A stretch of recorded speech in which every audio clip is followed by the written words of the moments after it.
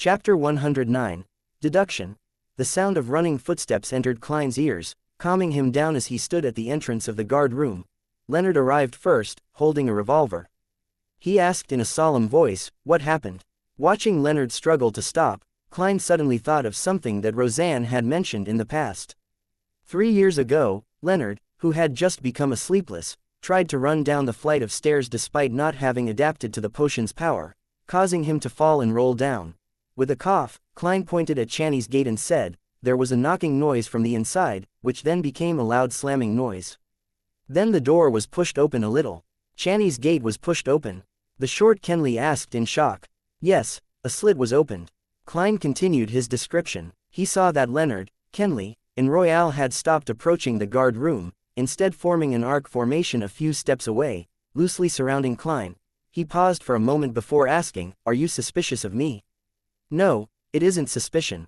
This is protocol." Kenley shook his head. In this tense atmosphere, Leonard maintained his flippant attitude, laughing as he added, "There have been incidents like this in other churches." The Beander guarding Channy's gate lost control and pulled the bell before killing 2 teammates who came to help. All right, Klein no longer felt angry and aggrieved at being ostracized.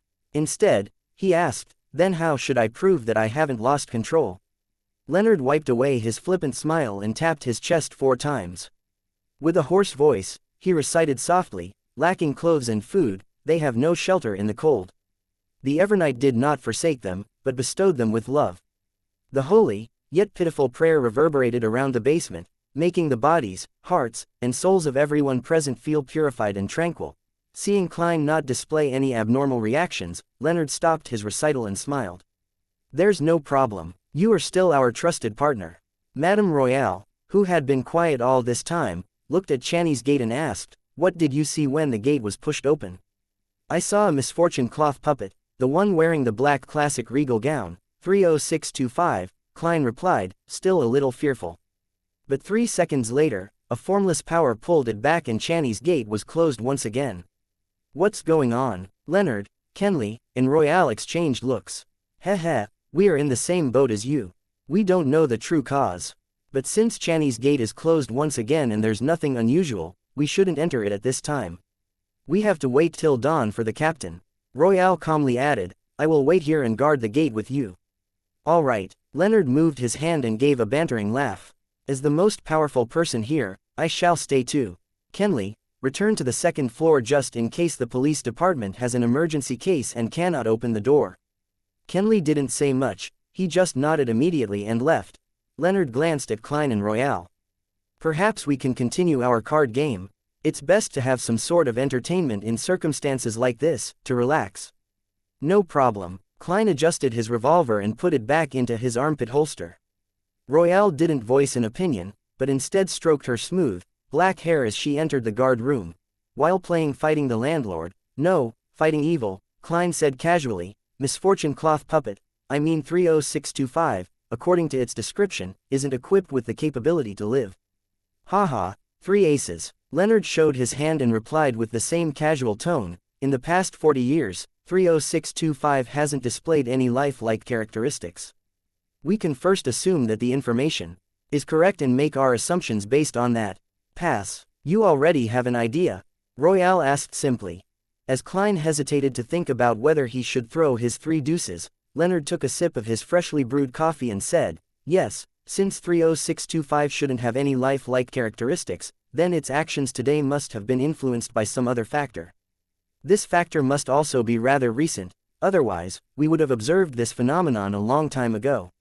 Has there been anything different about Channy's gate over the last month?" Royale saw Klein toss his 3 deuces and pondered for a few seconds. "There is only one thing different. The Antigonus family's notebook and the sealed artifact 2049 was stored behind Channy's gate for a night." Leonard looked at the cards in his hand and as he tapped the table, he said with a smile, "If 2049 can make the misfortune cloth puppet act abnormally, then something similar should have happened behind Backland's Channy's gate a long time ago.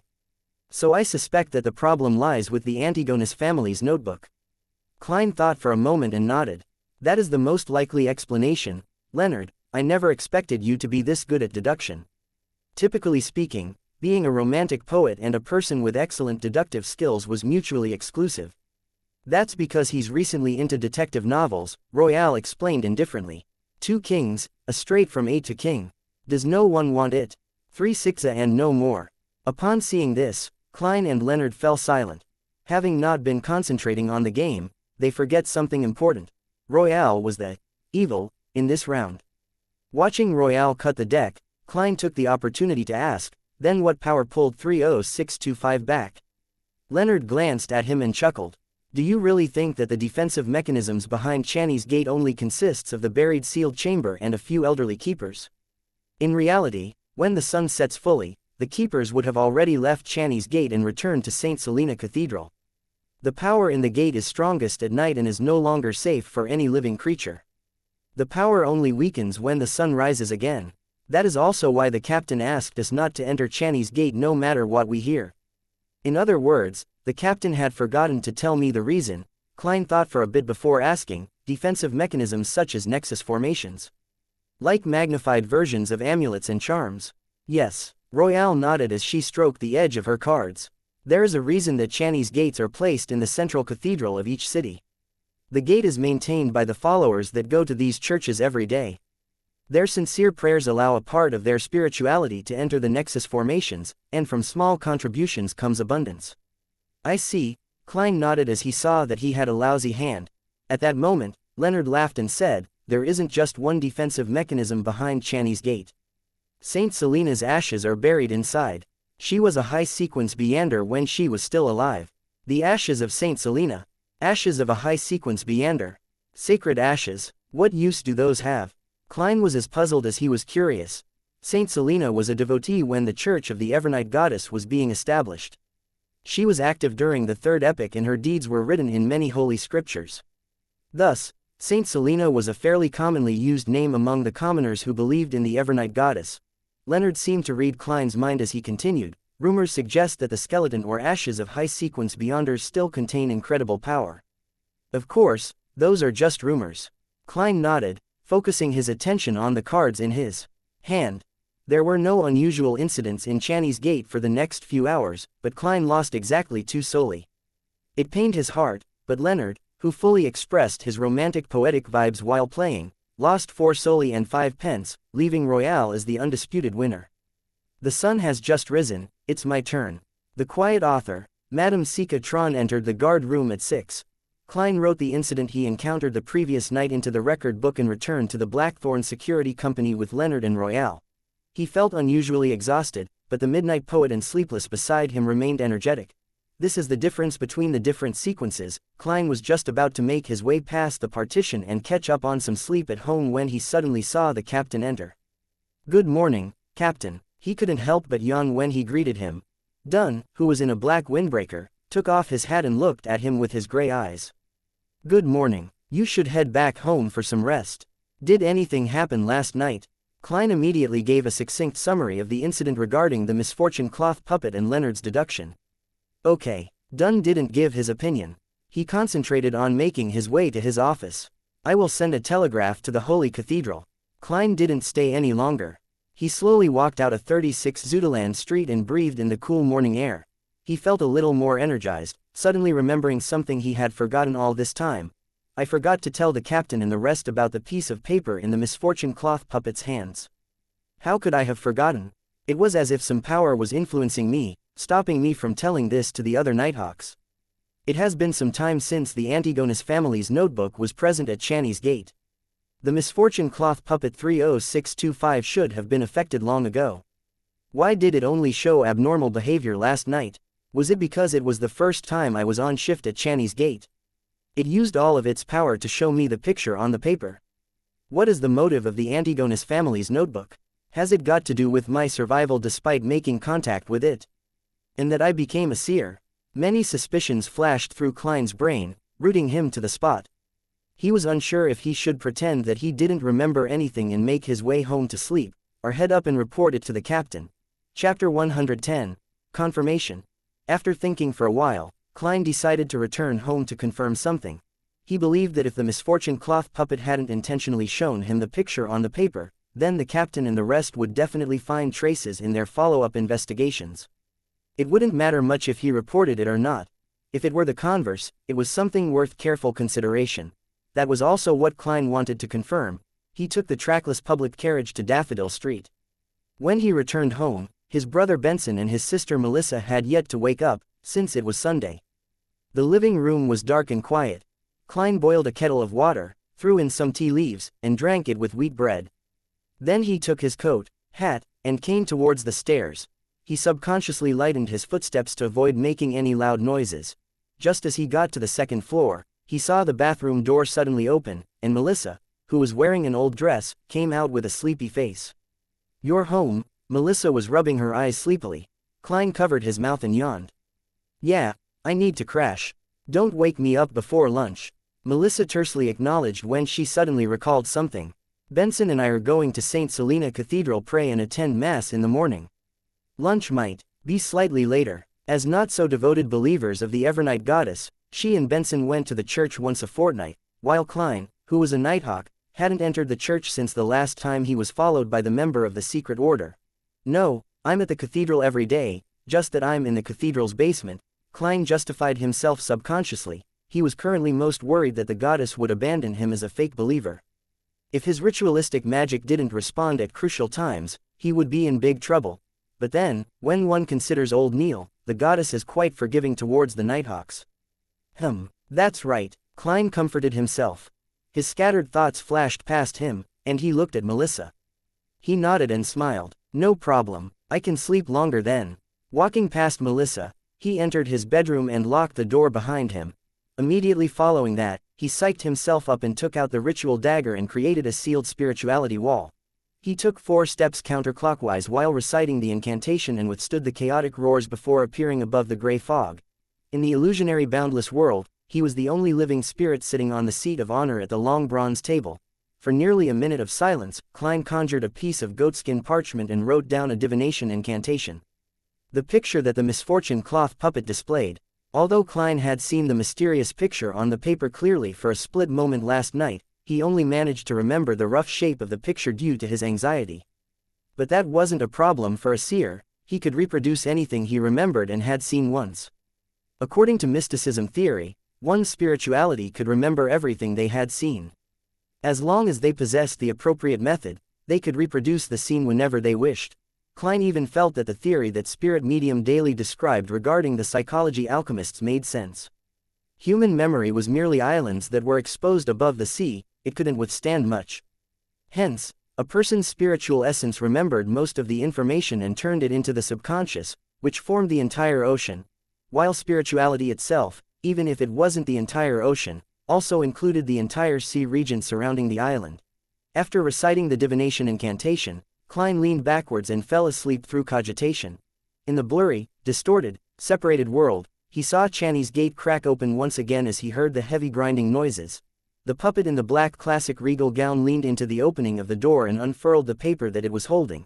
On the piece of paper, there were many mysterious symbols that collectively formed a vertical eye. Klein carefully observed the picture before exiting the dream. Then, with the aid of the uniqueness of the world above the gray fog and the memory that had yet to fade, he expressed the image on the brown parchment. The vertical eye looked up at him, looking both sinister and mysterious. Klein thought and wrote below the eye, "This is key to the treasure that the Antigonus family left behind." Putting down the pen, he untied the silver chain that was wound inside his sleeve. As he held it with his left hand, the topaz pendulum stably hung above the divination statement and the mysterious vertical eye. There weren't any obvious movements. Klein closed his eyes and recited the sentence with his mind cleared. After 7 times, he opened his eyes and saw the topaz spinning in small circles in a clockwise fashion along with the silver chain. That meant affirmation. The vertical eye picture is really key to the treasure that the Antigonus family left behind. Klein nodded in deep thought. He tapped his fingers on the edge of the long bronze table and muttered to himself, "Because of Ray Bieber's death, there are no descendants of the Antigonus family left. Hence, the notebook views me, the seer that interacted with it but remains alive, as its inheritor.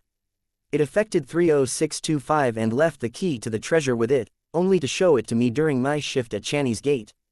There doesn't seem to be any problem with the logic, but it still doesn't seem very convincing. How could the notebook be sure that there are no more descendants of the Antigonus family? And I am totally unrelated to that family. If I shared their bloodline, the original Klein wouldn't have committed suicide to begin with. It doesn't seem to matter if I tell this to the captain and the team. Let me look into this. Klein then divined the location of the Antigonus family's treasure. But, unsurprisingly, there was no detailed information. Just like in the letter that Sirius wrote to Mr. Z, Klein could only be certain that the treasure was related to the main peak of the Hornassus mountain range and the ancient nation of the Evernight. After he finished divining all the matters, Klein noticed that the crimson star from which he had previously heard prayers was producing a faint fluctuation again. He used the method of answering prayers and touched the illusory star. He saw the brown-haired young man who wore the unique black tight suit again. The young man was kneeling on the ground, facing the pure crystal ball, still muttering about something. Klein, who had purposely learned some Jotun, finally understood one of the sentences. Pray, save, father and mother.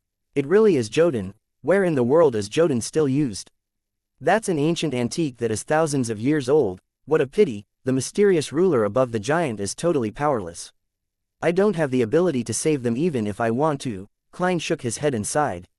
He decided to observe him for a little longer. I'll see what I can do when I master more Jotun vocabulary and can understand what happened to his father and mother. Klein retracted his spirituality, wrapped it around himself, and initiated a descent. When he returned to his bedroom, he dispelled the spirituality wall, changed into old but comfortable clothing, and laid down on the bed to get some sleep. Klein slept all the way till 12:30, which was when Melissa finished preparing lunch and came knocking on the door. After having a fairly sumptuous meal, he saw Melissa bring out her new dress and fishnet hat, looking like she was going out. Do you still have something this afternoon? Klein asked, puzzled. Benson was seated on the sofa, knitting his eyebrows at his grammar books.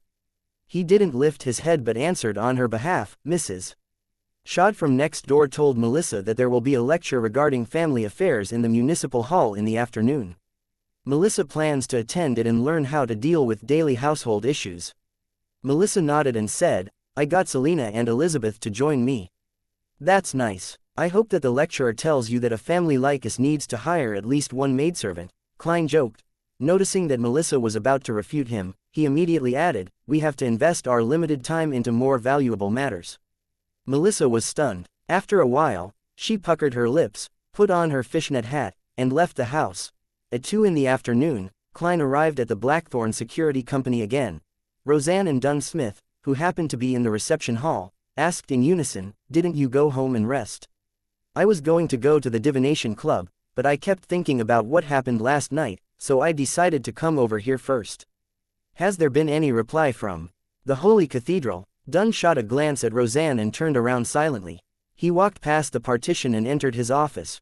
Roseanne pulled her face at his back, then muttered angrily, seriously, Captain.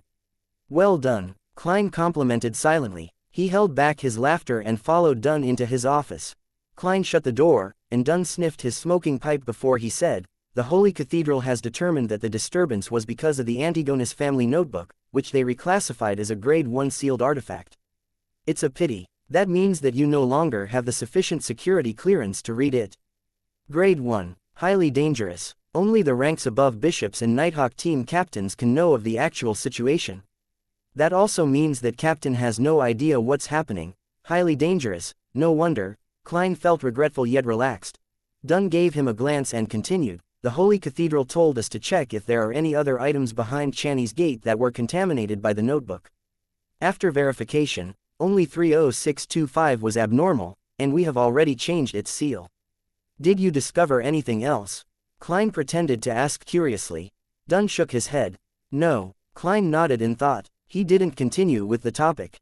After some small talk, he bade farewell and left for the divination club to continue his journey of digestion. In the municipal hall, the 3 best friends, Melissa, Selena, and Elizabeth, sat near the door, waiting for the lecture to begin. If she delivers a bad lecture, we'll sneak out, Selena suggested excitedly. Elizabeth immediately agreed, let's go shopping at Harrods. Chapter 111. Letting slip. Sometime later, the lecturer, who had relatively high cheekbones, walked up the wooden podium. She cleared her throat and said, good morning, kind, charitable ladies. I am Xaviera Hedda. What I am about to share with you today are my experiences in managing family expenses. There are 3 parts, the first being how a family with an annual income of £100 should balance food, housing, clothing, and employing helpers. The second would be where a family earning £200 yearly should be increasing their expenditure to appear more decent. Melissa listened attentively. She had her brother's annual income at her fingertips. It's already over £200, she thought, half in relief and half in fear. She was relieved and satisfied with her current life, but was also afraid that this way of life would vanish in the blink of an eye. At this point, the wine-red-haired Selina covered her mouth. She told her two friends quietly, she seems to be a believer of the Lord of Storms. She's wearing a windstorm badge. Melissa looked over and saw Xaviera wearing a badge depicting violent winds and tumultuous waves on her left chest. She quickly explained, Mrs. Shad, who told me about this seminar, is also a follower of the Lord of Storms. I don't think it's strange that the speaker is a follower too. Yeah, I don't think there is a problem here. We are here to learn how to budget, Elizabeth concurred with Melissa. But other than Melissa, we don't need to, nor do we have the right to govern our family's finances. Selina pouted. Elizabeth rebutted without hesitation, but we'll get married eventually and form our own families. Selina had been a little afraid of Elizabeth after the incident of the demon mirror divination. She nodded in embarrassment and pretended to listen to the lecture attentively. The lecturer, Xaviera, raised her right hand and said, the premise of any form of budgeting is to respect the opinion of the man of the household. They are the source of income, the pillar of the family. They face anxiety, stress, troubles, and disorder in society in order to obtain everything for us. Thus, we have to create a serene home, one free from troubles from the outside. This will allow them to relax when they come home, allow their souls to be cleansed, allow them to be more prepared to face the challenges to come. So, as the famous philosopher, sociologist, humanities scholar, and economist Mr. Leumi once said, a woman is the angel of a household. Selina stroked her cheek and traced her dimples as she whispered with a little excitement, Leumi, the person who said that humans are born free. Elizabeth hesitated before answering, yes, but he is a believer of the Lord of Storms. At this point, the lecturer, Xaviera, continued, Mr. Leumi also informs us that females are innately flawed when it comes to intelligence and logic. In that case, unable to judge for themselves whether they should accept the judgment of father and husband as that of the church. Melissa, Selina, and Elizabeth looked at each other, speechless, after hearing such a description. Let's go, Selina finally suggested. Melissa and Elizabeth nodded. All right, they took their veiled hats and bent over, sneaking over to the side door in an attempt to leave without attracting any attention. When they cautiously arrived outside and could finally stand up straight, they suddenly heard a burst of applause coming from the small hall. Melissa instinctively looked back into the hall. She saw Mrs. Shad, as well as many other ladies, clapping. Phew. Praise the lady, Melissa exhaled. She left the uncomfortable place together with Selina and Elizabeth. Shall we go to Harrods? Selina suggested as she stood under a tree. She had already forgotten about what had just happened. Melissa fell silent for a few seconds before saying, I plan on returning home to study. Study? Selina fiddled with her wine-red hair, as if she had returned to her regular life. Also, I have to buy bread, beef, potatoes, and fruits. Klein needs to work today. Benson went to the municipal library. So, yeah, I have to go back. Melissa suddenly realized how much she loved her textbooks, her gears and springs. Selina decided to keep her distance from the unusually weird Melissa. She turned to look at Elizabeth and smiled dutifully. Shall we go to Harrods together? Even though I've spent all my savings, it's still wonderful to window shop. Sure, Elizabeth accepted the suggestion, then asked casually, Melissa, does your brother, Klein, have to work on Sundays? Yes, he rests on Mondays, different from ordinary jobs. Melissa unknowingly raised her head slightly. After leaving the Blackthorn Security Company, Klein took a public carriage to Howe Street. He tried his hardest to suppress his emotions, to not think about the issue of the Antigonus family's treasure. He tried to focus his attention back onto the matter of acting. It was important to fully digest the potion as soon as possible. Improving himself was extremely important no matter when it was. Acting as a seer, hey, I'm not professional enough. The fortune tellers back in the Foodaholic Empire had to go through the almanac all the time before they accomplished anything. Klein held his cane as he sat inside a carriage. He had decided to divine if it was beneficial for him to travel to the divination club today. That was more befitting of a seer. As he was getting off the carriage, Klein took out a halfpence coin. His field of vision narrowed, his pupils becoming darker as he silently recited, "It is suitable to head to the divination club today. It is suitable to head to the divination club today. Dang." Klein flicked the coin up. He didn't look at the rotation of the coin, calmly extending his hand instead. Thunk. The halfpence landed in the middle of his palm. This time, the number 1/2 was facing up. With the number facing up, that means that I would encounter an unfortunate incident at the divination club today, Klein thought for a moment before he turned to the opposite side of the street. He waited for the public carriage that was headed for Daffodil Street. He felt more and more like a charlatan. Howe Street, at the entrance to Harrod's department store, Selina was just about to enter the building when she suddenly froze and looked to the side. "Did something happen?" Elizabeth asked, puzzled. Selina puffed her cheeks and said, "Elizabeth, I thought about my mysticism teacher, Mr. Vincent. He passed away just like that, the morning after my birthday. Could it be because I peeked and used his secret incantations? I've always felt guilty and uneasy because of this. Besides, I've been rather unlucky recently." "So?" Elizabeth asked quietly. Selina bit her lips and said, "I wish to do a divination at the divination club over there and see if Mr. Vincent's death had anything to do with me. From what happened at my birthday banquet, I have this nagging feeling that Elizabeth is hiding something from me. I remember the back of the man in a tuxedo." "Can't you divine it yourself?" Elizabeth asked in surprise. Selina sighed, imitating her father. "Sigh, I cannot divine it given my current condition." "All right, let's head to the divination club first." Elizabeth agreed to her friend's suggestion. They headed over to the side and made their way to the divination club on the second floor by following the stairs. "Hello, good afternoon, Miss Angelica. It's a pleasure meeting you again." Selina gave a lively greeting at the reception area. Angelica smiled and said, "You should be able to find me here as long as you come after lunch." Selina exchanged niceties before lamenting Hannes Vincent's death. She then said, "I need to have a divination performed. You know the rules of the club.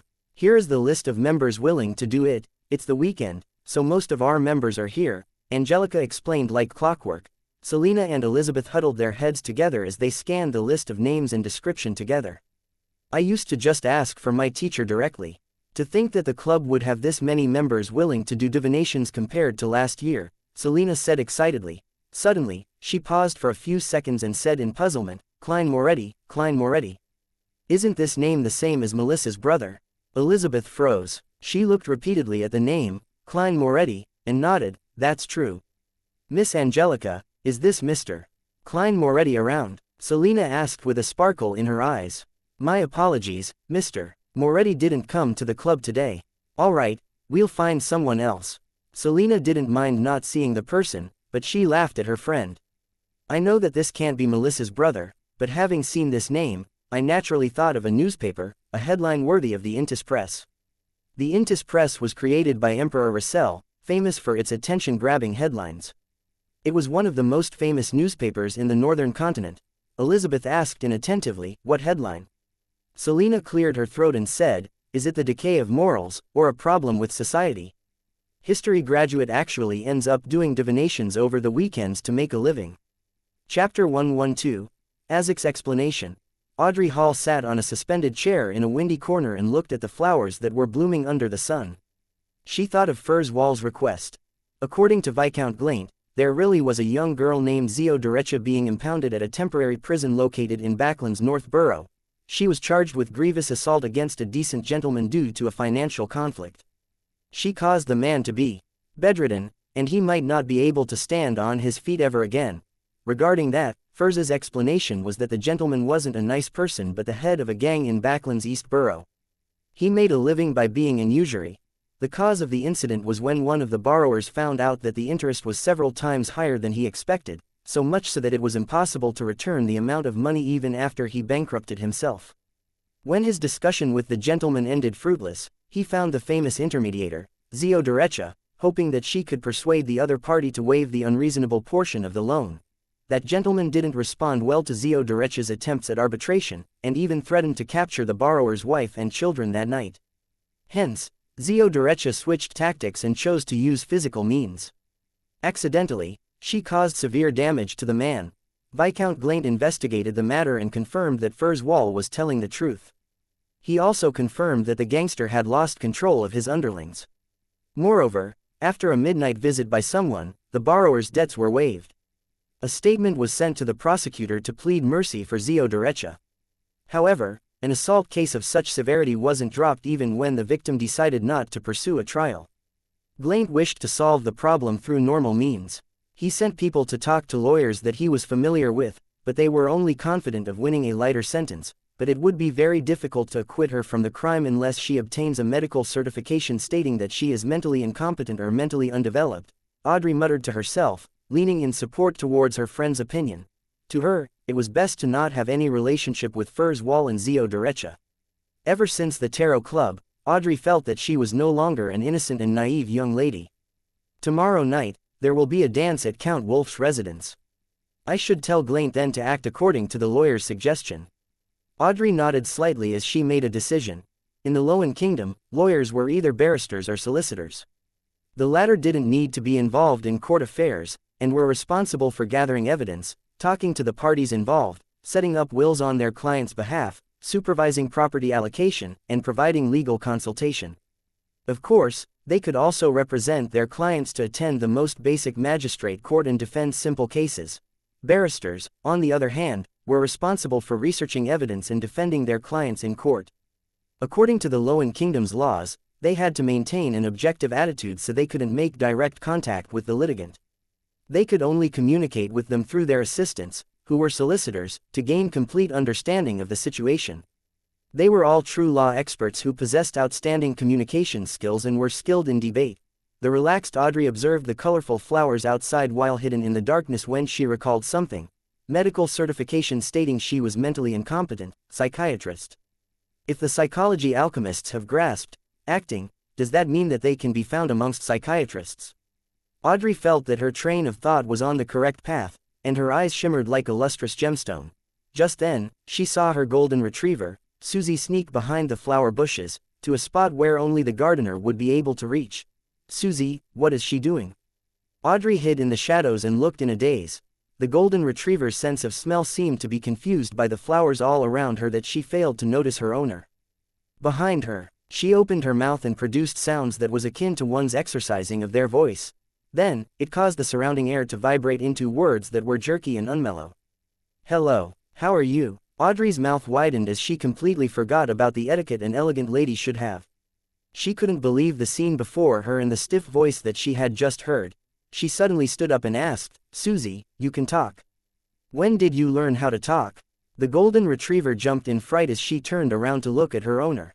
She shook her tail nervously and very quickly. She opened and closed her mouth a few times, vibrating the surrounding air. I don't know how to explain. I am a dog, after all. Upon hearing that, Audrey was suddenly at a loss for words. Monday morning, Klein followed his plan to revise and consolidate his mysticism knowledge. Then, he took the public carriage to Koya University. He wanted to increase his interactions with Mr. Azek and find out exactly what he knew. In the 3-story gray building of the history department, Klein and his teacher, Cohen Quentin, chatted for a while and exchanged their information regarding the historical ruins on the main peak of the Hornassus mountain range. Having not learned anything new, he seized the opportunity to enter the office diagonally opposite when his mentor left to handle certain matters. He then walked over to Azek's desk. The lecturer had stayed behind to take care of some matters. Mr. Azek, can I have a chat with you? He asked the man with the tanned skin, gentle facial features, and the small mole below his right ear. He took off his hat and bowed. With eyes that seemed to have seen the vicissitudes of life, Azek tidied his books and replied, Sure, let's take a walk by the Koi's banks. All right. Klein held his cane and followed him out of the 3-story gray building. Along the way, they maintained their silence. Neither of them spoke. When the flowing river water entered their vision and there were no teachers or students passing by, Azek suddenly stopped in his tracks. He turned his body halfway, faced Klein, and asked, Is there something I can help you with? Klein remained silent for a long while, thinking of several tactful ways of asking his questions, but he gave up on all of them. Therefore, he spoke frankly and directly asked, Mr. Azek, you are a trustworthy person, a respectable gentleman. I would like to know what you can see in me, or should I say, what do you know?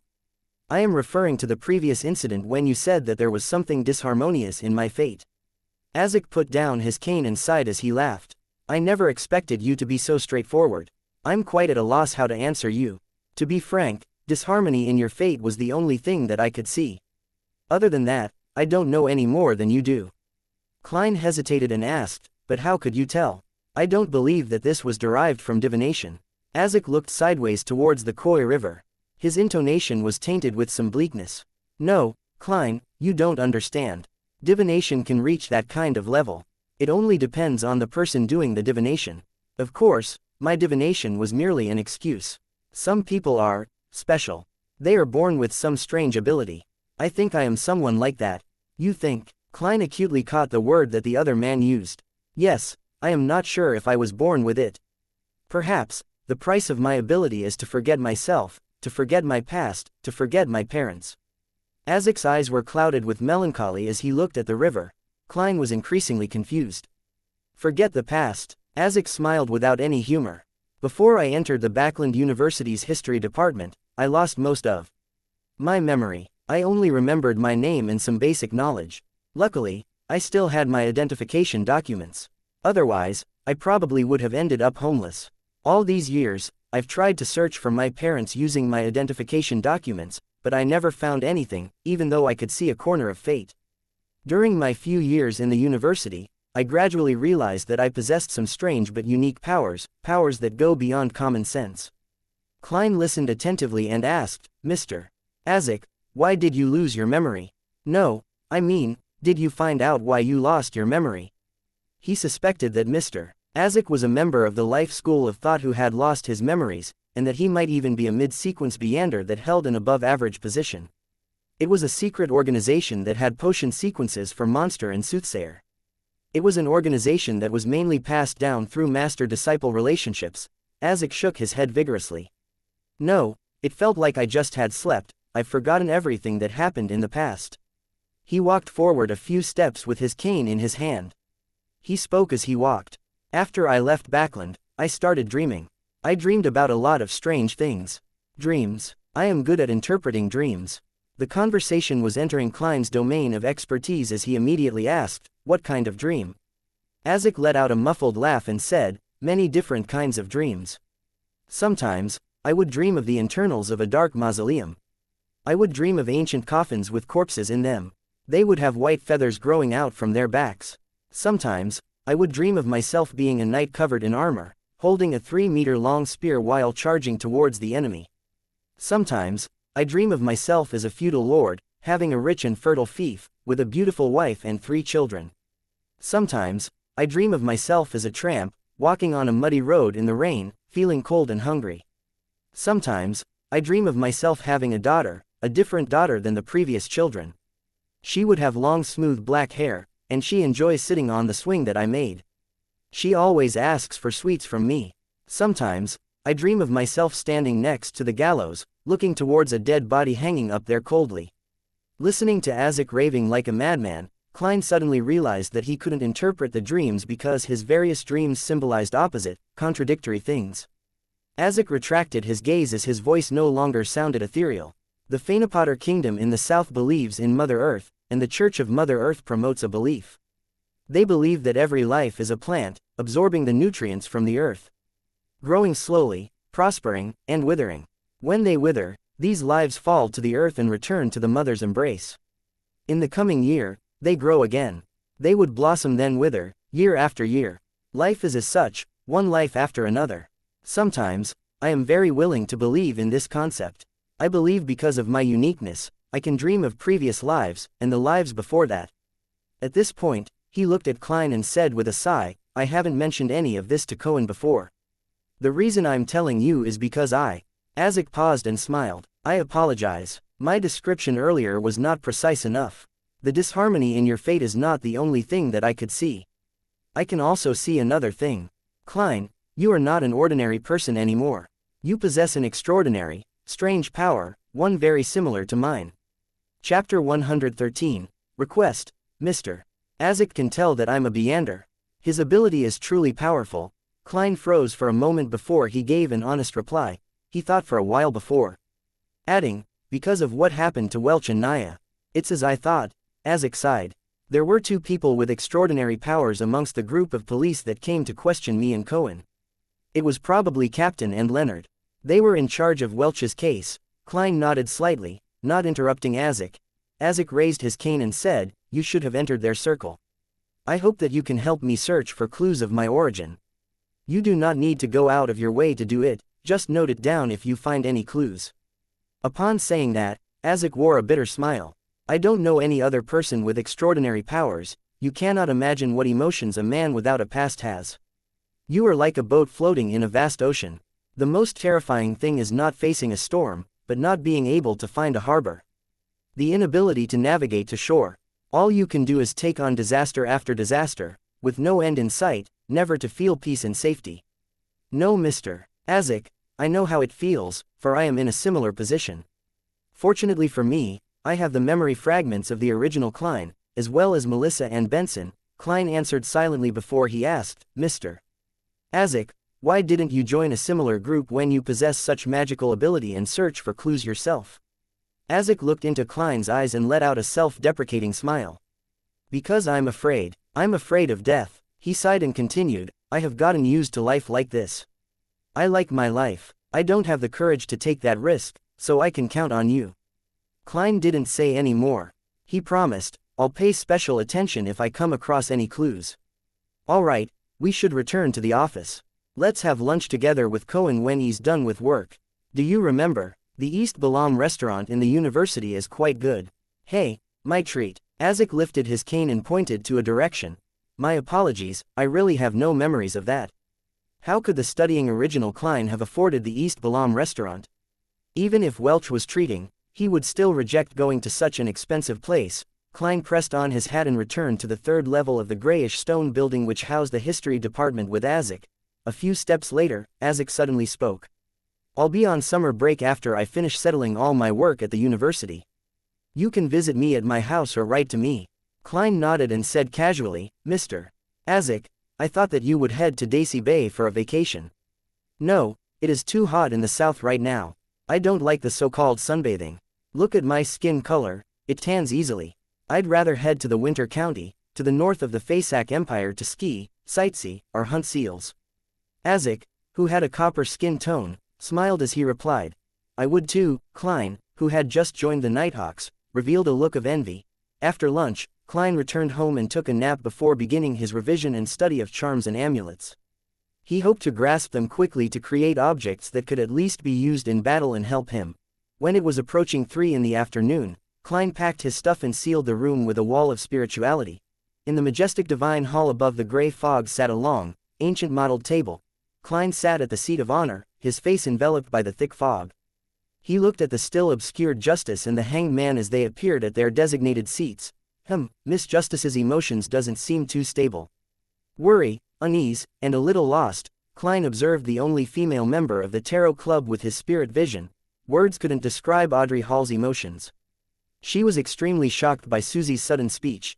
She had imagined a future with herself as a great detective or famous psychologist bringing along her assistant Susie, but if that became the dog detective Susie bringing along her assistant Miss Audrey, then it would be a little. No, not a little, it would be straight up weird. It leaves me lost. Audrey suddenly sat up straight. She wanted to request for Mr. Fools and the Hanged Man's help. But she swallowed the words she was about to say. How should I ask this? What should I do if my pet is abnormal? How should I interact with a pet that can speak, one that has decent intelligence? No, this is the Tarot Club, not an experience sharing on pets. I bet that the good impression that the Hanged Man and Mr. Fool have of me would shatter if I ask those questions. Audrey's mind whirled. Finally, she organized her words and said, Honorable Mr. Fool and Mr. Hanged Man, who has helped me all this time, I have a question to ask. What can a pet with Beyonder powers do for its owner? In other words, how useful is it? She had just said her piece when she noticed Mr. Fool and the Hanged Man slip into silence. The atmosphere became a little weird. Hey, say something, don't look at me with those eyes, I did nothing. Really, I was asking for a friend. Audrey wanted to burrow into a hole out of shame. She deeply regretted asking that question, considering that she had previously asked what would happen if an ordinary animal consumed a sequence potion. Did she share the potion she formulated with her pet? That seems like something only Miss Justice would do. I feel a little pathetic being the boss of a heretic cult, with her as a member. Klein lifted his right hand and propped it against his forehead and pinched it twice without giving an answer. The hanged man Alger Wilson was silent for nearly 20 seconds before he replied in a strange tone, "That depends on what kind of Beander powers the pet has. For example, if it's a spectator, then it can help you observe or listen in on certain occasions. As you know, most humans are wary of each other, but would never suspect that a pet would be eavesdropping on them, even if the pet was sitting right by their feet. It makes sense. Father would avoid me when discussing important matters with the nobles, cabinet members, and other ministers. They would often lock the door to the room. But if Susie could hide long enough to be locked in with them, then she wouldn't be chased away. Also, many ladies like to interact within private social circles." Audrey had a sparkle in her eyes as many thoughts welled in her mind. "Also, since Susie can speak now, she can tell me the content of the meetings directly. Susie is great. I have to treat you well. I have to teach you proper pronunciation and vocabulary." Should I teach Susie the aristocratic pronunciation or a more normal backland accent? Would other dogs pick up on where Susie comes from when they interact? Wait, why am I considering this? Susie wouldn't use human language when interacting with other dogs. Wait, Mr. Hanged Man, why did you use spectator as an example? See, could you have guessed what happened? Audrey's expression changed. She regained her posture and smiled. "Mr. Fool, I found another page of Emperor Russell's diary. I got this from Fur's wall." "Great, you have repaid what you owed," Klein replied in a good mood. "I am sorry, but there's not much content on this page of the diary." Audrey was conjuring the content she remembered onto the piece of goatskin. Klein raised his hand and made the goatskin parchment appear in his palm before saying, "That doesn't affect my promise. Furthermore, the parts of the diary you handed me previously had 2 pages. The pages collected by Justice and the Hanged Man were not originals. They were copied by researchers. Some would copy it on one page for recording purposes, while others kept the original look of the diary for convenience." Klein looked down at the few lines of text on the page. December 20th. A new year approaches, but the feedback I received is making me very confused and troubled. There is no crude oil in this world. There's no crude oil to be found. Chapter 114. The Standards of a Member. No crude oil. It couldn't be found for some reason, or there really wasn't any available. From the period Emperor Russell was assassinated till this day, about 150 years have passed, and there are still no traces of crude oil.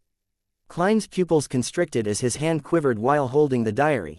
No crude oil not only meant that the future of the internal combustion engine became uncertain, it would also lead to a state of stagnation in the chemical industry. In other words, Earth's modern industrial age would never transpire here. In short, the development of this world was uncertain to Klein. Although he couldn't invent things, he had assumed that he was still at an advantage because he knew a bit of everything and could foresee the direction of technological development. When he saved enough money, he could make a risky investment on an industry that he thought showed promise. Furthermore, he wouldn't put all his eggs in one basket.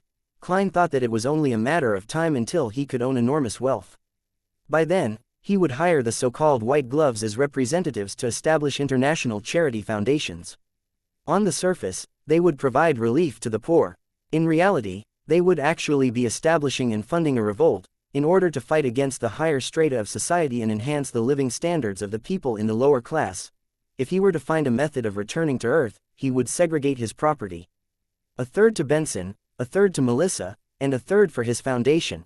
However, it was a pity that his perfect vision of the future was instantly half-shattered. Luckily, there's still electricity and magnetism in this world. The telegram is a successful example. I should mainly invest in this in the future. Klein settled down and read down row by row. December 21st. I'm no longer thinking about crude oil anymore. Upgrading my sequence level is what matters. December 22nd. The filthy environment in Richu Burrow is unacceptable. If I hadn't visited incognito, I might have never known that it still looks the same as when I was young. I want to gather all my ministers and formulate a capital sewer and public toilet enhancement plan. I have to rectify the people's bad habits. Let them boil hot water for consumption, wash their hands and faces frequently, don't litter, don't pee and poop anywhere, use condoms if possible. Haha, I thought of what to name this campaign, the Patriotic Health Campaign. Hence, the invention of the condom has to be brought forward. There's also masks, paper cups, and others. Yes, Even the most primitive version would do. Give it a try. I have to thank this world for they still have rubber trees. December 23rd. Perhaps I should consider that suggestion. Keep a back door for myself outside of the Church of the God of Craftsmanship. For example, I could join that ancient and mysterious organization which influences the world from the shadows. Klein then suddenly realized that there was nothing else at the bottom. His emotions were indescribable. Emperor Russell, what was the name of the ancient and mysterious organization that was influencing the world from the shadows? Do I know it? How could you stop here? Why didn't you write more? It's just like when I used to read novels. When I read till the end and realized that the author ended up dropping the novel. And patriotic health. Campaign. The emperor sure knows how to have fun. The contents of the diary should have been written after he became the consul of the Intis Republic. He might already have called himself the Emperor Caesar. I have to read some books when I get back and flip through some historical texts of other countries. I have to see which year the capital sewer and public toilet enhancement plan took place. After his nearly 20 seconds of silence, Klein reined back his thoughts and let the diary in his hands vanish into thin air. You can start your discussion now. Audrey let out a breath of relief and adjusted her state to become a spectator. She smiled faintly and said, I'd like to know if there are any sequence potion named Tribunal, or a kind of beander that can go through wooden doors or make locks ineffective. I know about this. Enveloped in the grayish-white fog, Klein was going to reply, but the hanged man answered first. I need you to help me investigate something in return for the answer. What is it? Audrey asked with interest as well as with puzzlement. Alger glanced towards the fool and said, I'd like to know if the king has the intention of taking revenge on the Fasak Empire and launching a new war on the east coast of Balam within this year or before June of next year. The Tarot Club was currently using the Loan language, which was confirmed by the trio's accents at the first gathering. Hence, Alger knew that Miss Justice was a noble in the Loan kingdom while he also believed that Miss Justice knew that he was a Loan. As for the fool, Alger believed that his behavior as a Loan was merely a disguise that would ease the discussion. Ever since the ritualistic magic, Alger started using him to address the fool politely. Audrey recalled everything that she heard from various social events. She nodded confidently and said, no problem, but I would need sufficient time to be certain. I can wait. Alger smiled and said, with Mr. Fool as a witness, I believe you wouldn't go back on your promise. Audrey looked towards the quiet yet mysterious fool engulfed in gray fog as the corner of her mouth curved upwards. But I think the value of this information is worth more than both questions put together. When you confirm the answer, I'll provide compensation depending on the situation, Alger replied with an answer he prepared beforehand. Miss Justice, Mr. Hanged Man, do you need virtual currency to determine value? Klein smiled and leaned backwards while he looked at the two people before him. Audrey relaxed and cheered for herself in her mind. Well done. Audrey, you learned how to negotiate. She was so excited that she nearly broke out of her spectator state. She quickly thought of something and asked, oh right, Mr. Hanged Man, did you receive the 1,000 pounds? I'm sorry, I'm still sailing. I have yet to return to land. Alger wasn't willing to bring it up. He answered her original question. The beander that can go through wooden doors and foil locks would probably be Sequence 9 Apprentice. The secret organization, Theosophy Order, has its formula. However, don't ignore the possibility that it was obtained through other channels, such as an ancient tomb of the 4th epoch. The Theosophy Order, the secret organization that has countless ties with the Demoness sect. Klein rubbed his chin with his finger leisurely, seeing that Mr. Fool didn't refute what was said. Audrey couldn't help but sigh.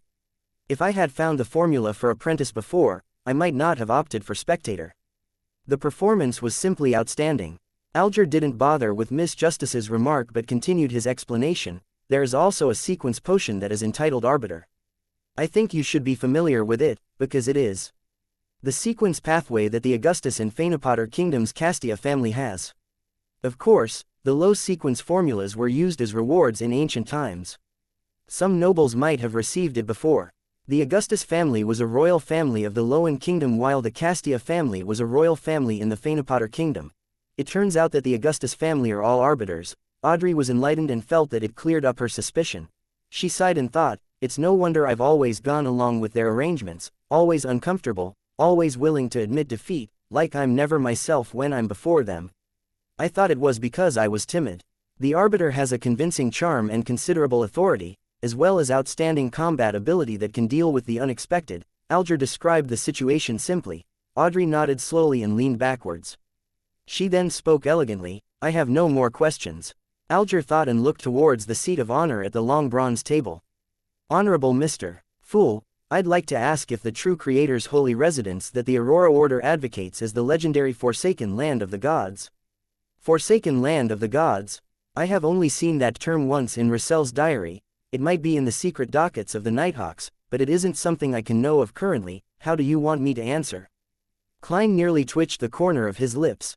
He considered it for a while, then he replied in a calm tone, this is not something you should know now.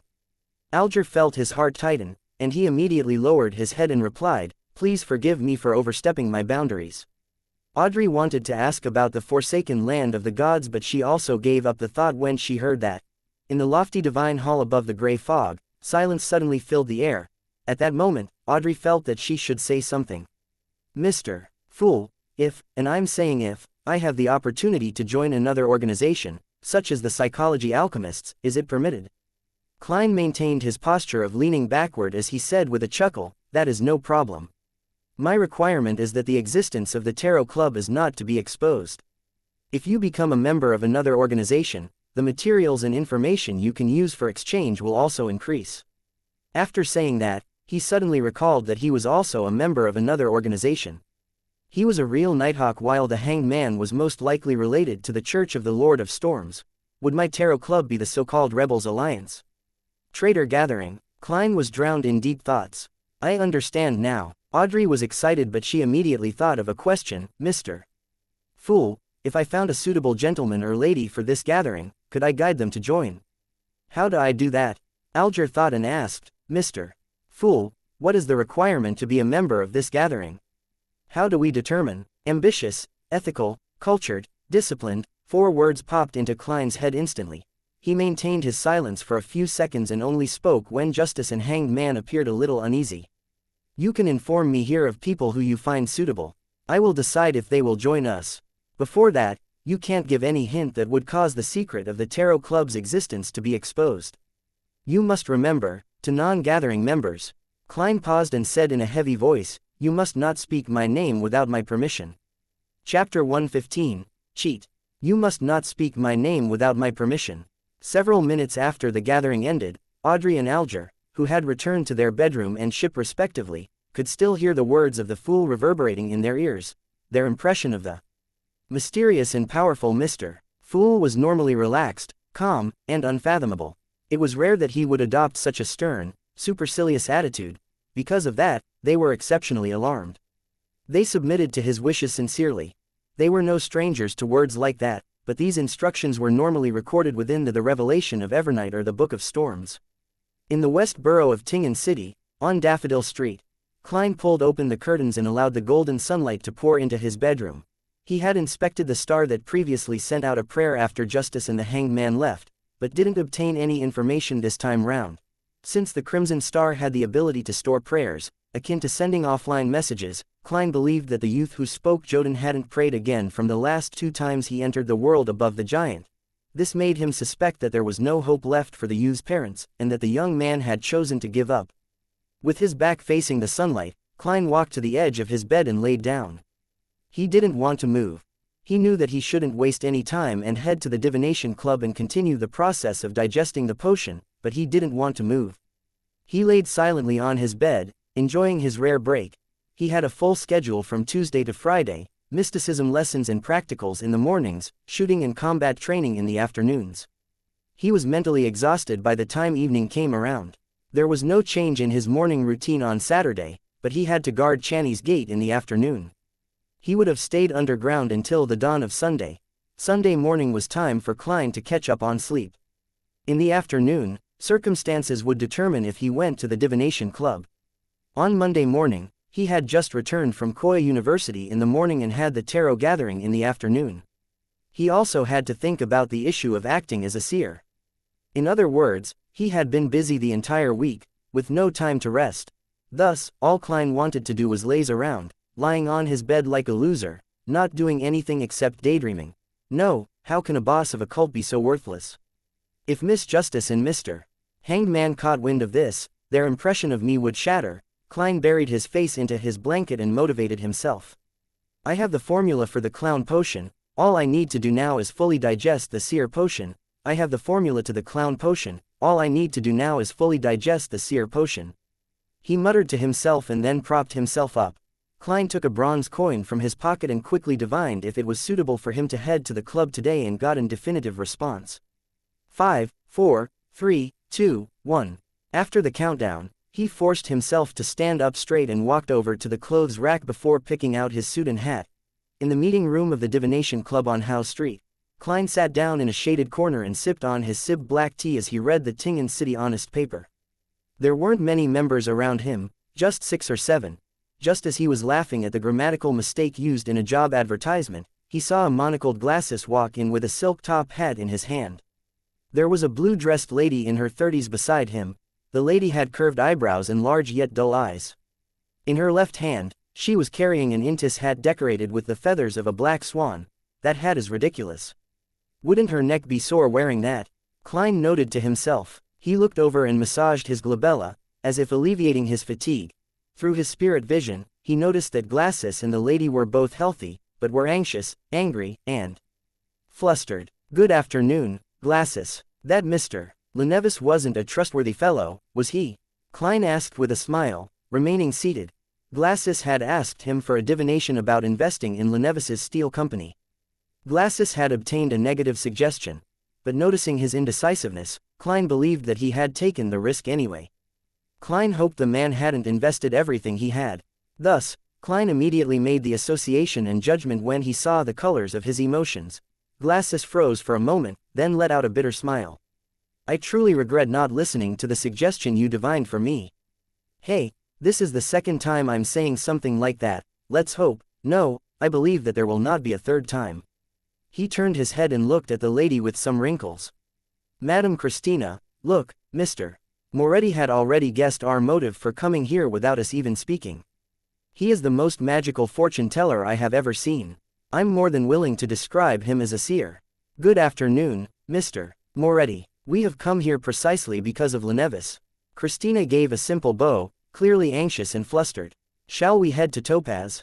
Glasses was more collected. He pointed to the door of the meeting room with his chin. This is the job of a fortune teller. He followed the path to the empty Topaz room. Glasses locked the wooden door and walked to his seat while sighing. Lenevis has gone missing. He gave the excuse of going to the Civilas County to oversee the excavation and left Tingen, never to return. We sent someone to look for him via steam locomotive and discovered that the large-scale steel mine he spoke of only existed on the map. Luckily for me, I recalled your advice and only invested a third of what I initially intended to invest. Otherwise, I would have lost my family and my life. Klein's pupils were darker than usual when he looked at the two people in front of him.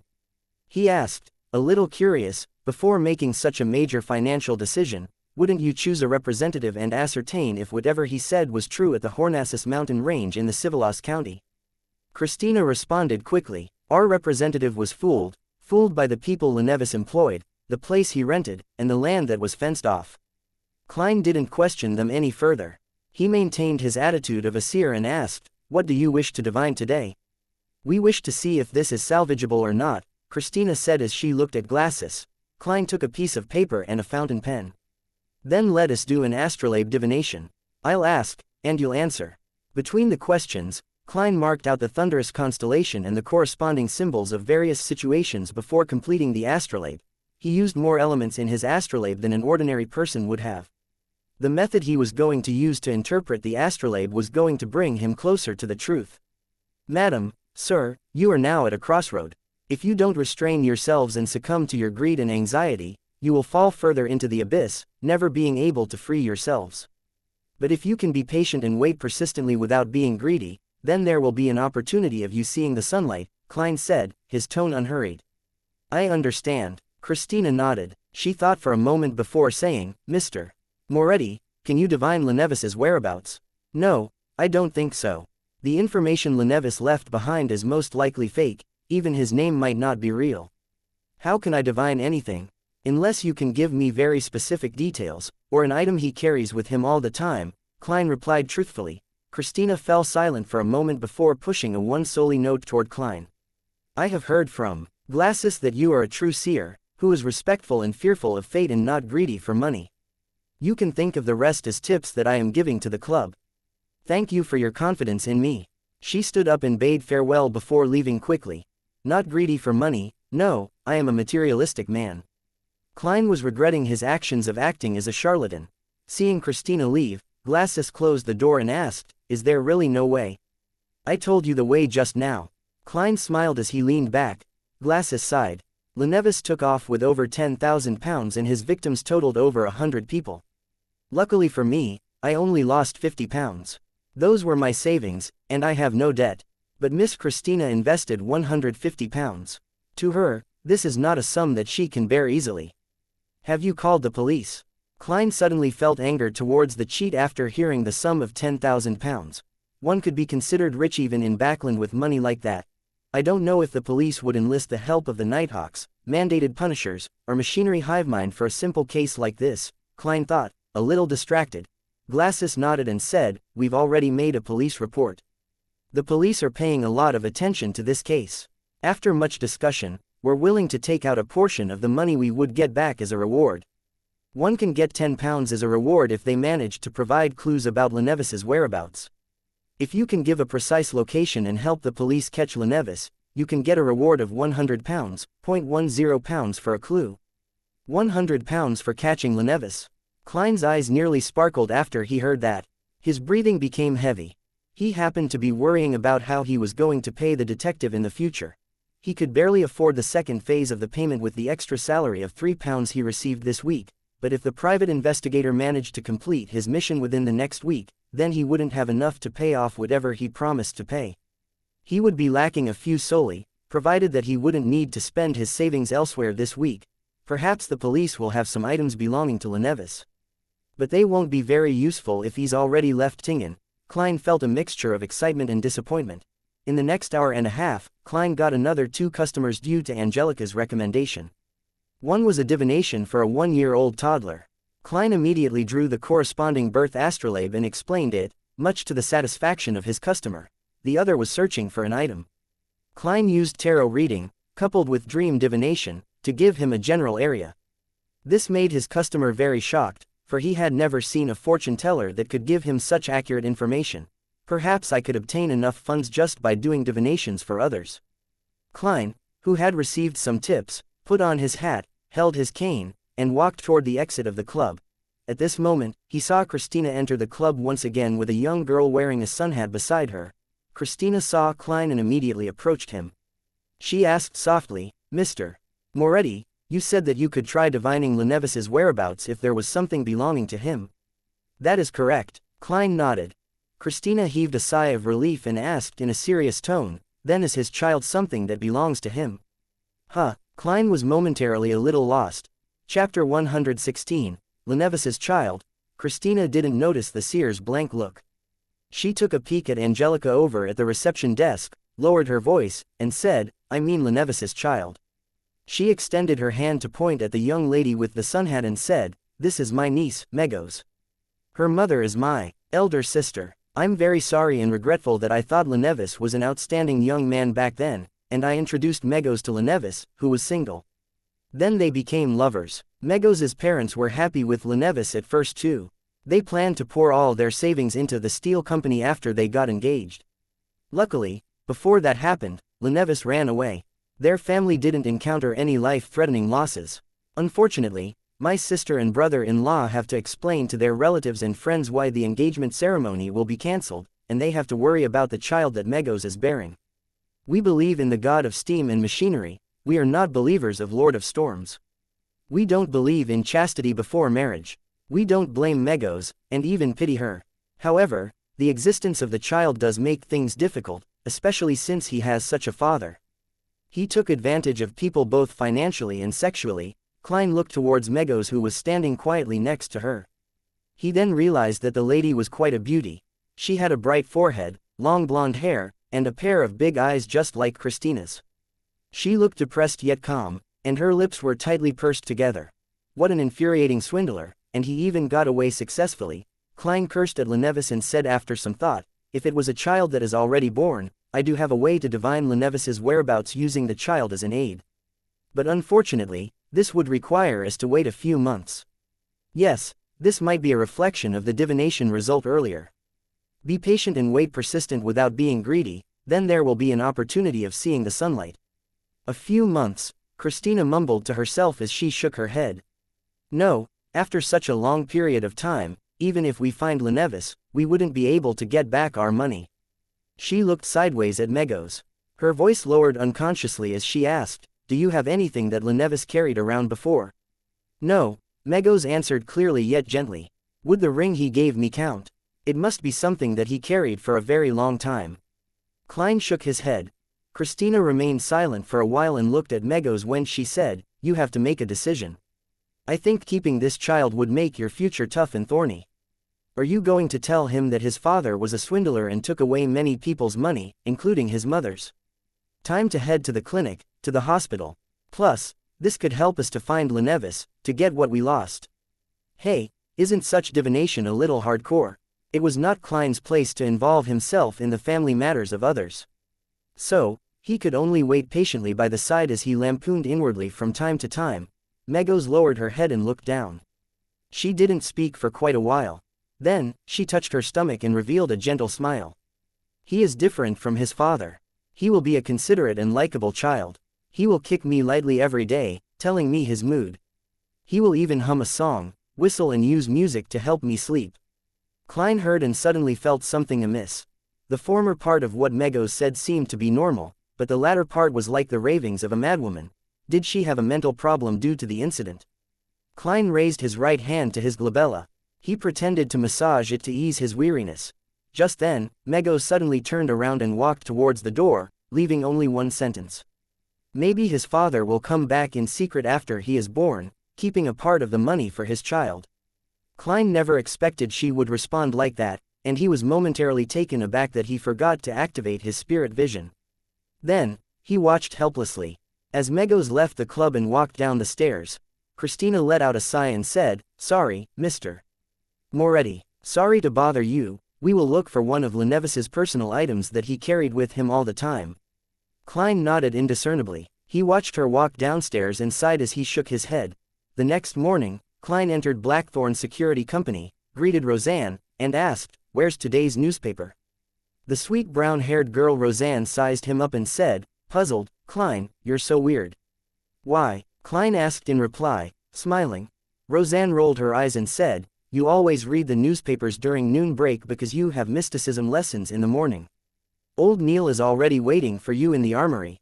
I found out earlier that there would be a case offering a reward, so I want to read the newspaper to memorize the criminal's appearance. Perhaps I might one day come across the person. Klein explained with a smile. Is that so? Roseanne picked up the day's newspapers and started flipping through them out of curiosity. Wanted. Leneves, right? Klein immediately answered, yes. Wicked swindler. He stole about 10,000 pounds. Roseanne read carefully for nearly 20 seconds before cursing suddenly in rage. Klein shared the same feeling. It's really ridiculous. Even I want to apply to take over the case. Roseanne continued to read and shook her head regretfully. The case doesn't seem to involve supernatural factors. Even if it did, it would be passed to mandated punishers under the Lord of Storms. Klein didn't quite understand what Roseanne meant, but after he took the newspaper and read it, he sighed. Yeah, there were so many people cheated. There must be believers from all three major churches, and Leneves's steelwork company was said to be located in the south. If a case was related to supernatural factors and involved only the believer of one god, it would be passed to the corresponding team. However, if it involved believers of the Evernight Goddess, Lord of Storms, and the God of Steam and Machinery, it would be assigned based on jurisdiction area. The Nighthawks controlled the Golden Indus Borough, the North Borough, and the West Borough. The mandated punishers controlled the East Borough, South Borough, and the port, while the Machinery Hivemind Troop was responsible for the university and suburb areas. As he flipped through the newspapers, Klein memorized Leneves's appearance. He had a plump forehead, black hair, brown eyes, and a pair of spectacles with almost round lenses. He smirked faintly, looking as though he was mocking everyone. Besides that pair of spectacles, Leneves didn't seem to have any obvious traits, and looked really ordinary. He chatted with Roseanne casually then passed through the partition, in preparation to head underground. Then, he saw the pale and cold corpse collector Fry and the white-haired black-eyed author Sika Tron exiting the entertainment room and turning towards him.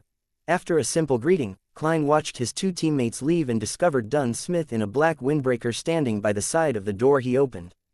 "There's a case?" Klein asked curiously. At that time of day, there wouldn't be two Nighthawks heading out together for no reason. Dunn looked over with his gray eyes. He nodded and smiled. "There seems to be a paranormal incident in Westboro. I've sent Sika and Fry to check on it, but you don't have to worry about that. Until you master combat techniques, I don't intend to send you on any missions. I have to take responsibility for my team members." "Captain, you are such a nice person. Besides the receding hairline and bad memory, you are flawless," Klein complimented inwardly. He asked for confirmation. "In other words, I only need to attend mysticism classes and combat training. I don't have to contribute anything, and I can still get my pay." "This is only temporary," Dunn confirmed. "I only need to attend classes and work out, and I'll get an ample paycheck." "It's great just thinking about it," Klein thought happily. "I hope there are no more coincidences." He prayed in silence. The days passed by peacefully until Friday. Klein completed his combat training and took a carriage back to Bessick Street. Outside Henry's private detective company, he looked to the left and to the right. Confirmed that no one was watching him, he put on the gauze mask, lifted up the collar of his windbreaker, and quickly entered the stairway. Knocking on the door, Klein saw the middle-aged brawny man, Detective Henry, again. "Good afternoon, sir. One of the cases that you entrusted us with is done." The deep blue-eyed Detective Henry spoke with a hoarse voice from drinking and smoking. Klein intentionally lowered his voice and said, "Is it the information of the man that appeared at the Evil Dragon bar? The man that bought the Spectator Potion's supplementary ingredients?" "Yes." Henry waved his smoking pipe. Then, he didn't say anything but look at Klein with a smile. Klein understood what the man meant, and he took out 4 one-pound notes and handed it over. "This is the second payment." He paused and added, "Write me a receipt." His private stash of money had been reduced to less than £1. "No problem." Henry coughed. He checked the anti-counterfeiting marks on the notes as he instructed his staff to bring over pen and paper. Then, he beckoned to Klein for him to have a seat while he quickly wrote a receipt and stamped a seal on the bottom. After completing everything, Henry took a puff at his pipe and said, "According to your description, my assistant and I waited at the Evil Dragon bar for 3 days before finally meeting that man. He's quite an alert gentleman, and is good at observation. Thankfully, we're experienced. His name is Daxter Guderian, a doctor of the Greenhill Mental Asylum." Chapter 117. Contact. Daxter Guderian, a doctor of the Greenhill Mental Asylum. Klein silently repeated what the detective had said and started to think about the ways he could interact with this doctor whom he suspected to be a spectator from the Psychology Alchemists. He didn't want to take too much of a risk on this matter. He didn't want the Nighthawks to discover that he was problematic. He didn't want to lose the life he had now over a mere exchange of information and resources. Furthermore, this person was most probably a spectator. Anyone who hadn't undergone special training wouldn't be able to hide their motives and thoughts from a person like that. "I'll get a proxy, making me appear a little more mysterious." "No, the more people involved, the easier it is for there to be problems. Yes, perhaps I can hide the truth within the truth. I'll let that doctor know of my thoughts and feelings through my expression and body language, but not the whole truth." As Detective Henry described Daxter Guderian, Klein thought about what methods he could use to minimize risk without affecting the results he wanted. Slowly, he found inspiration in a detective film he had once seen. "Well, I can try that, but I'll have to practice it repeatedly." Klein nodded inwardly before directing his full concentration on what Detective Henry had to say. Cough. Henry cleared his throat and said, "We are still working on the request involving the Red Chimney. You should know that there are many buildings in Tingen that have similar characteristics. Of course, it would be much easier if you could provide us with more clues." Klein laughed dryly. "I wouldn't have had to make the request if I had more clues." Honestly, this long investigation had depressed him, for the person behind the scenes had obviously noticed Klein's divinations and had more than enough time to find another hideout. Thus, all he could do was hope that he could find relevant clues from the information of the tenants. And that alone cost £7. Just the thought of it made him feel the pinch. Klein grabbed his cane and left after Detective Henry finished his report. At 20 minutes to 9 on a Saturday morning, in an office of the Greenhill Mental Asylum, Daxter Guderian, who was wearing gold-rimmed spectacles, removed his jacket and hat and hung them on the clothes rack. He had just picked up his tin of coffee powder when he heard knocking on the door. "Please come in," Daxter said casually. The half-closed door opened, and a young man wearing a black windbreaker entered. Daxter didn't recognize the person that walked in, so he asked, puzzled, "Good morning, you are?" Klein closed the door, took off his hat, and pressed it against his chest before bowing. "Good morning, Dr. Daxter. Please forgive me for taking the liberty to visit without any warning. I am Probationary Inspector Klein Moretti of the Awa Police Department. These are my identification documents and badge." "Inspector," Daxter muttered softly as he received Klein's identification documents and badge. "Special Operations Department." He looked up slowly, his eyes calm, as if he was scrutinizing something. Short black hair, pupils slightly darker than brown, a scholarly aura, no ill intent at the moment. Daxter returned the items and pointed to the chair on the other side of the table. "Please have a seat, officer. How might I assist you?" Klein sat down and placed his cane to the side. He slowly put away his documents and badge, then smiled. "Please allow me to reintroduce myself. I am also a member of Tingen City's Nighthawk Squad, specializing in dealing with incidents involving the supernatural." "Good morning, Mr. Spectator." Before he finished his sentence, he wasn't surprised to see Daxter's pupils constrict. Daxter retracted his hand, looking like he was about to escape. "Officer, I don't understand what you mean." Daxter forced out a few words, almost unable to maintain his form. "I don't like jokes like this. Perhaps I should call security." Klein slowly took out his revolver from his armpit holster, his smile unchanging. "Mr. Daxter, I know that you can see my confidence and that I do not have any ill intent. Heh, honestly speaking, I wasn't too sure myself, but your reaction gave me the answer I needed." "Every sentence I said just now is true," Klein added in his heart.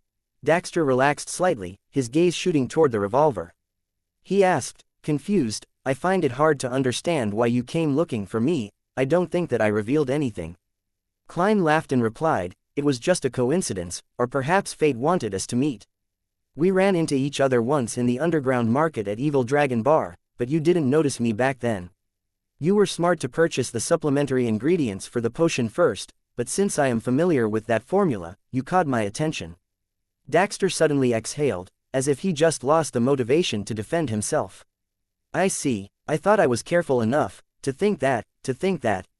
After muttering to himself, he looked into Klein's eyes and said, "Officer, I know that you're not here to arrest me. What is your true motive for being here?" With a relaxed expression, Klein said, "I am different from the other Nighthawks. I don't believe that Beyonders not within our ranks are criminals in the making. This is not fair to those who adhere to the law." Daxter changed his posture. He loosened up and said, "The world would be at peace if the other Nighthawks, mandated punishers, and machinery hivemind acted like you. You know of other members from the Nighthawks, mandated punishers, and machinery hivemind?" Klein feigned surprise. This is not something a person who became a Beyander by mistake should know. There must be an organization behind you. He leaned back and said with a smile, "Psychology alchemists." He casually watched Daxter's expression contort as he said those words. "I could see that you were anticipating my answer, yet I still missed the bait and fell into your linguistic trap," Daxter said in frustration. He started to notice that the spectator state wasn't omnipotent. He could tell why the other party was here, but it didn't mean he understood the specifics. Klein stroked the cylinder of his revolver and said, "Doctor, we need to have an honest conversation. That can start with me. I don't believe that Beyonders not under management are potential criminals, but I agree that every Beyander must be registered and monitored. This is a precaution against the risk of Beyonders losing control. It's to avoid the occurrence of something even more dangerous. I won't disrupt your normal life, but I hope that there can be limited cooperation between us." "Limited cooperation?" Daxter asked, as if thinking about something. Klein let out a soft chuckle.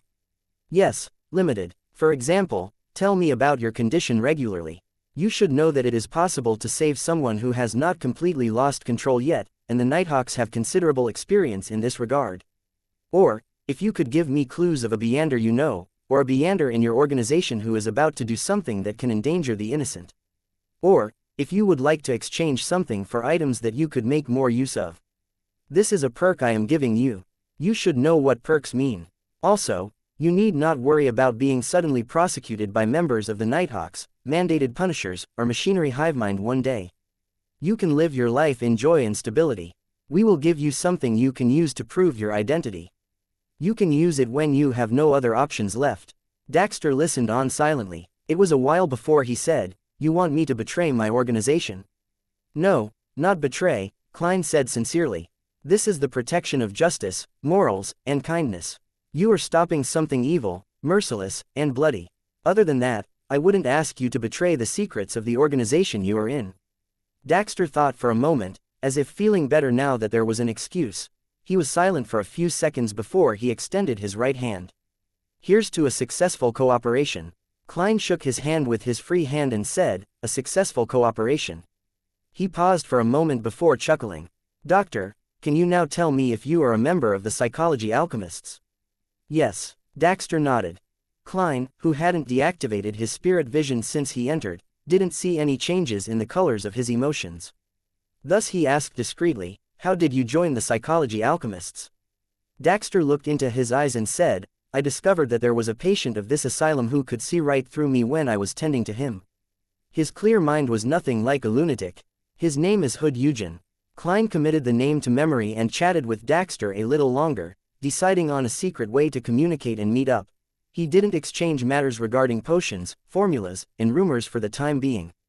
At an appropriate moment, he bade farewell and put away his revolver before leaving Daxter's office. Daxter exhaled after he saw Klein's back disappear from his field of vision. He slumped into his chair, feeling a little agonized and little relaxed, seated behind his desk. Dunn swept the area with his gray eyes and asked, "What happened?"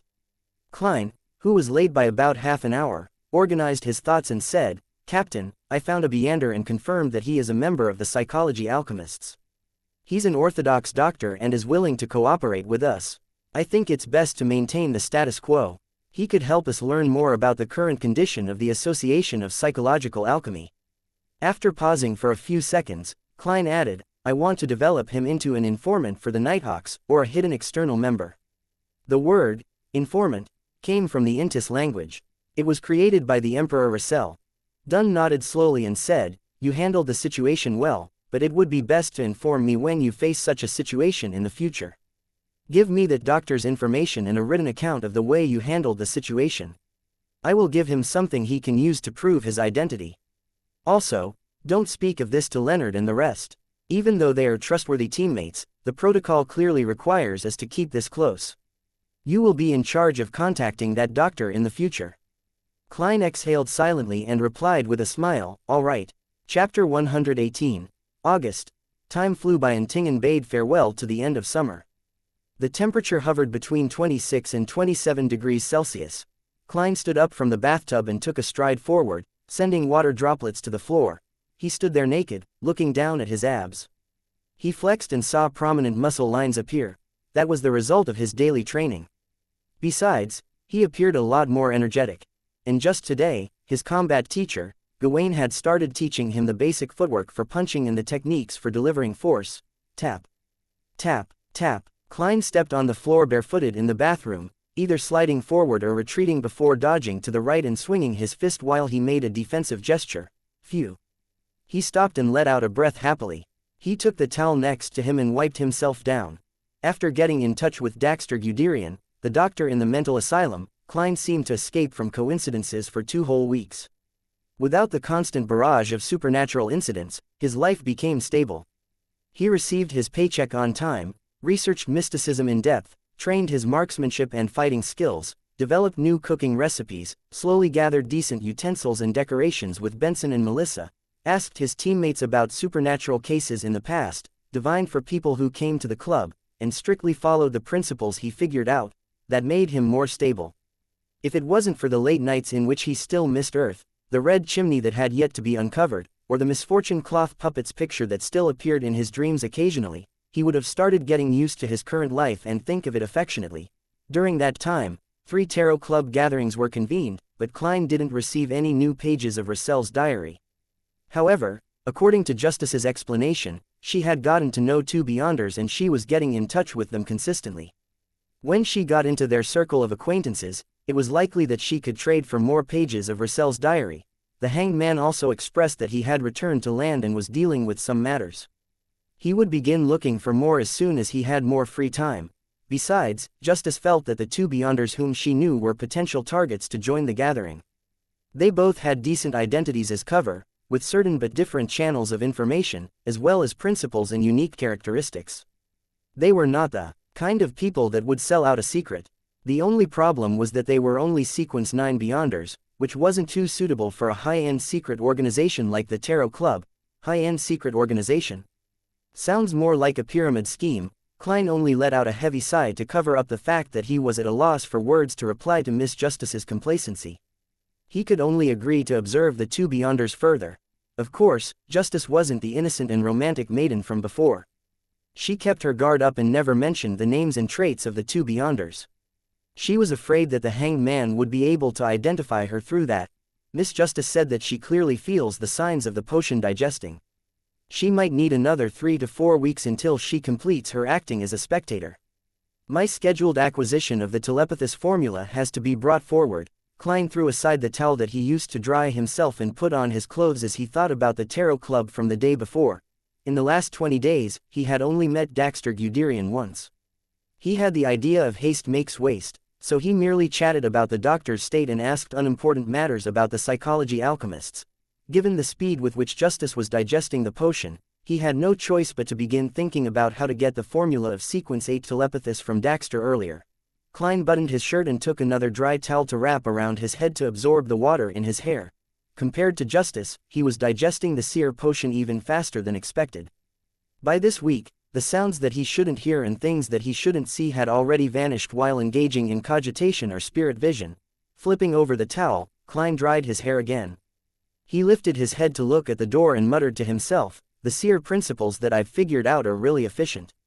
Next week, I should be able to digest the potion entirely by next week.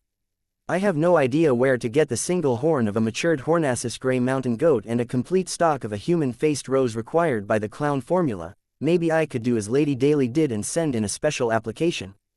But that would definitely attract the attention of the higher-ups, and I want to develop at my own pace. The believer from the Aurora Order in the police department was found too, but I have yet to find out who this Mr. Z is. Henry said that he would complete the Red Chimney task before the end of this week. My private stash of money has returned to slightly more than £7, so at least I don't have to worry about making the final payment. Some of the information on houses and tenants that he provided before didn't seem to have any abnormalities, but I have no time to investigate them one by one. Perhaps I could see which Red Chimney houses have gotten new tenants recently.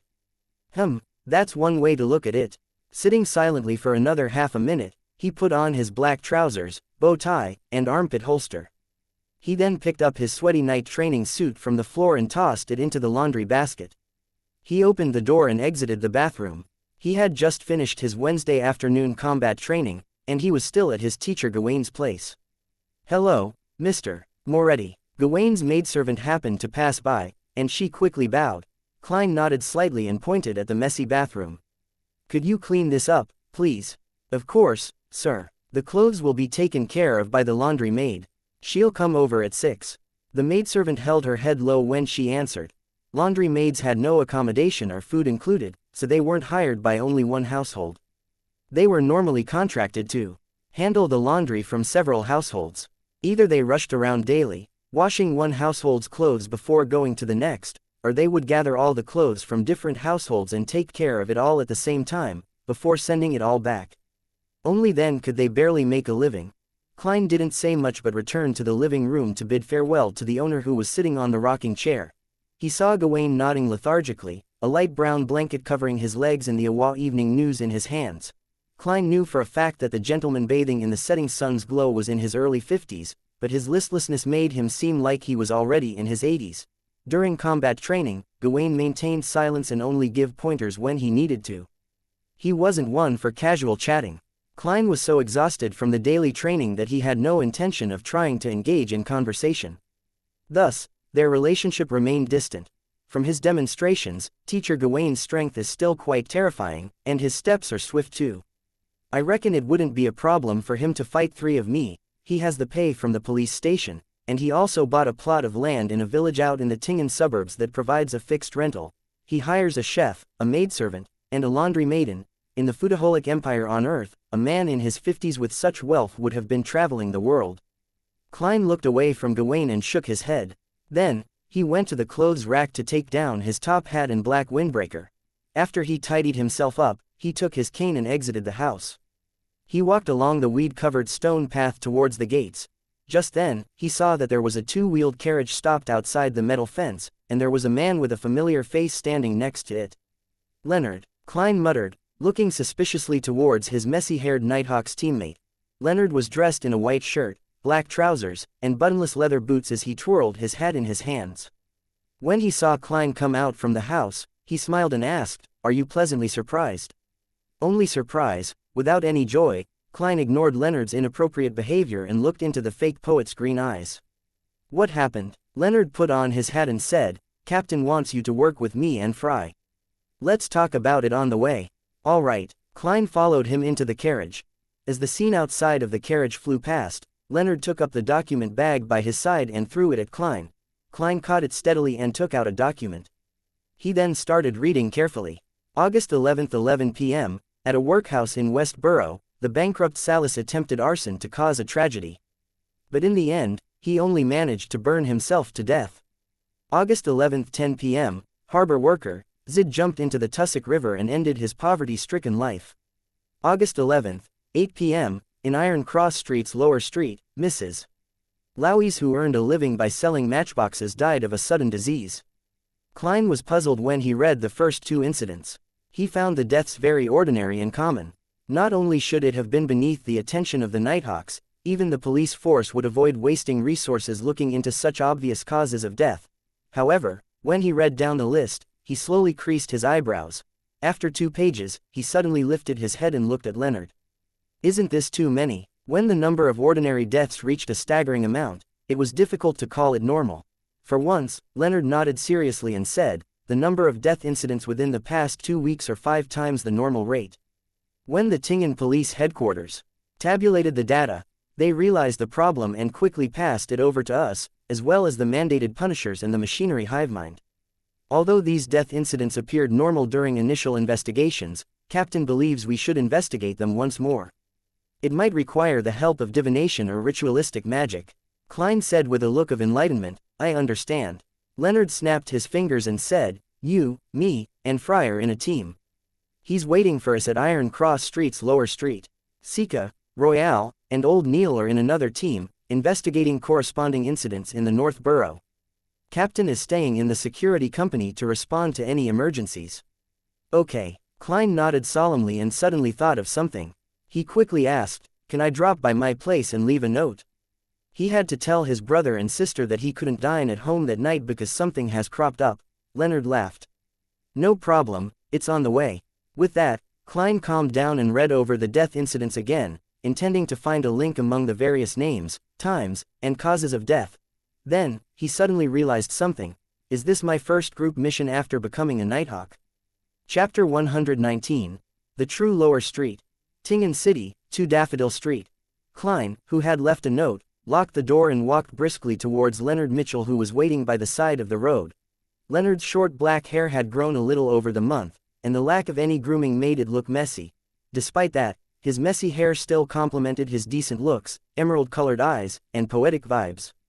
It exuded a different sense of beauty. Indeed, any hairstyle depends on the face, Klein lampooned inwardly. He pointed in the direction of Iron Cross Street and asked, "Is Fry waiting for us there?" "Yes." Leonard smoothed his untucked shirt and said casually, "Did you notice any clues when you were looking at the documents?" Klein held his cane in his left hand as he walked along the side of the road and said, "No, I cannot find anything common in their times, locations, or causes of death. You should know that any rituals involving evil gods or devils must be conducted within a certain time frame or using a special method." Leonard touched the custom-made revolver hidden underneath his shirt, by his waist and chuckled. "That isn't an absolute rule. In my experience, some evil gods or devils are easily satisfied, as long as they have a particular interest in what is being asked of them. Also, a good number of the deaths seem normal. We have to omit them before we can arrive at the real answer." Klein glanced at him and said, "That's why the captain asked us to investigate once more. To eliminate the normal incidents." Leonard, Your tone and description tell me that you have considerable experience in this area, but you have only been a member of the Nighthawks for 4 years, with an average of 2 supernatural incidents a month. Furthermore, a large number of those were simple and easy to solve. He always felt that Leonard Mitchell was a little weird and mysterious. Not only was he always suspicious of him, believing that there was something about him. In addition, his demeanor also changed from time to time, sometimes quiet, sometimes arrogant, sometimes flippant, sometimes staid. Could it be that you've also had a fortuitous encounter? An encounter that makes you view yourself as a star in a play? Klein made a rough deduction based on all the movies, novels, and dramas he had watched in the past. Upon hearing this question, Leonard laughed and said, "That's because you're not a full-fledged Nighthawk yet. You're still in the training phase. The Holy Cathedral compiles a record of all supernatural encounters experienced by cathedrals of the different dioceses and hands it down to its members once every 6 months. Aside from your mysticism lessons, you can submit an application to the captain and request to enter Channy's Gate to read these records." Klein nodded in enlightenment. "The captain has never mentioned this to me." Klein hadn't had the opportunity to enter Channy's Gate up to this point. Leonard chuckled and said, "I thought that you were already used to the captain's style. To think that you are still naively waiting for him to remind you." Upon saying that, he added meaningfully, "We must be cautious of the captain if there ever comes a day when he remembers everything. Would that mean a loss of control?" Klein nodded, his expression serious. He then asked, "Is the forgetfulness unique to the captain? I had thought that it was a problem brought about by the sleepless sequence. Burning the midnight oil usually leads to memory loss. More accurately, it's a symptom unique to a nightmare. With dreams and reality intertwined, it's often hard for a person to differentiate between what is real and what isn't. They need to remember what isn't part of reality." Leonard wanted to elaborate further, but they had already arrived at Iron Cross Street and found corpse collector Fry waiting for them at the public carriage station. Fry was wearing a round black hat and a windbreaker of a similar color with a leather briefcase in his hand. He was so pale that it made Klein suspect if he would soon collapse at any time. His icy aura made everyone else waiting for the carriage keep their distance from him. After nodding to each other, the three grouped up silently and walked past the Smurran Bakery before turning onto the lower street of Iron Cross Street. They were immediately faced with a din. Merchants selling clam soup, seared fish, ginger beer, and fruits were shouting hysterically for attention, causing the pedestrians to involuntarily slow down. It was already a little past 5. People were returning to Iron Cross Street, and the sides of the streets were becoming crowded. Some children were mixed in the crowd, coldly watching everything, placing their attention on the pockets of the pedestrians. Klein frequently came here for cheap cooked food and was familiar with the streets, especially since he had lived in a nearby apartment in the past. He reminded the group, "Be careful of thieves." Leonard smiled. "You need not mind them." He pulled on his shirt and adjusted the holster of his gun, revealing his revolver. Suddenly, all the gazes fixed on them shifted away. The pedestrians around them instinctively made way. Klein froze for a moment, then caught up to Leonard and Fry with large steps. He lowered his head, trying hard to avoid being noticed by anyone he knew. Benson and Melissa still had dealings with the neighbors here. After all, they hadn't moved too far away. The three made their way past the area that had many peddlers and turned into the true lower street of Iron Cross Street. The pedestrians here were all dressed in old, ragged clothes. They were cautious of strangers wearing bright and beautiful clothes, yet, there was also greed in their eyes, like vultures eyeing a meal, waiting to strike at any time. But Leonard's revolver prevented any accidents from happening. "Let's first investigate the death from yesterday. We'll begin with Mrs. Lowey's, a lady who glued matchboxes together for a living." Leonard flipped his notes and pointed to a place not far away, first floor, number 134. As the three of them walked forward, children who were playing in the streets and dressed in shabby clothes quickly hid by the corner of the road. They observed them with eyes full of curiosity and fear. "Look at their arms and legs, thin as matchsticks." Leonard sighed. He entered building number 134 first. Air that was a mixture of numerous scents entered Klein's nostrils. He could faintly detect the stench of urine, sweat, and mold, as well as the smell of burning coal. Klein couldn't help but pinch his nose. He then saw Bitch Mountbatten, who had been waiting there for them. Officer Mountbatten had a brownish-yellow mustache and was envious of Leonard's rank of inspector. "Sir, I have already asked Lowey's to wait in her room," Bitch Mountbatten said with his unique, shrill voice. He clearly didn't recognize Klein, who now looked more energized and proper. All he cared about was sucking up to the 3 officers in front of him as he led them to the Lowy's family on the first floor. It was a simple apartment. There was a bunk bed laid upright inside the room and a desk filled with glue and hard paper on the right side. The corner of the room was piled full of frames for matchboxes, while an old cabinet sat on the left, acting as a storage space for both clothes and cutlery. A stove, toilet, and a small amount of coal and timber occupied the 2 sides of the door, while the center of the room was occupied by 2 dirty mattresses. A man was sleeping under a torn blanket, leaving no space for anyone to walk. A lady lay on the lower level of the bunk bed, her skin ice cold. It was clear that she had lost all signs of life. Beside the corpse sat a man in his 30s. He had oily hair, looked dispirited, and his eyes had lost their luster.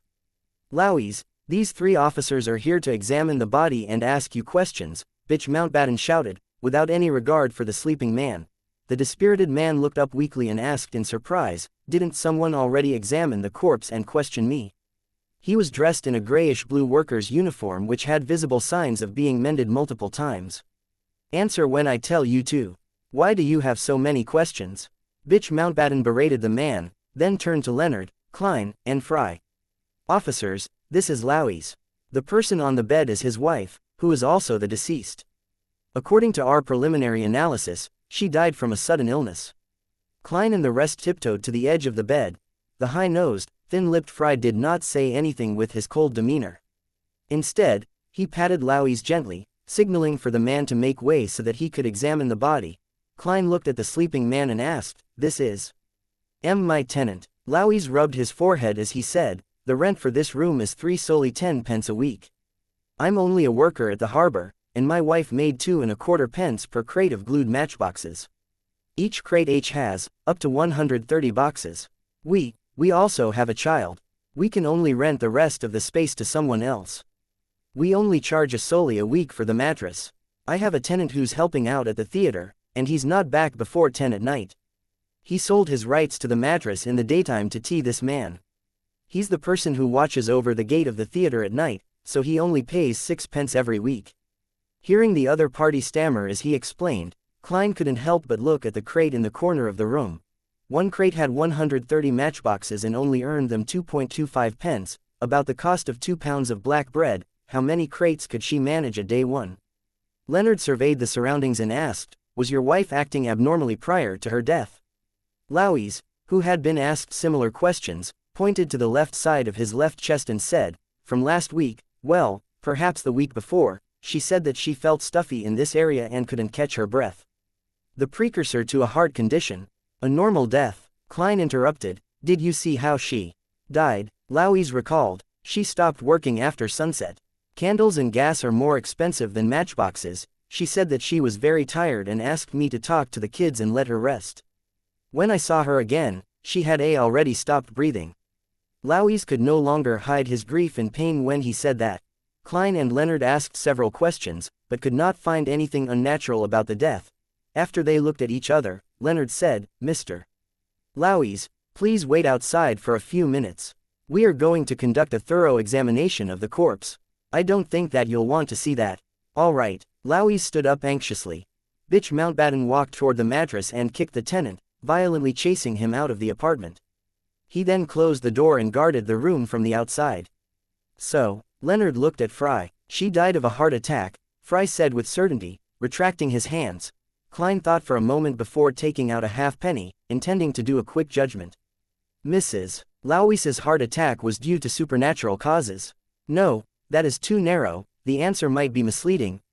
There are supernatural factors influencing Mrs. Lowy's death.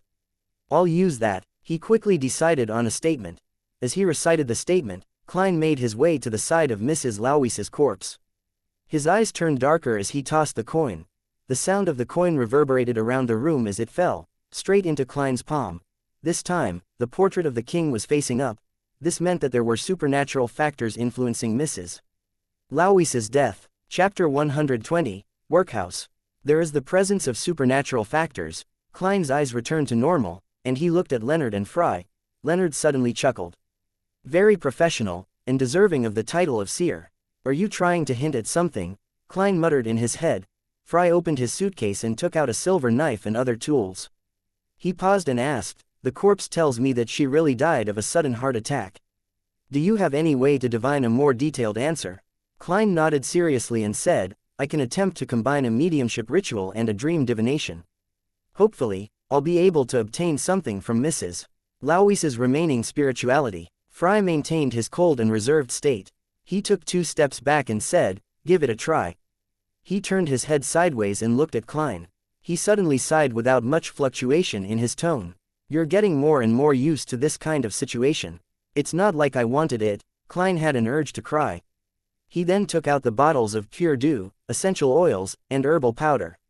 Then, he quickly set up the mediumship ritual. He chanted the honored titles of the Evernight goddess in the middle of the spirituality wall and recited his prayers in Hermes. Soon, wind spun around him and the light grew dimmer. Klein's eyes turned entirely black, and he repeated the divination statement, the cause of Mrs. Louise's death. The cause of Mrs. Louise's death. He entered the dreamland whilst standing and saw a translucent spirit lingering around the corpse. Then, he extended his illusory right hand to touch Mrs. Louise's remaining spirituality. In an instant, light burst out in front of him as scenes flashed past, one after another. There was a skinny and sallow lady dressed in ragged clothes, busily making matchboxes. She suddenly paused and held her chest. She was speaking to her 2 children. Her body wavered as she gasped for air. She was buying black bread when someone suddenly patted her. She was having the symptoms of a heart attack again and again. She was feeling weary and got into bed, but she never woke up ever again. Klein observed every single detail, intending to look for a trace of the supernatural factor. But when everything ended, he still hadn't gained any clues. As the blurriness shattered, Klein left the dreamland and returned to reality. He dispelled the wall of spirituality and said to the waiting Fry and amused Leonard. There were no direct symptoms. Most of the scenes revealed that Mrs. Louise had a heart ailment a long time ago. The only scene that was different was when Mrs. Louise was patted on the back by someone. The hand was fair and slender, apparently a woman's. For such a family, they wouldn't go to a doctor unless they're very, very sick. Even if they were to queue at a free charity hospital, time is not something they can afford to lose. A day without work might mean no food on the table the next day. Leonard sighed emotionally like a poet. Fry looked at the corpse on the bed and sighed lightly. Before Klein spoke, Leonard quickly got out of his pensive state and said thoughtfully, are you implying that the supernatural factor came into play when Mrs. Louise was patted? It came from the slender hand of a lady or madam. Klein nodded and replied, yes, but this is merely my interpretation. Divination is always unclear. The conversation ended. He and Leonard stepped back to the other side of the bed and allowed Fry to take out his tools from his suitcase without any disturbance, so he could do a further examination. After Fry was done, they waited as he packed up his tools. After cleaning up and covering the corpse, he turned around and said, her death was caused by a natural heart disease. There's no doubt about it. Upon hearing the conclusion, Leonard paced back and forth. He even walked to the side of the door, paused for quite a while before saying, that's it for now. Let's head over to the workhouse in Westboro. We'll see if we can find other clues. Maybe we can link the 2 incidents together. Okay, we can only hope, Klein agreed, still filled with puzzlement. Fry picked up his suitcase and while skipping and walking, he carefully went across the 2 floor mattresses without stepping on anyone's blanket. Leonard opened the door and walked out of the room first. He told Louise and the tenant, you can return home now. Klein thought for a moment before adding, don't be in a hurry to bury the body. Wait for another day, as there might be one more thorough examination. All right, officer. Louise bowed lightly and replied in a hurry. Then, feeling numbed and lost, he said, actually, I don't have the money to bury her just yet. I have to save for another few days, just a few more days. Luckily, the weather is turning cold. Klein was shocked and asked, you plan on letting the corpse remain in the room for a few days? Louise forced a smile and replied, yay, thankfully, the weather became colder recently. I can move the body onto the table at night. When we eat, I can carry her to the bed. Before he finished what he had to say, Fry suddenly interrupted, I've left you money for the burial next to your wife. After saying those words in absolute calmness, he exited the apartment directly, unbothered by Louise's shocked expression and gratitude that followed. Klein followed closely and thought of a question. If the weather was still as hot as June or July, how would Louise deal with his wife's corpse? Pick a very dark night with strong winds, throw the corpse into the Tussock River or the Coy River. Or just dig a hole and bury her? Klein knew that the law requiring a cemetery burial had been established more than 1,000 years ago, at the end of the previous epoch. The 7 major churches and imperial households from each country had approved the law in order to cut down on the number of water ghosts, zombies, and restless wraiths. Each country provided free land, while each church was in charge of keeping watch and patrolling. They only charged minimum fees for cremation and burial in order to pay for the necessary labor force. But even so, the truly poor still couldn't afford it. After leaving 134 Iron Cross Street at Lower Street, the 3 Nighthawks and Bitch Mountbatten parted ways.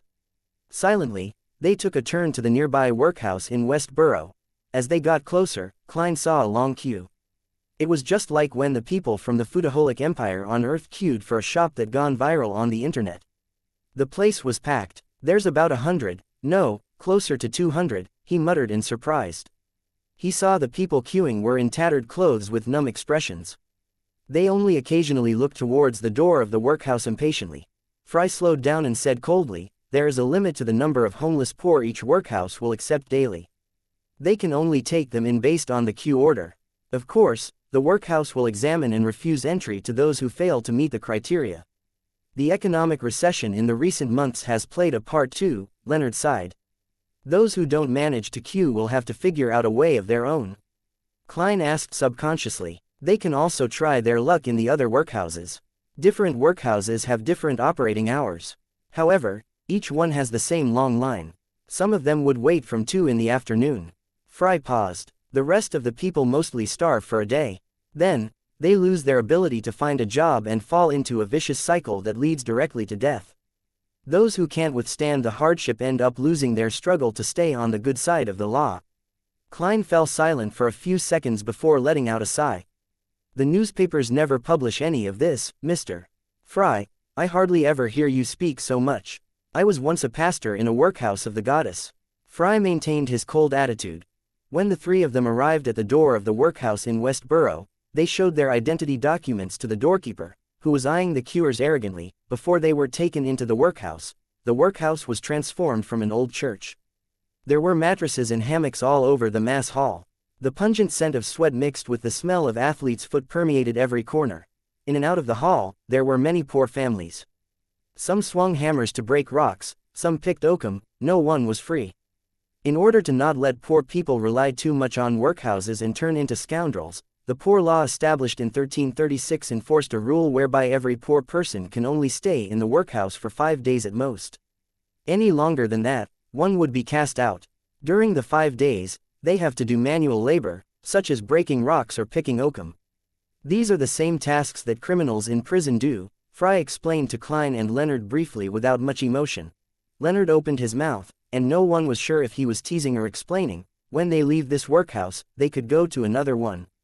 Of course, they might not be able to move in.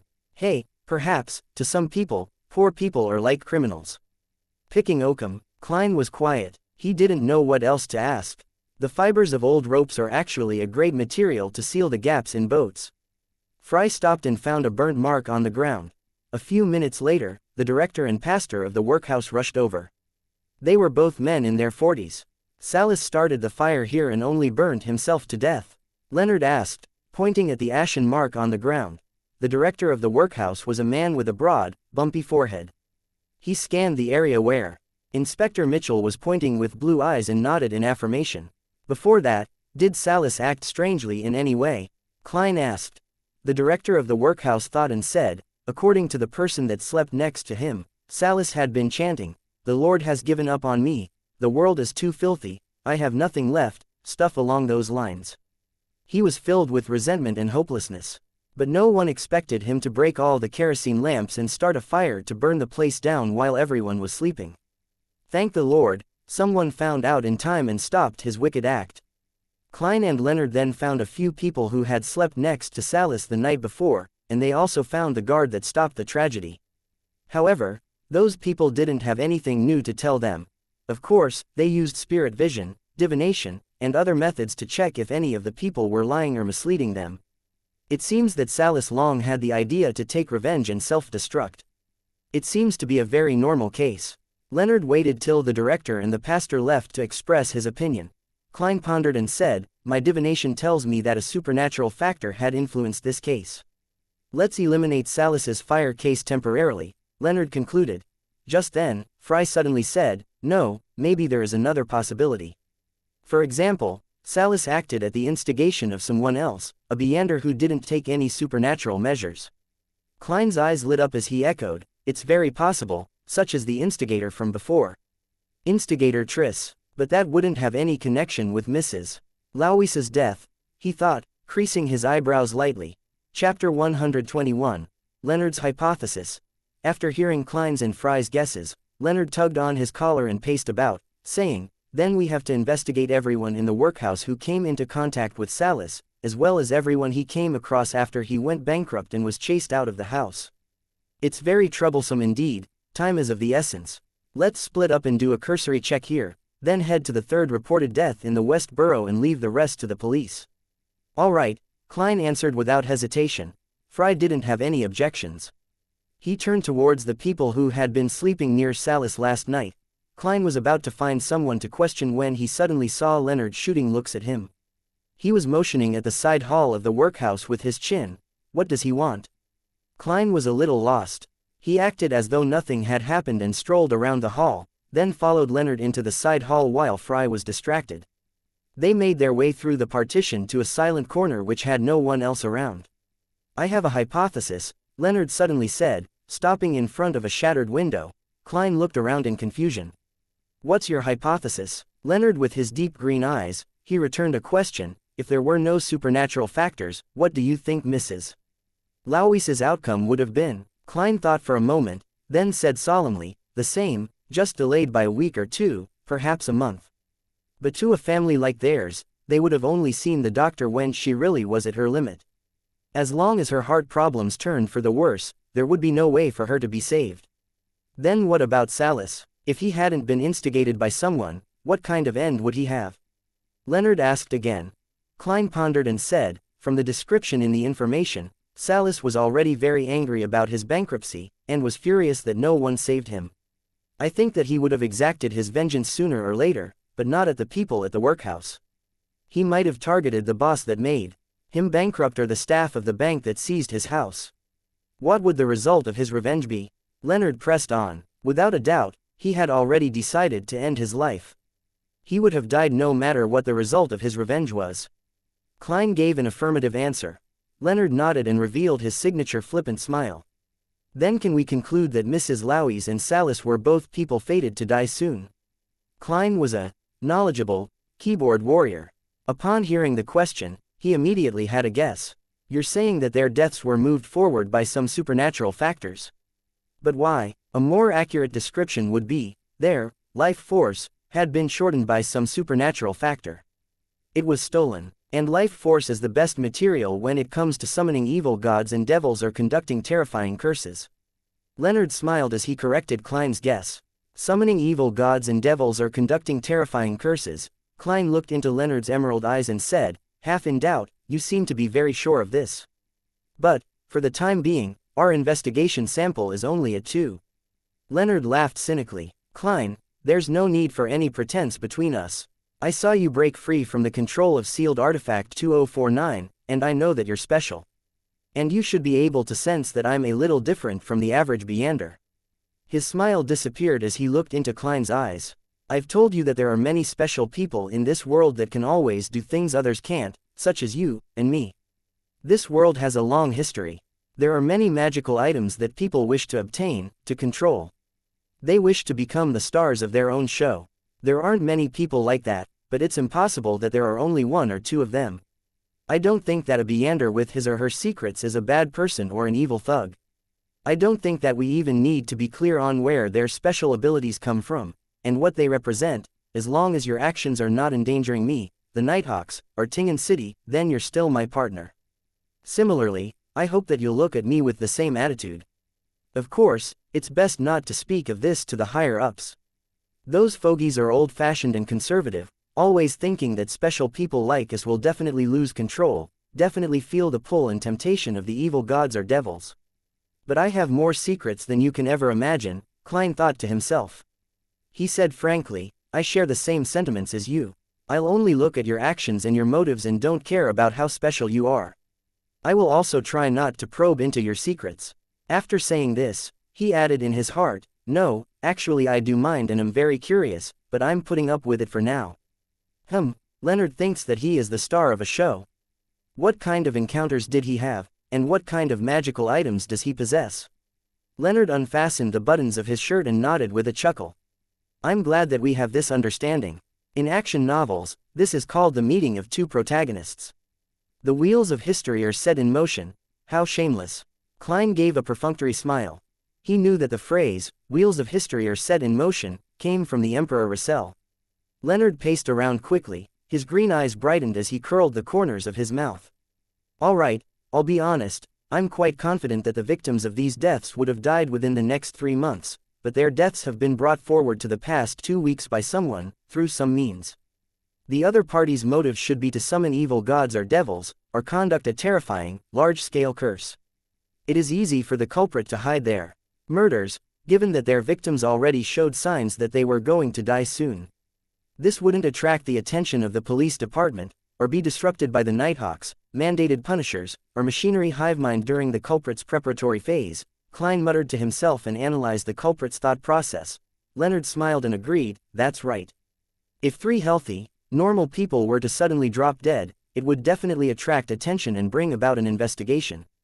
Then how are we going to find the altar used for the ritual? Regardless of whether the culprit wants to summon an evil god, devil, or conduct a terrible curse, he or she would need a sacrificial altar, a ritual. The harvested life force would also have to be stored in a similar place." Klein chose to believe in Leonard, for he didn't have any other clues and was unable to make any other deductions. It doesn't hurt to try.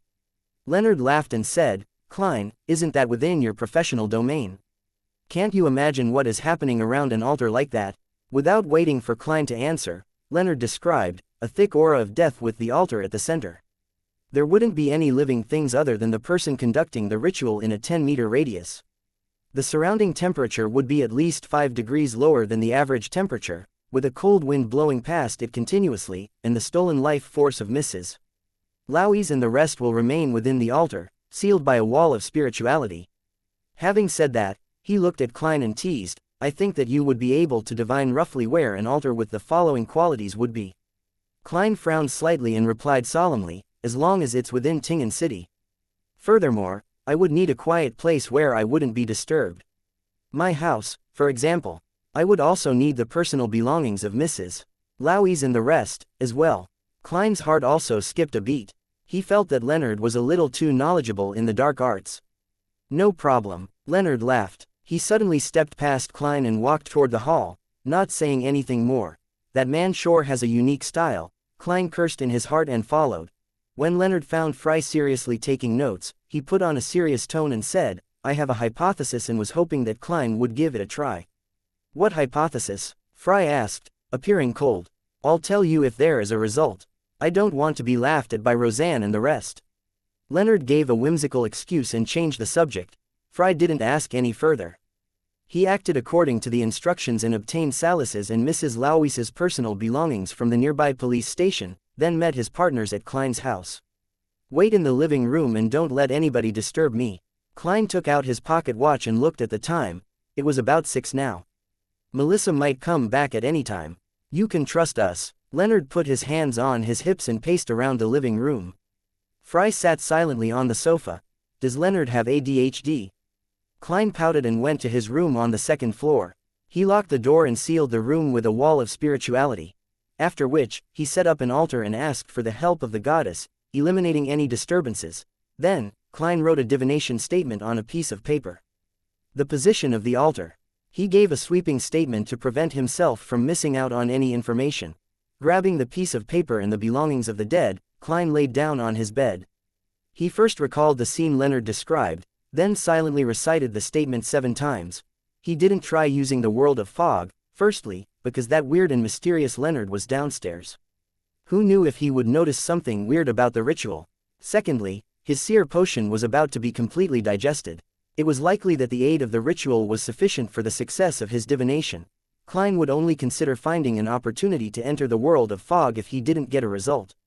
After all, the summoning of an evil god or devil was something that could threaten Benson, Melissa, and himself. With the help of cogitation, he quickly entered the dream and saw a hazy, illusory, fragmented scene.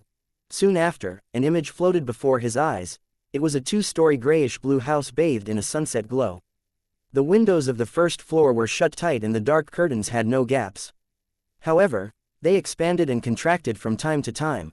The soil around the house was dark brown, but nothing was growing in it. The garden around the house seemed to be covered in shadows, dilapidated, and dark. There was a river flowing silently near the house. Sometime later, Klein exited the dream, having not seen anything else. Leonard's hypothesis was correct. Where could that building be? There are too many rivers in Tingen City, such as the West Borough, Southwest Borough, the Harbor area, the University area. He opened his eyes and rubbed his temples as he thought, his expression serious. Chapter 122, Target Building. Point 2 Daffodil Street. Inside the living room that was painted with the luster of dusk, Klein stood in front of the oriel window as he told Fry and Leonard. My divination revealed something. I saw a grayish-blue two-story building in my dream. The windows on the first floor were all shut tight, and the curtains were drawn. It's surrounded by a few meters of brown soil without any greenery or flowers. It also has a terribly gloomy garden, just like the kind you find in a horror story. The only characteristic that can be used to identify it is a nearby river, a slightly broad river. It might be the Tussock River or Koi River. We could only find out through process of elimination. Hopefully we can still make it in time. The Tussock River was the biggest river in the Lowen Kingdom, coming down from the northwest where the Murmansk mountain was. It flowed towards the southeast, passing by the Midseashire, Awa County, and then passing through the capital, Backland, and into the sea near Pritz Harbor. The locations where it converged in Tingen City included the southwest corner of the West Borough and the harbor in the South Borough. The source of the Koi River came from the northern York Mountain as it passed through the University District in the East Borough and locally merged with the Tussock River. Those were the two main rivers around Tingen. The rest could only be considered streams, and none of them had an expansive water surface. Upon hearing Klein's description, the pale and cold Fry nodded lightly in agreement. Since there were no other clues, process of elimination was the only efficient method. Just then, Leonard smiled and said, perhaps we can narrow down the possible locations of the target. How do we narrow down the possibilities? Klein frowned and asked in reply as he looked at the silver vine leaf pocket watch. A criminal with a plan and a goal would select targets somewhere far away from the location of his altar. This is a result of their natural instinct, to be safe. Only when there aren't many soon-to-be dead people left in the areas far from his altar would he consider the nearer targets. So, we should read through the information again, exclude the areas where the number of death incidents rose rapidly above average standards. Klein's eyes lit up when he heard that. Brilliant conjecture. At the same time, he sighed inwardly, I really don't have the talent to be a detective. Fry nodded and picked up the documents on the coffee table and started reading it again. After a few minutes, he deepened his hoarse voice and said, there really is such a region, and there's only one possibility. Which area? Klein asked. Fry passed the thick stack of information to Leonard, who was next to him. He pursed his thin lips and said, West Borough.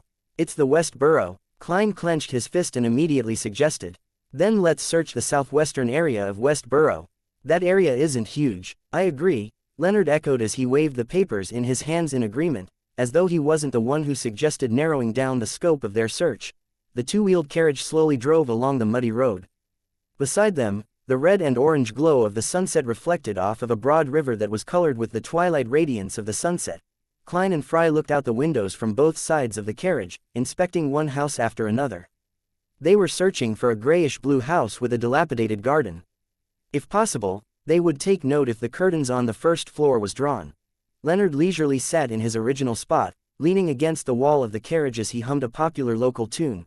The dim scenery flew past, and Klein caught sight of a grayish-blue two-story building from the corner of his eye. In front of the building was a gloomy garden that appeared in ruins. Found it, Klein said while suppressing his voice. Before he finished his sentence, Fry and Leonard squeezed over to look out the window. There was almost no space between them. As the carriage drew closer to the building, the dark curtains that were drawn on the first floor appeared before the three Nighthawks' eyes. Klein didn't even need to divine whether they had the right building. He was completely certain that it was the building that he saw in his dream. That was where the evil altar was set up. None of them stopped the carriage, but instead allowed the carriage driver to continue driving forward. They passed their target and continued away from it, as though they were just passing by. When they could no longer see the building when they turned around, Leonard told the driver to stop the carriage. "Klein, return to Zuiderland Street in this carriage and tell the captain to come here for assistance." Leonard snapped his fingers and smirked at his teammate. Is he thinking of me as a rookie and that I shouldn't be involved in such a dangerous mission? This fellow is still quite a nice guy. Klein was stunned as he realized what Leonard meant. Fry nodded in agreement. "You just started combat training and your job is a support role." "I know, and a person who could kill so many in order to hold a ritual won't be an easy opponent. Only the captain could make this situation less terrifying." Klein took a breath and agreed rationally. He looked at Leonard, then at Fry before forcing a smile and said, "Be careful. Don't worry, I cherish my life a lot. Until the captain arrives, we'll only keep watch, and we won't get close." Leonard smiled. Fry didn't say anything but only picked up his suitcase. Klein was quiet for a while. He then took out a copper penny and said, "Let me divine once for you." He chanted, "What will happen here will lead to a good outcome." He flipped the coin at the same time his eyes turned dark. The coin flipped into the air, then landed firmly in Klein's palm. Klein looked and saw it was the king's head. He immediately let out a breath of relief. It's only a blurry symbol, so there are other interpretations. The most important thing is to be careful and prudent at all times, he explained to Fry and Leonard like a seer would do. Leonard had already turned around. He waved and jumped off the carriage. "As naggy as my 80-year-old grandma." Fry nodded seriously and got off with his suitcase. Watching both his teammates head towards the target building, Klein touched the revolver in his armpit holster and told the driver, "Zuiderland Street." The driver, who had been hired by the hour, didn't object but allowed the horses to continue the journey. 36 Zuiderland Street. When Klein entered the Blackthorn Security Company, Roseanne, Mrs. Oriana, and the others had already gotten off work. It was unusually quiet and dim. Dunn was sitting on the sofa in the guest area. The gas lamp was unlit, and he seemed to blend into the darkness in his black windbreaker. "Found any clues?" Klein, who was searching for the captain, was given a shock by Dunn's deep voice. Klein quickly turned around and looked into Dunn's gray eyes as he said, "Yes, we." He quickly told him about Leonard's bold hypothesis, his confirmation via divination, and the subsequent discovery of the house. As for Leonard's confidence and the uniqueness that Leonard had discussed, they were unimportant and obviously not worth mentioning. Dunn cut in from time to time. When the briefing ended, he abruptly stood up and walked towards the door. When he was almost down the stairs, he turned around and said, "I almost forgot, you stay here just in case there are any emergencies here." "All right," Klein nodded solemnly. At that very moment, other than Kenley who was on duty guarding Channy's gate, the other Nighthawks were busy in the field. Dunn Smith ran down a few steps and suddenly stopped. As he put on his hat, he shouted at Klein through the door, "Lock the door and follow me. Hey, we won't need you to join the battle. First, you can get a sense of the atmosphere, and second, we might require the assistance of ritualistic magic during the final search or inspection. Remember, until everything is over, you have to be at least 50 meters away. You cannot get close to the building." Klein was stunned and nodded firmly. The sun sank beneath the horizon, and the surging Tussock River turned eerie and dark. Dark clouds obscured the crimson moon, making the grayish-blue two-story building look like a monster hidden in the shadows. The garden before the building was extremely quiet.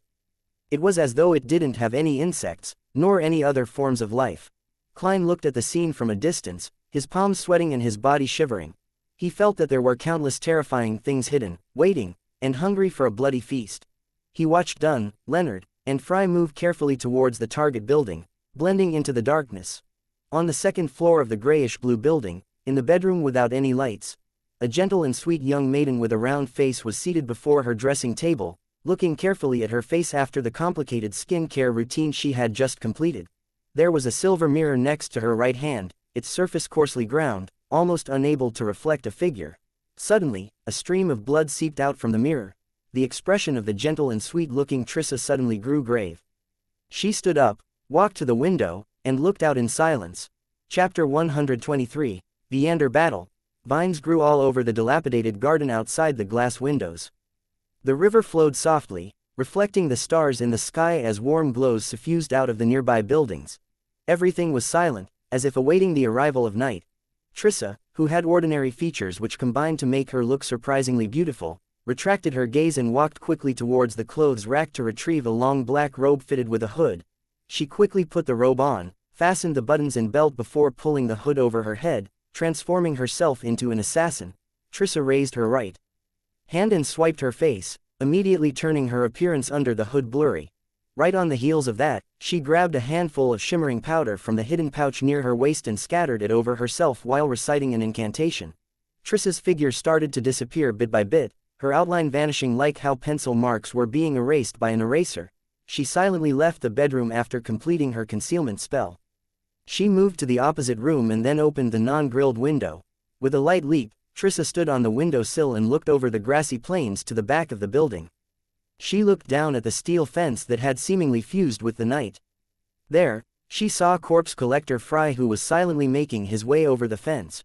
She took in a deep breath and fluttered down like a feather, stepping onto the grassy field without a sound. Fry, who was wearing a black windbreaker, cautiously surveyed the surroundings with his custom revolver in his hand, seeking out vengeful spirits or evil spirits that might appear. He could see such entities directly. Trissa approached Fry silently, made her way behind him. It was unknown when a dagger smeared with black paint appeared in her hand. She struck quickly, plunging the dagger into Fry's lower back. But at this moment, the scene in front of her shattered, as if everything was an illusion. Trissa realized that she was still standing on the windowsill, still looking over the grassy field and the steel fence. Except this time around, it wasn't only corpse collector Fry who was standing outside the fence. There was also Leonard Mitchell, who was aiming straight at the windowsill, as well as Dunn Smith. The captain of the Nighthawks was hunched over as he pressed down on his glabella, his eyes closed as formless ripples spread outwards from him. Trissa's pupils constricted. She understood that everything that had happened was just a dream. She had fallen asleep unknowingly. Leonard and Fry fired 3 shots, accurately hitting the invisible target who was still waking up from her reverie. Trissa's figure started to appear, first cracking, then completely shattering into fragments of a rough silver mirror. Inside the building, Trissa, who had used a substitution spell, turned around to escape. She followed the corridor and the steps, sprinting all the way to the first floor. Whoosh! A cold, sinister wind blew across the first floor, one that could freeze a person. Formless, transparent figures were numbly pacing around every corner of the building in a daze. Trissa, who had lost her concealment, felt her temperature drop every time she passed through the spirits. She could no longer control her shivers when she finally reached the sacrificial altar. The altar was a round table, with a figurine of a deity carved out of bone placed in the center. This figurine was about the size of a grown man's head, with only a mere indication of her eyes, but the figure was that of a beautiful woman. Her hair extended from her head to her heels, each strand clear and thick, as if they were poisonous snakes or tentacles. There was only one eye situated at the tip of every strand of hair, some closed, others open. There were many puppets strewn around the figurine. The craftsmanship of the puppets was crude. Names and relevant information were written on the puppets, for example, Joyce Mayer. There were 3 candles on the table, flickering with a yellowish-green flame despite the cold, sinister winds. Trissa bowed at the deity's figurine and quickly recited her incantations. She then pushed away the puppets and extinguished the flames of the candles before picking the figurine up. The winds howled fiercely as they shook the closed windows violently. Clank! Creak! Shards of glass flew around in all directions. Fry, who had just made his way to the other side of the building, didn't dare to barge into the sacrificial altar recklessly. He shivered, feeling his blood turn cold and frosty. It was making his actions visibly slower. Suddenly, he felt tightness around his heels as though they had been grabbed by something invisible. An accentuated sense of coldness spread upwards from the point of contact. A Sequence 9 Beander would have turned completely numb by now. But as a corpse collector, Fry was no stranger to such situations. He turned his revolver to the side of his heels and pulled the trigger. It was as if he could see who the enemy was, and exactly where it was. A silver demon hunting bullet pierced the air, causing a shrill howl in response. The formless figure dissipated and Fry regained his ability to move. Elsewhere, Dunn Smith, who wanted to reach the second floor by avoiding a frontal assault on the altar, was similarly affected by the cold winds. His body froze as he stopped right outside a shattered window. Whoosh! The curtains behind the window lifted suddenly and engulfed Dunn, as if a monster had just opened its mouth to devour its prey. The curtain wrapped around Dunn's head, seeming to have been imbued with life. Dunn's facial features began to press through the constricting cloth. Dunn, who was about to be suffocated, stomped down with both feet. He straightened his knees and twisted his waist, loosening the curtain's grip with raw strength alone. He grabbed a corner of the curtain around his head with his left hand and yanked it away before tossing it toward the ground. He fired a shot at the other half of the curtain behind the window, stopping it from attempting another assault on him. The curtain stopped immediately as a dark red liquid oozed out from it. On the field, Leonard Mitchell was reciting his poems and was also hit by the cold, sinister winds infused with the intense sensation of death. His teeth chattered, making it hard for him to enunciate his poems. The messy weeds in the garden suddenly extended, wrapping themselves around his heels. A black shadow hurled itself at him along with the violent winds. Leonard, whose body had become rigid, failed to fire in time. He could only pull back his shoulder and raise his arm. Thud. The black shadow smashed into his forearm, the thorns on its body piercing his skin. It was a pretty, bright red flower, its origins unknown. In pain, Leonard tossed aside the flower dyed with his blood. Bang. He fired a shot at the spreading vines, causing dark red liquid to ooze out. Tap. Tap, tap. Leonard quickened his pace and charged towards the shattered window on the first floor where the altar was situated behind. The vines retracted abruptly from where he had previously stood, as if hiding from something invisible. Trissa took advantage of the chaos created by destroying the altar and a suspension-style ritual to conceal herself once again. She managed to fool the spirit visions of the Nighthawks and escape the pincer attack before making her way to a spot behind the three Nighthawks. She extended her right hand, immediately causing a cold wind to blow. It carried the flower dyed with Leonard's blood right into her palm. Trissa did not stop. With the flower in hand, she nimbly made her way over the steel fence and escaped in the direction of the Tussock River. Leonard, who had just entered the first level, turned his head abruptly, as though he was listening to something. His expression changed. He frantically pulled up his sleeve and looked at the wound caused by the flower. With his constitution, the wound had already stopped bleeding. There was only some red swelling that remained. Leonard's expression became grim. He pinched his left index finger and pulled his fingernail straight out. His face contorted in pain, but he did not pause. As he recited something silently, he sliced open the coagulated wound with the fingernail. When the fingernail was dyed with his dark red blood, he pulled out a few strands of hair from his scalp and wrapped the fingernail with his hair. Beside the Tussock River, Trissa slowed down. She shot her gaze toward the flower in her hand. She was chanting something as a ball of black, illusory fire suddenly appeared in her palm. The flames enveloped the flower, burning it to ashes. After completing this, Trissa jumped into the river and submerged herself.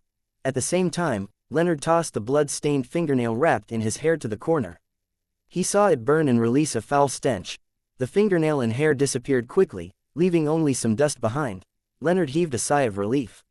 He entered the first level through the window and said to Dunn and Fry, who were destroying the altar, "The target has escaped. But it's all right, our primary objective was to stop the ritual."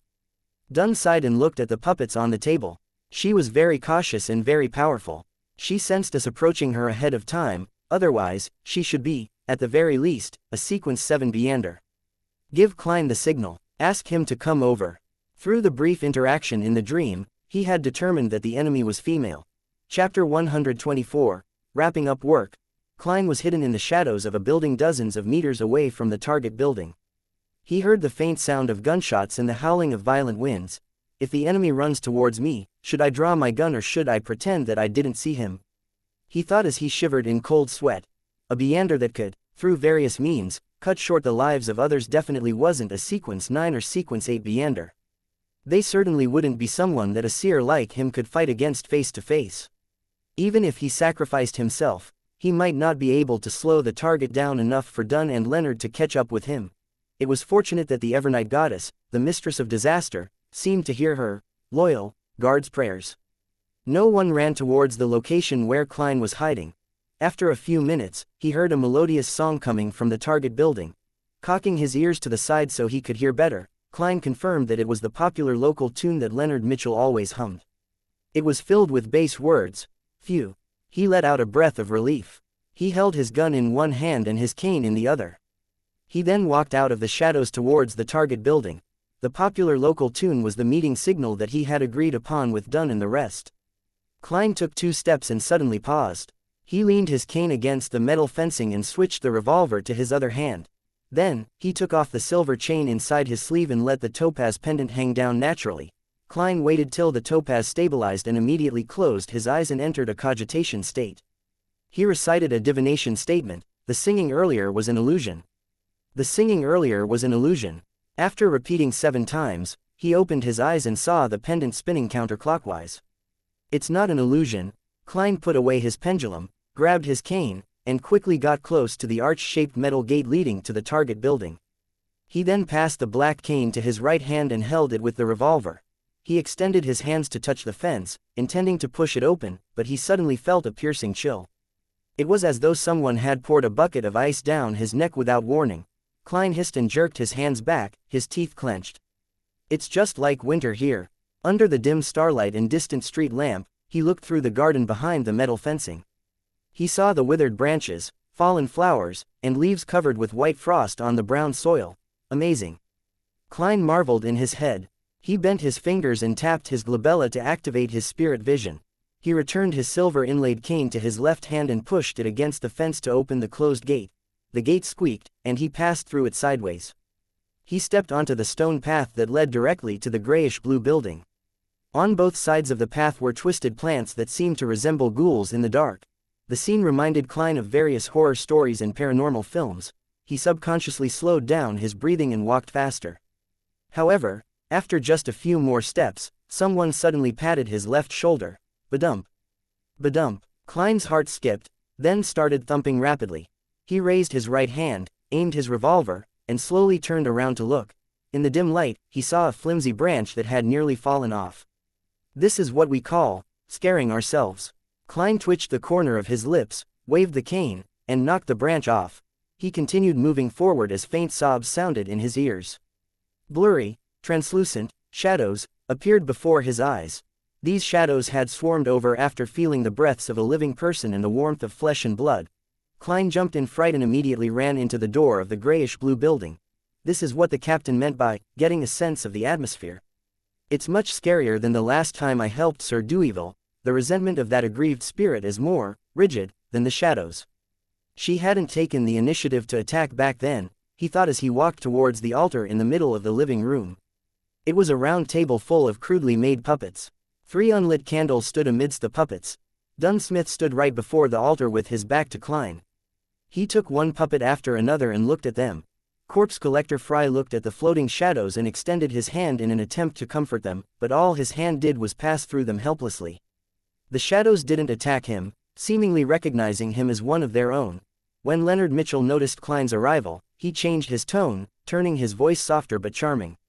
Calm as the morn without a sound. Calm as to suit a calmer grief. And only throw the faded leaf. The chestnut pattering to the ground one.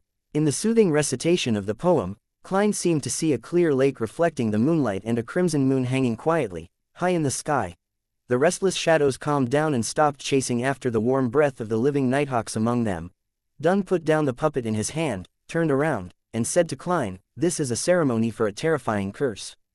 It's fortunate that we've already destroyed it. First prepare a ritual to comfort the remaining spirits, then try to communicate with the spirits of the dead and see if you can get any clues from them."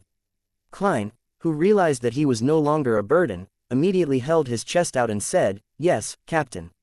He reached the altar in a few steps and extended his hands to sweep the puppets off of the round table. At that moment, he noticed from the corner of his eyes that every puppet had a name and a corresponding message. "Captain, did you discover anyone you know?" Klein asked in passing. Then, he glanced at Dunn as Dunn looked at him. Both of them fell silent. "I'm so silly, why would I ask any questions that tests the captain's memory?" Klein nearly covered his face and sighed. "If it were any other boss, they would definitely find an opportunity to make my life difficult because of this. Luckily, the captain will forget about this. I wonder if that's an advantage or a disadvantage," he thought, half glad, half joking. After a short silence, Dunn seemed to finally be capable of differentiating reality from the dream world. He replied, "There's someone you know." "Who?" Klein stopped, his hand still extended to put a candle back to where it was supposed to be. "Joyce Mayer, the survivor of the Alfalfa tragedy," Dunn replied simply. "Joyce Mayer. Anna's fiancée." Klein suddenly thought of Salis in the workhouse.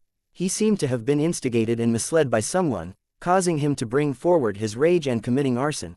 Klein retracted his right hand and said in a deep voice, "Instigator Triss." He used the lives that were cut short as a sacrifice, intending to curse all survivors of the Alfalfa tragedy. Because he didn't know who uncovered his involvement and lodged a police report. If Triss took revenge directly, it would have been impossible to wipe out all the targets scattered throughout Tingen. After 2 or 3 murders, he would have been noticed by the Nighthawks, mandated punishers, and the machinery hivemind. Then, he would have lost his chance to continue his murdering spree. Klein filled in the blanks of why Triss had started all this. Dunn nodded first, then he shook his head. Not all survivors, but only survivors in Tingen. His curse ritual can only affect the people within this range. Besides, the host of the ritual is a female, not Triss.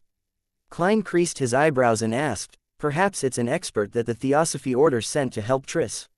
Yes, the origins of the Theosophy Order might involve the Demoness sect. It's fairly normal for their experts to be female. Dunn smiled and said in his deep voice, "I agree with your judgment. Although we only encountered that woman and not Triss, there are guesses that we can make. Such as, the woman and Triss don't stay together. Or, that Triss was out looking for people who are dying soon." Klein didn't say anything further. He set the 3 candles in place, took out the full moon essence oil, crimson sandalwood, and other ingredients, and set up the altar quickly. After he used a silver dagger to make a sealed wall, he started praying to the Evernight goddess, the mistress of calm and silence. He prayed that the shadows inside and outside the house would be comforted completely. Unfortunately, in the subsequent attempt to communicate with the spirits of the dead, Klein could only see a little of what the spirits had seen before their deaths. There weren't any useful clues. After settling the shadows into a peaceful sleep in the dark night, he ended the ceremony and removed the spirituality wall. He then shook his head and told the others. The backlash from the disrupted ritual caused severe damage and the remnant images of the host were lost. Dunn wasn't surprised. He pointed at the stairs and said, "Let's look around on the 2nd floor and give it another try." Okay. Klein, Leonard, and Fry nodded in agreement. The 3 Nighthawks went up the stairs to the 2nd floor and parted ways to search through each room. In the end, they met in a bedroom that was filled with a faint aroma. They saw messy dresses lying around and open boxes. Dunn took up a box from the dressing table and smelled it before asking, "Are these cosmetics?" To be exact, they are skin care products. Ever since Emperor Russell, they were not lumped together with a broad term, Leonard explained with a smile. "Captain, as a gentleman, there are certain things you have to know." Klein didn't join their discussion but cast his gaze towards the mirror on the dressing table. There was an obvious crack on the mirror, and there were shattered pieces on the rug beneath. The Leander left in a rush. She didn't destroy it entirely, he suddenly said in a deep voice. "Maybe I could give this a try. I'll leave it to you," Dunn replied in confidence. Klein quickly brought the candles up from the 1st floor and lit them in front of the shattered mirror. Under the dim, flickering candlelight, he took out the items like full moon essence to create a spirituality wall. After Klein prepared everything, he stood before the mirror that reflected the lights of all 3 candles and chanted in Hermes. "I pray for the mirror to receive a brief restoration. I pray for it to show every person that it reflected in the past month." As the incantation was being recited, a strong wind suddenly howled within the spirituality wall. The shattered pieces of the mirror swirled off the ground and returned to their original locations. The mirror that was covered in cracks suddenly rippled with a gloomy brilliance. Klein wiped his hands over it and a human figure suddenly appeared in the frame. But that figure wasn't Klein. It was a gentle and sweet-looking young maiden with a round face. Perhaps it was because the mirror was broken, or perhaps it was because the backlash of the interrupted ritual that affected the 2nd floor as well. Her facial features were blurry and her actual appearance wasn't exactly clear. But even so, Klein found the person unusually familiar. Chapter 125, Bold Idea. When faced with a strange sense of familiarity, other Sequence 9 Beyonders might try their best to recall or even disregard and forget about it. But a seer was different. Klein immediately ended the ritual and dispelled the wall of spirituality. He took out a piece of paper and wrote on it a statement, the source of the sense of familiarity. After which, he sat on the edge of the bed in the room and silently recited it with the piece of paper in hand.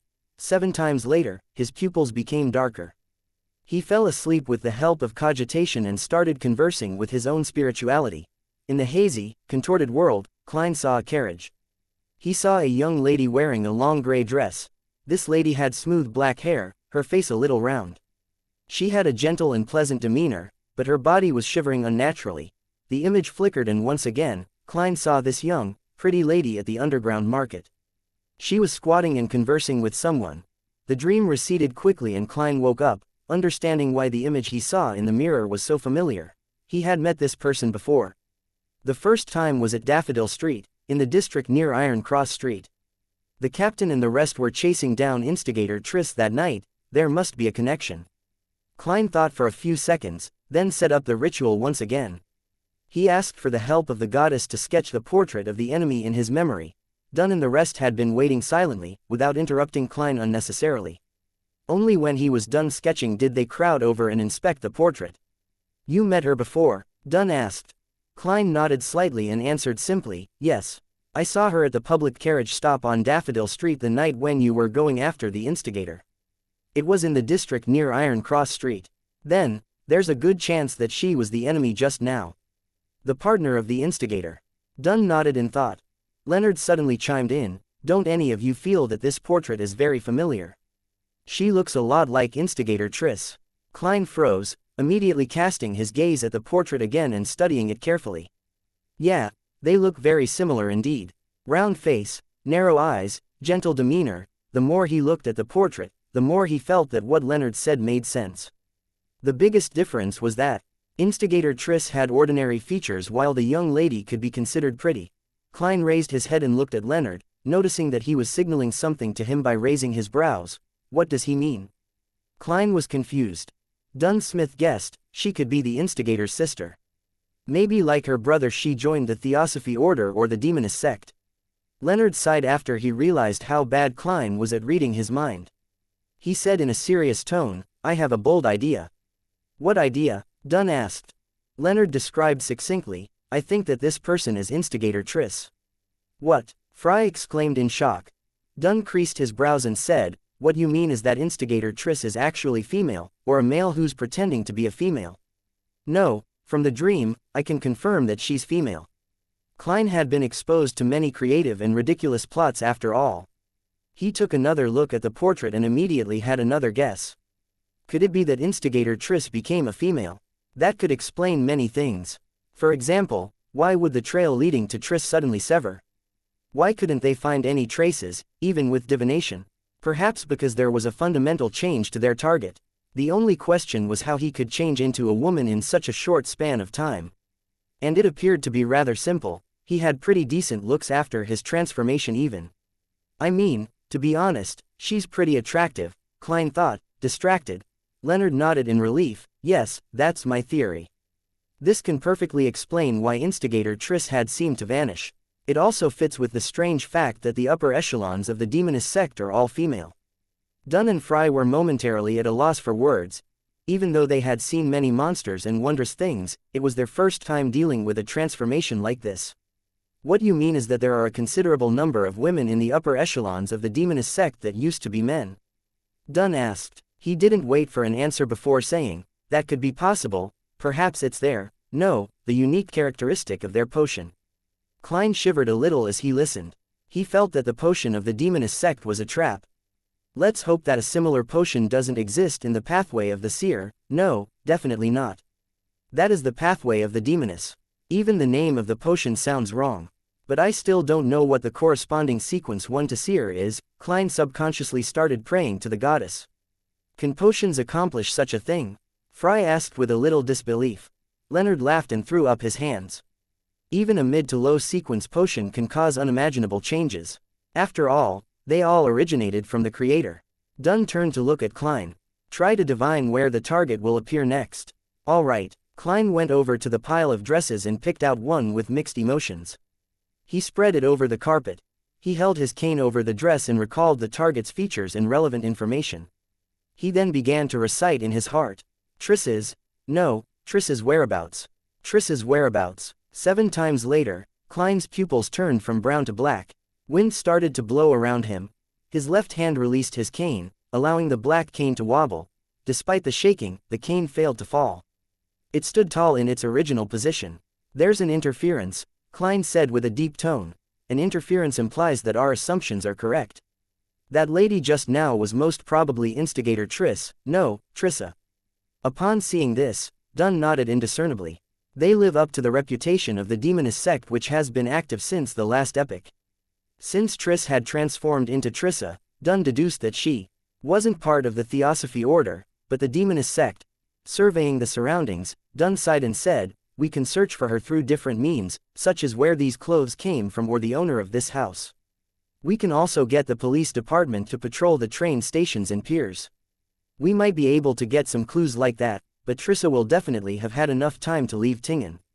Yes, I'll try it again above the gray fog when I'm back at home." Klein was cautious of people like Trissa who wanted to unleash a massacre on a whim.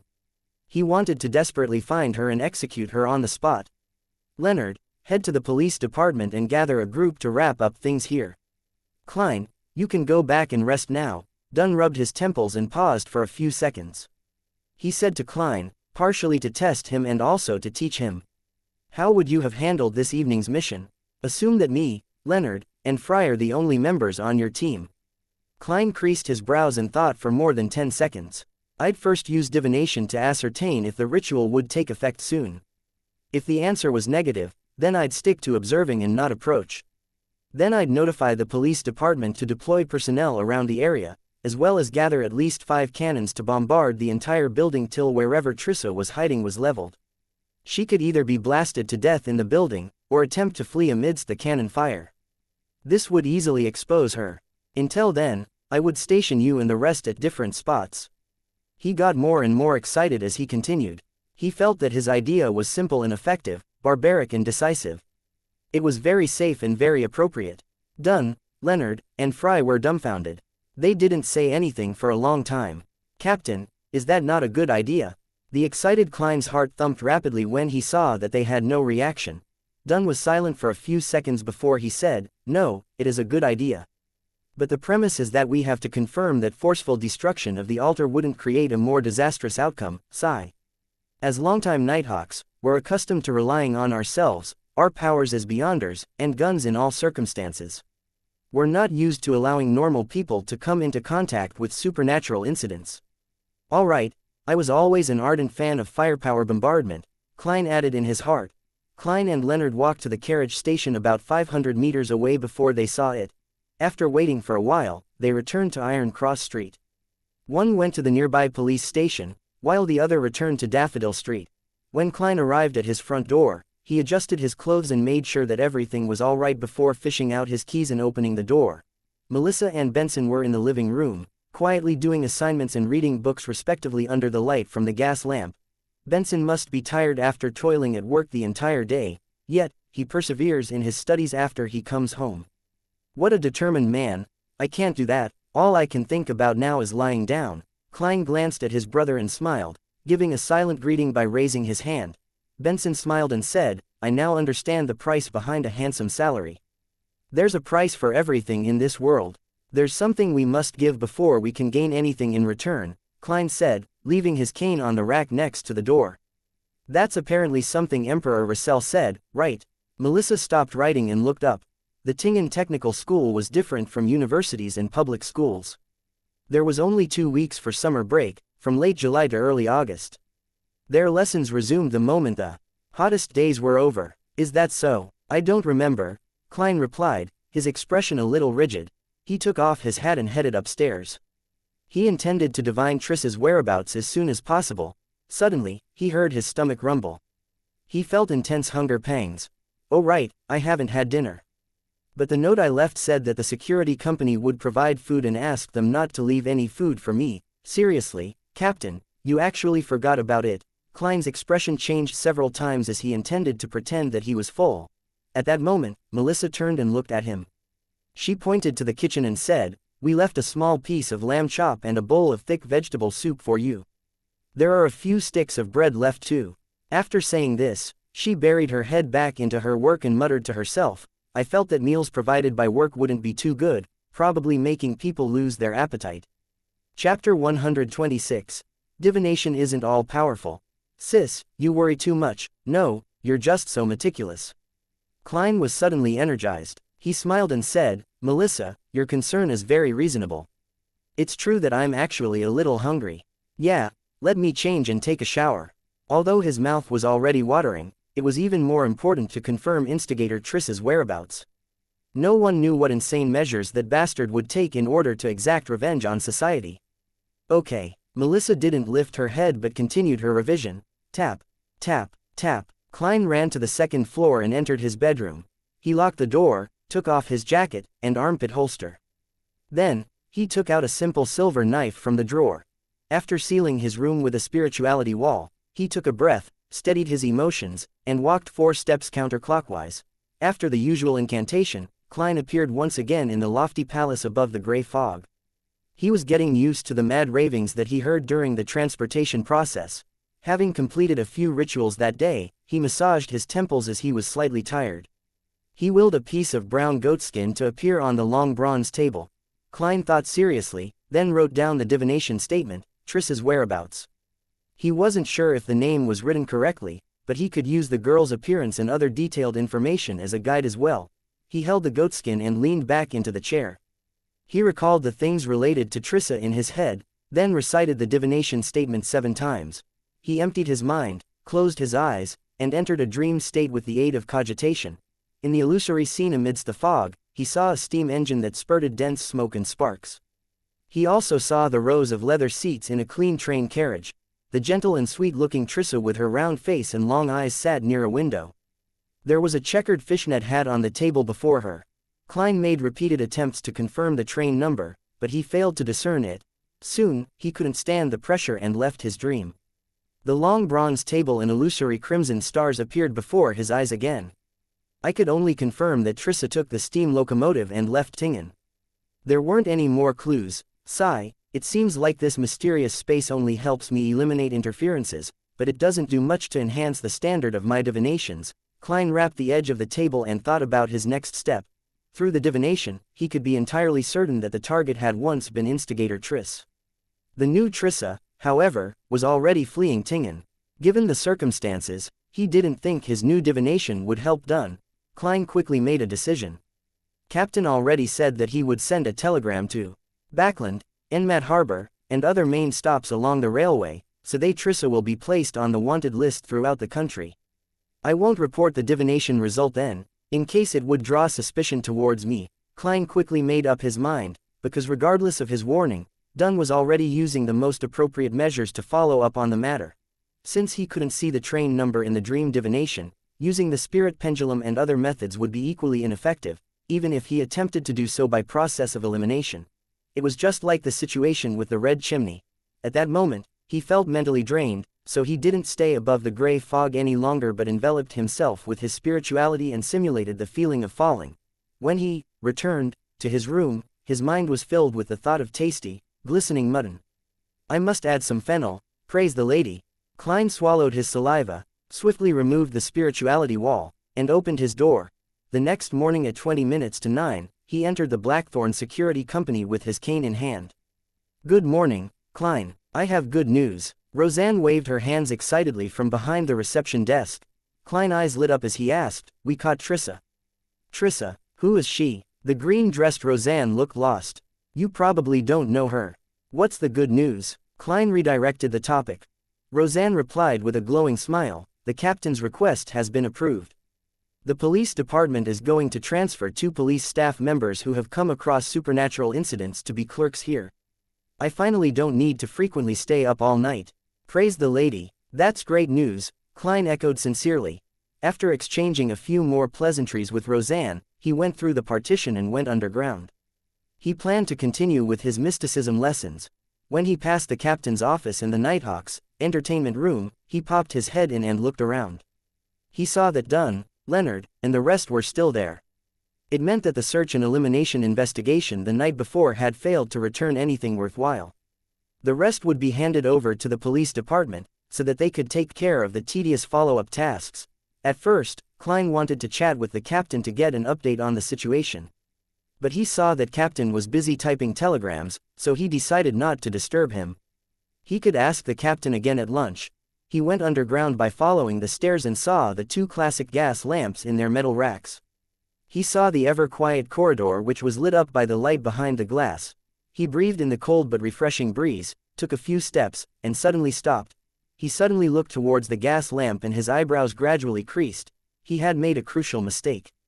A mistake that could only be made by someone with knowledge from Earth. In his divination above the gray fog the night before, Klein had seen Trissa taking a steam locomotive. Hence, he subconsciously believed that it was something happening at that moment. But, this world had yet to invent electric lights or similar equipment. When the sky grew dark, there were almost no steam locomotives in operation that ferried humans. Klein, who was accustomed to trains which operated at night, had instinctively missed out on that fact. In other words, it wasn't something that happened last night, it was a scene from the future, which meant that it was going to happen that day or the day after. Klein's heartstrings tightened and he paced back and forth. Then he went upstairs again. He knocked and opened the door to the entertainment room, and he saw that Leonard was reciting a poem by the window, looking helpless. Klein ignored Kenley, Royale, and Sikatron who were playing cards. He looked towards Leonard and said, "I have a question for you. Would it be that you want to learn tricks to entertain the ladies?" Leonard teased, putting down selected poems by Russell. He exited the entertainment room and followed Klein halfway down the stairs that led underground. He then looked into Klein's eyes and said with a chuckle, "It seems like you did a successful divination last night." Klein didn't explain further but said straightforwardly, "I divined that Trissa will leave on a steam locomotive." After their conversation at the workhouse in the West Borough, he didn't mind appearing slightly special before Leonard. Steam locomotive, the earliest train is at 7 in the morning. Leonard took out his pocket watch from his shirt and flipped it open to take a glance. "No time to waste, I'll tell the captain that I received a reliable tip." He quickly went upstairs and left the Blackthorn Security Company. After being gone for a few minutes, he returned and went into Dunn Smith's office. Klein heaved a sigh of relief and watched the captain send a telegram after gathering the other Nighthawks who were playing cards. They soon left out the door. Recalling what happened earlier, he felt conflicted. It was a different lesson than the one he received from the death of the suited clown.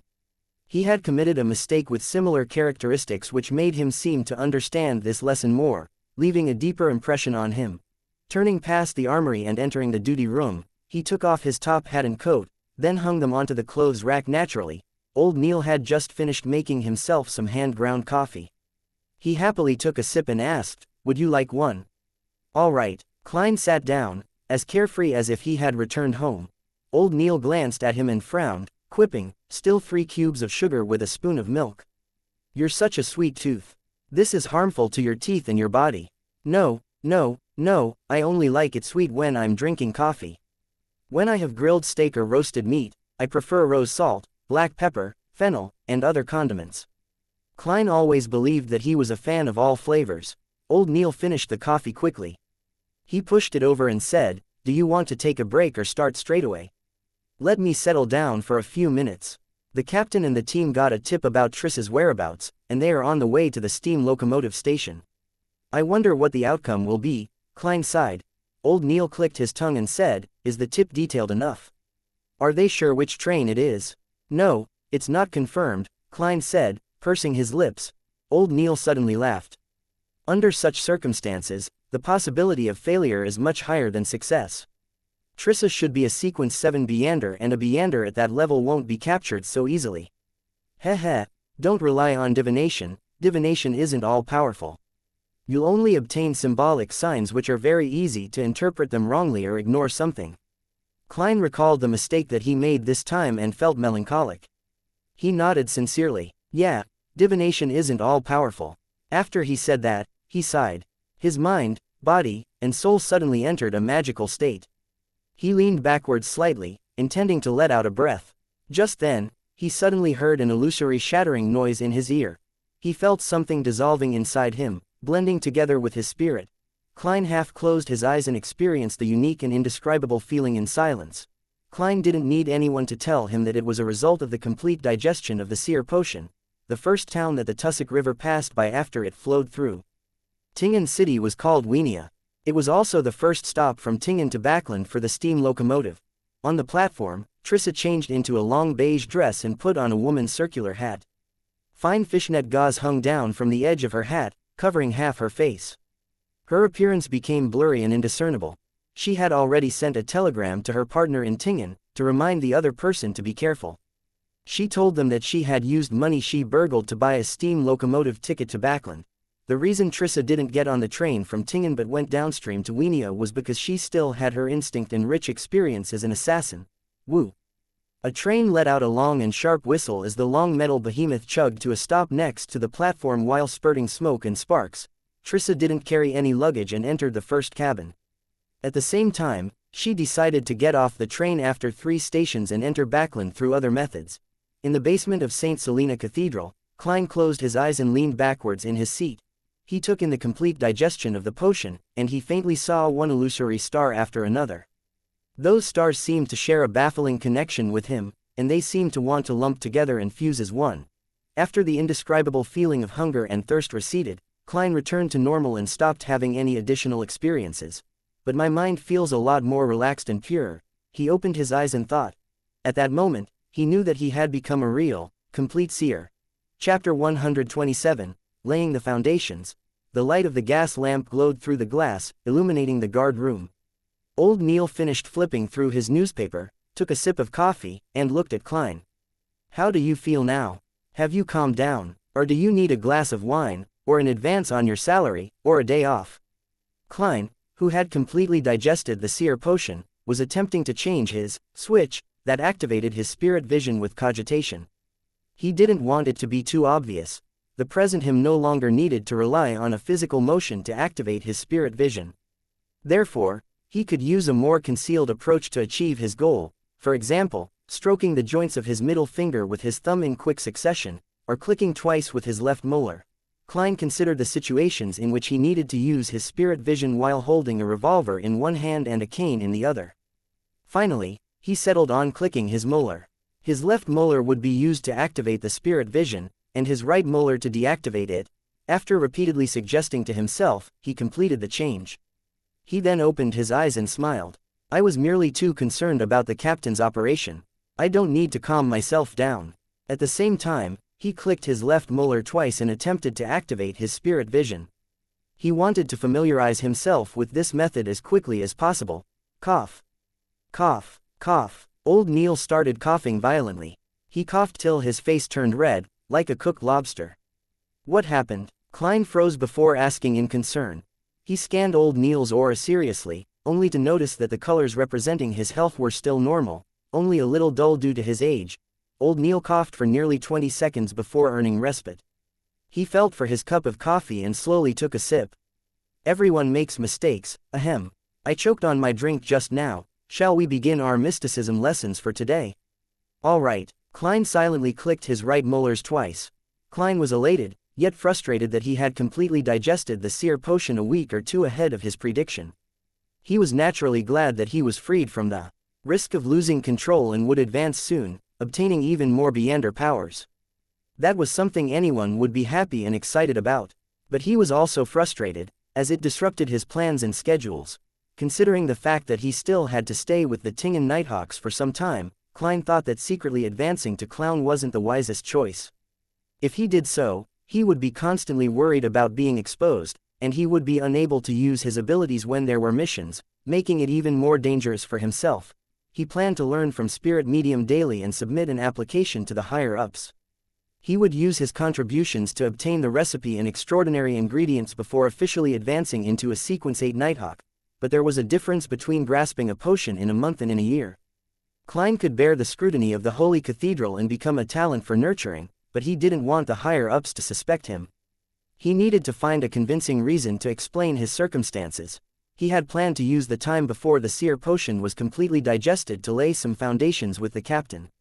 For example, he would mention that he felt his spirituality become more active whenever he went to the divination club, or pretend to casually describe the laws of a seer that he had derived from helping other people divine their fortunes. He could also mention that he didn't hear any voices that he shouldn't be hearing, or see things that are not for his eyes. This way, the higher-ups of the Nighthawks would think that he had unintentionally learned something from Daly when completing his mission, and had done a more thorough job than her. This would make the higher-ups focus more on summarizing the laws and discovering the acting method, reducing the suspicion placed on Klein. That way, I could even help the captain and the rest learn about the acting method, Klein added in his heart. He felt that Dunn Smith was a good captain. He had no glaring flaws other than his poor memory. Thus, he wanted to reduce the risk of Dunn losing control and make him more powerful. Of course, Klein could also choose to apply after a year to avoid any risks. But the continuous coincidences and the red chimney he saw in his dream divination gave him no choice but to improve his abilities as soon as possible. I'll lay the foundation with the captain 3 or 4 times over the next 2 weeks before formally submitting my request. At the same time, I can head over to the underground market to see if there are any of the necessary extraordinary ingredients. They will probably be very expensive. Klein quickly made a decision and focused his attention once again on the mysticism lessons. Time passed quickly as lunchtime slowly approached. Old Neil finished his coffee and cleared the stuff on the table as he laughed. Your mysticism lessons will come to an end soon. From the test just now, it would seem that you can create charms for yourself now. That's my plan for the next few days. Klein heaved a satisfied sigh. Charms were different from the protective amulets he had given Benson and Melissa. They needed to be carved with the help of ritualistic magic, and they had certain unique abilities that could be used in battle, but a low-grade charm couldn't do everything. The spirituality it contained would decrease over time and had to be renewed once every 2 weeks. Also, he needed to activate them with specific incantations. It was impossible to use them at will. Furthermore, the charms wielded by the Nighthawks were still limited to the domains of the Evernight goddess. Klein could only make 3 different kinds of charms for the time being. The first was the slumber charm, and its effect was similar to Dunn Smith's and Leonard Mitchell's ability to put someone to sleep with their singing. The second was the requiem charm, which was able to soothe ghosts, souls, zombies, and the like. It could also deal with vengeful and evil spirits to a certain extent. The last was the dream charm. Its abilities allowed the wielder to enter the dream of someone else. These abilities were similar to the abilities of the Midnight Poet and Nightmare from the Sleepless sequence, so Dunn and Leonard had no use for these charms.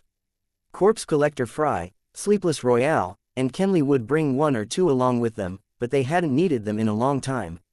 They frequently brought their charms back to Old Neil so he could recharge them. Old Neil glanced at Klein and smiled. I remember you saying that you practiced a lot this month and have run out of materials. Are you going to the underground market? Klein was taken aback at first before he nodded with a pained heart. He clearly knew the prices of the ingredients. He could only hope that he succeeded in making the charms on his first try instead of wasting materials. After being presented with the mission of bringing lunch underground, Klein put on his jacket and hat before returning to the Blackthorn Security Company on the 2nd floor with cane in hand. As he walked past the entertainment room, he saw that Leonard and the rest had already returned and were enjoying their lunches. Knock. Knock. Knock. He knocked on the captain's door. Please come in. Dunn's mellow voice sounded. Klein pushed the door open and took off his hat. Captain, did you catch Instigator Trissa? Dunn rubbed his temples and shook his head in exhaustion. We didn't find her at Tingen Station, but according to the telegraph we received from Backland, a passenger saw her in the first-class carriage of the earliest train. Regrettably, she got off in the middle of the journey. How regrettable. Klein sighed even though he had expected this. Divination isn't all-powerful. Dunn's gray eyes swept past him. There's no need to be depressed. It isn't easy to capture a Sequence 7 Beander. At the very least, we disrupted Trissa's evil ritual and saved at least 40 innocent lives. Furthermore, we understand her situation now. She can no longer commit crimes as she wishes. If she tries to do something similar, she'll be noticed, discovered, and reported at any time. Sooner or later, she'll be captured by the Nighthawks, mandated punishers, or the machinery hivemind. It's even possible that she'll be killed. Let's hope that is the case. May the goddess bless us. Klein drew the crimson moon on his chest. Following that, he paused and pondered over his words. Captain, I haven't heard unwanted voices or seen unwanted visions for over a week now. Also, that's true even when I am in cogitation or using my spirit vision. Really? Dunn creased his brows, puzzled. Klein immediately elaborated, I feel that I'm not far off from achieving full control over the seer potion. This could be due to my frequent visits to the divination club and helping others tell their fortune. Why do you think so? Dunn immediately changed his seating posture, his expression lost. Klein added a stammer into his sentence. Every time I head to the divination club, I can feel my spirituality becoming more active, and every time I help someone divine something, my heart, body, and soul become more relaxed. I've also come up with a set of rules for a seer. I've been following it strictly, just like how a mystery prior can, do as you wish, but do no harm. I found inspiration from this maxim and tried coming up with a maxim designed for seers. I think that this might be an effective way to help Beyonders gain control over their potions faster and reduce the risk of losing control. Just like Madame Daly, who has always been a spirit medium. It was unknown when Dunn had taken out his pipe.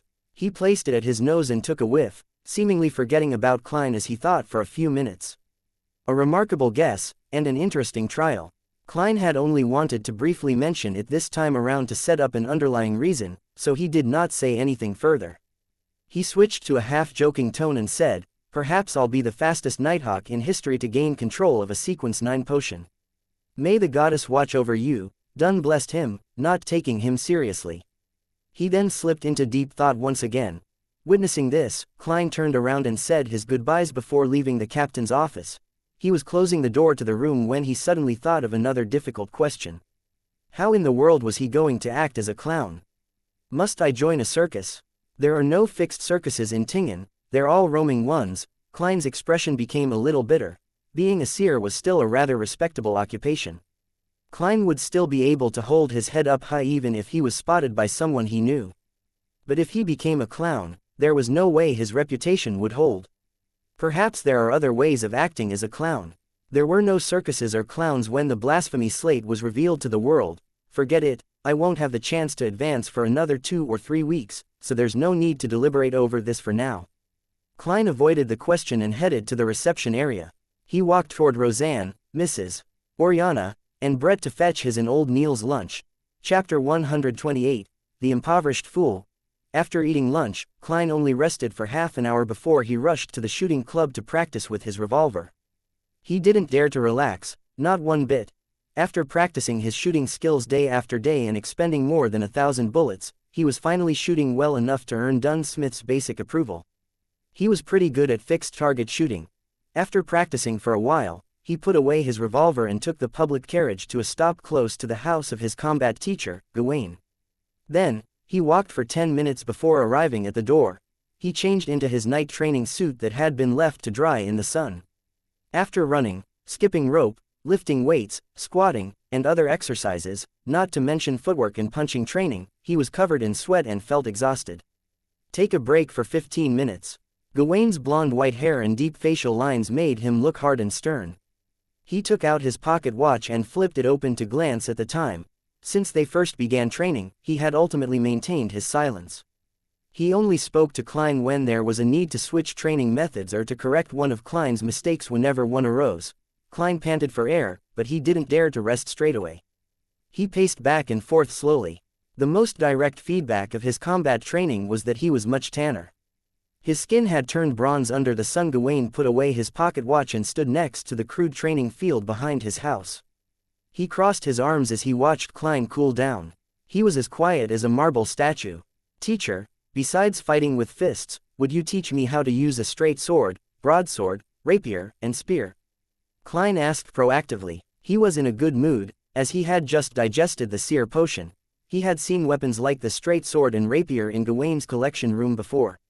There was also chest armor and full body armor. He knew that Gawain wasn't only good at fighting hand to hand.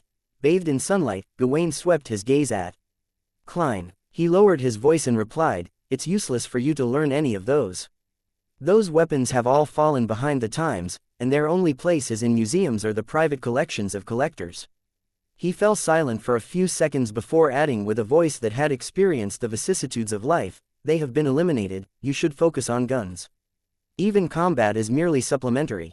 Klein looked at his listless teacher and chuckled as he spoke. "I don't think so. Every minister, every member of parliament, every general, every one of them thinks so," Gawain said, clenching his teeth. Klein stopped and acted like he was a true keyboard warrior. He responded with ease and fluency, "No, they have merely retreated from the front lines of a battlefield. They still have their uses elsewhere. Why does combat have to be used against firearms? They could be used together. I believe a person who is more flexible, swifter in action, and quicker in response could use guns in a more effective manner." When he saw Gawain's eyes suddenly sharpen, Klein turned smug and continued, "The other weapons aren't eliminated either. They only need some enhancement to be more portable. We could form a squad with high maneuverability. A group that's designed to circle the front lines and launch an attack from behind the enemy and fight right to their core. In such a small-scale surprise attack, a warrior who has outstanding hand-to-hand abilities and familiarity with various kinds of weapons could play an important role. You can imagine such a scene. Klein gave full play to his ability of knowing a bit of everything. He mixed and matched all the combat tactics the special forces on Earth had and described them to his teacher. He wasn't sure when Gawain's breathing became heavier. He stood there without moving an inch, seemingly unwilling to break the scenes he imagined. Klein stole a glance at the man's reaction. He felt smug in his head as he cleared his throat and said in a restrained manner, "Teacher, what do you think about my plan? Is there any possibility of realizing it?" Gawain's body quivered as though he just awoken from a dream. He looked deeply into Klein's eyes and said, "Your break is doing you well. Repeat the whole set of exercises 10 times. Huh." Klein looked lost. Very soon, he started running and snapped back to reality. He roared in his heart, 10 sets. "Teacher, no, I don't want to celebrate my complete digestion of the seer potion like this." "Hey, didn't you gain any inspiration at all?" Ellipsis. Looking at Klein running towards the other side of the training field, Gawain suddenly uncrossed his arms and covered his face with one hand. He closed his eyes tightly, and the wrinkles on his face were deep and obvious. After nearly puking from exhaustion, Klein took a shower, changed clothes, and bade a still silent Gawain farewell. He took the public carriage and left. He didn't return home directly but headed to Evil Dragon Bar near the harbor. He planned to inquire about the price of Beyonder ingredients and buy items for making charms. On the way, Klein kept his mind on his tiny stash that he was carrying with him. He forced himself to stay alert and reached his destination with great difficulty. "I need to save £4 for the remaining balance that I owe to the detective company. I can only use £3 and 5 solely tonight." He touched the paper notes in his pocket before grabbing his cane and alighting the carriage. At that moment, the sun had already begun slipping below the horizon. All the houses were gradually tainted with a twilight luster. The boxing matches and rat baiting with dogs were already warming up in Evil Dragon Bar. After passing through the billiard room and numerous rooms, Klein finally entered the underground market. He looked to the left and right, but he didn't see Monster Ademysol, who was always active around there. Didn't old Neil say that Ademysol only managed to survive because the boss of Evil Dragon Bar feeds him? Klein asked himself curiously. As a nighthawk, he remained vigilant to matters like that. He approached the brawny man guarding the door and asked, "Where's Ademysol?" The brawny man replied without a smile, "I have no idea where he's sleeping. He's been like that lately. He lies down in shivers and chants, 'Dead, dead, all corpses, everyone has to die.'" What scenes did he see this time? What triggered him? Klein creased his eyebrows slightly and asked for more details. He wanted to know where Ademysol was sleeping, but the guard didn't know either. "When I'm done, I'll look for him via divination to see what he's been through." After taking note of this, Klein walked towards one of the 2 rooms at the end of the trading market. According to old Neil, the room on the left was for loans and repayment, while the room on the right was for the buying and selling of precious items, including Beyonder ingredients. When he opened the door to enter the room on the right, Klein realized that there was a partition that separated it into 2 spaces, the inside and the outside. There were another 3 customers waiting on the outside. He lowered his silk top hat and queued behind the 3 customers. He leaned his body forward and supported himself with the cane as he waited in silence. Soon, the door of the partition opened and a customer in a bluish-gray harbor worker uniform came out. He kept his head low and left in a hurry. Klein lightly clicked his left molar twice and looked at the man with spirit vision. He then looked at the other 3 customers. There was nothing wrong with them other than the usual minor illnesses that people had. After another 10+ minutes, it was finally his turn. He opened the door and entered the room that was lit with a kerosene lamp. He locked the door and took the seat that belonged to the customer. He looked towards the old man wearing a black felt hat opposite him. "I'd like to know what Beyonder ingredients you have, and at what prices they are being sold." The cheek muscles of the elder were droopy and the wrinkles at the corner of his eyes were deep, but his body was well built.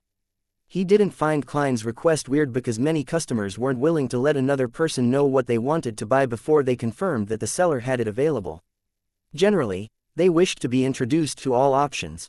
The old man flipped to the newest pages of the notebook, stole a glance at Klein, and took a sip of his honey wine before he said, "Water ghost's brain tissue costs from £3 to £15 depending on how intact it is.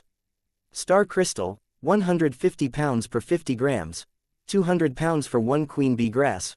£170 for an adult black-spotted frog. £280 for human-faced rose, but there's only one. Klein controlled his emotional response. After he listened to the old man's introduction, he was surprised that an underground trading place like this had fewer than 30 Beander ingredients. As he touched the notes worth £7 in his pocket and thought of Miss Justice's attitude towards £1,000, he sighed. Unfortunately, there is nothing I want. Without waiting for the elder to pose any further questions, he quickly turned around to open the door and made an exit. He returned to the underground market and looked around blankly. He stood there for a while and sighed with a bitter smile. I'm probably the poorest boss among all the secret organizations. That only steeled his resolve of getting ingredients internally from the Nighthawks or through exchanges with Justice or the Hanged Man. After circling the underground market twice, Klein picked and purchased ingredients to make charms, such as a partially finished silver piece, herbal powders needed for rituals, and natural ores. He spent £1.15 solely in total. My private stash of money only has £5.10 solely left. Excluding the final payment to the detective, I still have £1.10 solely. After Klein silently did the math regarding his financial situation, he felt helpless. Of course, he knew very well that he had only been working for just over a month. If the time span had been extended to a year, he should have been able to save up more than £100. In another 2 weeks, I'll have to tell Benson and Melissa that I've gotten a raise to £3. We can hire a maidservant, but I won't have a private stash of money anymore, Klein thought as he walked towards the exit of the underground market. Just then, he saw old Neil in his classic black robe entering slowly. Got everything? Old Neil greeted with a chuckle. Yes, Klein answered frankly. Old Neil tsked immediately. You came really early. That's because I'm still hungry, but you've already had your dinner. Klein chatted casually with old Neil. After a while, the boss of Evil Dragon Bar, Swain, walked in with his Navy officer uniform draped over him. He approached the two of them with a mask of solemnity and lowered his voice. What happened? Old Neil suddenly turned serious, and Klein couldn't help but feel a tug at his heartstrings. Swain's brown hair was messy, and there was a strong smell of alcohol in his breath. He replied in a low voice, a member from the mandated Punishers has lost control nearby. We have to finish him before he harms any commoners. Chapter 129, Rampager, Lost Control. Klein's heart tightened as he nearly blurted out his question. Even though Dunn and old Neil had frequently emphasized the possibilities of losing control and the harm it caused, this was the first time he was experiencing an incident like that. He felt a little horrified, a little lost, a little scared, and a little saddened. He felt extremely mixed emotions. Among the cases that we have to deal with annually, a quarter of them were a result of Beyonders who lost control, and among the quarter of cases, a large number of them are our teammates. Dunn's words flashed past Klein's mind, slowing his reaction. Old Neil, who had experienced many incidents like this, immediately asked, "Where is the Rampager? What do you need us to do?" Klein was taken aback from hearing this. He had believed that a sleazy, half-retired personnel, like old Neil would find an excuse to reject Swain's request or extort a huge sum in exchange for his help.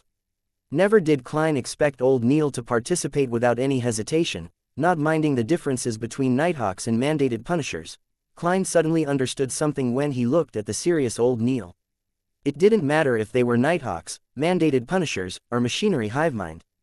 Their aim was to stop supernatural powers from harming the innocent and maintain peace and stability in Tingen. If they were met with a dangerous and urgent situation, their sense of duty would propel them to help without hesitation. Swain answered succinctly, "Be my support." He didn't explain why the person lost control or where the Rampager was. Instead, he made his way to the exit quickly. This ex-captain of the mandated Punishers was clearly an old alcoholic, but Klein realized that he could not keep up with the man's pace. He needed to break into a jog to ensure that he was not left behind. He turned his head to look at old Neil, only to see the old mystery prior break into a run. The three of them didn't pay any attention to the gazes of the guards on their way there. One of them had an old Navy uniform draped over him, another was in a dark classic robe, and the other in a black windbreaker. They charged out of the billiard room and into Evil Dragon Bar. The customers who were drinking shifted their gazes from the rat-baiting competition to Klein and company. Is that Boss Swain? Where's he going in such a hurry? Did someone default on their loan? Amidst the soft murmurs, some of the customers focused their attention back to the cage. They once again broke into an uproar, venting the stresses of their day. However, some of the more perceptive customers felt a faint sense of unease. Klein, Old Neil, and Swain ran across the road and entered the harbor district. On that boat, Swain slowed down and pointed at a cargo ship not far away. 2 mandated punishers are circling the rampager, preventing him from entering the Tussock River. Help me influence him and bring him under control. Leave the rest to me.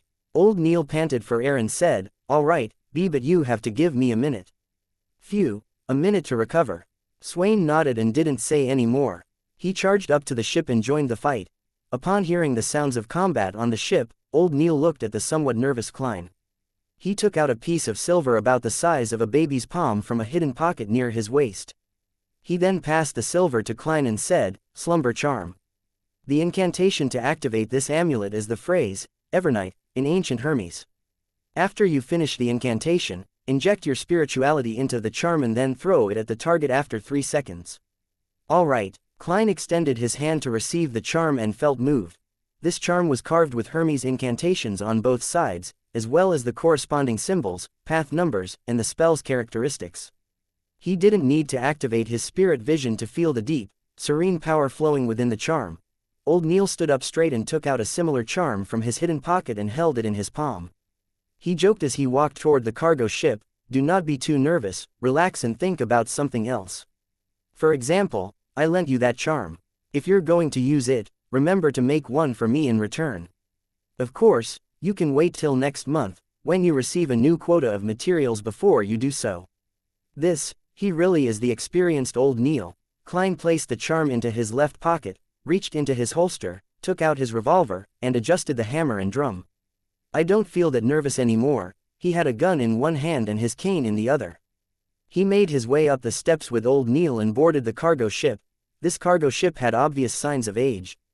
Although it was powered by steam and had a chimney, it retained its past fixtures such as its mast and sails. Furthermore, only its surface and some other portions were plated with metal. The remaining sections of the ship were still made of wood. As the sounds of the battle intensified, Klein and Old Neil suddenly heard a loud noise amid the din while searching for a way to enter the cabin. The wooden cabin was instantly shattered, its fragments flying everywhere. A figure fell through the hole and crashed onto the side of the ship. Klein didn't have the luxury of time to evaluate the man's injuries. His gaze was focused on the monster which was charging towards the hole. The monster was over 1.8 meters in height and was wearing a tattered shirt and trouser. Its ankles were covered with dark green scales, and a layer of skin had formed between its fingers and toes, as if they were the webbed limbs of an aquatic creature. It had a head covered in wrinkles, still barely resembling a human. Its scales were coated with a sticky fluid that continuously dripped onto the floor. The sticky dark green liquid corroded the deck slightly, leaving visible marks behind. Bam! Swain punched the monster from the side, causing it to stagger 2 steps to the side. Bam! Bam! Bam! Even with the ridiculous muscle Swain had, he was clearly inferior to the monster. Despite having his punches and kicks connect, they were unable to smash through its scales and cause physical harm. Swain was momentarily reduced to a wretched state as he staggered. If not for Swain's astounding sense of balance and the efforts of the other mandated punishers to shoot and suppress the monster, Klein suspected that this blue-eyed elder would have been beaten to death by the monster. Thud.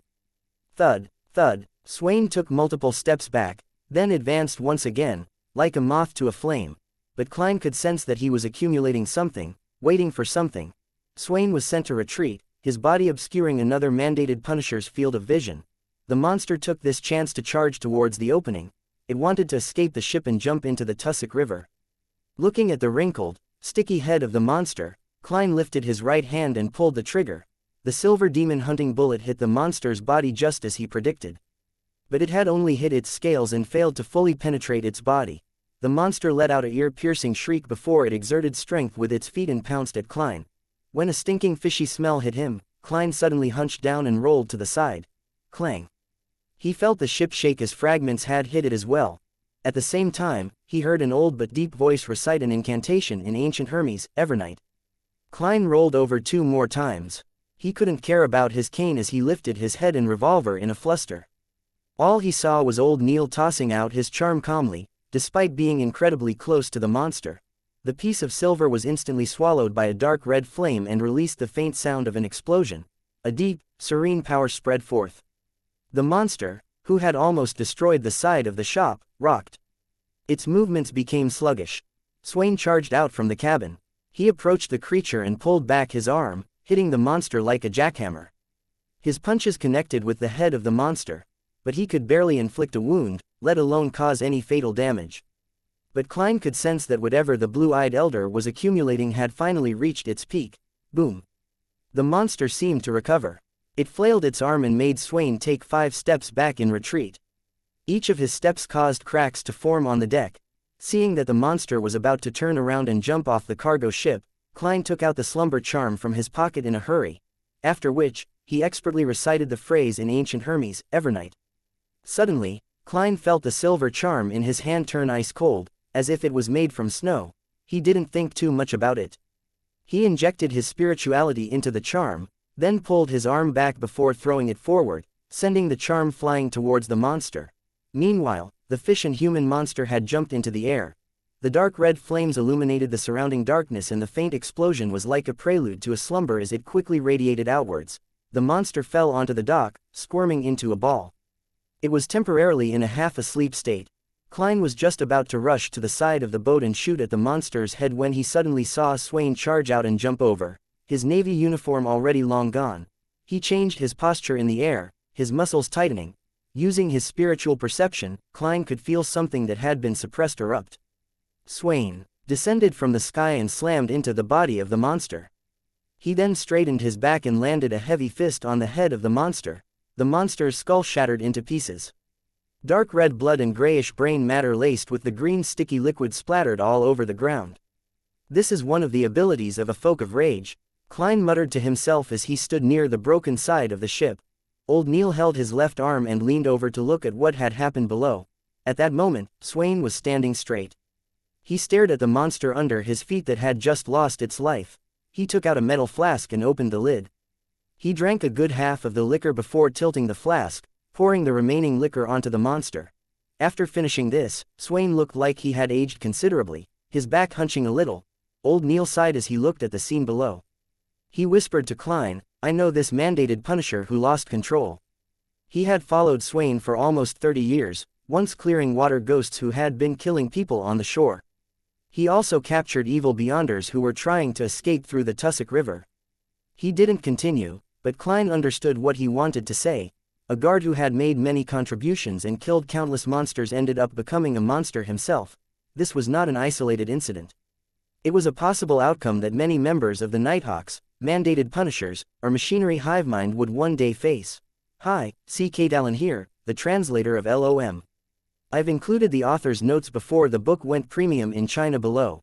It has been 2 months since LOM was first released, and it's time to go premium. In the past 2 months, I nearly didn't say much in the author's notes or interact much with you. The main reason is that I'm increasingly convinced that the best communication between author and reader is inside the novel. I will write whatever I wish to express or describe inside the story, so there's no need for me to say anything else. Yes, back to LOM, I probably had this idea to find the joy from first coming into contact with web novels.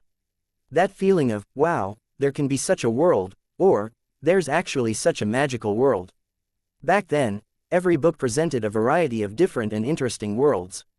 It always exposed me to more, making me unable to extricate myself from those worlds as they expand my imagination. Of course, it has to do with me having little exposure to similar novels. Therefore, when I felt that I had made sufficient preparations in creating the framework of a relatively new world and an interesting and amazing system, I began this book with uneasiness and courage.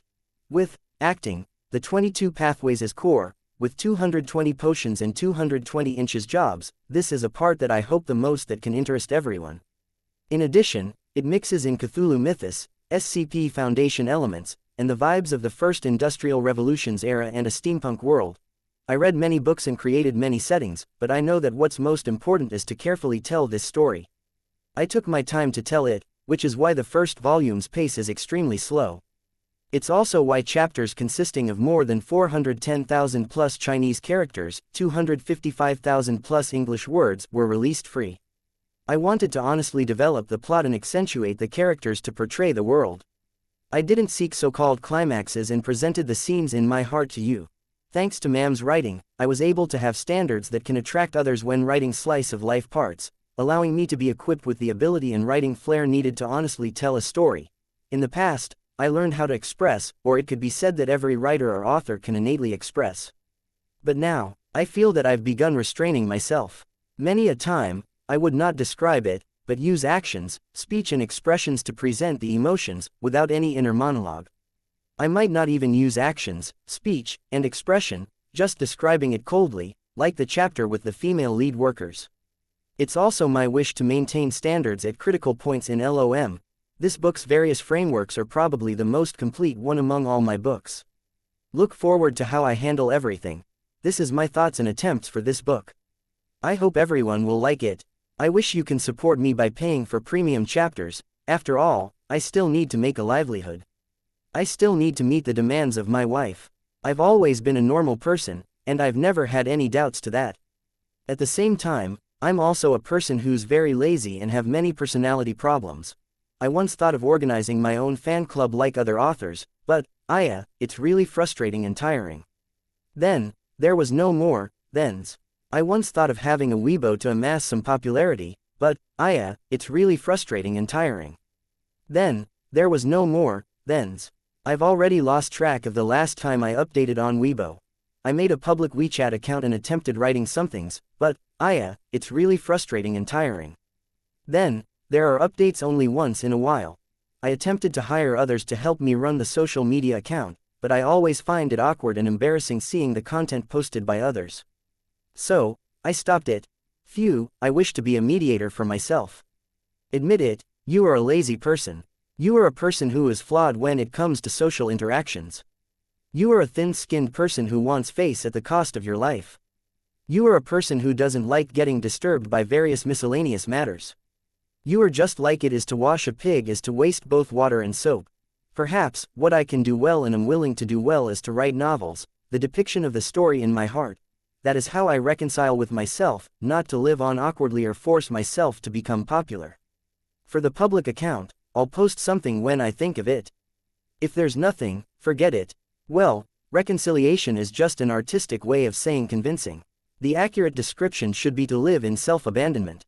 Rubs hands nefariously. After this communication, we will have premium chapters for the next update. I'll make my plea here for you to support premium and vote with your power stones. There will be a mass release. Really, I have a stockpile. Well, there will at least be 5, maybe 6. Chapter 130. Backlund's Secret Gathering. Klein looked at Swain standing before the monster's corpse before looking sideways towards the mandated Punisher who was helping his semi-conscious partner up by the arm. Klein suddenly felt an indescribable sadness. It was almost impossible for members of the Nighthawks, mandated Punishers, and the machinery hive mind to be known as heroes. The things they did were never made known to the public but only hidden in confidential dockets. But the danger and pain they endured were ever so real. Perhaps there would be a day when my enemy will be one of my teammates, Klein sighed silently. He felt the heavy weight that all Nighthawks, mandated Punishers, and machinery hive mind carried. At that moment, old Neil let out a sigh. Let's go. Let's not disturb them, okay. Klein picked up his cane. Just as he widened his stride, he suddenly noticed that old Neil was still holding his left hand. He asked, concerned, "Are you hurt?" Old Neil chuckled briefly before saying, "I got stabbed by one of the shrapnel earlier. If I was still young, I definitely would have been able to dodge it. Luckily, it's just a small cut." He moved his right hand slightly to let Klein see the tiny wound that was still lightly bleeding on the back of his left hand. After he confirmed that it wasn't a big issue, Klein walked off along the gangway as he sighed. "Mr. Neil, you're much calmer than I imagined. Despite being less than 2 meters away from the monster, you could still chant the incantation calmly and use the charm." Although the rampaging mandated Punisher had leapt towards Klein in the form of a monster, old Neil was physically very close to him the entire time. Old Neil chucked at the compliment. "I'm an experienced Nighthawk. Among the dangerous things that I've done, what happened just now isn't even in my top 10.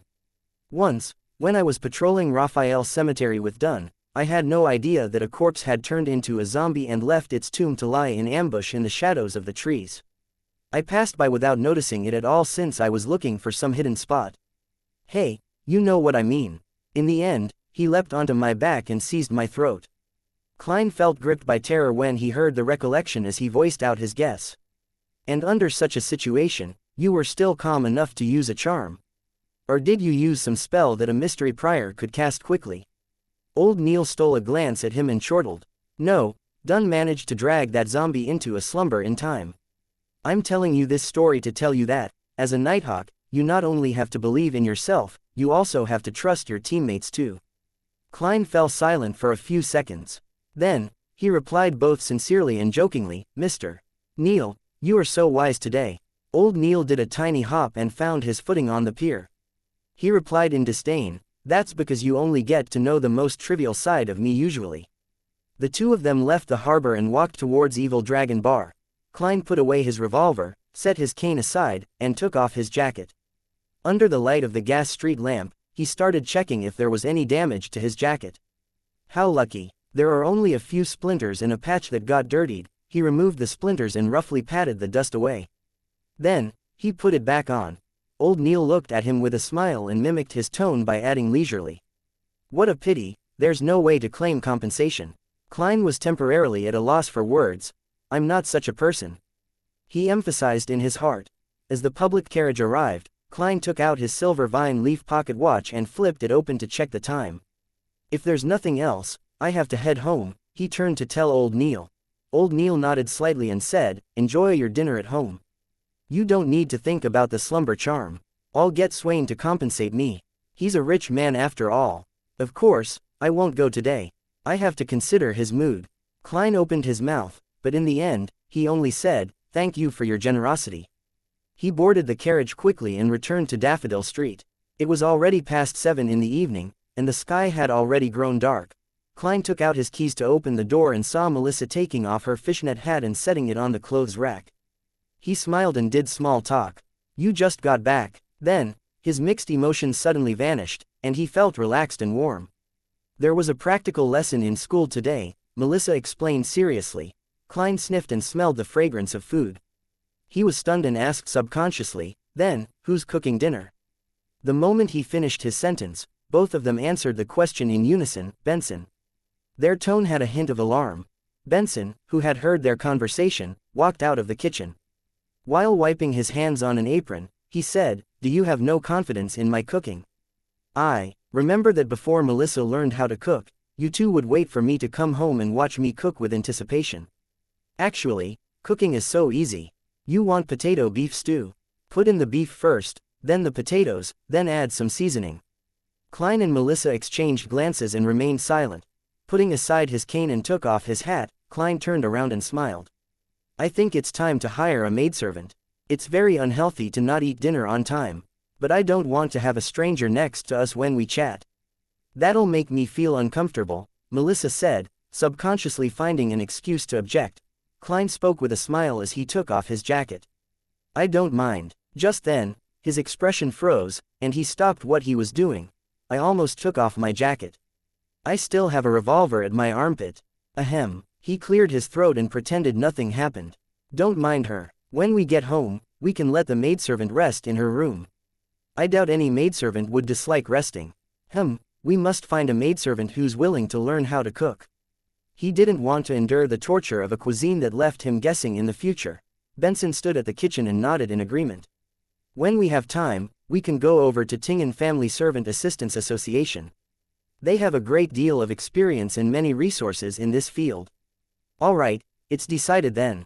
Klein ignored Melissa's unwilling look. Backland, Empress Borough, Viscount Glaint's residence. Audrey Hall left the party with her personal maid, Annie. They came to the second floor and entered the bedroom that the Viscount had prepared. She took off her glamorous dress and her lightweight dancing heels slowly with Annie's assistance. She then put on a black hooded robe that she had prepared ahead of time. Pulling up the hood, Audrey stood before the full mirror and examined herself. She saw that more than half her face was covered by the shadow of her hood, and only her beautiful lips were clearly exposed. Long black robe, face hidden by shadows, a mysterious feeling, this is something I've been dreaming of wearing all this time. Audrey thought to herself happily. Worried, she added a blue boat-shaped soft hat under her hood. With the fine checkered fishnet drooping down, her facial features became even more indiscernible. Not bad, that's it. Audrey stuffed her feet into leather ankle boots, looked to the side, and told Annie, "Wait for me here. No matter who comes, do not open the door." Annie looked at her helplessly and said, "But you have to make sure that your trip doesn't take more than an hour. You should trust me. I have kept my promise every single time in the past." Audrey smiled and leaned in towards her personal maidservant. She hugged her and kissed her cheek as etiquette demanded. Then, she walked quickly and pulled up her hood. Turning around, she exited the bedroom through a secret door. She walked all the way down and came to the side door of the Viscount's residence, where she saw that there was already a carriage waiting there. Glaint stood amidst the shadows as he glanced at Audrey and complimented sincerely, "By dressing up like this, you are really, yeah, like the description Emperor Russell often used, very cool." "Thank you." Audrey pulled up an imaginary skirt and curtsied elegantly. The two of them got into the carriage and left the villa. They arrived at a house about 10 minutes away. Outside the house, Audrey saw apprentice Furs Wall and her friend, Tribunal Zio Derecha, whom she had been seeing recently. Furs's slightly wavy brown hair and her light blue eyes showed a natural laziness. She pointed at Zio Derecha next to her and said, "She's an excellent persuader, capable of helping you get things that you want." Zio Derecha was slightly shorter, about 150 centimeters at most. Her facial features were soft, but she seemed pretty young and immature. Although her shoulder-length blonde hair was messy and unkempt, and she was in a traditional night training suit, she carried an indescribable look of dignity and a convincing charm. Audrey had met her a few times. She smiled faintly and greeted, "Miss Zio, can I trust you?" "You don't have to worry at all." Zio Derecha smiled and gestured with her hand. Just as she walked to follow Audrey and Viscount Glaint, they heard a sudden thud. Audrey looked towards the source of the sound and saw that a triangular blade coruscating with a cold glimmer had fallen beside Zio Derecha's leg. Audrey and Zio Derecha exchanged looks, simultaneously at a loss for words. After nearly 20 seconds, Zio Derecha quickly squatted and picked up the triangular blade and hid it on her body. "We have to prevent the occurrence of an accident. Some people lack rationality, and they aren't convinced easily," Zio Derecha explained seriously. Audrey nodded and replied with a clear voice, "I believe you. These are tools to convince those bastards to talk to us calmly," Furs added, looking sideways at the grass plains. The quartet didn't continue conversing and walked a few steps forward. They knocked on the wooden door with 3 long and 2 short knocks. The door squeaked and opened. Slowly, using her spectator state, Audrey looked into the house that had many people sitting around randomly. They employed various methods such as hoods or masks to conceal their looks. Some didn't even bother and exposed their faces openly. Almost instantly, Audrey noticed a black-robed man on a single-seat sofa. That man wore a hood too, hiding his looks under a shadow. He looked at all the guests in silence, giving people a feeling that he was somehow in a commanding position. He is very confident, but his gaze is very disgusting. His gaze moved up and down my body like 2 slippery tentacles wanting to tear off my clothes. Audrey's senses were sharp. She carefully observed and made a judgment calmly, but she nearly had goosebumps. Furs introduced him. "That's Mr. A powerful Beander, the leader of this secret gathering." Chapter 131, Transaction, Mr. A. That sounds more like a code name for a criminal rather than a powerful man of mystery. It can't be compared to the Fool at all. No, only gods or demigods can be compared to Mr. Fool. Audrey felt a sense of superiority as she thought about this. She looked calmly at Mr. A and spoke to Furs and Zio Derecha with a hushed tone, "Are there any stories about this man?" The hooded Viscount Glaint was equally curious. Zio Derecha replied sternly, "There were several such incidents in the past. Sequence 8 Beyonders, some even at Sequence 7, have targeted and tried to deal with Mr. A, but they've all mysteriously disappeared. So he truly is a powerful Beander," Glaint marveled. They walked into the room as they spoke. The guards immediately closed the door behind them. After adjusting to the gas lamp's light in the room, Audrey saw 2 blackboards with several phrases written across them right in front of her. At that moment, Furs, who had an unlit cigarette in her hand, whispered, "Those are the requests of the members of this gathering. You should be able to understand that many people do not wish for others to know what they possess to avoid being a target of greedy people. Thus, they write their requests, or what they are selling, as well as the rough price on the blackboards anonymously." Audrey nodded. She didn't care to observe the members of the meeting. Instead, she shifted her gaze to the words on the left board. "I need a pair of eyes from a mature manhole fish. The dust left behind by vengeful spirits, 165 pounds. 3 pages from Emperor Russell's notebook, 20 pounds. Audrey couldn't maintain the state of her spectator when she saw that. She was as shocked as she was excited. These prices are too cheap. She thought in excitement and joy. As she walked, her gaze shifted as she saw other notices. Tears of an infant flower, 200 pounds. Mummy powder, 10 grams, 5 pounds. Fishman secretion, 30 milliliters, 29 pounds. Formula for sequence 8 potion sheriff, 450 pounds. Just too cheap. The Beander ingredients all cost less than 300 pounds. Audrey's eyes sparkled as she found a place to sit together with her companions. Xianxia leaned over and whispered into her ear, "Do you have anything you want?" Audrey breathed heavily. Emperor Russell's famous quote flashed through her mind, "I want it all." She had 2 elder brothers, rendering her eligibility to inherit the aristocratic title and the main portion of the inheritance null. But as a lady adored by her parents and brothers, she had property, farmland, pastures, mines, jewelry, stocks, and bonds to her name. Together, they were valued at 300,000 pounds. This was a part of her inheritance, but she only possessed them in name before her father, Count Hall, passed away, or when she got married. Every year, she received a corresponding amount from a trust fund, but even so, she could receive 15,000 to 25,000 pounds a year, making her one of the richest women among the nobles in the entire Lowen Kingdom. Of course, she had expenses she couldn't avoid as a noble. And now that she was receiving annual payouts, she could no longer pester her parents for money all the time. She controlled herself and answered with reservation, "For the time being, I have my sights on Emperor Russell's notebook. I adore him, and I think that the special symbols and literature he created hold a mysterious power, it's just that we haven't found the correct way to decipher them." "Audrey, you are becoming more and more hypocritical," she added in her heart. Just as she had said that, a young man in a white shirt sitting near them stood up excitedly.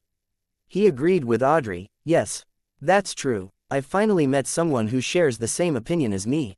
I'm the person with the 3 pages of the notebook, and I can sell them to you right now." Audrey was at a loss at first before she replied with a smile, "Then please allow me to express my gratitude." She took out a pair of 10-pound notes and handed them over to the man, then received the 3 pages of Emperor Russell's diary in exchange. Of course, no one here knew that they were part of his diary, and thus everyone generally called them his notebook. Audrey flipped through the pages after she received them and confirmed that the writing was similar to the previous pages that she had come across. She put away the diary and asked Zio and Furs softly, "Who can I look for if the notes are fake?" "Mr. A. Yes, Mr. A will not allow any fraud to take place in his gathering. And I could help you mediate this privately too," Xianxia replied eagerly. "I understand." Audrey entered her spectator state and surveyed the beyonders and beyonders to be around her. There were many people looking over because of the excitement of the young man just now. They were observing Audrey and Glaint, some making it obvious while others were more discreet, but Audrey and Glaint's hoods covered their features well. There are sofas and chairs strewn all around the venue, all facing the board. The material of the furniture is rather normal, indicating that the person who gathered them here, Mr. A, isn't a noble and doesn't care much about the venue. Yes, with the confidence he displayed, he need not be overly pretentious with the venue. Audrey looked around and calmly observed, "Mr. A looks at all the ladies present, his gaze often lingering on those who have above-average looks. He's lecherous, why is he looking at me so frequently? Can he see through my robe?" Audrey was shocked at this deduction. She felt disgusted, as if she had just eaten a fly, but her worries quickly eased, for she noticed that Mr. A was not looking at her body or the bodies of the other ladies. This means that his eyes cannot see through fabric directly. His sense of sight is exceptional. It's as if he's observing me at a close distance. With that ability, the hood won't achieve much. Audrey calmly observed the rest of the people engaging in their own deals and got an understanding of the circumstances of some of the people there. At that moment, Mr. A's facilitator walked over and whispered to Audrey's group, "You can write your requests on a piece of paper and pass them to me, or wait till the break later to write whatever you want to sell on the blackboard in the small room." Furs took a whiff of her cigarette and surveyed the surroundings cautiously. "Have you considered which sequence 9 formula you want?" She had kept her promise and told Audrey and Viscount Glaint about all the sequence pathways she knew of. Audrey pretended to think before saying, "Spectator, I want to become a spectator. And I also want the advancement of spectator, the telepathist." She considered the fact that she would have to come into frequent contact with Furs and Xianxia in the future, making it highly possible that they would realize that she was a Beander, a spectator. Thus, she decided to take this opportunity to reveal this to them and completely conceal the fact that the tarot club existed. Even though I'll be wasting some money, it'll still be worth it, Audrey praised herself. At the same time, she noticed that Zio Derecha was looking at the blackboards from time to time. Her expression was that of desire and depression. Zio told me that the corresponding sequence 8 to Arbiter was Sheriff. She's looking at the £450 price tag. Well, it's obvious that she wants the formula for Sheriff. She's already been an Arbiter for more than a year, and she has been unknowingly acting the role of an Arbiter. Her potion should have been digested already. All these details tell me that Zio lacks money. As Audrey was deducing all of this, Viscount Glaint revealed his choice. Apothecary, I want the formula for sequence 9 apothecary. Feeling the gazes from Audrey, Furs, and Zio, he explained himself with a chortle, to me, health and not having to worry about major illnesses and harm is the most important thing. A rational decision. I once dreamed of becoming an apothecary. Furs sighed while smiling. She had a rather languid demeanor. After making the decision, Audrey and the rest wrote their requests on pieces of paper and handed them over to the facilitator. They looked on as the facilitator made his way around the venue and asked the other participants, collecting several other slips of paper.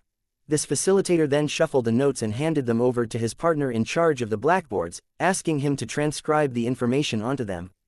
I need the formulas for Potion Spectator and Telepathis. The price will be negotiated face to face.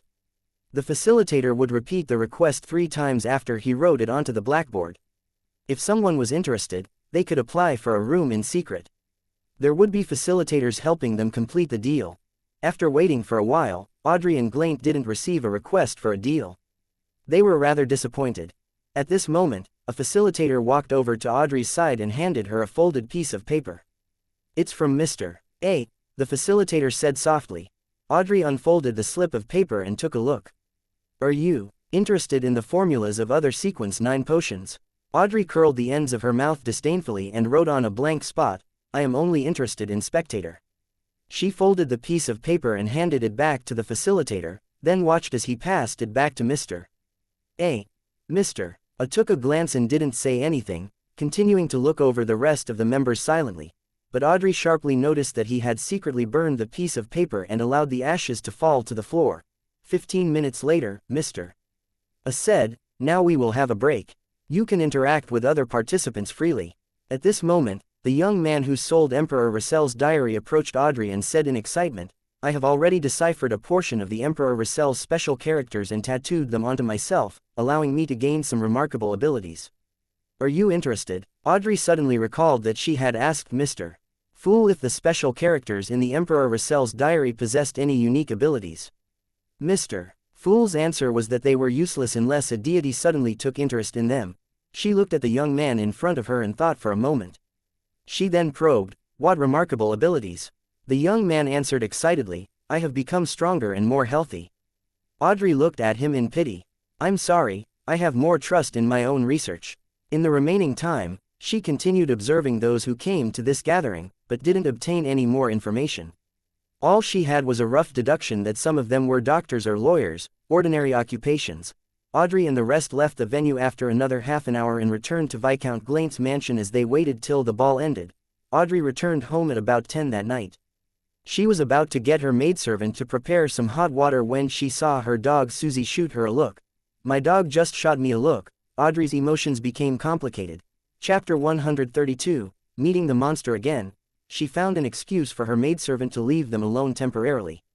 Audrey locked the door and looked back at her golden retriever, Susie, who she wasn't sure could still be considered as her pet. You heard, or came across something. Susie sat steadily and howled, reverberating the air around her. Yes, I heard the Count's discussion with a few members of Parliament in the study. They said that the King and the Prime Minister came to a mutual agreement. They will give up their revenge plan on the Fasak Empire in Balaam's east coast for the time being. Where's Balaam's east coast? Susie's terrifying speed at grasping Lowen made Audrey feel mixed emotions. She fell silent for a few seconds before she said, I'll give you a map tomorrow. Okay, Susie replied in delight. The King and the Prime Minister believe that presently the most pertinent task is to push for the Reformation, which will allow civil servants to be selected via examination. They hope to pass the bill through the House of Lords and the House of Commons before October. Really? Audrey asked, pleasantly surprised. That was the first matter that she had managed to secretly guide after she became a spectator. Turning it into reality would give her a sense of achievement. Susie answered frankly, I can't give you a definite answer. This is just what I've heard, I couldn't even fully understand what they meant. After all, I'm a dog that just started to learn. Audrey was stunned for a moment before she beamed and said, Susie, you did well. This is your reward. She took out a bag from a lavish cabinet, tore open the seal, and placed it before Susie. It was a dog biscuit produced by the Backlund Pet Care Company, which was made of flour, vegetables, meat, and water. It was a snack that Susie really liked. Susie sat straight and sniffed. She waved her paw, seemingly deciding how she was to consume it to suit her present identity the best.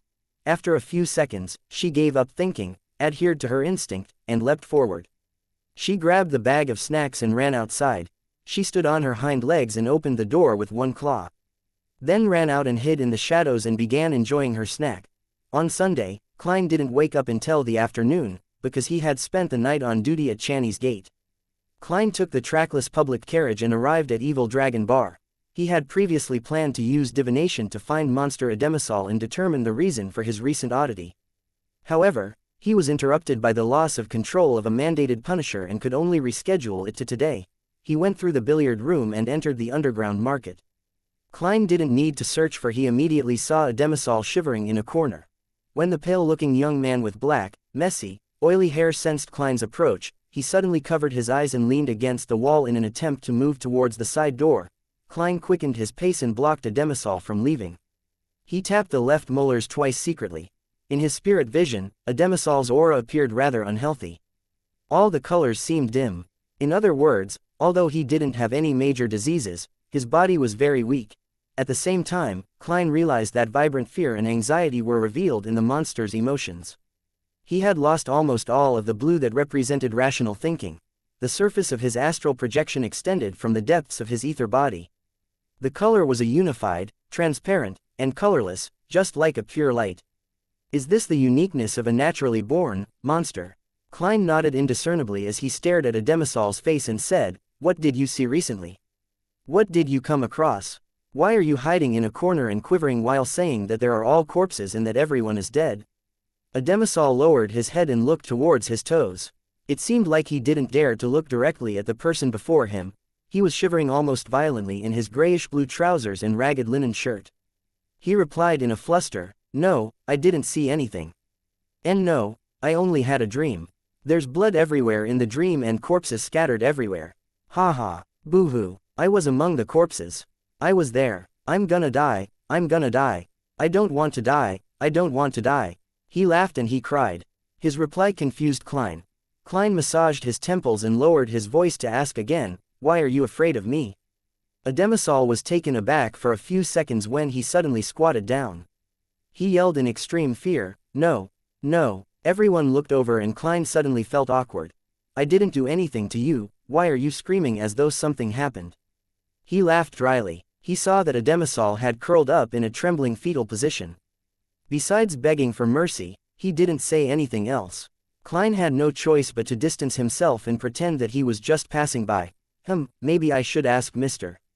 Azek for advice. But he just went on vacation to the northern part of the Fasak Empire last week, and he'll only return next Thursday or Friday.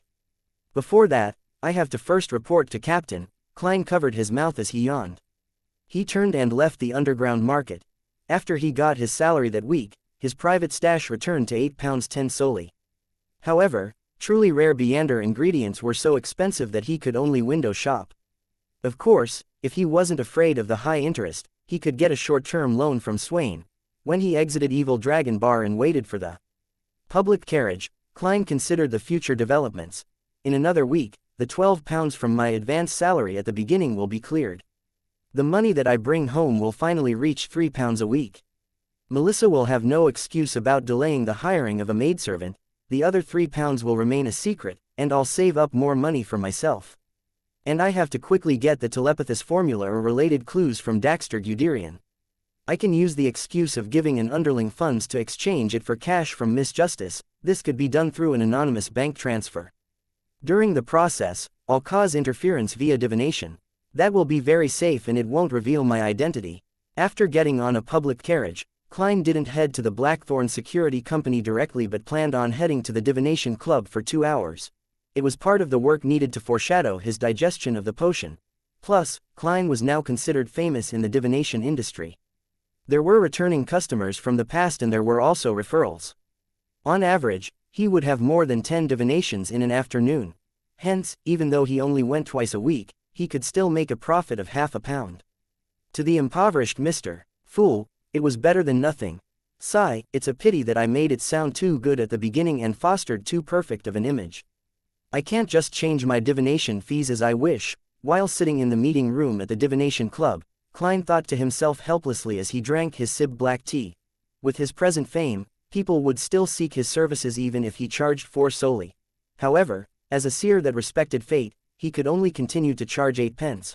Although Klein had fully digested the potion, he wasn't willing to take the risk of going against the seer principles that he previously summarized. That included not obtaining excessive benefits from divination. After all, he didn't know if it would lead to losing control or other negative effects. The confidential information the Nighthawks had didn't include the concept of digesting. Thus, Klein couldn't determine if there was still risks after fully digesting the potion, or if he could do anything that was against the principle.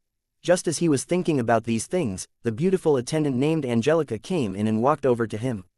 She leaned down and softly said, "Mr. Moretti, someone wishes for your divination. Red agate room." All right. Klein had checked if it was a suitable day to visit the Divination Club before he came, and he had obtained a definite answer from his divination. He took his silk top hat, exited the meeting room, and saw his customer that was waiting at the door of the red agate room. The customer was a maiden around 16 years old. She was wearing a light blue ruffled dress and holding a gauze hat of the same color. She had brown curly hair, a cute face with baby fat, and a pair of beautiful light blue eyes. Elizabeth. Klein recognized his sister's good friend, Elizabeth, who studied at the Evo's public school. He had once helped pick an amulet for her and also resolved Selena's magic mirror divination incident with her assistance. Similarly, Elizabeth said in pleasant surprise, "Mr. Moretti, it's really you. I was wondering if it was you when I saw the name." "I am a mysticism enthusiast after all," Klein explained helplessly. Then he added, "Don't tell Melissa. Oh, Selena as well." The divination results showed that it was suitable for me to visit the Divination Club. Why did I run into Elizabeth? He shook his head as he turned around to open the door to the red agate room. At the same time, he clicked his left molar twice. They entered the room slowly. After he took the seat of the diviner, he lifted his head to look towards Elizabeth. With just one glance, he creased his eyebrows. There was a faint layer of gloomy green in the maiden's energy field. A symptom of being haunted by spirits and wraiths. Klein made a calm judgment and asked directly, "Have you had nightmares recently, ones with repetitive elements?" Elizabeth, who had just locked the door and had yet to take a seat, was dumbstruck. It took her a long time to reply, "Yes, that's why I came here to look for you." Klein leaned back and asked, "What kind of dream did you have? When did it start?" "It began from the last 2 days of my vacation to Lamud Town." "Oh, our family has an estate there." Elizabeth was considered half a mysticism enthusiast, so she had better memories of such situations. "In my dream, I always run into a knight in full black armor. He carries a huge broadsword and his face is fully covered by a helmet, so all I could see is a pair of glowing red eyes. In the dream, he keeps attempting to get closer to me. Afraid, I run away, but the distance shortens each and every time." Klein thought and asked, 2 or 3 days before you had such a dream, did you get in touch with any antiques, ancient ruins, burial objects, or a mausoleum? Elizabeth recalled and answered, I visited a mountain near Lamud Town. There was an abandoned ancient castle. That's a standard opening of a paranormal novel. Klein lampooned silently as he pressed on, "Did you leave anything behind in the castle? Or did you take anything from the castle?" Elizabeth creased her beautiful eyebrows and answered moments later in uncertainty, "I got cut by brambles and bled. Does leaving blood behind count?" Klein nodded with a mask of solemnity and answered in a deep voice, "Yes." Chapter 133. Expensive Charms. Elizabeth immediately turned nervous after hearing Klein's reply. Subconsciously, she began to speak faster. "Can you help me divine the specific reason? It will be even better if you can divine a way to solve this." Divination can only give us a general direction of how to solve the problem, and furthermore, it will be unclear and filled with symbolism, making it difficult to decipher the hints correctly. Of course, you're very lucky, I'm not an ordinary seer, I'm a true mysticism scholar. Klein lampooned the girl's question before saying solemnly, since this matter has to do with dreams, I would suggest a similar divination method. All right, Elizabeth nodded her head like a hungry woodpecker. Klein maintained his professional attitude. I will need you to sleep here and allow that dream to present itself. Is that a problem? There's no problem, I trust you, Elizabeth answered without hesitation while pursing her lips. But she quickly added with a stammer, but, I cannot guarantee that I would have that dream. It's just an attempt, Klein consoled her with a gentle smile. He then pointed at the long sofa on the side of the red agate room. Please, no need for that, I'll sleep here. Elizabeth shook her head gently. She crossed her arms and said, I sleep like this at school after classes whenever I feel tired. She used her arms as a pillow and leaned forward onto the edge of the table. All right, you can pretend that I'm not here. Klein smiled as he observed the colors of her aura and emotions. He used them to deduce if the girl had fallen asleep or not. Okay. Elizabeth closed her eyes and buried her face into her arms, trying hard to ease her breathing. Klein didn't speak as he leaned back into his chair. The room suddenly became unusually quiet. It was a peaceful silence, a silence that could make one forget their troubles. Sometime later, Klein took out a semicircular piece of silver from his pocket after he confirmed that Elizabeth had fallen asleep. The piece of silver was filled with indecipherable Hermes phrases as well as symbolic imagery and numbers. It was a dream charm that Klein had succeeded in making the previous morning. He had also finished making 2 slumber charms and 2 requiem charms. The former were made with rectangular pieces of silver while the latter were made with triangular pieces. This was to help him differentiate between them solely by touch during an intense battle. Crimson. Klein softly recited the phrase in ancient Hermes. This was the activation incantation that he had set. Since there was still the step of injecting spirituality into the charm, there was no need for his incantation to be different from the rest. All it needed was to be short and easy to remember. The mysterious incantation reverberated around the room. Klein felt the dream charm become light in his hand, as if it had temporarily lost its weight. Klein immediately placed the charm on the table in front of him after he injected it with his spirituality.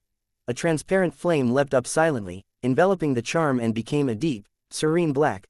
The black flame spread quickly, enveloping Elizabeth and Klein. Klein seized the opportunity to enter his state of cogitation. He used his spirituality to look at the illusory spherical light in front of him. The spherical light was surrounded by a boundless darkness, making it seem exceptionally lonely. Klein didn't dare delay any further as he emitted his spirituality, allowing it to touch the illusory ball of light. Silently, the scene around him started to coruscate and warp, but it quickly settled into a yellowish-brown plain. The plain was littered with the corpses of horses and humans. Fresh blood and weapons could be seen everywhere. Elizabeth was wearing a regal gown with engagements and a fishnet hat. She was looking around, lost. She quickly saw Klein's figure and revealed a look of surprise and joy. Mr. Moretti, we meet again. I had suspected that the Klein Moretti on the name register was you when Selena and I came to get a divination. I came again multiple times, but always missed you as I had to attend lessons during the day. When I was free during the summer break, I was dragged to a holiday at Lamud Town by my parents. You can help me, right? Klein froze for a moment when he heard the girl's talkativeness. To think that Elizabeth had suspected that I was working part-time at the divination club and tried to find me on multiple occasions. Yet, she didn't appear abnormal at all. Her surprise was authentic, masking her true thoughts. Indeed, everyone's dream shows their most honest side, other than me, Mr. Fool. As he was indulging in his thoughts, Elizabeth's dream changed. A tall knight, about 1.9 meters in height, was walking toward them, dragging a broadsword which was scraped the ground. This knight was dressed in black armor. The metallic sounds of metal colliding could be heard with his every step. 2 blobs of red light akin to flames peeked out from the slit of his faceplate. They were staring at Klein and Elizabeth intently. The will of a wraith, still not at the stage of an evil spirit. Klein, who was in his spirituality state, didn't need to activate his spirit vision. According to the classifications based on the Nighthawks, confidential information, the feelings of vengeance and injustice left behind by spirits were the weakest and easiest kinds of souls to deal with. Following those were shadows and wraiths. Evil spirits were the most difficult soul-like creatures to deal with. The most horrifying of evil spirits were said to be as strong as high-sequence beyonders. With this in mind, Klein took a step forward, blocking Elizabeth behind him. He then stomped down with his foot, and shattered the dream. Multiple specks of light scattered like fireflies. Klein's spirituality returned to his body, allowing his eyes to once again adapt to the darkness of the red agate room. He saw the tools needed for divination placed around the table, as well as the dream charm that had almost finished burning. Klein felt the pinch when he saw this. Charms in the Evernight goddess's domain were all made using pure silver, so it pained his heart. Using these charms is akin to burning money. Even if I don't account for my labor costs, the materials alone already averaged to about 6 to 8 solli per charm. Well, he felt a little more at peace when he thought of the Beyonders from the Church of the Eternal Blazing Sun. After all, they burned gold, the corresponding metal for the sun was gold. Elizabeth groaned softly and slowly woke up before straightening her posture. She glanced furtively at Klein and asked, "Mr. Moretti, were there any results from your divination?" "Yes." Klein nodded seriously. "Your nightmares should disappear in no more than a week. I will report this to the captain and get him to send someone to deal with it at Lamud Town," Klein added in his heart. "Really? That's great. Thank you, Mr. Moretti." Elizabeth became excited. She then suddenly creased her brows.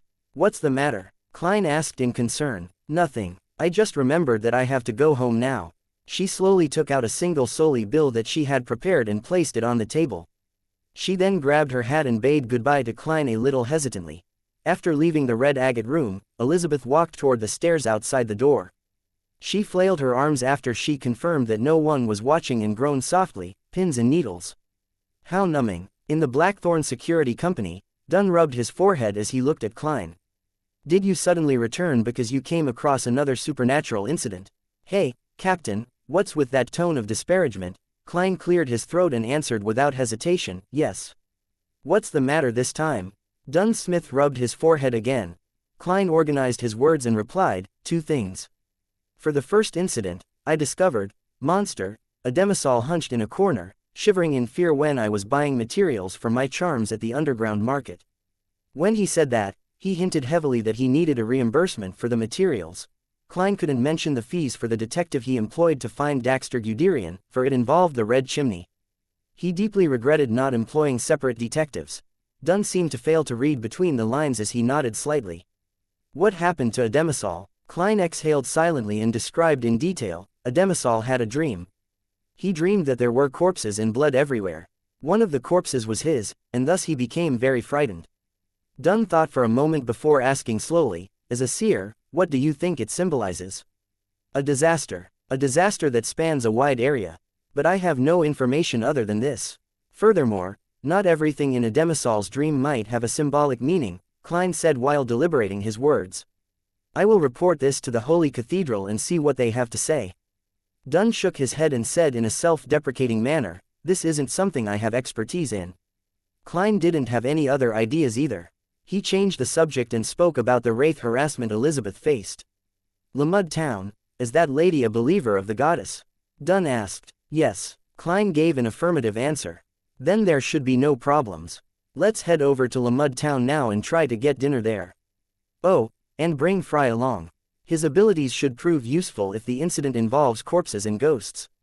Dunn massaged his temples and tried his hardest to contemplate whether he had forgotten anything. If Elizabeth wasn't a believer of the Evernight goddess, then they would have to hand her over to the mandated punishers or the machinery hivemind according to her faith. If her faith didn't lie in any of the 3 major churches, then she would be handed over to the machinery hivemind who were responsible for the outskirts. Klein didn't speak. He waited silently for a while before finally hearing Dunn add, "Also, we have 3 men on the mission. We can request to use sealed artifact 30782. 30782. After a minute, Klein recalled that the sealed artifact was called the Mutated Sun Sacred Emblem. This sacred emblem's Beyonder influence seemed to be able to last a long time. It had the ability to constantly purify any corpses and spirits in a 15-meter radius. However, it had the drawback of purifying the soul of a commoner at the same time. Research data indicated that if a normal human were to stand within its radius for an hour, they would become an idiot that only knew how to praise the sun. The limit for Beyonders was 6 hours. As for ghosts and corpses, They would scatter in less than a minute. To think that the captain would remember the codename for this sealed artifact. Damn, I feel that my memory is worse than his. Klein suddenly froze, nearly wanting to hang himself. Dunsmith leaned back and looked at Klein with his deep gray eyes. You went to the divination club again today. Did you feel any changes over the past 2 days? Chapter 134. It's been more than a minute. Captain, that's the exact question I wanted you to ask. Klein nodded seriously. I feel even better. I even believe that I can pass the Holy Cathedral's examination right now. It's a kind of feeling and confidence that can't be described with words. Realizing that his answer could be a little vague, he couldn't help but add, perhaps the name of a potion is really crucial. When I strictly followed the seer principles that I derived and acted as a fortune teller, everything became perfect and easy. Yes, I can now activate my spirit vision with an even more inconspicuous manner. Dunn creased his eyebrows slightly as the light in his eyes converged. He muttered seemingly deep in thought, the name of the potion.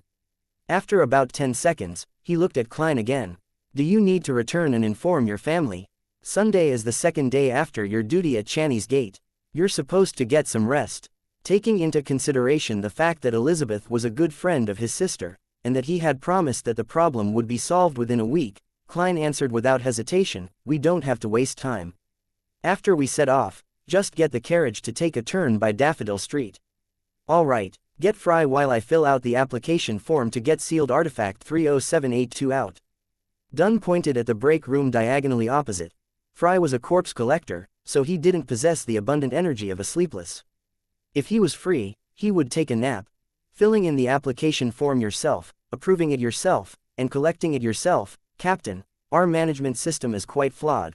Klein lampooned silently before he retrieved his hat and exited Dunn's office to knock on the door diagonally opposite.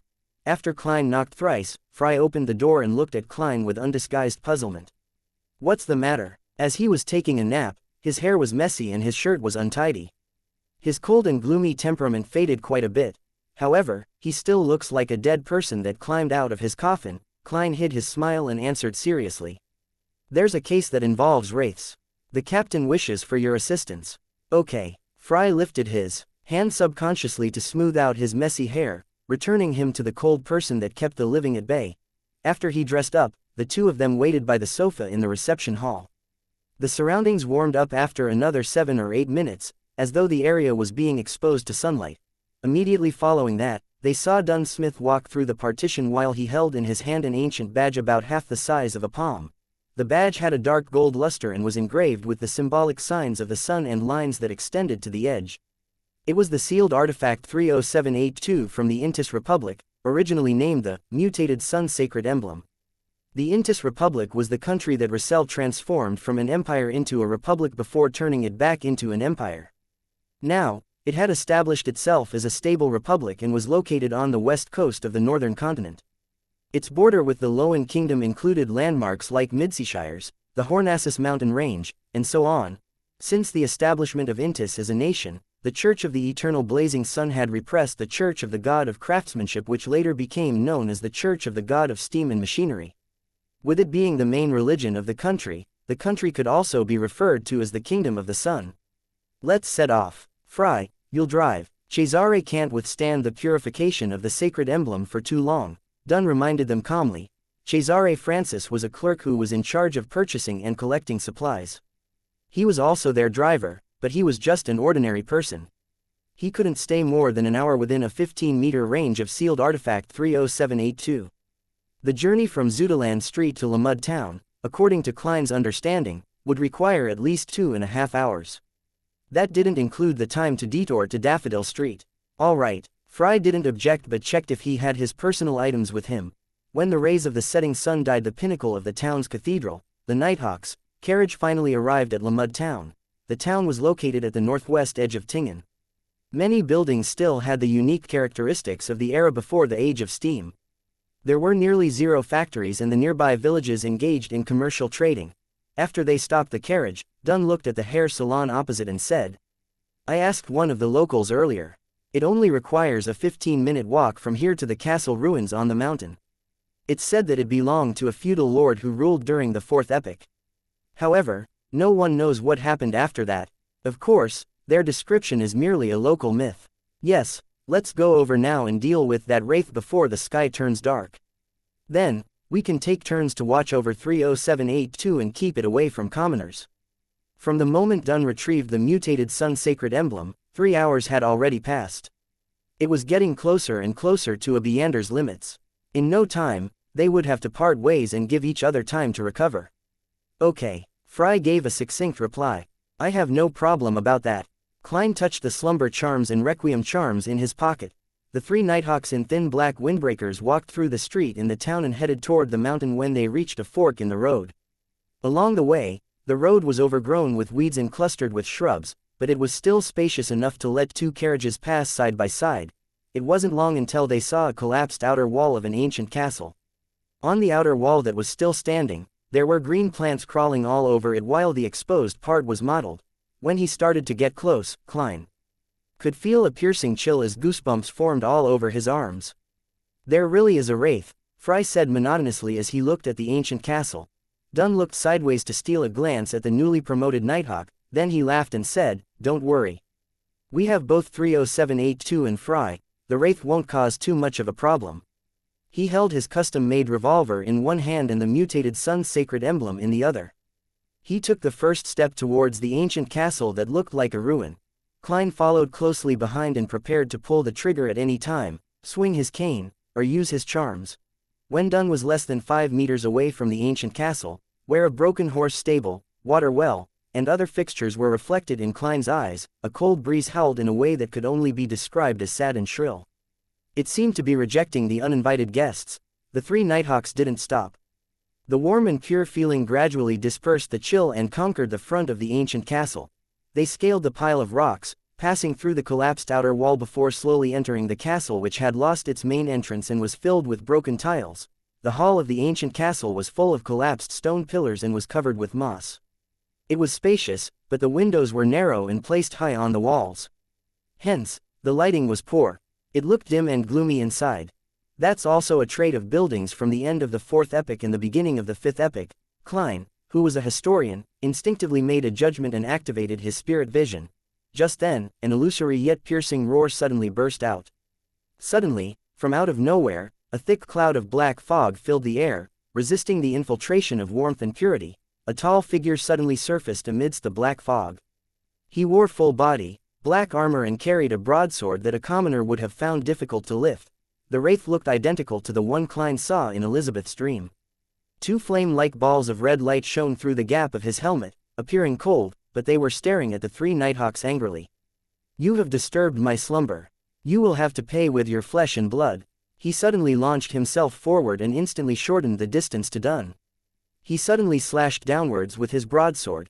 Dunn retreated swiftly and lifted his hand to fire his revolver. Clang! The silver demon hunting bullet didn't manage to penetrate the illusory black armor and only produced a crisp but unrealistic sound. Klein and Fry retreated to the side simultaneously. One held a gun in one hand and aimed at the 2 balls of fire that took the place of the black-armored knight's eyes before pulling the trigger. The other Nighthawk transformed his eyes into a tranquil grayish-white and focused on the wraith. The black-armored knight roared in anger again. He took another huge stride towards Dunn and swung the broadsword horizontally. The broadsword didn't hurt Dunn, but it knocked him away, causing him to land heavily by the side of the door. It left him spewing a mouthful of fresh blood. With a loud thud, 30782 dropped on the ground. Since it was wearing a metal boot, the wraith eagerly kicked with its right leg and sent the dangerous badge out the ancient castle's door. It was a distance beyond 15 meters from it. Klein, who hadn't managed to shoot the wraith successfully, became nervous and puzzled when he saw that scene.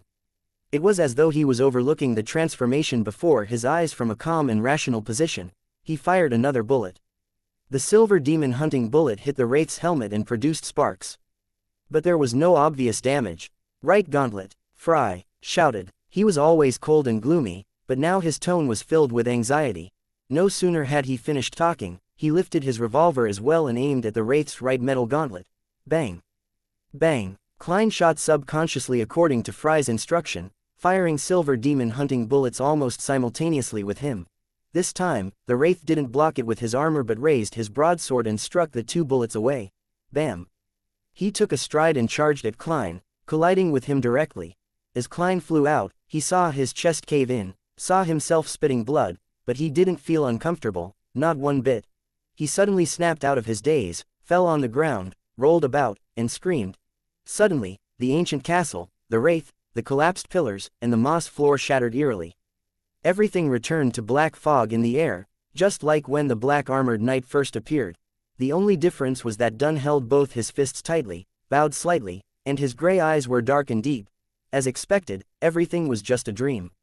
Captain pulled the wraith, Fry, and I into his dream at the same time. But I'm special, and I can remain clear-headed and rational. Klein realized that he was still standing 2 meters away to Dunn's right. He hadn't vomited any blood or screamed. Just then, Dunn stood up straight and looked at the wraith that was going to slash with his sword. He calmly said, "It's been more than a minute." The wraith was stunned and let out a shrill cry. Its body started producing black steam, as though it had just received its death sentence. Any zombies or spirits that had yet to turn into evil spirits couldn't stay within the 15-meter range of the mutated sun's sacred emblem for more than a minute. "Holy shit, Captain, you're so cool." Klein looked at the scene from the side and nearly let out a cheer. Dunn had used his dream ability not to attack the wraith on his own turf, but merely to drag out the time. In the warm and pure feeling, the black steam evaporated quickly and the chill dispersed gradually. In no time, the night became transparent and blended into the void. A black gauntlet fell to the ground, its surface covered with white frost. Klein was about to ask for the captain's go-ahead to pick up the drop, but when he looked over, his spirituality was suddenly disturbed. Somewhere near the stairs that separated the hall and the dining hall, there was an intense yet illusory misery and uncleanliness summoning him. Chapter 135, Portrait of a Baron. "There's some sort of problem there," Klein said with a serious tone, pointing at the steps separating the living room and dining room. He once read in the Nighthawks confidential records that if similar situations appeared in one's spiritual perception, it usually implied that there was something evil and corrupted hidden at the target location. It was best not to interact with it if one wasn't confident, otherwise, one might lose their life. Sometimes, even a mere glance could result in irreversible damage. Dunn looked over, and similarly, with his high spiritual perception, he immediately sensed something wrong. He turned to look at Klein and instructed calmly, "Divine and see if we would be successful in our investigation." Captain didn't get me to divine before we entered the castle. He was rather confident. That means that he believes that the hidden thing might be more dangerous than the wraith. Klein nodded in silence. He holstered his revolver and handed his cane to Fry. He then released the topaz bracelet within his sleeve, held the silver chain with his left hand and silently recited a suitable statement. Instantly, his eyes darkened as a breeze started spiraling around him. The investigation of the hidden place in the ancient castle would be successful. The investigation of the hidden place in the ancient castle would be successful. After reciting the statement 7 times, Klein's eyes regained their normal color. He saw the dangling topaz rotating clockwise. It wasn't very obvious, but it was unmistakably rotating clockwise. That meant that the investigation would be successful. Klein, who was already a true seer, immediately nodded at Dunn and Fry. "The danger will be manageable by us, or there could be no danger at all." Dunn pinned the mutated sun's sacred emblem to the left side of his chest, then pressed down on his hat. He briskly walked toward the steps and expertly started searching for a mechanism. Fry, who had picked up the gauntlet, handed Klein's cane back to him. He grabbed his revolver and cautiously scanned the surroundings, as if he was afraid that an enemy would suddenly appear. "I'm still not professional enough." As a Nighthawk, Klein geared himself up and took out his revolver, and turned alert as well. A few minutes later, it was unknown what the kneeling Dunn Smith triggered as heavy sputtering sounds emanated from the staircase. The floor split open, revealing a set of steps heading down. A cold and corrupted vibe emanated, seemingly condensing into something corporeal. Dunn glanced over and removed sealed artifact 30782 from his chest. He tossed it directly into the trap door. After a few clanks, it was unknown where the mutated sun's sacred emblem stopped. If there are dead spirits within, they would definitely toss 30782 back out. That would be interesting. Klein stared at the stairs and waited patiently. The lingering sinister and corrupted feeling soon dissolved away like snow meeting the sun. Warmness and purity blanketed the entrance of the trap door. "Klein, go down with me. Fry will stay here and prevent other enemies from destroying the mechanism." Dunn made an experienced decision. "All right." Klein didn't shrink back from the task. He took 2 steps forward and arrived next to Dunn. Fry nodded, not letting his guard down. Dunn went down first, his footsteps reverberating in the silence. He didn't prepare any sources of light. For a meander that went down the sleepless pathway, the darkness was not an obstacle, but a blessing. Their vision wasn't hindered by such an environment. After taking a few steps down, Dunn suddenly turned around and looked at Klein. I forgot that you don't have night vision. I'm not used to preparing objects that provide illumination. Captain, you don't need to mind about me. I have my spirit vision. Klein realized that he wasn't shocked at all. That cool captain from before was indeed not normal. In his spirit vision, the darkness before him was screened by a gray film. Even though it was very blurry, it was enough for him to make out where the steps were. Well, the captain sure is healthy, and his mental state is fine too. Klein carefully extended his feet and made his way down slowly. The flight of steps wasn't long. It only took about 15 steps to reach the ground. Sealed artifact 30782 was lying there, releasing its purity and warmth. It also radiated a faint glow. Klein could see much more clearly with the help of the illumination. He surveyed the surroundings and noticed that it wasn't a huge basement. It was no longer cold and sinister, but the dampness remained. In the middle of the basement was a black coffin, with dark red nails driven into the lid. The lid of the coffin had been pushed open slightly, allowing one to see a headless corpse that was all bone. Dunn looked around, then bent over to pick up the mutated sun sacred emblem. Captain, this coffin, it was intended to prevent the dead within from becoming a zombie or a wraith. Klein looked at the dark red nails in the coffin and the formation they were in. He used his decent mysticism knowledge to determine that this was an ancient ritual to prevent anything the corpse from reanimating. At the same time, he muttered inwardly. But under normal circumstances, who would have nothing better to do than guard against their loved one from reanimating? The people who helped bury the corpse must not be family, and if they placed the coffin in the basement instead of a tomb, they must have been afraid of someone finding the corpse. Dunn, who had worn sealed artifact 30782 again, approached the coffin and inspected it. The deceased was probably poisoned to death. That means the person who poisoned him must have used ritualistic magic to prevent him from reanimating and seeking revenge. This should have happened about 1300 years ago. He became a wraith in the end. The resentment of this spirit is simply shocking. Klein also walked in front of the coffin. Where is his head? That ritual does not call for the head to be sliced off. Dunn thought for a moment before saying, I have a deduction. This wraith didn't exist all the time and only appeared recently. It's only a 15-minute walk from the town to the castle. Throughout the years, troublemakers must have frequented this place, but before this incident, there were no rumors of there being a wraith in this ancient castle. Klein nodded indiscernibly. Captain, what you mean to say is that someone came here recently, opened the coffin, and took away the head of the deceased. Yes, the ritual prevents the corpse from reanimating, but it also seals and preserves its resentment within the coffin. When the coffin was opened and the ritual dispelled, this resentment quickly evolved into a wraith with the help of its gauntlet. There's no corpse of the person who opened the coffin, so he's not an ordinary person. Besides, why did he take away the head of the deceased? Dunn stared at the skeleton in the coffin.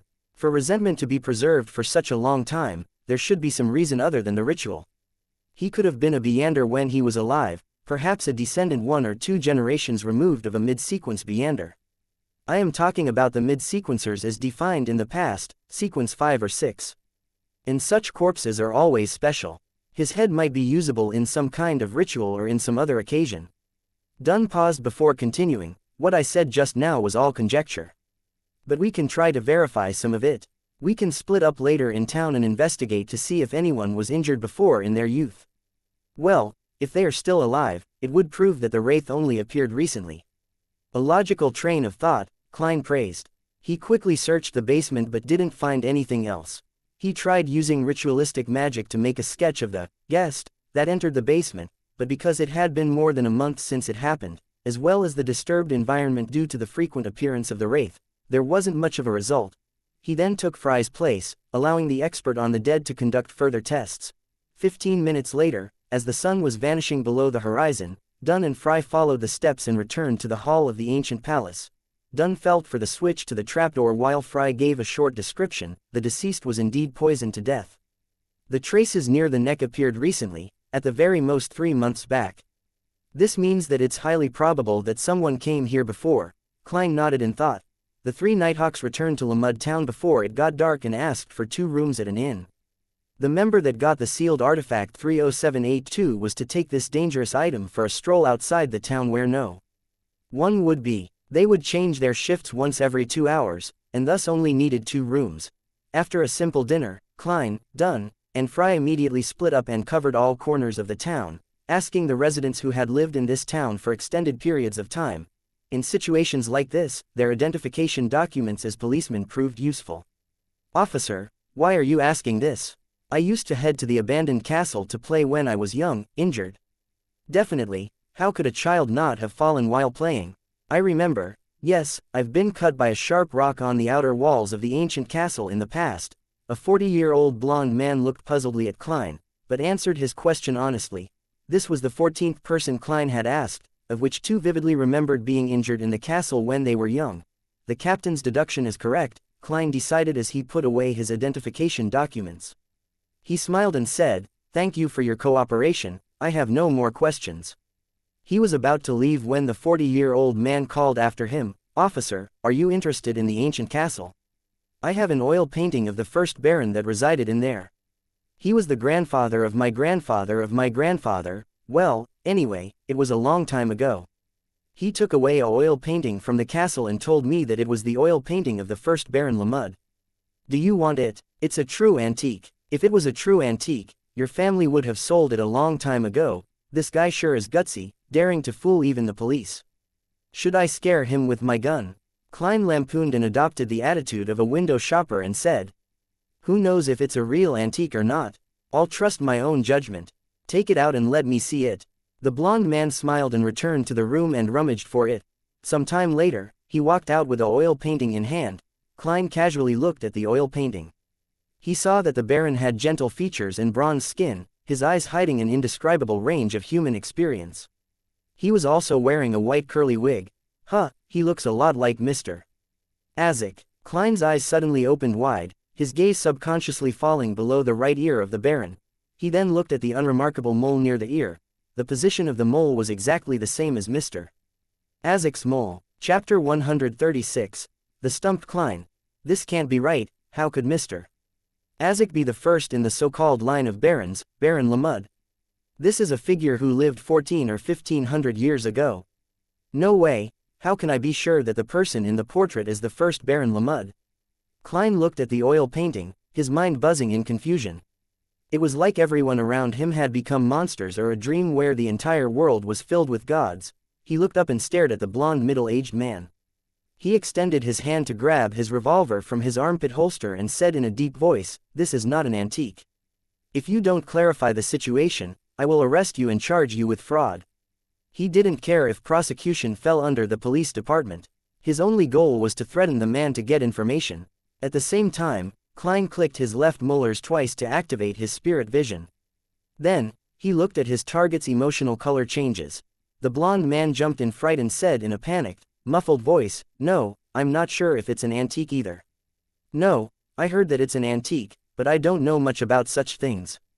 I really have no idea. I don't even know many words, words." His eyes darted around anxiously, seemingly about to cry for help. Just then, he saw Klein adjust his revolver's cylinder and hammer. He looked as though he was going to shoot a suspect that resisted. He suddenly stood straight and stopped looking around. "Where did you get the oil painting?" Klein asked heavily. The blond man's lips quivered as he said with a fawning smile, "Officer, this is what my grandfather found in the ancient castle, more than 40 years ago." An outer wall in the room on the second floor collapsed, revealing these items that people couldn't find in the past. One of them was the oil painting. No, not this oil painting. The original oil painting was torn and couldn't be preserved.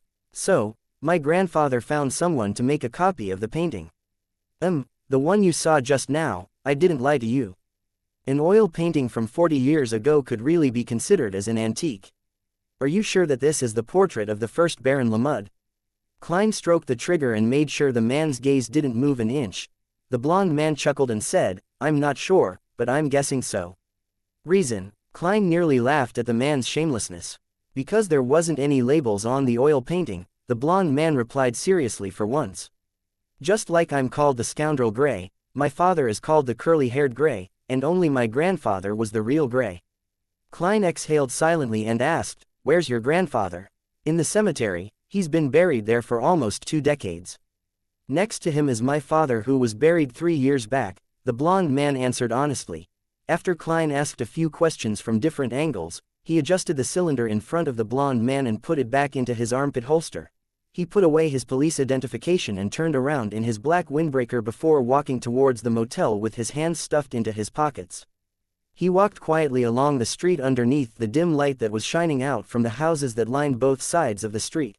"I can't confirm if the portrait is that of the first Baron Lamud. I wonder if the town has the exact historical records of the ancient castle. Regardless, the man in the portrait must be a person from the past, at least 1,000 years ago.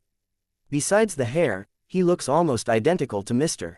Azek. Is this what we call reincarnation?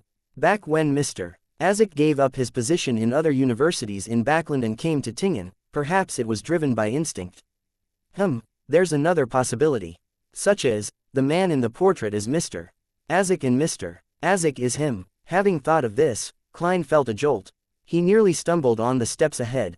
He paced back and forth around a damaged gas street lamp and tried to incorporate his knowledge from the world of information overload. According to his earlier guesses, he made a further inference. Mr.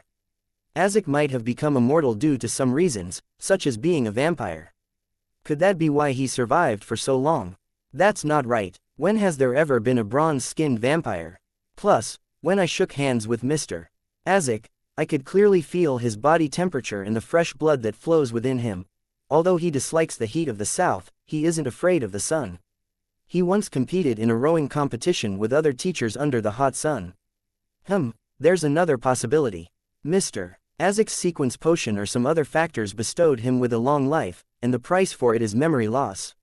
Man, taking into consideration his various dreams, can I presume that he loses his memory as part of a cycle?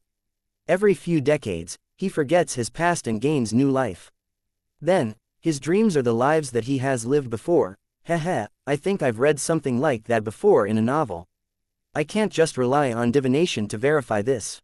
I have to look for the traces of the lives that Mr. Azek lived, traces of him not having a childhood, but starting directly. As an adult, Klein started leaning towards his latter guess.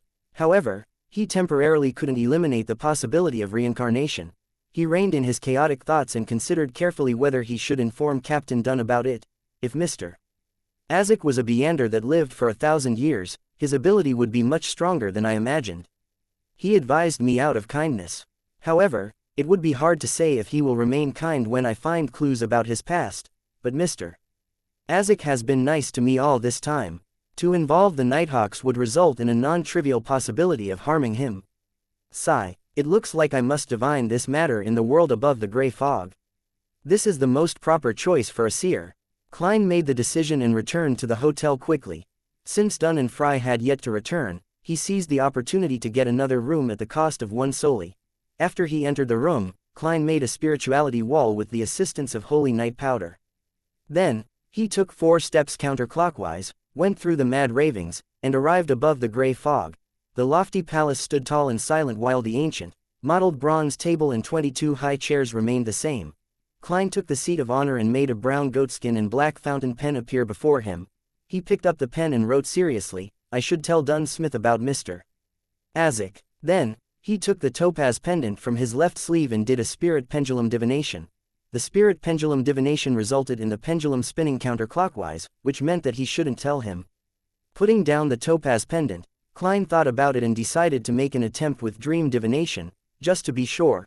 Thus, he changed his divination statement to, "the result of hiding matters related to Mr. Azek from the Nighthawks." Klein held the goatskin, recited the statement 7 times silently, and leaned backwards to enter a deep sleep. He saw himself in the illusory, blurry, and distant world. He saw that he was struggling while drowning in a sea of blood. Then, there was a hand that extended and pulled him up from the blood sea. The owner of the hand was Azek with bronze skin and a small mole near his ear. The image shattered and reorganized. Klein saw that he was in a dark and gloomy emperor's final resting place. The surrounding coffins opened one after another. Azek stood next to him, looking forward, as though he was looking for something. Just then, Klein exited the dream in an instant and saw the illusory, gray, and boundless fog. The symbolic meaning of the earlier dream is that, if I were to hide the related matters about Mr. Azek, I would receive his assistance when I'm in danger in the future. Hey, the danger might have come about because I helped to keep the secret. What does the last scene mean? I will discover some mausoleum with Mr. Azek. Yes, perhaps the mausoleum has other symbolic meanings. Klein clasped his hands together and supported his chin while he interpreted the contents of the dream divination. Combining it with the earlier result of the pendulum divination, he decided to not report his inference to the captain, but merely bring up that a townsfolk had taken out a portrait of the first Baron Lamud, and that the portrait looked like a history teacher in Koya University. Klein couldn't be sure that Dung wouldn't hear about it elsewhere, so he had to at least mention it. Of course, Dung was unfamiliar with Azek and didn't know of his recount and strange dreams, so he would find it difficult to connect them. Klein even suspected that the captain wouldn't quite remember what Azek looked like. Then, he stopped thinking further and planned to leave the world above the gray fog. Just then, he noticed the crimson star that had been silent all this time was twinkling with faint light again. Klein extended his spirituality with interest and saw the young man that spoke Jotun again. He saw him kneeling before a pure crystal ball. The young man was still wearing the black tights that were different from the clothing of countries in the northern continent. His facial features were blurry and distorted, but Klein could faintly see his brownish-yellow hair. He knelt there and prayed with an unusual pain in his tone. Klein leaned sideways to hear. He relied on his beginner-level Jotun and barely understood what the young man was saying. O magnificent deity, please cast your eyes on this land that you have forsaken. O magnificent deity, please allow us, the people of the dark, be freed from the curse of our destiny. I am willing to dedicate my life to you, using my blood to please you. A land that was forsaken, people of the dark, magnificent deity. Klein murmured the few key words and suddenly thought of a place that the hanged man had mentioned once. The forsaken land of the gods. It appeared in Rassel's diary too. He even sent out a fleet to search for it, but it was fruitless. Klein squinted his eyes and wondered if he had guessed correctly. He tapped on the edge of the long bronze table with his fingers. After 3 taps, he came to a decision. He extended his right hand and touched the illusory crimson star. The cloud of crimson immediately exploded, and the light flowed in like water. Chapter 137, City of Silver. City of Silver, Mortuary. Derek stood in front of a flight of stairs as he looked straight ahead with reddened eyes. In front of him were 2 coffins containing his parents. Embedded in a stone plate in front of him was a simple silver sword. The frequent booming of thunder caused the house to shake and the sword to sway. The bird couple inside the coffins weren't completely dead yet. They struggled to keep their eyes open while making weak attempts to heave for air, but in the eyes of some, the luster of their lives could no longer suppress their irreversible darkening. Derek, do it. An elder dressed in a long black robe looked at the youth and said in a deep voice with a staff in his hand. The expression of the youth was visibly contorted. No, no, no. Derek, who had brownish-yellow hair, shook his head repeatedly. He took a step back with every word, and finally let out a ear-piercing scream. The elder struck down his staff and said, "Do you wish for the whole city to be buried along with your parents? You should know that we are the people of the dark who have been forsaken by God. We can only live in a cursed place like this, and all the dead would become horrifying evil spirits. There's no way to reverse it regardless of what we do, other than ending their lives by the hands of a family member." Why? Derek asked in despair, shaking his head. Why are the citizens of the City of Silver destined to kill their parents the moment they are born? The elder closed his eyes, as if recalling what he had experienced in the past. This is our destiny, this is the curse we must bear, this is the will of God. Draw your sword, Derek. This is a show of respect for your parents. After this, when you have calmed down, you can try becoming a divine blood warrior. In the coffin, Berg tried to speak, but he could only let out a groan after his chest heaved several times. Derek took several steps forward with great difficulty, returning to the side of the silver sword. He extended his shivering right hand. His brain registered the cold touch of the metal, causing him to recall the blood ice his father brought back when he went hunting. Blood ice the size of a mere palm was enough to keep his home cool for a few days. Images flashed past his eyes, his stern father teaching sword techniques, his friendly father patting away the dust on his back, his gentle mother mending his clothes, his brave mother stepping in front of him when they encountered a mutated monster, and finally, his family huddling in front of a flickering candle and sharing food. A faint sound croaked from his throat despite his utmost suppression. With a low grunt, he exerted force with his right hand and drew the sword. He lowered his head and charged forward, raising the sword and driving it down with force. Ah! Blood splattered following a pained scream. The blood splattered onto Derek's face and into his eyes. His vision became red. He pulled out the sword and pierced it into the coffin by the side. After the sharp metal pierced through flesh, Derek released his grip and wavered as he stood up. He didn't look at the condition of the people inside the coffin. Derek stumbled as he ran out of the mortuary, as if he was being chased by evil spirits. His fists and teeth were clenched tight. The blood on his face left streaks across his face. The elder who had taken in everything from the side. There were stone pillars that lined the main streets of the City of Silver. Atop the stone pillars were lanterns, and within the lanterns were unlit candles. There was no sun in the sky here, no moon, no stars, only an unchanging darkness and lightning that threatened to tear apart everything. The citizens of the City of Silver walked along the dark streets with the illumination of the lightning. The few hours when the lightning died down was considered by them as the true night as mentioned in the legends. That was the time where they had to use candles to light up the city, drive away the darkness, and make it serve as a warning for the monsters. Derek made his way along the street. He didn't have anywhere he wanted to go, but as he walked, he realized that he had reached the door of his house. He took out his keys and unlocked the door.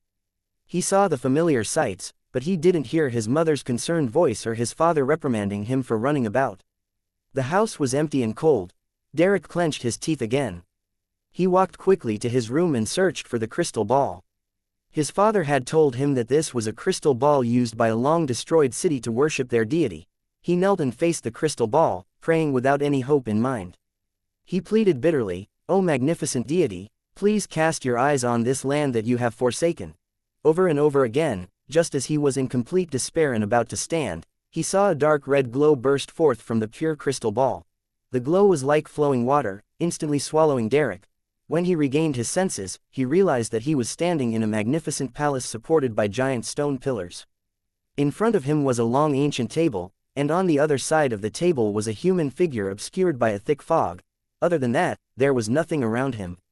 It was empty and ethereal. Under him was a boundless fog and incorporeal dark red specks of light. Derek felt a flame of hope ignite in his heart. He stared at the human figure at the very top, confused and puzzled. Are you God?" After asking this, he suddenly remembered a statement he read from a book in the City of Silver and quickly lowered his head. That statement was, "You may not look directly at God." Klein leaned back as he crossed his hands. He adopted a relaxed posture and answered using the language of the giants, "Jotun, I am not God, I am merely the fool who is interested in the long history of this world." Klein had already activated his spirit vision by clicking his left molars. He noticed that the youth in front of him had different colors covering the surface of his astral projection and the depths of his ether body. This meant that he was not a Beander. "The fool," Derek ruminated over the term and, after a long silence, said with difficulty, "I don't care if you're God or the fool, my prayers will not change. I hope that the people of the City of Silver will be freed from the curse of their destinies. I hope that the sun and sky described in the books will appear in our skies. If possible, I wish that my parents can be revived." "Hey, I am not a wishing well," Klein put down his hands and laughed. "Why should I help you?" Derek froze. He thought for some time before saying, "I will offer my soul to you. I will use my blood to please you. I have no interest in the soul and blood of a mortal." Klein smiled and shook his head. He saw the color of the youth's feelings turn into the color of despair bit by bit. Without waiting for the youth to speak, Klein nonchalantly said, "But I can give you a chance. I am a fool that likes a fair and equal exchange. You can use what you can attain to exchange with me, or people like you, to exchange for things you want. But remember, they must be equal in value. This can make you powerful. Perhaps one day, you can rely on your own strength to free the City of Silver from its curse and make the sun appear in your sky once again." Based on the youth's description, Klein was confident that the City of Silver was the so-called forsaken land of the gods. Of course, he couldn't be certain of this for the time being. After all, the religious literature claimed that the world existed in a sunless state during the first epoch, the Chaos Epoch. No one knew if there were any other strange lands that the countries of the northern continent were unaware of, other than the forsaken land of the gods. Derek listened quietly. He lowered his head in silence and replied after a while, "I want to become the sun. I wish to obtain the formula of the corresponding starting sequence potion from you." Sequence, potion, the sun, the sequence pathway that the Church of the Eternal Blazing Sun possesses. From the looks of it, we exist in the same world. The term, sequence, was born from the revelation of the first blasphemy slate, which happened at the end of the second epoch, the Dark Epoch. In other words, if the City of Silver is really the forsaken land of the gods, this means that it was split apart from the southern and northern continents at the end of the second epoch. Could this be related to the cataclysm of the third epoch? According to the legends, the Evernight goddess, Mother Earth, and the god of combat descended upon this world and protected humans from the cataclysm along with the Lord of Storms, Eternal Blazing Sun, and the god of knowledge and wisdom. Klein obtained a fair bit of information from the youth. But he had trouble interpreting what the youth was saying, and even more trouble organizing his words, as he wasn't fluent in Jotun. Luckily, ancient Fasak was derived directly from Jotun. Klein could be described as an expert in that area, and thus, he could master Jotun relatively quickly, preventing him from making a fool of himself. Klein maintained his posture. He replied with a calm tone, "We can discuss this transaction in the future. Do not go out for the next 2 days. Try your best to not be in the same room as anyone else." He didn't know the unit of time used in the City of Silver, much less the time difference it had with the Loan Kingdom. All he could do was generalize it as tomorrow and wait until the tarot gathering was over before he told him that was the time for future meetings. Klein knew that there was a term for day in the Jotun, and thus deduced that the youth would understand even if the City of Silver didn't use it as a measure of time. "All right, I'll follow your instructions," Derek replied with his head lowered. He didn't have any objections. Klein heaved a sigh of relief. He tapped his fingers on the side of the table and said, "Before I send you back, let me first complete our equal exchange. I gave you a chance to be strong, and you have to give me something equal in return. I have said that I am the fool who is interested in the long history of this world. What I ask in return is the history of the City of Silver, everything that you know." Derek thought for a moment before replying softly, "I will describe it faithfully. The City of Silver has existed ever since the omnipotent and omniscient God, the Lord that created everything, forsook this land. No, it existed before that, but it was called the Kingdom of Silver." Chapter 138, Giant Pathway. The omnipotent and omniscient God, the Lord that created everything. Klein leaned back and maintained a profound posture while he ruminated over the words that the youth from the City of Silver had said. He was no stranger to a Lord that created everything. The creator mentioned in the Book of Storms, the revelation of Evernight, and other urban myths referred to the creator with similar titles. It was also the way various secret organizations like the Aurora Order described the true creator. But this was the first time Klein was hearing of an omnipotent and omniscient God in this world.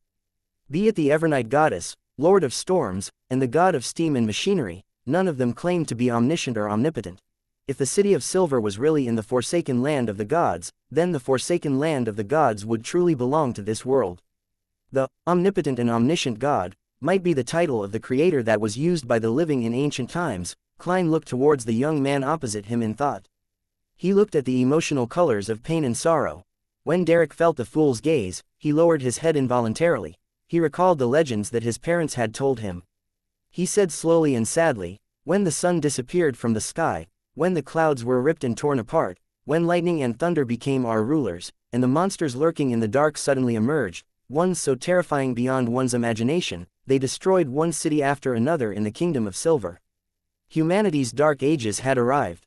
The remaining experts in the City of Silver then relied on their united power and 2 magical items before they finally warded off the attack of the things of the dark.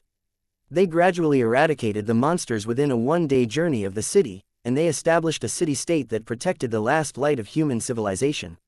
A standard textbook description. Klein couldn't help but comment in his head. The young man's description made him feel that the City of Silver was in a different world than the northern continent. Maybe this is the unique characteristic of the forsaken land of the gods. He thought, without revealing his emotions. Derek calmed his breathing and continued, "During the first few decades, plants couldn't grow. The City of Silver had a severe lack of food, and we could only hunt dark creatures or mutated animals to relieve our hunger. The population dropped drastically. Fortunately, we found black-faced grass. It could survive under such circumstances, and it became our only reliable and stable food source. It was said to be the final intervention that the magnificent God left for us. It allowed one generation after another to live on in the City of Silver. It persisted in the Dark Ages for 2,582 years.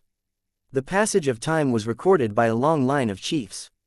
For the rest of the people in the City of Silver, we call periods of frequent lightning, day, and when the lightning subsides, we call it night.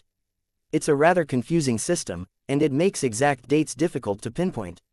Such a magical place, Klein was glad that he hadn't talked about tomorrow, but instead vaguely mentioned the following 2 days. Derek briefly talked about the few memorable incidents in the City of Silver's history and said, when the population returned to a certain level, the number of Beyonders increased. The 6-member council started forming elite troops to explore the dark. We have now explored all of the original territory and nearby cities. We are advancing towards the darker and more terrifying depths of the dark. At the border, we found cities with strange architectural style, but they were destroyed at some point. We suspect that they were sanctuaries built by other remaining humans. Unfortunately, they still lost to the things of the dark in the end. The things of the dark that he mentions should be a reference to monsters that hide in the dark, ones that are beyond imagination. Klein nodded indiscernibly. The Kingdom of Silver was once ruled by the Giant King. Hence, the Beyonder chain that we are in control of is the Giant Pathway, also known as the Divine Blood Warrior Sequence Pathway. When we killed certain monsters and explored those destroyed cities, we obtained potion formulas of other sequences. However, the sequence pathways are incomplete, Derek said, moving on to explain the current situation in the City of Silver. Upon hearing that, Klein's mind jolted. Although he didn't change his posture much, he was obviously paying more attention. I love knowing more about sequence potions. The Giant King, the City of Silver and the Northern Continent share the same history.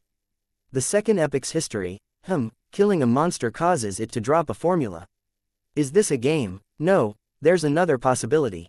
Those monsters were once human, Beyonders. Klein suddenly felt a heavy weight on his shoulders. Derek saw that the fool didn't reply. He clenched his teeth, pondered, and said, the names of the giant sequence pathway are Sequence 9 the Beyonder Warrior, Sequence 8 Gladiator, Sequence 7 Weapons Master, Sequence 6 Dawn Paladin, Sequence 5 Guardian, and Sequence 4 Demon Hunter. Only the elders in the 6-member council know the names of the higher sequences. Sequence 4 Demon Hunter, this is the name of a high sequence potion formula. This is the first time I've heard something like this.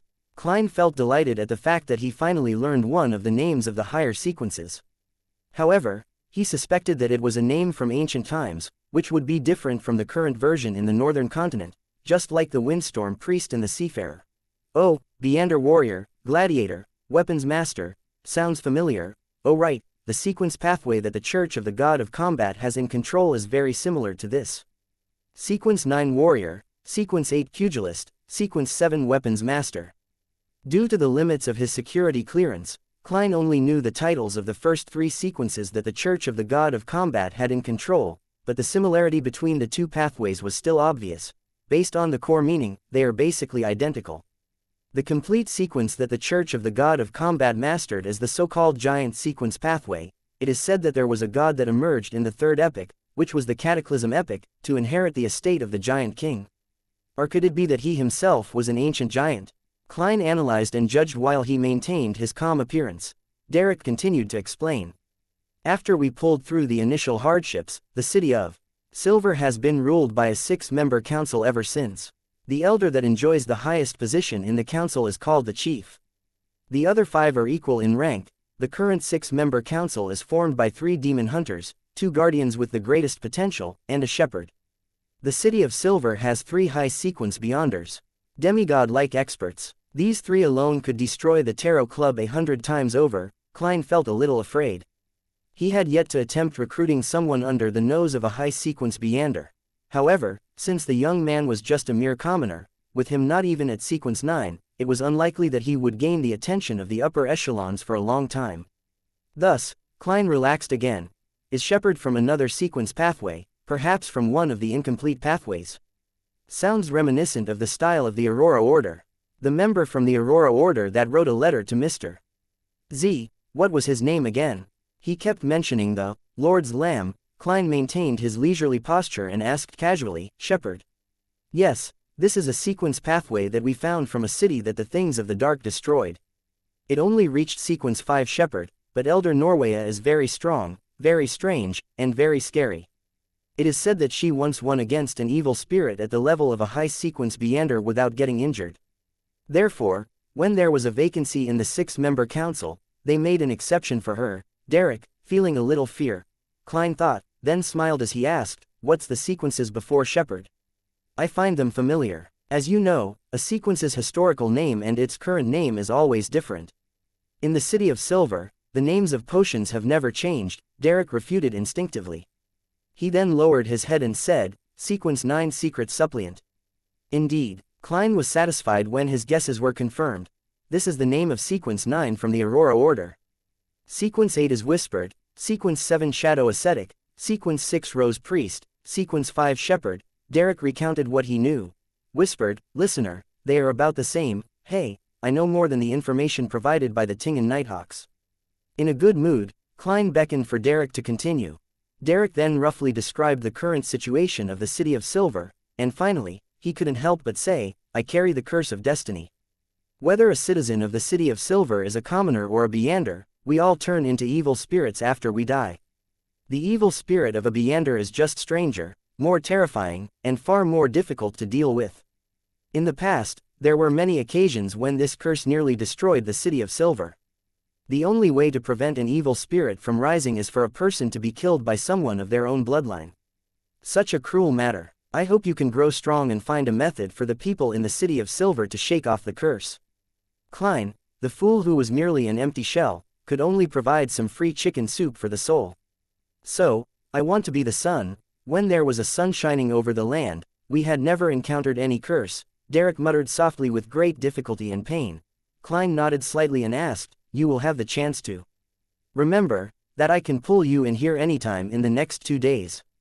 Try to avoid being around other people." "All right," Derek replied solemnly. "Before that, I need you to confirm your code name." Klein smiled and pointed at the deck of tarot cards that appeared on the table. Confident that Derek had never come into contact with tarot cards, he gave a brief introduction. "Pick one of the cards as your code name. Anything besides the Fool, Justice, and the Hanged Man." Derek took 2 steps forward, flipped through the tarot cards, and said without hesitation, "Sun." "I pick the sun. Remember your choice, it will follow you for the rest of your life," Klein replied like a charlatan. At the same time, he extended his hand and severed the connection in a restrained manner. Then, he watched as the crimson glow receded, and the young man opposite him turned incorporeal and dispersed bit by bit. Chapter 139, Studying 30782. After the crimson light in front of him dissipated, Derek Berg saw his room once again. He saw the pure crystal ball in his hands. The crystal ball shattered from the inside. Some of it turned into pieces of illusory beams of light that flew into the void around him, while the other crystalline fragments fell noisily to the ground. Derek looked on, dumbfounded. He could see the traces of blood on his face reflected in the bronze mirror. He noticed a crimson light spiraling on the back of his right palm, forming a circle with lines extending out from the edge. The strange symbol bore into the back of his palm and vanished. Derek fell into a daze in the time it took several flashes of lightning to illuminate the sky before snapping to his senses. He looked at the fragments of the crystal ball on the ground, then looked at the back of his right hand as his gaze turned deeper. He walked out of his bedroom, returned to the living room, and opened the door to look up at the sky above the City of Silver. An arc of lightning streaked across the sky, illuminating the city with a silver sheen. Right on the heels of that was rumbling thunder. The world belonged to the dark. Without any speck of light, the heavy darkness only left people in despair. Derek clenched his fists. There was no joy in his eyes, for they were still filled with the remnant grief and pain. But he was no longer lost. "Phew, looks like I've managed to trick another person into becoming a member. No, I've managed to recruit another member." Klein shook his head and mocked the present strength of his tarot club. The leader, the Fool, was only a Sequence 9, one who had just fully digested the Seer potion. And there were at least 3 high Sequence Beyonders at Sequence 4 in the hopeless City of Silver that the Sun spoke of. After mentioning the acting method one more time, I can start telling the captain the specifics in hand in my special application. At the very least, I'll stop being in charge of support once I become a clown. Klein didn't stay in the world of fog. He extended his spirituality, wrapped it around himself, and initiated a descent. Tearing through the gray fog and passing through the ravings, he returned to his room before dispelling the wall of spirituality. Then, Klein picked up the key and headed out of the room. He first went to the 2 rooms booked by Dunn to take a look in order to confirm that the captain and Fry hadn't returned yet. He then headed to the first level and handed the key back to the boss. The boss looked at the wall clock to the side and gave a thumbs up. Well done. Hey, are you mistaken over why I booked an hourly room? Klein wanted to explain himself, but finally decided to leave the misunderstanding as it was. Feeling wrong, he tried to console himself. Yes, this way, he won't mention that I rented another room in front of the captain. After heading out and going through the motions, Klein did a quick divination and returned to the inn based on the results. He headed straight to the second floor to find Dunn and Fry discussing their investigations in one of the rooms, just as he expected. We can confirm that the wraith appeared within the last 3 months, Dunn summarized to Klein with a nod as he came through the door. Klein immediately echoed, my investigations also confirmed it. He highlighted the main points of his questioning and concluded, hey, there's a townsfolk named Scoundrel Grey who claimed that he had the portrait of the first Baron Lamud. He said that it was an antique oil painting more than 1,000 years old. Don't tell me you bought it. Dunn's eyes shimmered as he was taken aback before he asked, Captain, do you think that I'm so stupid to be fooled that easily? Klein gave a dry laugh. No, I didn't. Even though I'm a history student, I have attended some lessons on archaeology and have some degree of experience in this area. I can more or less determine if something is fake. Hey, the person in the portrait looked a little like my history teacher, Mr. Azek. He casually mentioned the most important piece of information, and indeed, Dunn didn't pay too much attention to it. He massaged his temples and said, this is a small town near a historical site. There will always be a myriad of antiques here. I just saw a vendor selling the silver wine glasses of Baron Lamud. Someone tried to sell me the insignia of the Lamud family, claiming that it had been dug out of the castle, Fry added. Klein subconsciously asked, did you guys buy them? Fry and Klein looked at each other, and didn't continue with the subject.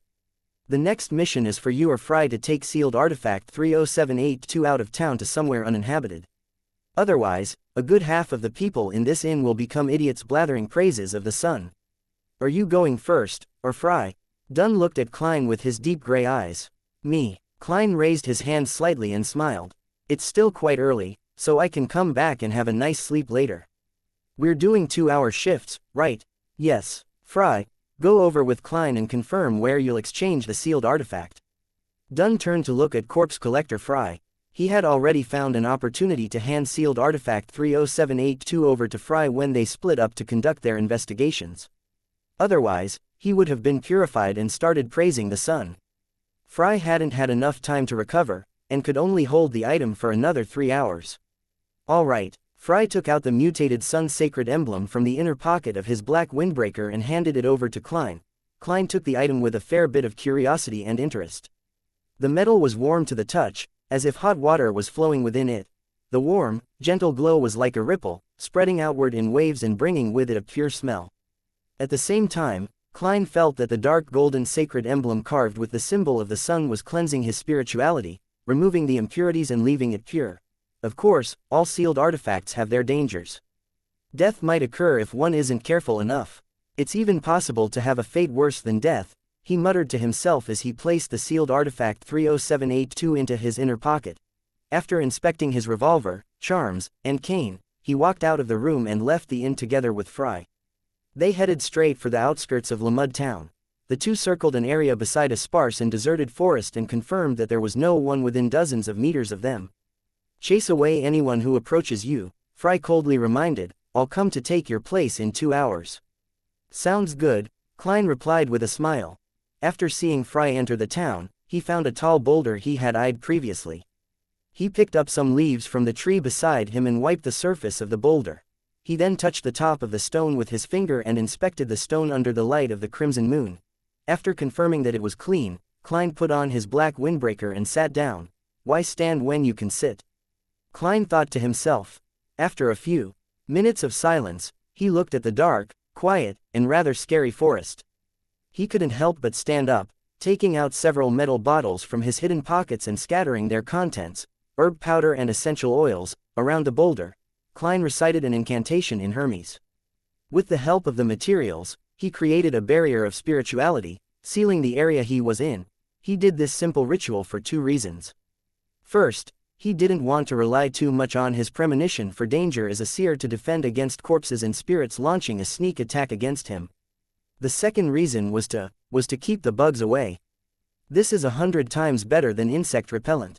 Klein sat back down, satisfied. After sitting there for a few minutes, Klein took out sealed artifact 30782 out of curiosity. He began a detailed inspection of the mutated sun sacred emblem. I wonder if I could use divination to find out its origins and how it became special. He took out the pen and paper he always had on him and wrote a statement: the origin of the mutated sun sacred emblem in my hands. As a qualified and true seer, Klein had made the preparations needed to divine anywhere. After reciting the statement 7 times, he closed his eyes and entered a state of cogitation, using that as a launchpad to propel him into his dreams. All he saw were fragmented pieces of light in his dreams. Other than that, he didn't learn anything else. Yes, the church must have gotten other seers to attempt the same thing in the past. The fact that there is no mention of its origins must mean that there was no result from the divination, just like what happened just now. Klein sighed. He then thought, I wonder what would happen if I eliminate the interferences. This thought immediately filled Klein's head, pushing his curiosity to a peak. After more than 10 minutes of hesitation, he stood up. He decided that it was fine since there was no one around, considering how he was in a secluded area of the forest. He took 4 steps counterclockwise inside his wall of spirituality before entering the world above the fog once again. Klein sat at the seat of honor of the ancient table in the magnificent palace. He conjured a few sheets of yellowish-brown goatskin and a black fountain pen, as well as the mutated sun sacred emblem.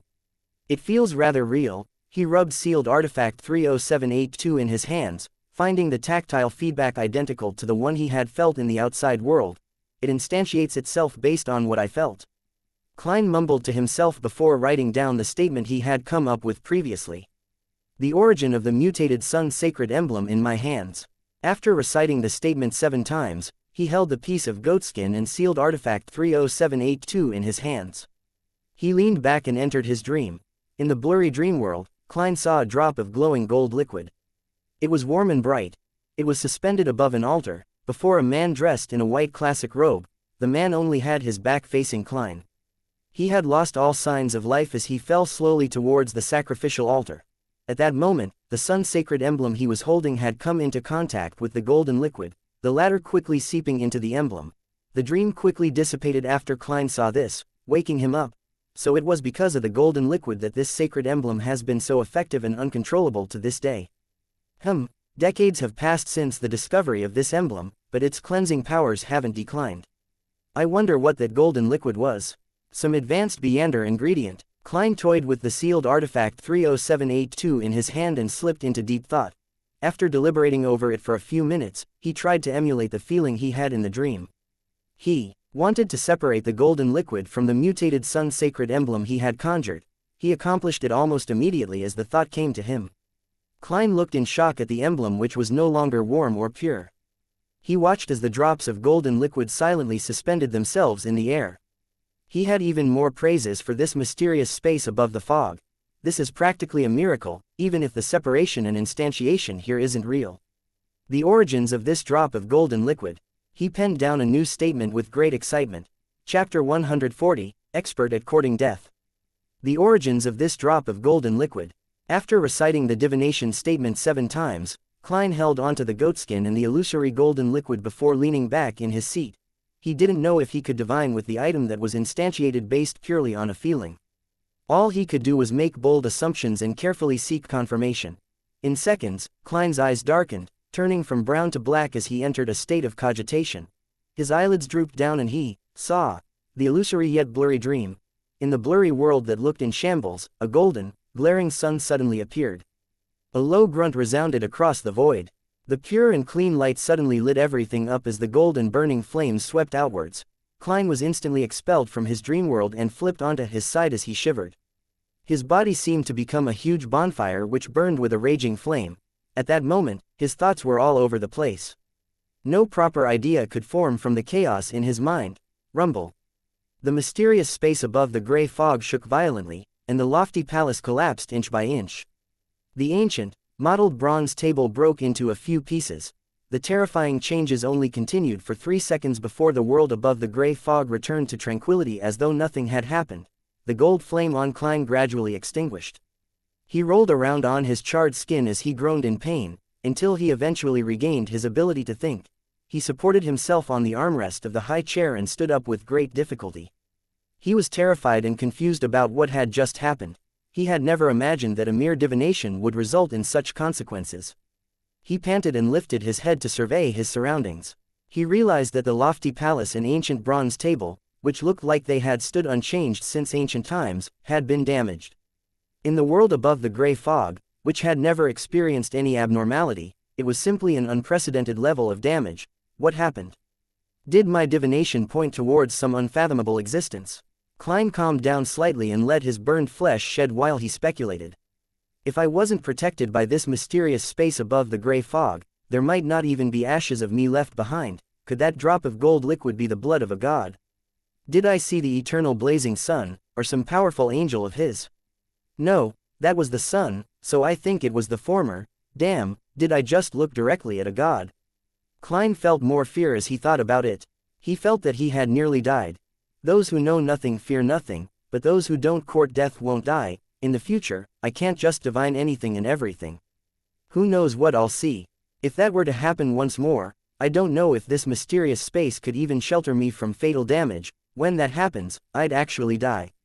Yes, it definitely won't do if I continue making experiments with the golden liquid. The existence from before, which was likely eternal blazing sun. He must have sensed the sudden, hidden and unexpected influence from the divination above the gray fog and failed to respond in time. If he were prepared, this mysterious space might not have been able to withstand the repercussions. Having come to this realization, Klein's body had already returned to normal. It was no longer charred, but compared to before, he was dimmer and more incorporeal than before. He lifted his hand to massage his temples and commanded with his mind to restore the palace and the long table. Then, the palace that looked like the home of a giant and the long table cast out of bronze returned to normal. Everything looked like it had before. Klein sat down and leaned against the back of the chair. He mocked himself and said, "Well, this isn't entirely bad. At least I know the limit of the mysterious space and I have a certain goal. Only powers approaching the angels of the gods can completely influence the power of the area above the gray fog. Sigh, I have to add another new rule to my seer principle. Do not randomly divine things that involve a high-level entity. Yes, I shouldn't hastily activate my spirit vision either. If I were to look directly at things that shouldn't be looked at directly, it might be game over. In the outside world, I don't have the mysterious space to fend off most of the negative effects." After a while, Klein's expression turned odd because some knowledge was reverberating in his head. Yes, knowledge. In the short time he had spent with what appeared to be eternal blazing sun, Klein was constantly in his divination state. Hence, he could instinctively divine certain matters and knowledge from the being that he was looking at. He quickly used a dream divination to recall and organize what he had gathered that wasn't his primary objective. He picked up the black fountain pen and wrote one line after another. 1. Do not look directly at God. 2. Pure white angel. 3. The technique of making a flaring sun charm. It's a relatively high-level charm in the domain of the sun. Its potency can last a year before it deteriorates. There's no need for a ritual to pray to the eternal blazing sun, but the procedure requires the sealed artifact 30782 to take the ritual's place. It will siphon power from the mutated sun's sacred emblem. 4. Extremely hostile towards Lord of Storms and God of Knowledge and Wisdom. 5. Bard Potion Formula. Main ingredients: a crystal sunflower or an adult flint bird's tail feather or a fire bird's tail feather, a piece of siren rock or a singing sunflower. Supplementary ingredients: a blade of midsummer grass, 5 drops of July wine juice, a blade of elf dark leaf. 6. Light Suppliant Potion Formula. Main ingredients: a piece of brilliance rock or powder of dazzling soul or blood of a mirror hedgehog or the heart of a magma titan. Supplementary ingredients: a golden-edged sunflower, 3 drops of aconite juice. 7. Priest of Light Potion Formula. Information of main ingredients missing. Supplementary ingredients: 5 grams of rosemary, 7 drops of fingered citron juices, rock water. 8. Sequence 4, Unshadowed Potion Formula. Main ingredients could be the golden blood of God extracted from the mutated sun's sacred emblem. It could also be replaced with 3 adult sun divine birds' tail feathers and a piece of holy brilliance rock. Information of supplementary ingredients missing. After writing down the 8 lines, Klein couldn't help but rap the edge of the long bronze table. He had gained way more than he imagined. He was already satisfied with surviving his reckless divination earlier, but now he had received an unexpected, survival reward. From the confidential information he received from the Nighthawks, he knew that the sequence pathway that the Church of the Eternal Blazing Sun held was called Sun, and its sequence 9 was barred. It would allow the Beyonder to imbue courage and strength for themselves and their allies through their singing, a job that brought about devotion and submission. Their slogan was, "Let us praise the sun." The corresponding sequence 8 was Light Suppliant. They could cast spells and hold rituals from the sun's domain which were very effective against corpses and spirits.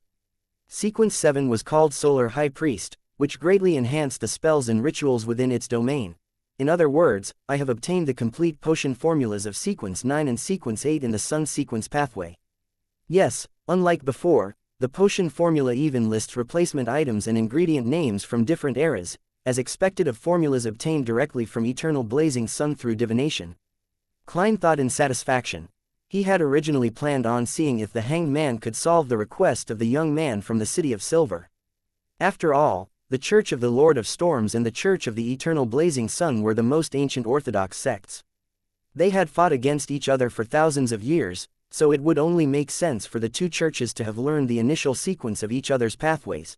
The Hanged Man might not have cared about the Sun pathway previously, but since he is very likely a Sequence 7 seafarer, it would probably be easy for him if he really needed to gather the information. However, I don't need him now. I solved it myself, through an unbelievable yet extremely dangerous method, Miss Justice, Mr. Hanged Man, my son friend, your fool nearly turned himself into a charred corpse. Klein lampooned silently while still feeling a lingering sense of fear. He lowered his head and looked at the records on the goatskin before him. He thought of another formula. Would the Priest of Light be an ancient name of Solar High Priest? The confidential information of the Nighthawks never mentioned it, and my divination didn't pinpoint the sequence number. Is it Sequence 6, or Sequence 5? Sequence 4, Unshadowed. This is the first high sequence formula that I've obtained. It's such a pity that it lacks the supplementary ingredients. I wonder how I can fill in the blanks. I can't believe that drop of golden liquid is really the blood of a god. Sealed Artifact 30782 is probably far stronger than anyone imagines. From what I can see, it's sufficient to become a Grade 1 sealed artifact. Yes, it's likely that the Nighthawks from before only determined whether the item has any traits of the living, how much danger it would cause to nearby humans, how difficult it is to control the item's effects, and if it can be used against corpses and spirits. They had no way of discovering its unique origin.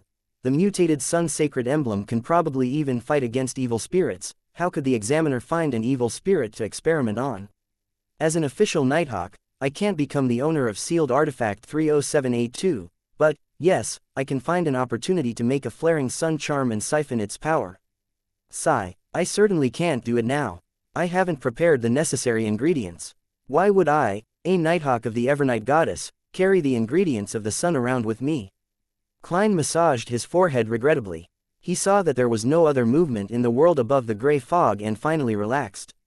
He confirmed that the Eternal Blazing Sun hadn't managed to track him down.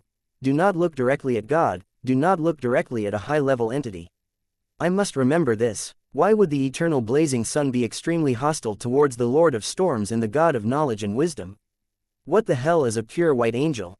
As these mixed thoughts filled his brain, Klein felt the emptiness and an aching pain in his head. Plus, he felt that too much time had passed. He had to return to the outer world, just in case someone discovered anything amiss. Back then, he thought it would take a minute or so to divine 2 or 3 times in the mysterious space. Plus, there was a spirituality wall isolating him from everything else. Once it was touched, his body in the world above the gray fog would sense it. Hence, he felt utterly safe, but he hadn't considered the possibility of having some sort of accident. In the end, he nearly lost his life and that wasted quite a bit of time. Due to the fact that he was afraid that he would be greeted by a light of purification beam or discover that the mutated Sun Sacred Emblem was damaged, he enveloped his body with spirituality before he stimulated a descent with his heart in his mouth. The crimson moonlight reflected in his eyes, and there was a darkness hidden within. Klein saw the sparse forest and the weeds before him, as well as the intact sealed artifact 30782 in his hands. After a few seconds of breathless anxiety, he finally believed that he was safe. Phew, Klein let out a breath of relief. He felt exhausted after his insane probing at the border of death. Chapter 141, Nightmare. The exhausted Klein dispelled the sealed wall of spirituality, allowing the cool wind to blow onto his face. The scent of grass and trees that the wind carried revitalized him. He rubbed the warm and classic sealed artifact 30782 with his hands and sighed to himself. Who would have thought that there would be a drop of God's blood in this emblem? I have to assume that the experts from the Church of the Eternal Blazing Sun must have tried searching for this item in the past, but couldn't find it. Klein stretched his neck. He didn't dare try anything else, keeping the mutated sun sacred emblem in the inner pocket of his windbreaker. His hand followed a chain and took out a silver vine leaf pocket watch. He opened it to see that there was still about an hour before Corpse Collector Fry's shift. I need 2 matches to prop up my eyelids. This is a side effect of that near-death experience. Klein didn't have any other ideas. All he could do was take out a small metal bottle from a tiny hidden pocket. He uncapped the bottle and brought it near his nose. A pungent smell, a mix of mint and disinfectant, quickly entered his nose, giving Klein goosebumps. His senses were jolted, making him forget his fatigue temporarily. He had learned the formula from Corpse Collector Fry. It was called Quelaag's oil, and it could help a person ignore the stench of rotting corpses, as well as refresh and clear the mind. The next hour felt like torture. Klein paced around from time to time, and was bitten by the mosquitoes in the forest several times. Finally, he saw the black-haired, blue-eyed Fry walking out of the town wearing a windbreaker and holding a cane. Even though Fry still looked like a living corpse, Klein felt as though he was looking at his savior. He covered his mouth and let out a yawn, making his eyes teary. He made his way over and took out sealed artifact 30782 from his pocket. What happened? Fry asked as he looked at his partner's pale face. Klein sighed and said, I just did my shift at Channy's Gate the previous night and didn't sleep too well in the morning, so I'm very tired. He didn't elaborate further and changed the subject. Shall I come for my next shift 4 hours from now? 7 hours. The captain doesn't need sleep at night. Fry took the mutated sun sacred emblem. I'm glad someone enjoys staying up late, Klein ridiculed the captain under his breath. He bade goodbye to Fry and walked towards the town. On the way back to the inn, he took out his pocket watch again and checked the time. 10 minutes earlier than we arranged. What a nice person. Klein laughed and walked faster. He returned to the inn and opened the half-closed door. The boss watched him as he made his way to the second floor before he entered his room. He removed his coat and shoes after locking the door. He didn't wash up, but instead fell directly onto the bed. His breathing became heavy in just a few seconds, then long and peaceful. In his dreams, Klein returned to Earth where he was playing a game he hadn't beaten. A cup of soda and a plate of spicy chicken wings were on his left. To his right was a bowl of rice and bitter bamboo shoots meat soup. He didn't like bitter bamboo shoots, but he liked it in soup with meat slices. The refreshing taste and the little bit of fat from the meat were tantalizing, a perfect complement to the rice. He could eat an extra bowl of rice if it was paired with some good sauce dip. Just as Klein was about to enjoy his supper and continue playing his game, his dream changed again, presenting him with the internal layout of 2 Daffodil Street. Klein suddenly became alert, aware that he was dreaming. He saw himself seated at the side of the dining table, a copy of the Tingen Daily Tribune in his hand. In front of him was a bowl of tomato oxtail stew, pan-fried lamb chops, mashed potatoes, and wheat bread. He subconsciously turned to look at the door, suddenly noticing a figure standing outside the window of the living room, silently staring inside the house. Klein was shocked. He immediately recognized the gray-eyed Dun. Half his face was clinging close to the window as he silently watched the people inside. Captain, can you not scare someone in their dreams? Is this your way of acting as a nightmare? Klein thought, finding humor in his exasperation. He scooped up a mouthful of stew and put it into his mouth. Ah, this is my cooking. He sighed to himself. He understood why he suddenly became alert in his dream, why the scene of him on Earth vanished. He would naturally become aware when someone barged into his dreams. At this moment, Dun left his spot by the oriel window and directly entered the house. In his black windbreaker, he came silently before Klein. He took off his hat and nodded before sitting down. He didn't stand on ceremony, picking up cutlery and quickly polishing off the stew, lamb chops, wheat bread on the table. Klein looked on dumbfounded, unsure what the captain was doing. Phew. Dun exhaled in satisfaction and gave Klein a thumbs up. He then took out his pipe and a matchstick before taking an intoxicated puff. He exhaled a cloud of smoke and stood up. He then put on his hat and bowed before leaving the house in the dream. Klein looked at the captain's back, unable to collect himself for a long time. He looked down at the empty plates and instinctively wanted to conjure up the food he had just now. But this time, the oxtail stew, lamb chops, mashed potatoes didn't appear in his dream. It was completely eaten. A nightmare can do that. Klein twitched his lips and thought in frustration. So the captain's goal was to prevent me from eating supper in my dream. That sure is a nightmare. This method of acting is a nightmare, sure is creative. He let out a laugh and exited his dream, once again falling asleep. At about 5:30 the morning the next day, Klein, who had no choice but to wake up early, drink his coffee and eat his toast and bacon. He hurried out of town to take over from Dunn. At 7 in the morning, they prepared to set off back to Tingen. It wasn't even 10 when they arrived at 36 Zuiderland Street. Fire sat behind the typewriter after Dunn, the most energized of the lot, returned sealed artifact 30782 to the back of Channy's gate. He took advantage of the fact that the clerks hadn't arrived yet so that he could write a report on the mission and the claims of the related expenditures. Klein looked on from the side, satisfied that the items he had expended were within the list, including the materials he used to drive the bugs and mosquitoes away. He didn't return home immediately, for he had arranged to meet the asylum's Dr. Daxter at 1 in the afternoon at the agreed-upon venue through a coded letter. Then there's still the tarot gathering at 3. Why does the boss of a secret society have such a tiring life? Klein thought to himself. He took a 2-hour nap in the Nighthawk's break room to catch up on sleep.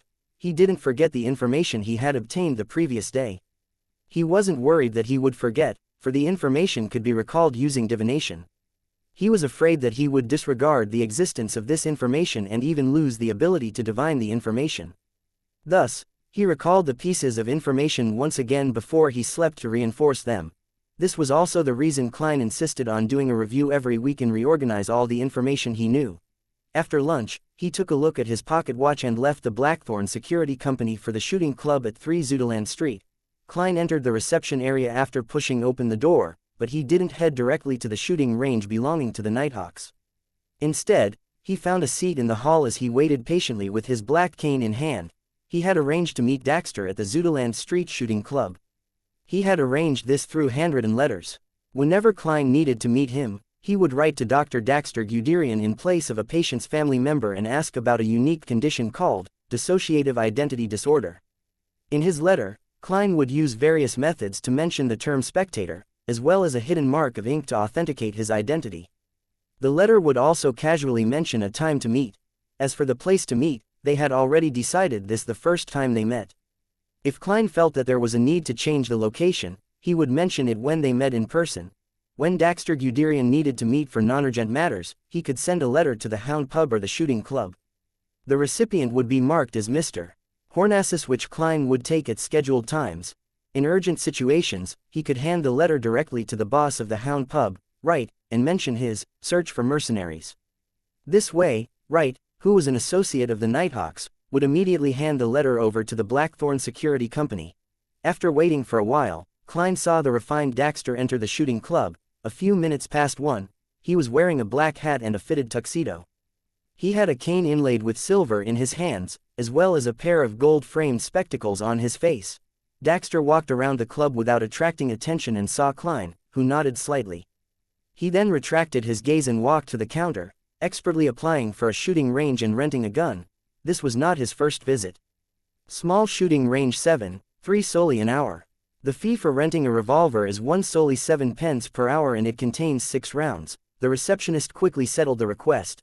After Daxter confirmed that he was renting the items for an hour and paid the fee of 10 solely, he took the revolver and extra bullets and was led into the respective shooting range by the facilitator.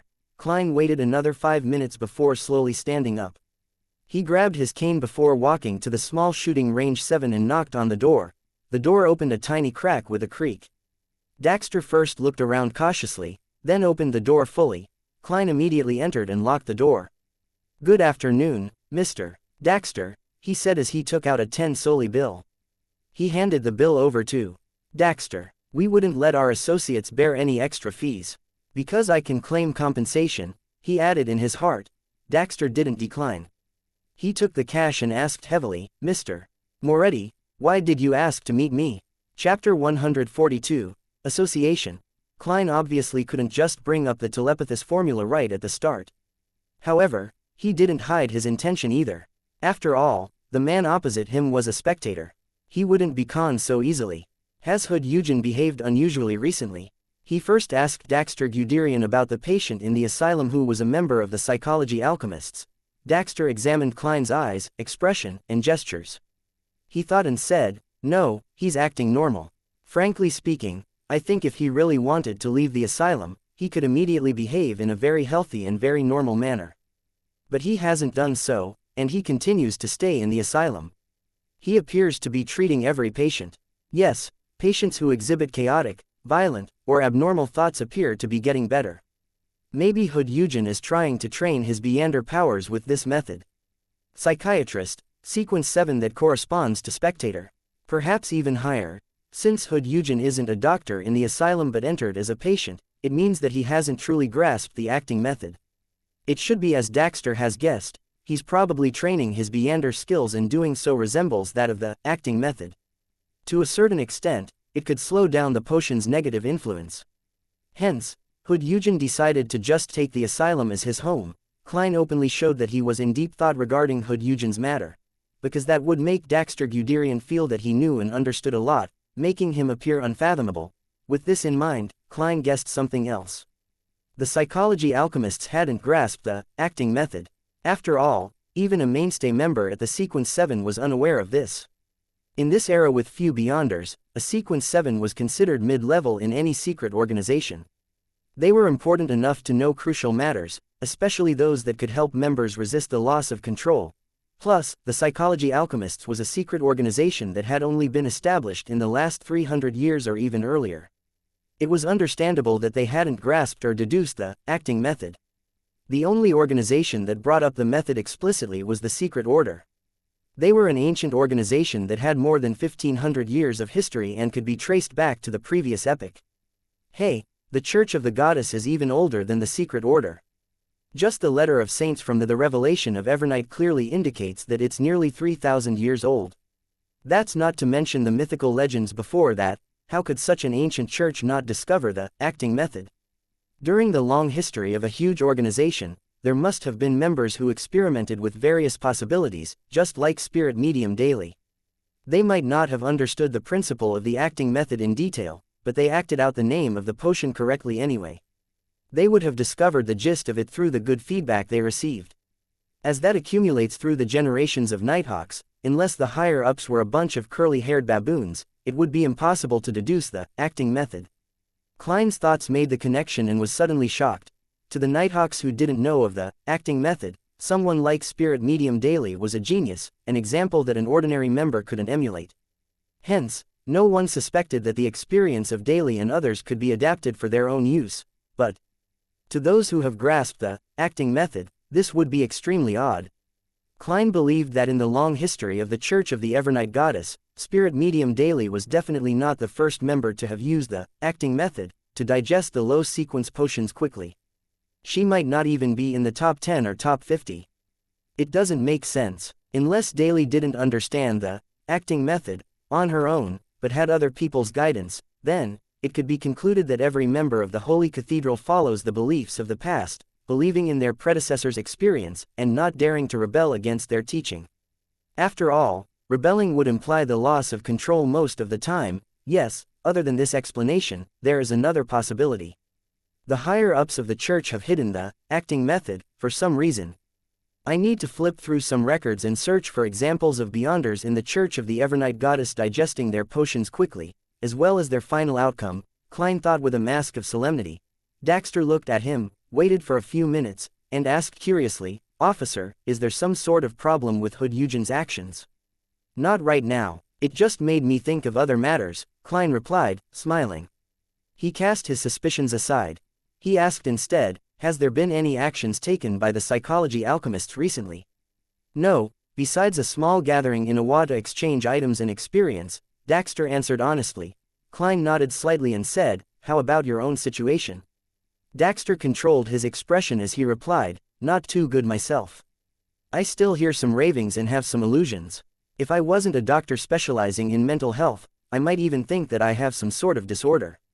As he spoke, his face grew solemn. I followed Hood Eugen's and your instructions to ignore those illusions and ravings. That made me feel much better, but they still affect my sleep, and I have become more grumpy and short-tempered. I'm not like myself, as though another new me is growing from within, or maybe it could be described as a new character. I'm very worried and terrified that I might suddenly lose control one day. Just as I have predicted, I didn't even need to divine to see that coming. Having prepared for this, Klein smiled and said, "You don't have to worry, you're a subsidiary member of the Nighthawks now. There are benefits for you. As an ancient organization, we master many methods to keep one from losing control. It isn't 100% effective, but it will definitely help you. Besides, I'm willing to share with you my personal experience. You must know the man standing before you only used a month to shake off the shackles of illusions and ravings, and they haven't resurfaced. You should know from Hood Eugen and your other cadres that doing so is very difficult." For Sequence 8 Telepathis, Klein bragged a little. "Officer, there's a bit of a lie in what you said, but it's mostly the truth," Daxter suddenly said calmly. "What do you want from me?" "It's tough to lie to a spectator," Klein replied with a smile. "It's not something that only I want to get. Miss Justice wants it too." Of course, he knew that Daxter would definitely assume that the Nighthawks squad wanted something. "If your method is really effective, and the items or information you want is within my reach," Daxter weighed his words as he spoke. "I will give you the perks in advance," Klein said straightforwardly. "We want the telepathis formula." He wouldn't hide the potion formula but inform the captain as well. He would tell the captain that Daxter used it in exchange for his personal experience on bringing the potion under control. During the procedure, Klein would definitely verify the formula and, accidentally, memorize it in his head. Besides, he would use the fact that he used his personal experience in exchange for the formula to earn merit with the Nighthawks.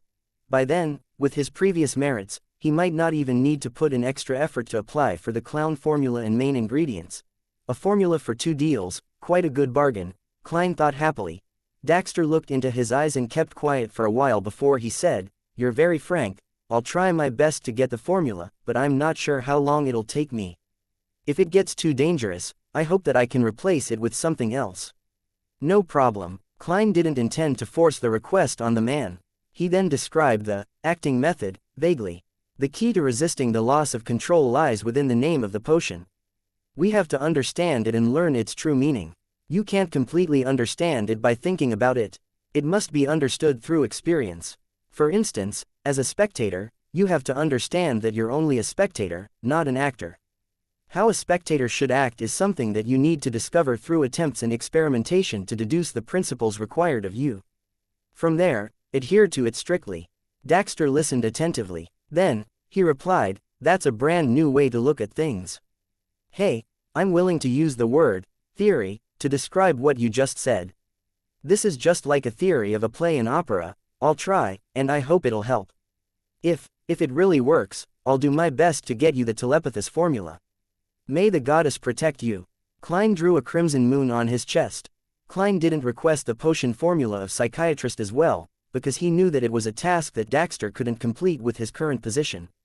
He might end up exposing him if he wasn't careful. Thus, he planned to take it one step at a time by helping Daxter achieve a higher position in the psychology alchemist slowly. Then, the long-term benefits would be abundant. Klein looked outside through the peephole in the door, then he left quickly and turned to the small shooting range that was designated for the Nighthawks. He entered and locked the door. His face grew grave once again. When he was guessing the reason why the Church of the Goddess hadn't developed the acting method, he realized another thing that he had overlooked. He had overlooked it because he had obtained 2 crucial factors in reverse order. It made him fail to make a further consideration. The first matter was that the Antigonus family was destroyed by the Church of the Evernight Goddess. The second matter was that the Antigonus family had the seer sequence in its grasp, or at least, most of it. As there was a very long period of time between when Klein learned the 2 facts, he almost didn't piece them together. Hence, he overlooked something that should have been pretty obvious. Since the Antigonus family had grasped a majority of the sequences of the seer pathway, how is it possible that the Church of the Evernight Goddess only received sequence 9 seer? They should have obtained more than that as the spoils of war. If a member from the Aurora Order got a hold of the clown formula from the Antigonus family's magical notebook, then what about the church that destroyed the entire Antigonus family? Even if the Antigonus family was well prepared and hid their most valuable things at the highest peak of Hornassus Mountain, the Church of the Evernight Goddess shouldn't have gained so little. They were the ones who killed the family members of Antigonus' family. Furthermore, the dead can be made to speak. Chapter 143, The Fool's Realtime. Klein paced around the small shooting range as he pondered over the intent of the Church of the Evernight Goddess regarding the seer pathway. Do they not want Nighthawks to choose this pathway, or do they not want Beyonders to become powerful through this pathway? As such, they only revealed the Sequence 9 seer, which is clearly a support type. Captain also mentioned that the Holy Cathedral might have the subsequent recipes. No, they didn't even provide the names of the potions for sequence numbers 8 and 7 in the confidential information that I read. They merely described the battle characteristics of each sequence. In other words, they don't want those under them to realize that the Church might hold the actual formulas.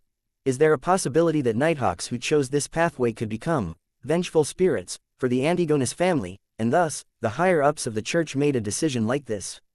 Or could there be some other reason? Klein suddenly felt incredibly suspicious, a sense of intense wariness and vigilance, towards the higher-ups of the Church. He began reconsidering whether he should openly hand over the special application to become a clown. If there are some terrifying secrets behind this, wouldn't I be jumping into the fire myself? Frankly, I'm not a person that can be placed under strict investigation. But the Tingen branch has handed the clown potion formula over to the Church. Any seer who learned of this would hope to advance. Isn't that normal? Sequence 8 is still considered a low sequence, so it shouldn't invite too much attention. The only problem is that I would only take a month to completely digest the potion and submit a special application. If the higher-ups are familiar with the acting method, they would be able to realize what I did immediately. Of course, I do have an excuse. I know spirit medium daily after all. Old Neil, who is strict in abiding by the Mystery Prior's maxim, is also my friend. The claim that I gained inspiration from them and refined the acting method isn't too hard to believe. Yes, even Daly received attention from the higher-ups only after showing signs of digesting a Sequence 7 potion in 3 years, and is now being nurtured to become a future archbishop. Being at the stage of clown shouldn't garner me too much attention, unless I fully digest the clown potion in a few months, giving them confirmation to believe that I have truly mastered the acting method. In other words, applying for the clown potion isn't a risky move. I can continue with that plan, but I should pay attention to this in the future. Sigh, I'll have to take things one step at a time. I'll do a divination back at home. Klein collected himself and took out his revolver from his holster before carrying on with his daily shooting practice and maintenance. The quality of the revolver that he had gotten from his schoolmate, Welch, was unexpectedly good. Without any surprise, it would last for quite some time. Of course, he had to credit Dunn and Leonard for teaching him how to maintain a revolver. To be honest, it doesn't matter if it's damaged. These are all things I can request compensation for. Klein looked at the target, put away his revolver, and left the shooting club. He took the public transport back to 2 Daffodil Street. Before arriving at his destination, he saw a young lady pacing about his door. This lady was dressed in a blue lacy dress, as well as a thinly veiled hat. She was Melissa's classmate, Elizabeth, who had her adorable baby fat. She quickly approached when she saw Klein arrive, taking off her hat to reveal her joyful face. She paused for 2 seconds before smiling. "Good afternoon, Mr. Moretti. I'm guessing that you just came back from Lamud Town, right?"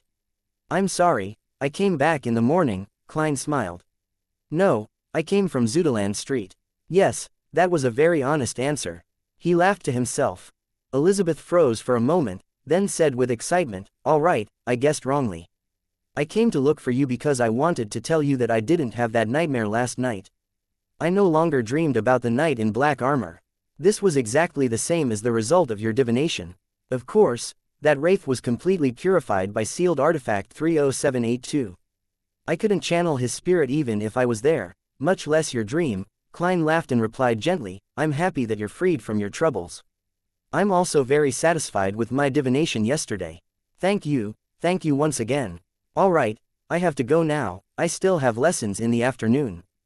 "Bye-bye, Mr. Moretti. I'll visit Melissa when I have the time." Elizabeth left joyfully, renting a carriage by the side of the road. As the carriage began to roll forward, she smiled and thought proudly, "Melissa definitely doesn't know how great her brother is. It seems as though my explanation just now was useless. Young ladies would rather trust their intuition and the truths made up in their minds. Klein saw Elizabeth board the carriage and opened the door to his house.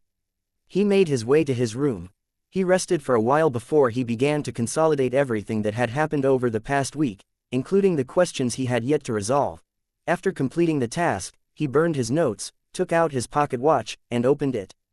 2:30. There's another 15 minutes left. Seeing that he still had time, Klein put on his oldest suit and headed to Smurrin Bakery at Iron Cross Street to buy a cup of sweet iced tea from Mrs.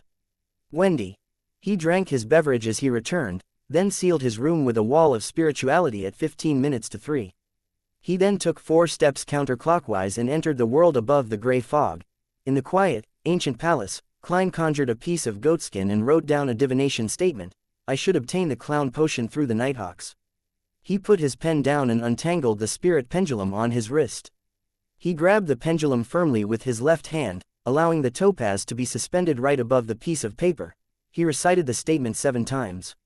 His eyes darkened and the pendulum in his hand started to turn. It turned clockwise. It's a positive answer, so it's appropriate. But it'll be hard to say for the sequences after clown. I should seriously develop my tarot club. Klein did another divination to confirm the answer. After this, he used his hand and pressed down on the dark red star representing the sun. He wanted to bring the youth from the City of Silver in early and ask if he revealed whatever had happened in this world to the 6-member council. If he hadn't, then Klein would give him a better way of knowing what time the gatherings would start. In a room of the Berg household in the City of Silver, Derek sat silently by the side of his bed, waiting for the fool's summoning. In order to avoid being near anybody, he didn't even go out of the house after he returned. He had nearly finished all the food in his room. Bearing with the hunger and hearing the growls of his stomach, Derek felt as though he was a living corpse roaming around on a dark plain. However, he remained silent, nor did he stand. At that moment, he saw a dark red color spread in the air, quickly swallowing him. The gray, boundless, cold, lonely world appeared in his field of vision once again. Seated at the seat of honor, the fool, who was obscured by the thick fog, presented himself in front of him once more. Klein was satisfied that his summoning wasn't interrupted. He also confirmed that he didn't face any immediate danger. Son, we meet again, he said smilingly, using Jotun. Derek was shocked by what had happened. He lowered his head. You are a fool who keeps his word. The other members will arrive in a while. Before that, I'll confirm a few things with you first. Klein used the Loan language this time, but willed the mysterious space to translate it into Jotun. The words rang through the air, coming to Derek in Jotun. He asked curiously, well, now that I've gained a certain degree of mastery over Jotun, the mysterious space above the gray fog can translate whatever I say in real time. This means that I won't have to worry about Justice and the Hanged Man not understanding whatever Sun says. Sigh, why does a boss like me have to work so tirelessly? Klein pinched the bridge of his nose. He laughed and shook his head. I'll permit you to recite my name. Remember the incantations I'm going to tell you. The fool that doesn't belong to this era, the mysterious ruler above the gray fog, the king of yellow and black who wields good luck. Derek's pupils constricted when he heard that, but he didn't dare to get distracted. He recited it over and over again in his heart, then confirmed it with the fool. You have to use a simple ritual and recite my name whenever you return to the City of Silver. I will notify you in advance for future gatherings. You need not pay too much attention to it on other days, nor do you have to avoid anyone. When you receive my notification, isolate yourself within 1,000 heartbeats. Klein told him the method he had been deliberating on for quite some time. This was essentially a response to a prayer. As he had to consider the situation regarding the City of Silver, as well as save time, Klein opted to omit the other steps of the ritual since it was a plea directed toward him. 1,000 heartbeats, Derek muttered to himself. Klein described the general idea of the tarot club to Derek, then took out his pocket watch and looked at the time.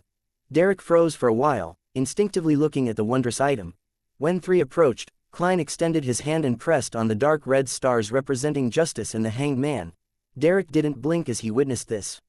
He saw a light burst forth opposite and beside him, as 2 hazy figures extended from within. Audrey Hall surveyed her surroundings and froze suddenly. She then heard the ever-calm voice of Mr. Fool. This is our newest member, his code name is Sun. This is Miss Justice, and that is Mr. Hanged Man, newest member. Audrey was shocked at first, then her shock immediately turned to joy. She was very excited to see the development of the Tarot Club. She felt like a protagonist. The hanged man Alger creased his brows, a little upset that the fool would drag in a new member so suddenly. He should have at least mentioned it to us, but a great figure like Mr. Fool wouldn't have to care about our feelings, he thought in exasperation before giving a simple greeting to Justice and Son. In this short process, Audrey entered the her spectator state and paid close attention to the newest member's son. He should be quite young. His body language tells me that he's a little nervous and restrained, but he ultimately maintains a tolerable air of silence, giving the feeling of, a lone wolf. Yes, a lone wolf, Audrey thought as she cast her gaze at the fool who was seated at the end of the long bronze table. She said in joy, Mr. Fool, I've collected another 2 pages of Emperor Rassel's diary. Chapter 144. Three-way deal. Actually there were 3 pages, but the characters were too complicated and too difficult to memorize. My limit is only a little over 2 pages. I would mess up if I were to memorize more. The rest will have to wait until the next gathering, Audrey added in her head. New pages of Rassel's diary. Klein's mind stirred. He smiled and asked in reply when he already knew the answer, Miss Justice, what do you need? Audrey's eyes beamed with excitement, but she replied in a reserved manner, you know that I'll soon fully digest the spectator potion. I hope that I can get the formula for the telepathous potion so that I can prepare the ingredients ahead of time. I know that there isn't much content for 2 pages of the diary, and it might not equal to the value of the telepathous formula, so I'll give you another page. I'll also pay you a sum of money on the side. She had yet to finish what she said when she suddenly felt that it had come out wrong. She couldn't help but berate herself in her head. Mr. Fool is at the very least an important figure which approaches that of a god. How could he be bought over by money? Hence, Audrey couldn't maintain her spectator state as she hurriedly added with a stammer, that's not what I meant. Mr. Fool, what I meant is that you can determine the compensation that you'd like. Yes, that's what I meant. I like your earlier suggestion. I would answer like this. When you have fully digested the spectator potion, you will get the formula you need. I have a subordinate. No, I have to use the word, adorer, that sounds more awesome. He happens to be handling some matters that require money, and this is his anonymous account in Backland Bank. Yes, then I will disguise myself and make an anonymous account in Backland Bank. Klein didn't answer immediately but weighed his words carefully with an unfathomable expression. Backland Bank was one of the 7 major banks in the Lowen Kingdom, and as such, it possessed the right to clear transactions. The Lowen Kingdom settled accounts with receipts to take care of cash transfer business between banks within the same city in a centralized manner. However, unlike banks in the Intis Republic, not all banks were part of the same league. The biggest 7 banks held on to these rights. Hence, they were called the clearance banks, making other banks rely on them. Transferring money from a different location, on the other hand, could only be done within the same bank. It would be completed by squaring accounts between branches. With the invention of the steam locomotive and telegram, the efficiency of these transfers had been enhanced drastically. Just then, the son, Derek Berg, suddenly spoke. The telepathous potion formula, telepathous that is followed by psyche-analyst. Audrey looked towards him puzzledly. You know of it. At the same time, Miss Justice saw a problem through her instinct as a spectator. The young man had used the ancient title, psyche-analyst, instead of the modern term, psychiatrist. This guy is very strange. Audrey examined Son's every movement. Derek didn't think that he behaved any differently but replied seriously, I can get you the formula. Then, he felt guilty as he couldn't provide it immediately. He tried his best to explain himself, it's a sequence pathway that stemmed from the dragon race. And our city of Silver was once ruled by the Giant King's imperial household. As you know, the giants and the dragons are sworn enemies. Hence, the city of Silver has all of sequence 9, 8, and 7. I have ways to get them. This kid, I already warned him not to speak carelessly or expose his origins. In the end, Klein nearly wanted to extend his hand to cover his face. Sigh, although the son appears to be in great pain, very mature and silent for his age, he's just a boy after all. However, that clarifies one thing for me, it turns out that the spectator sequence's origins stem from the dragon race. It's no wonder that the symbol formed by stars behind Miss Justice's high chair is the dragon. The city of Silver has preserved history well. Klein maintained his posture of leaning against the back of his chair while he listened thoughtfully to the son's description. In fact, he could have easily stopped the son from exposing those matters. As long as he didn't help in the simultaneous translation, Justice and the Hanged Man wouldn't have understood him at all. However, Klein took a different approach. He felt that it might help him consolidate his mighty and mysterious image in the minds of the three members effectively. Hence, he listened with a smile and didn't make a sound. Giant King, Dragon Race, the City of Silver. Audrey was confused. She first took a look at the Hanged Man opposite her, but she could tell that he was shocked and confused as well from his body language. She looked sideways towards the seat of honor on the long bronze table. She saw the fool sitting on the high chair, engulfed in thick grayish-white fog. His right arm was placed on the armrest while he leaned sideways leisurely. He showed no shock, no curiosity, no thoughts, and no doubt. He only looked at them with a smile. He knew all of this. Audrey and Alger made the definite judgment almost at the same time. The City of Silver, I've never heard of this place, where is it? Audrey probed while Alger listened attentively. At that very moment, Derek Berg's head was filled with questions as well. He could tell that, besides the godlike fool, Justice and the Hanged Man were some sort of Beander. In the forsaken land of the gods, besides the people in the City of Silver, Derek had never seen another living human. So, he asked in reply, if you aren't residents of the City of Silver, which city-state are you from? Sigh. Klein couldn't help but wish to sigh again. Audrey trembled her lips, momentarily at a loss for words. Yes, the hidden meaning behind his question is that if you don't want to answer a similar question, don't pry into the questions about where the other person lives. Miss Justice nodded faintly and elegantly kept quiet. Obviously, Alger had misunderstood the son's intentions as well. He didn't know the other person was really just asking straightforwardly. So, he kept quiet too. When Derek didn't receive any reply, he seemed to realize what was happening. He didn't bring it up again and instead said, I will try to get the telepathos potion formula as soon as possible. I would like to use it to exchange for the beginning sequence pathway of the sun. Sun sequence pathway, sequence 9 barred, Alger asked in reply. Derek thought and said, probably, but I lack information about it. Klein, who was watching from the side, decided to get involved, because he didn't want to risk anyone taking his business away. He smiled and said, I believe Miss Justice doesn't have the barred formula. But Mr. Hanged Man seems to be able to get it. Seeing Audrey nod, Klein continued with a faint smile, I will give the sun the barred formula. The sun will pass the telepathos potion to Miss Justice as soon as possible. Try to get it done within the next 2 gatherings. Miss Justice, please pass me the new pages of Russell's diary. Then, the deal is done. Yes, according to the law of equivalent exchange, the sun is on the losing end of this transaction, but as of now, he has only made a promise. When he really provides the telepathos formula, Miss Justice can consider how to compensate him again, or I will compensate him while Miss Justice provides money to one of my adorers who needs to do somethings recently. Heh, that's because the sun might not necessarily be able to receive Miss Justice's cash or ingredients as compensation. Klein intentionally added that final statement to redirect the Hanged Man and Justice's focus onto the fact that Sun might not be able to receive her compensation. He also did that to place himself in an unfathomable position. Then, everyone would ignore the adorer that lacked money, might not necessarily receive the compensation. Where exactly is the sun? The southern continent. Alger suddenly creased his eyebrows. The origin of the sun is mysterious too, as expected, Mr. Fool does have subordinates in reality. Audrey finally saw her hope of becoming a sequence 8 telepathist. What other thoughts could she have? She suppressed her excitement and flashed a faint smile as she said, I have no objections. Neither do I. When Derek saw that he could obtain the beginning sequence of the sun pathway, he nodded without hesitation. He couldn't care less about the additional compensation. Alger, who was out of the 3-way deal, didn't have the right to speak. Although he could get the formula of Bard, he would need to wait a week or 2 as well. At that moment, Klein, who had successfully delayed the compensation to the next gathering, or the following one after, pressed his palm forward happily.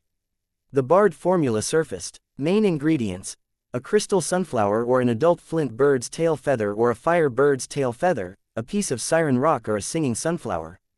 Supplementary ingredients: a blade of midsummer grass, 5 drops of July wine juice, a blade of elf dark leaf. He sent the formula before the sun and saw the young man first crease his eyebrows and then relax. Yes, the ingredients in the forsaken land of the gods will still be known by their ancient names. Luckily, my formula was obtained directly from the eternal blazing sun. The knowledge that I gained used ancient names and various replacements. Klein suddenly cast his eyes of realization towards Miss Justice. Audrey looked at the son who was memorizing the formula. Then she quickly willed the 2 pages of the diary that she had memorized. The diary immediately appeared on the yellowish-brown goatskin and, with a flash, appeared in Klein's hands. Just like before, he started reading immediately.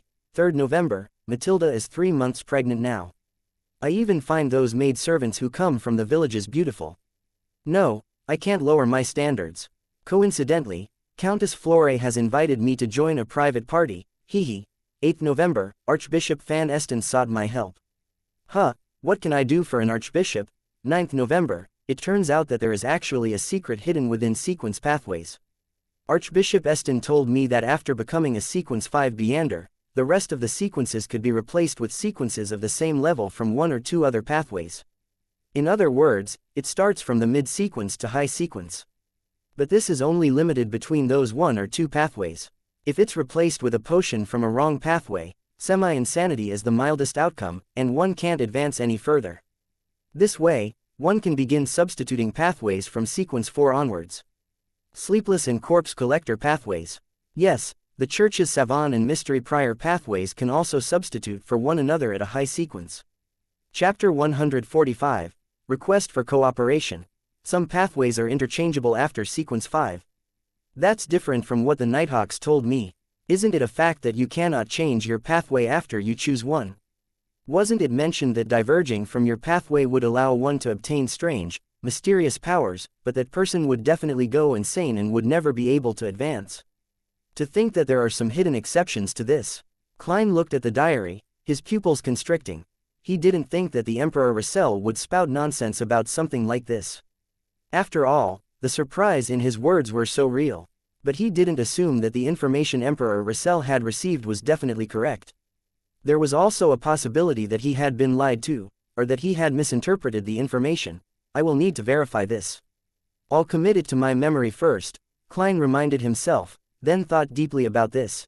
If what Russell described here turns out to be correct, then the sequence pathways go deeper than what I imagined. It hides many secrets. The complete pathway possessed by the Nighthawks is sleepless. They also possess a relatively complete path in the corpse collector, which they have up to sequence 4. To think that those are interchangeable after sequence 5, the other potion chains they have are even less complete, as some pathways only possess the first sequence. Similarly, the Church of the God of Steam and Machinery holds the complete pathway of the savant, and has a relatively complete pathway for the mystery prior. These can also be interchanged at high sequences. Interesting, I wonder which pathway is interchangeable with the seer pathway. The apprentice or marauder that was mentioned by the Emperor. There's a high possibility that the first 5 sequence pathways of the seer pathway would each provide a separate ability, and that these abilities would be combined at sequence 4. At that stage, there should be no way to interchange it with some other potion. Klein retracted his thoughts, once again placing his attention onto the diary. He noticed that although the 2 diary pages were connected, the content was not in chronological order. The dates belong to 2 different periods. This could be a mistake made by whoever copied their content. The 9th of April. The relationships between the Church of the Eternal Blazing Sun, the Church of the Lord of Storms, and the Church of the God of Knowledge and Wisdom are poor. They see each other as enemies. The Church of the Evernight Goddess is at odds with the Church of the God of Combat from the Fasak Empire. This can be taken advantage of. These are all facts worth considering. The 13th of April. I participated in an ancient organization's gathering. I never expected them to be members of this organization as well. It sure was frightening to think that the second blasphemy slate was in the hands of this organization.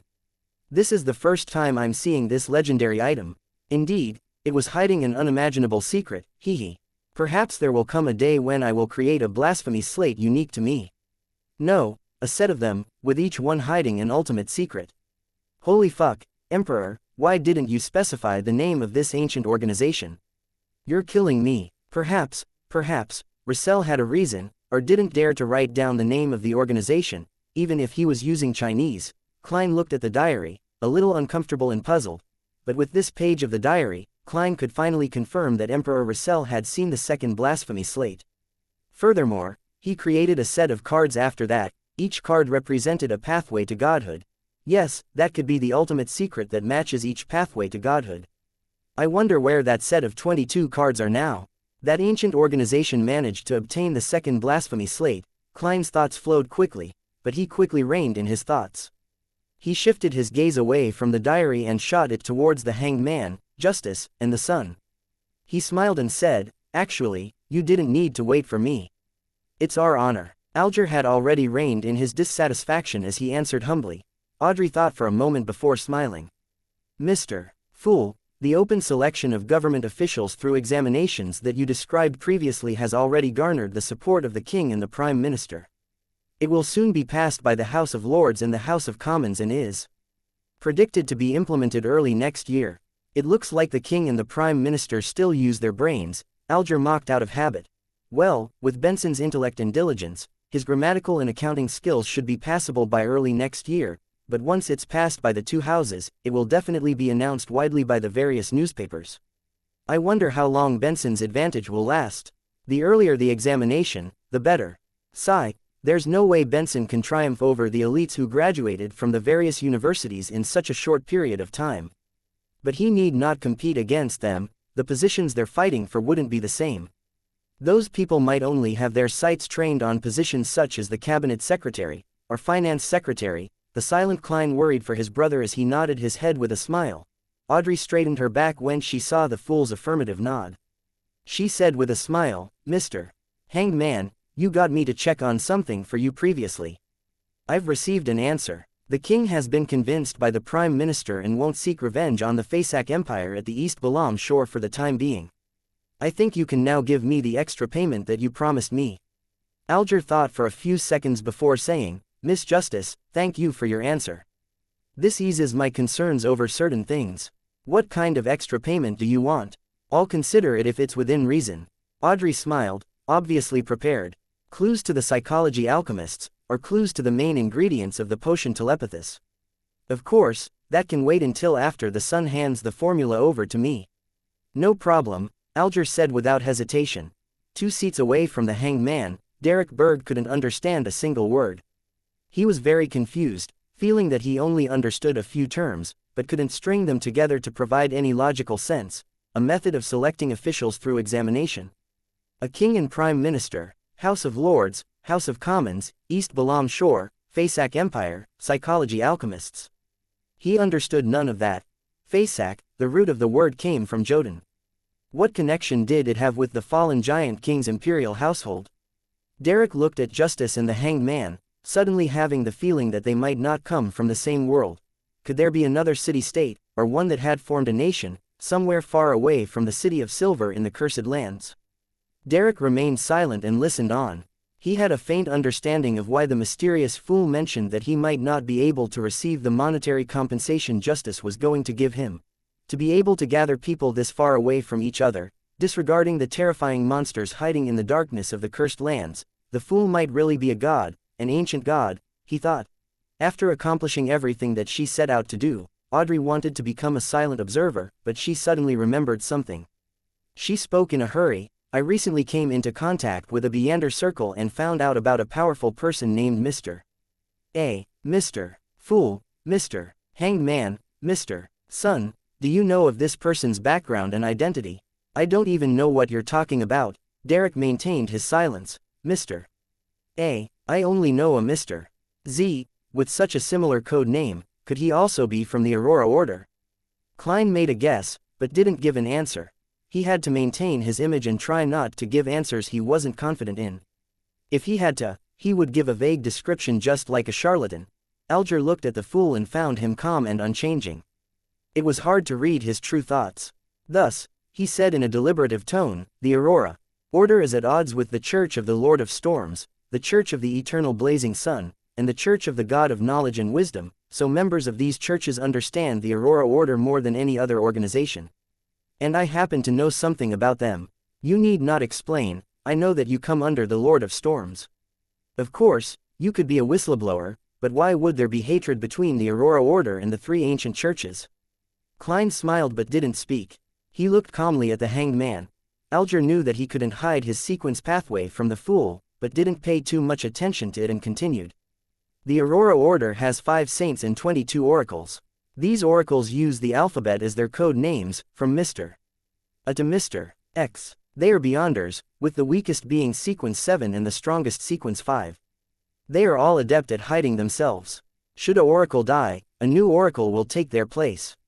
I cannot guarantee that the Mr. A you spoke of is the Mr. A from the Aurora Order, but there is a good possibility.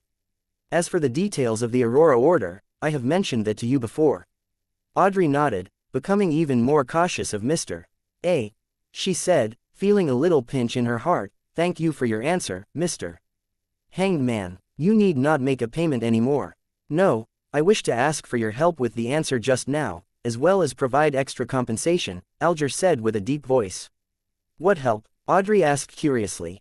Alger thought for a few seconds before saying, "I received intelligence that the pirate Kilangos, codenamed Rear Admiral Hurricane, has secretly gone onshore and infiltrated Backland. I don't know what he's up to, but I hope that you can help me locate his whereabouts. As for whatever happens afterwards, you need not put yourself in danger." Rear Admiral Hurricane Kilangos, one of the 7 great admiral pirates. Audrey widened her eyes, almost unable to maintain her spectator state. What was the thing she wanted to do the most after she became a Beander? It was, of course, to interact with the people that only existed in the fables of the nobles. Yes, he's a sequence 6 Beander of the Path of the Sailor, a wind blessed. He also has a miraculous item that could be classified as a sealed artifact. He's quite crafty and cruel. Don't attempt to deal with him, Alger introduced seriously. He suddenly turned to Klein. "Mr. Fool, can I get your adorer to assist me at the critical moment? I would pay a price that interests you. The only adorer I have is myself," Klein lampooned to ease his emotions as he smiled. "That is built on the premise that my adorer happens to be in Backland." "All right," Alger retracted his gaze, a little disappointed, but also a little expectant. Chapter 146, Creeping Hunger. "What's so special about Kilangos's magical item?" Audrey asked slightly confidently. She considered it carefully and suddenly realized that she had a decent ability to locate people in Backland. Firstly, her father was one of the most wealthy, connected, and reputable nobles, while she was quite popular amongst the younger generation too. Hence, in the upper middle class of the society, she had quite a few resources to take advantage of. Secondly, the 2 Beyonders that she knew had their own circles as well. Apprentice Furs was originally a clinical doctor, and was now an author.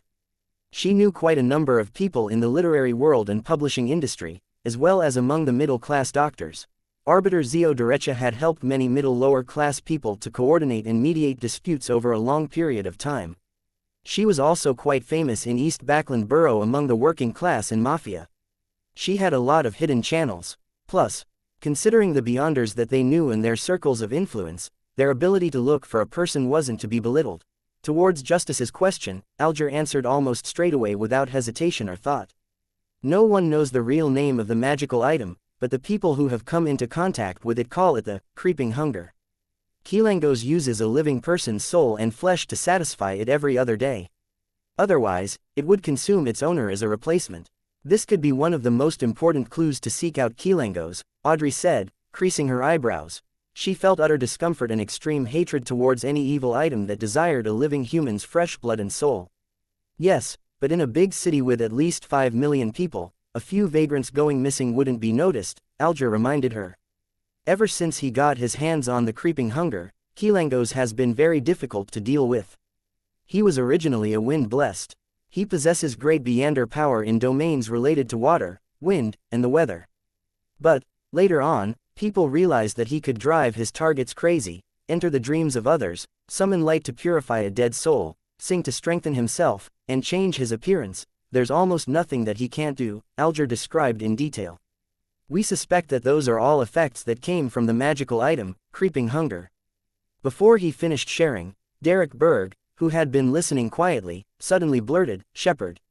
Shepherd, Sequence 5 of the Secret Suppliant and Listener Pathway.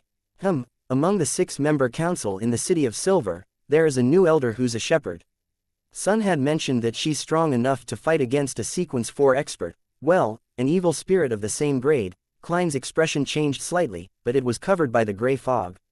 Justice wasn't paying any attention to him either.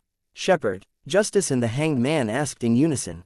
One sounded completely confused while the other sounded shocked. as though they had heard the title of shepherd elsewhere before and knew something about it, but didn't understand the actual situation. Seeing that everyone was staring at him, Derek suddenly panicked a little. No matter how quiet, depressed, and vexed he was a boy after all. He hurriedly explained with a stammer, "What I meant was, the traits that the hanged man described were like the beyonder power of the sequence job, shepherd. Every shepherd can swallow another's soul into their body, including wraiths and evil spirits. They control these souls to do their bidding with a unique method, which allows them to make use of their abilities, just like a god letting his lambs out to graze. Hence, no one knows how many powers a shepherd has. That depends on how many beyonder souls they have swallowed, and that makes them very scary. They're almost like a high-sequence beyonder. However, there are people who suspect that there's a limit to the number of souls that a shepherd can consume and let out to graze, and that the souls inside them could be replaced as well. So that's what being a shepherd means. The sequence pathway that the Aurora Order has in its control is enigmatic. No wonder they worship the true creator. No, the fallen creator." Klein was suddenly enlightened, but he didn't nod, taking on the appearance that he knew so long ago. Meanwhile, he sighed inwardly. "Son, you are a boy after all. This is very important information, very important insight.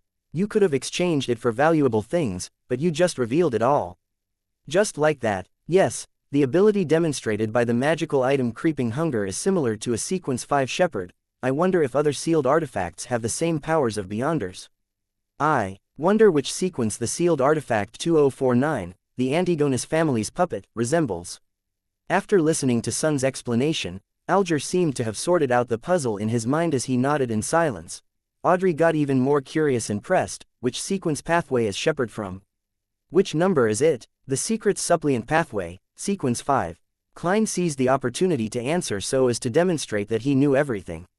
Secret suppliant, Aurora Order. Audrey suddenly recalled Mr. A, who was a suspected oracle of the Aurora Order, and she immediately felt heavy-hearted. She started thinking seriously, thinking of what price she could pay in exchange for Mr. Fool to take action and rid off that disgusting fellow effortlessly. However, she couldn't think of anything that would move Mr. Fool into doing so. As expected, a figure akin to a god wouldn't be easily moved. There aren't many things and matters that would garner their interest after all. Audrey sighed. Putting her impulse aside, she nodded to the son gratefully, thanking him for giving them a new perspective on Creeping Hunger, so that they could deal with it more reasonably and efficiently. "Mr. Hanged Man, I'm willing to accept the mission.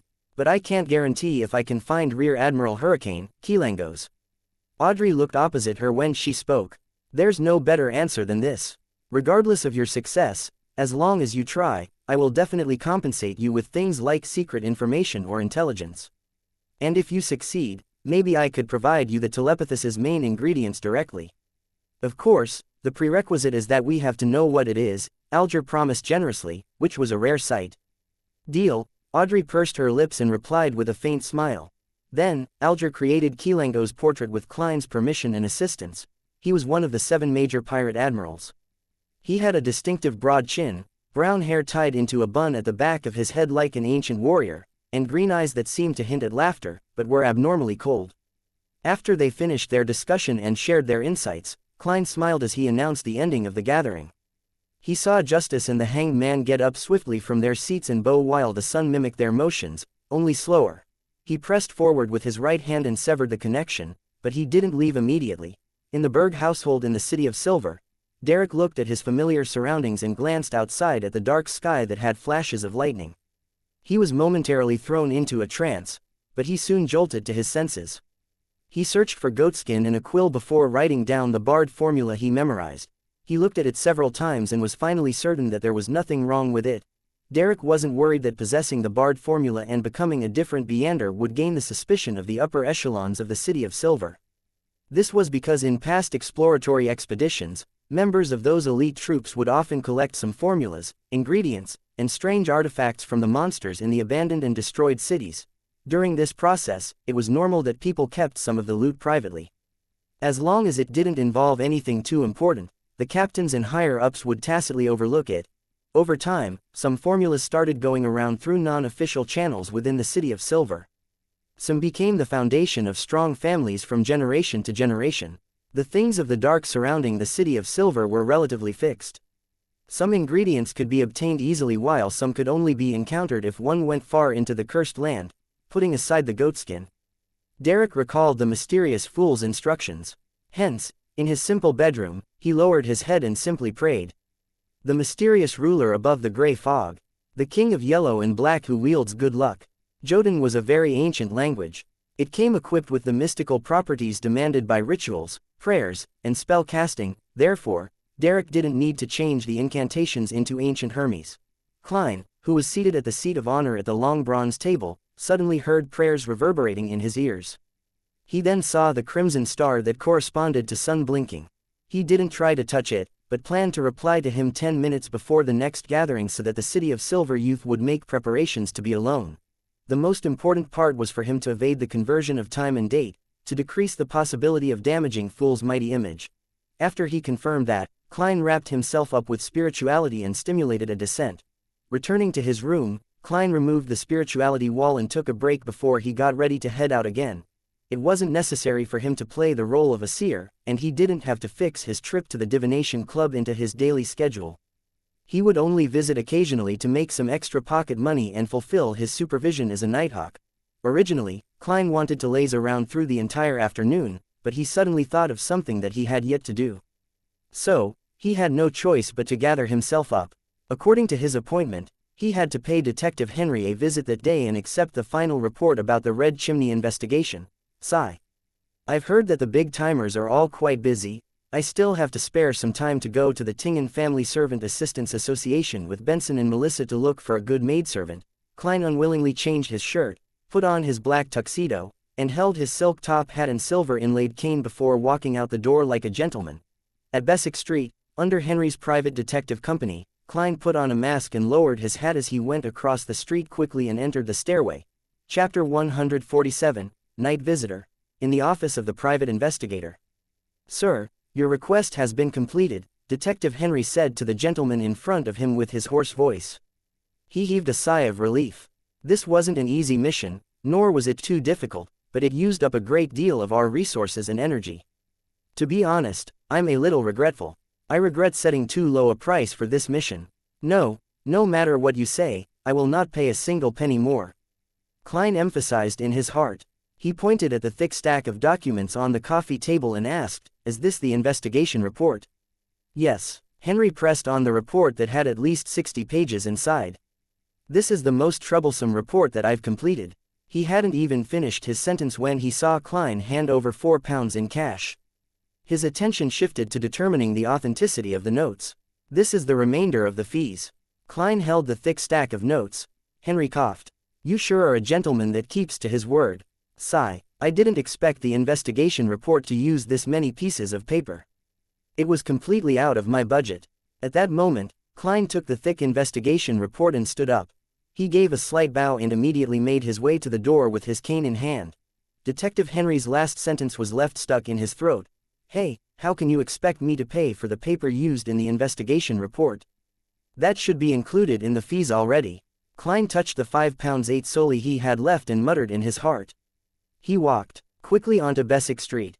He surveyed the surroundings and confirmed that no one was paying attention to him before leaving the place. He found an opportunity to remove his mask. Klein didn't intend to head home right away.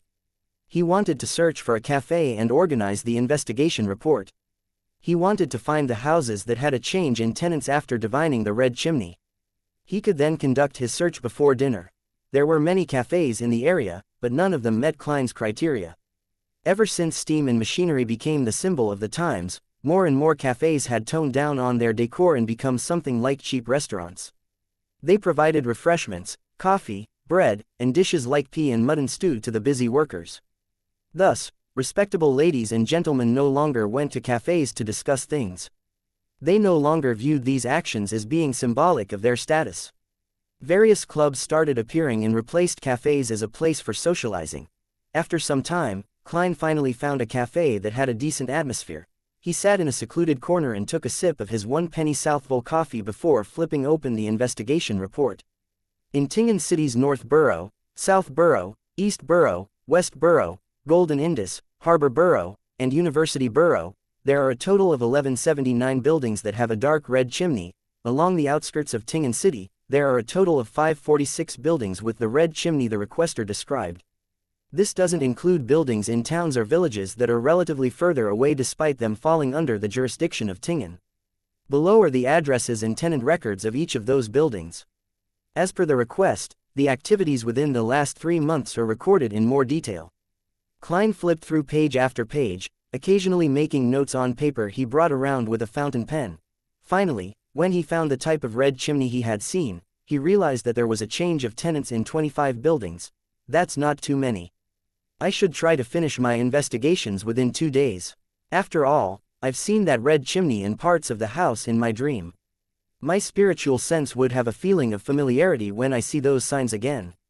I'll confirm the target that way. In other words, I'm a living investigation machine, Klein nodded. He split the buildings based on their location and planned to investigate 15 of them that day. He didn't need to do a divination to get an answer if these investigations would prove dangerous. Since there was a change of tenants, that would mean that the mastermind behind the coincidences had already left. Let's hope that the new tenants know what the previous tenants look like, but since the person behind the scenes can control my fate without anyone noticing, to the point of making the coincidences feel so natural, he would definitely have a way to remove any traces he might have left behind. Sigh, I can only pray to the goddess and hope that he left behind some sort of clue, Klein sighed. He pumped himself up and put on his hat.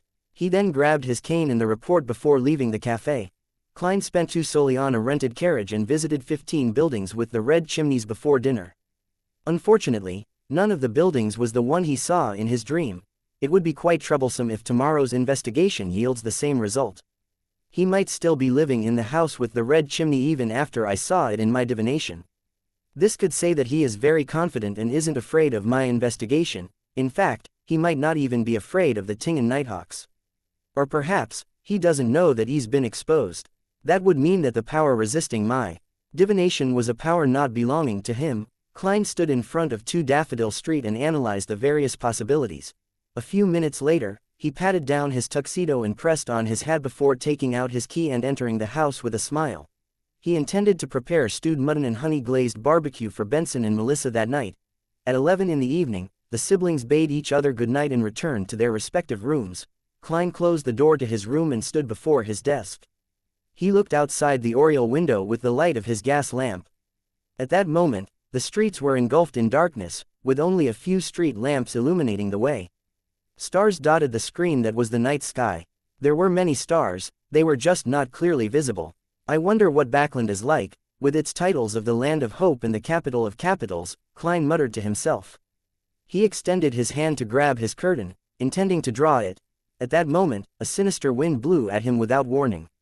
The light from his lamp turned a dark green. Klein subconsciously took a few steps back. His occupational instincts made him tap his left molars twice. At the same time, he leaned toward the bed and tried to reach for his revolver under his pillow. In his vision, a face suddenly protruded from the wall above the desk and under the gas lamp. It was a translucent face without any eyes or nose. All it had was a mouth. Do not fire. The face with a mouth spoke. It can communicate. Klein already had his revolver in hand as he took aim. What do you want? He asked in a deep voice. The face chuckled. I'm Daly. Daly. Spirit medium Daly. The spirit medium Daly who was sent to the Backland diocese. Klein raised his brows in doubt. Madam Daly, I know that this method of visiting you is a little rude. I should have given you a warning so you could make the necessary preparations. But it isn't convenient for me to meet you right now, and so, I can only communicate with you using this little guy. The translucent face laughed. Even though the voice is different and jarring, the manner of speech is indeed Madame Daly's style. The abilities of a spirit medium sure are cool, Klein reflected wistfully. He didn't lower his revolver as he asked, Madam, what do you want to talk about with me? If I were you, I would first seal the bedroom with spirituality. Otherwise, your family members might think of you as crazy. The translucent face quipped, Heh heh, you need not be so cautious. I came back to Tingen in secret because of Dunn's letter. You know that a Nighthawk cannot leave the area they are assigned to at will. The captain's letter. Klein didn't approach the desk. Instead, he felt for the holy night powder he had in the hidden pocket of his black windbreaker. Dunn and I are both beyonders that started with the Tingen Nighthawks. We have always maintained a good relationship. Last Thursday, yes, Thursday, he sent me a letter and mentioned you. He said that you emulated the maxim of a mystery prior, came up with a set of rules for a seer, and claimed that it was effective in helping you grasp your potion. From then on, you no longer hear sounds and see visions that you shouldn't. Dunn said that it was similar to what I did. Heh, are you not going to seal the room? I personally do not mind your brother and sister misunderstanding, the translucent face said at an adequate pace. So that's the reason, she's indeed Madame Daly. Klein heaved a sigh of relief, pushing the holy night powder back into the inner pocket. He then walked to the desk and took out the silver dagger he used for rituals from the drawer. He quickly built up a wall of spirituality before turning to the protruding face. Madame Daly, what else did the captain talk about in the letter? He only expressed his own confusion and said that he seemed to understand something, yet, he couldn't describe it clearly. He hoped to get my opinion on the matter, Daly said with the help of the face without eyes. And when I read the letter this morning, I knew that you aren't as clueless as you pretend to be. Heh, Mr. Moretti, I think that you have deduced the acting method. That's the reason you came looking for me. Klein neither confirmed nor denied her statement. Daly clearly knows about the acting method, he calmly made the judgment. Daly's translucent face revealed a slight smile. I believe that we should be honest with each other. I know that you have deduced the acting method, and you also know that I grasp the acting method as well. Sigh, but what's making me unhappy is that I used nearly 2 years to understand it, yet, you've only been a Beander for 1.5 months. Klein fell silent for a while after hearing Daly. He then smiled honestly. That's because I have you as my role model. He wanted to say that he was standing on the shoulders of giants, but ultimately decided not to give the Emperor Russell a chance to appear in the conversation. Chapter 148, Messenger. Klein's reply made Daly chuckle. The translucent face with only a mouth said, even though you found inspiration through the maxim of the mystery priors and confirmed your theories through my experience and performance, it only took you a month to understand the acting method and come up with your own seer principle. That shows that you possess outstanding wisdom and an open mind. Klein didn't engage in the topic which made him guilty, but instead asked in response, Madam, do the higher-ups in the church know about this so-called acting method? No doubt, they understand it very clearly. I once read through the historical information in the church and searched through stories of people ignoring the norms and advancing quickly. I realized that there were more than a few nighthawks and bishops who have done so. I'm not the most unique one either. But their ending, Daly intentionally paused, and she suddenly sounded heavy-hearted. What kind of ending did they have? Klein asked, feeling a tug at his heartstrings. Could it be that the Church of the Evernight Goddess views the acting method as the seduction of some devil or evil god? The translucent face suddenly laughed. Their endings were rather great. Besides the few who lost control or were sacrificed in Beander incidents, the rest of them have at least become archbishops or high-ranking deacons. Among them, there are also experts that have successfully become high-sequence Beanders. In the Church of the Goddess, Sequence 4s and Sequence 3s are called saints, while Sequence 2s and Sequence 1s are called grounded angels. Of course, every angel was once a saint. Madame Daly, you deliberately tried to scare me earlier. The corner of Klein's lips twitched before he asked, without hiding his suspicions, since the church has mastered the acting method, why didn't they just tell every nighthawk? Although it wouldn't prevent every nighthawk from losing control, it would definitely lower the probability and reduce unnecessary losses. A sense of loss appeared on the translucent face. I have no idea why either. They told me that when I become an archbishop or high-ranking deacon, I'll be able to know the secret. I came here today because I hope that you can tell Dunn about the acting method more clearly before you hand in your special request. Klein wasn't stupid enough to ask why she couldn't do that herself. Instead, he said thoughtfully, once noticed by the church, one has to swear not to tell anyone about the acting method. Yes, you must do it before the goddess's holy items and swear upon her name. That holds enough binding force. Trust me, you definitely don't want to know the outcome of a violation. I can only talk about it with people who have mastered the acting method, like you. Your body language already gave me the answer before you replied, that's why I dared to say the term. Daly made the creepy face sigh. She paused for a moment before saying, I only faintly grasped the essence of acting back then and digested the potion very quickly. Yes, among the higher-ups in the church, using the term digesting to describe the control of the potion is very aptly worded. Anyway, before I made the pledge and found out about the acting method, I had no clear understanding of it, so I couldn't accurately explain it to Dunn and the others. I gave up at first.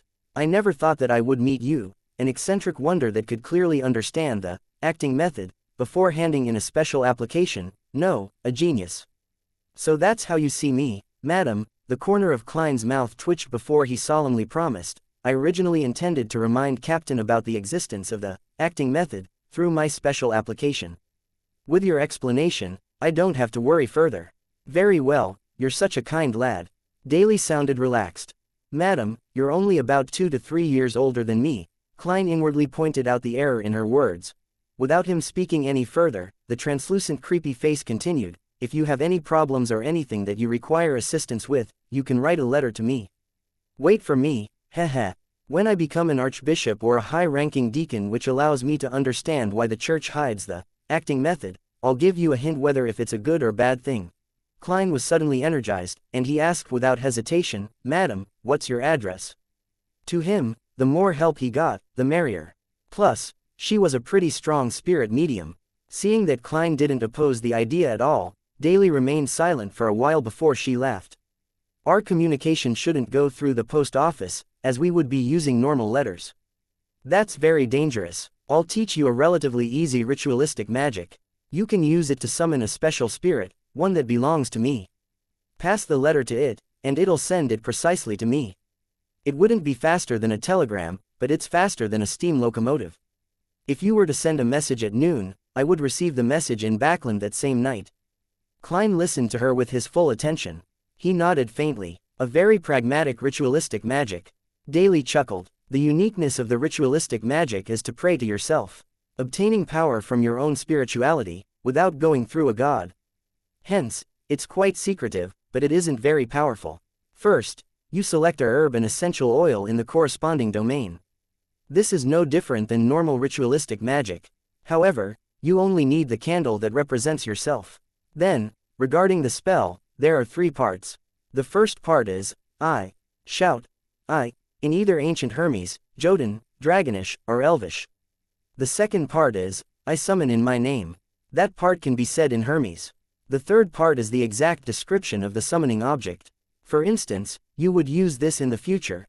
The spirit that wanders about the unfounded, the higher dimensional creature that a human orders, the messenger that belongs to Daily Simone. Higher dimensional. In mysticism, this is normally referred to as the spirit world. Klein memorized as he analyzed the ritual procedure. In that aspect, he could barely be considered an expert. The benefit of this kind of ritualistic magic is that it avoids calling upon a god but relies purely on a person's power. It achieves various magical effects without the constraints imposed by a god's specialized domain.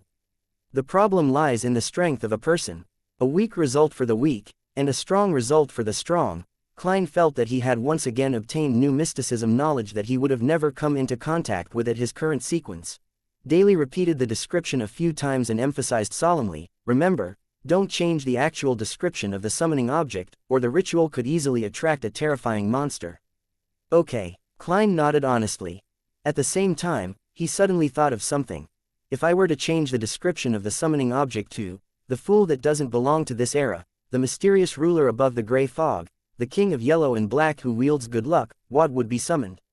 Would it be utterly useless, or would the gray fog suddenly descend, or would I need to respond in that mysterious space?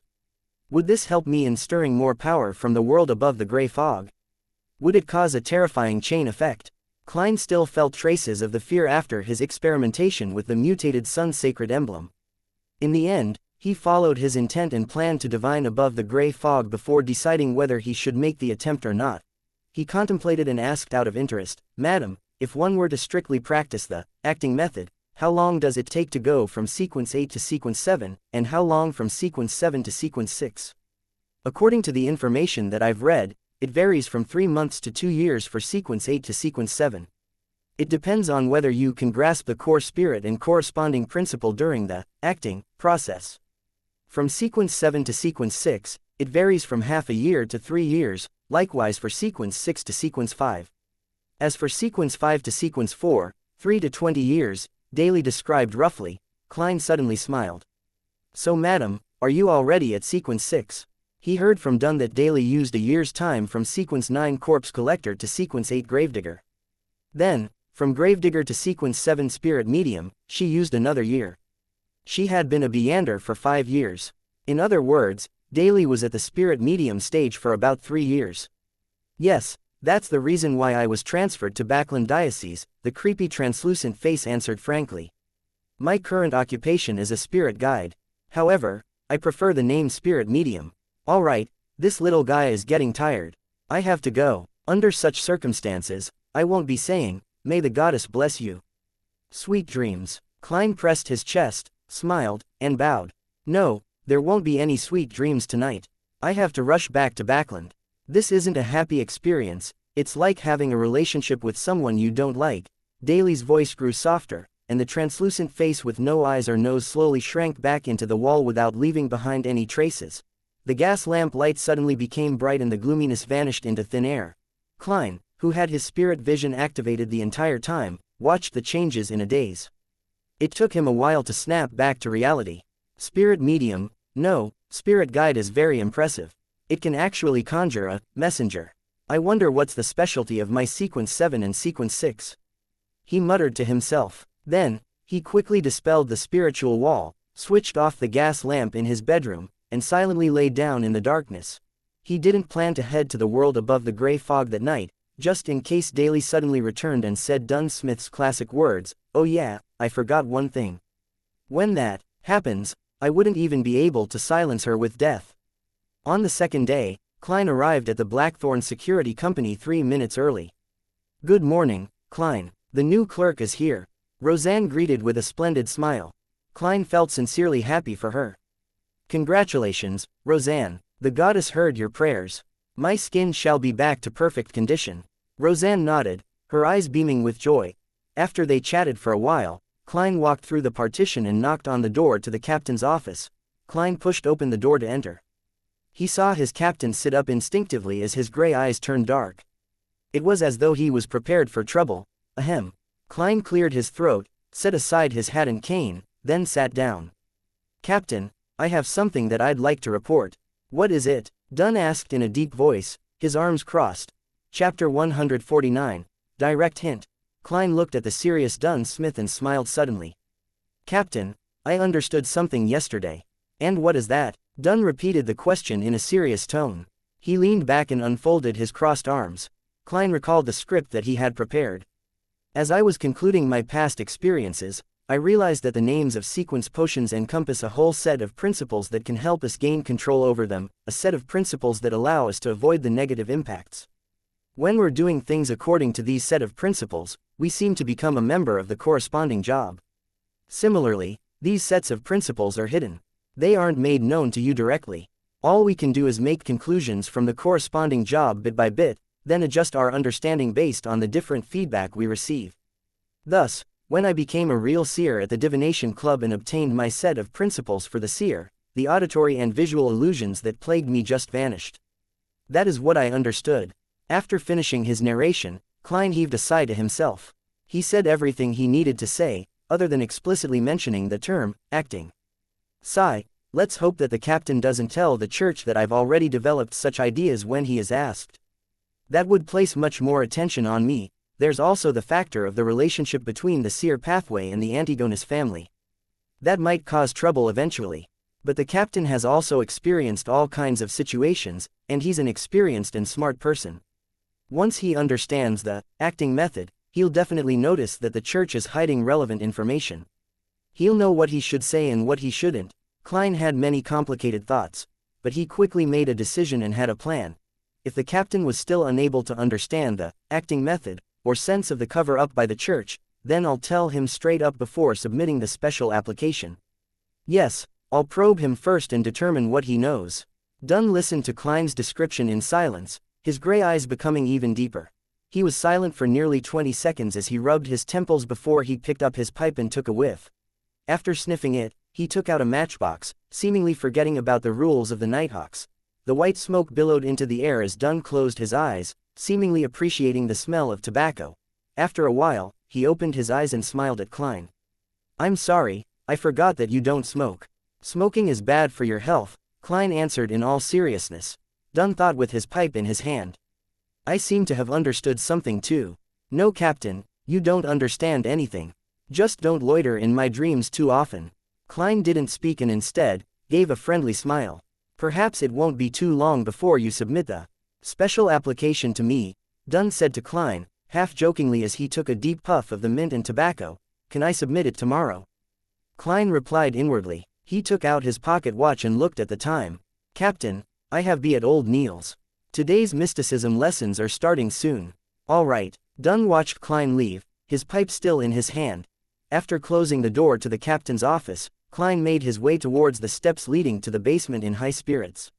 He saw two strangers, a male and a female, when he walked past the clerk's office. The new clerks, Klein's mind wondered before he added inwardly, in another 2 days, definitely within this week, I'll submit my application to captain. Then I'll pass a series of inspections and become a Sequence 8 clown. Along the silent underground passage, Klein turned to the armory and pushed the guard room door open. What happened to you? Klein had a shock when he saw Old Neil. Old Neil looked dispirited, his face was pale. He yawned constantly as he said, I've been a little constipated lately. I tried ritualistic magic that can solve such problems last night. In the end, I didn't sleep well the entire night. I had to head to the bathroom multiple times, and in the end, I nearly fell asleep on the toilet bowl. Well, the problem of constipation has been solved. Klein nearly laughed, seeing that it wasn't a serious problem, but he controlled himself. He asked, Are you feeling better now? At the same time, his concern made him tap his left molar twice. He used his spirit vision to observe the aura of Old Neil's health. There are some darkness and impurities in the digestive system's yellow and the kidneys' orange colors, but it's nothing too serious and is within an acceptable range. Klein heaved a sigh of relief. I'm fine now. I got some medicine for the diarrhea from Fry. Old Neil yawned like a drug addict. Self-study for today's supernatural lesson. There's only 2 or 3 days left of content anyway. All right, Klein responded politely. I could help you guard the armory and study here.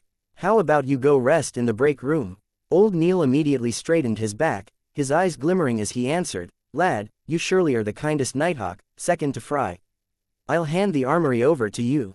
He picked up the cushion he had placed on his knees and rushed out of the guard room like a typhoon, leaving Klein the only person there, dazed. The Blackthorn Security Company accepted an extra mission in the morning. The task involved escorting a rich merchant to the harbor for a deal. Leonard and Kenley completed it easily, earning themselves some extra pay, much to the envy of Klein.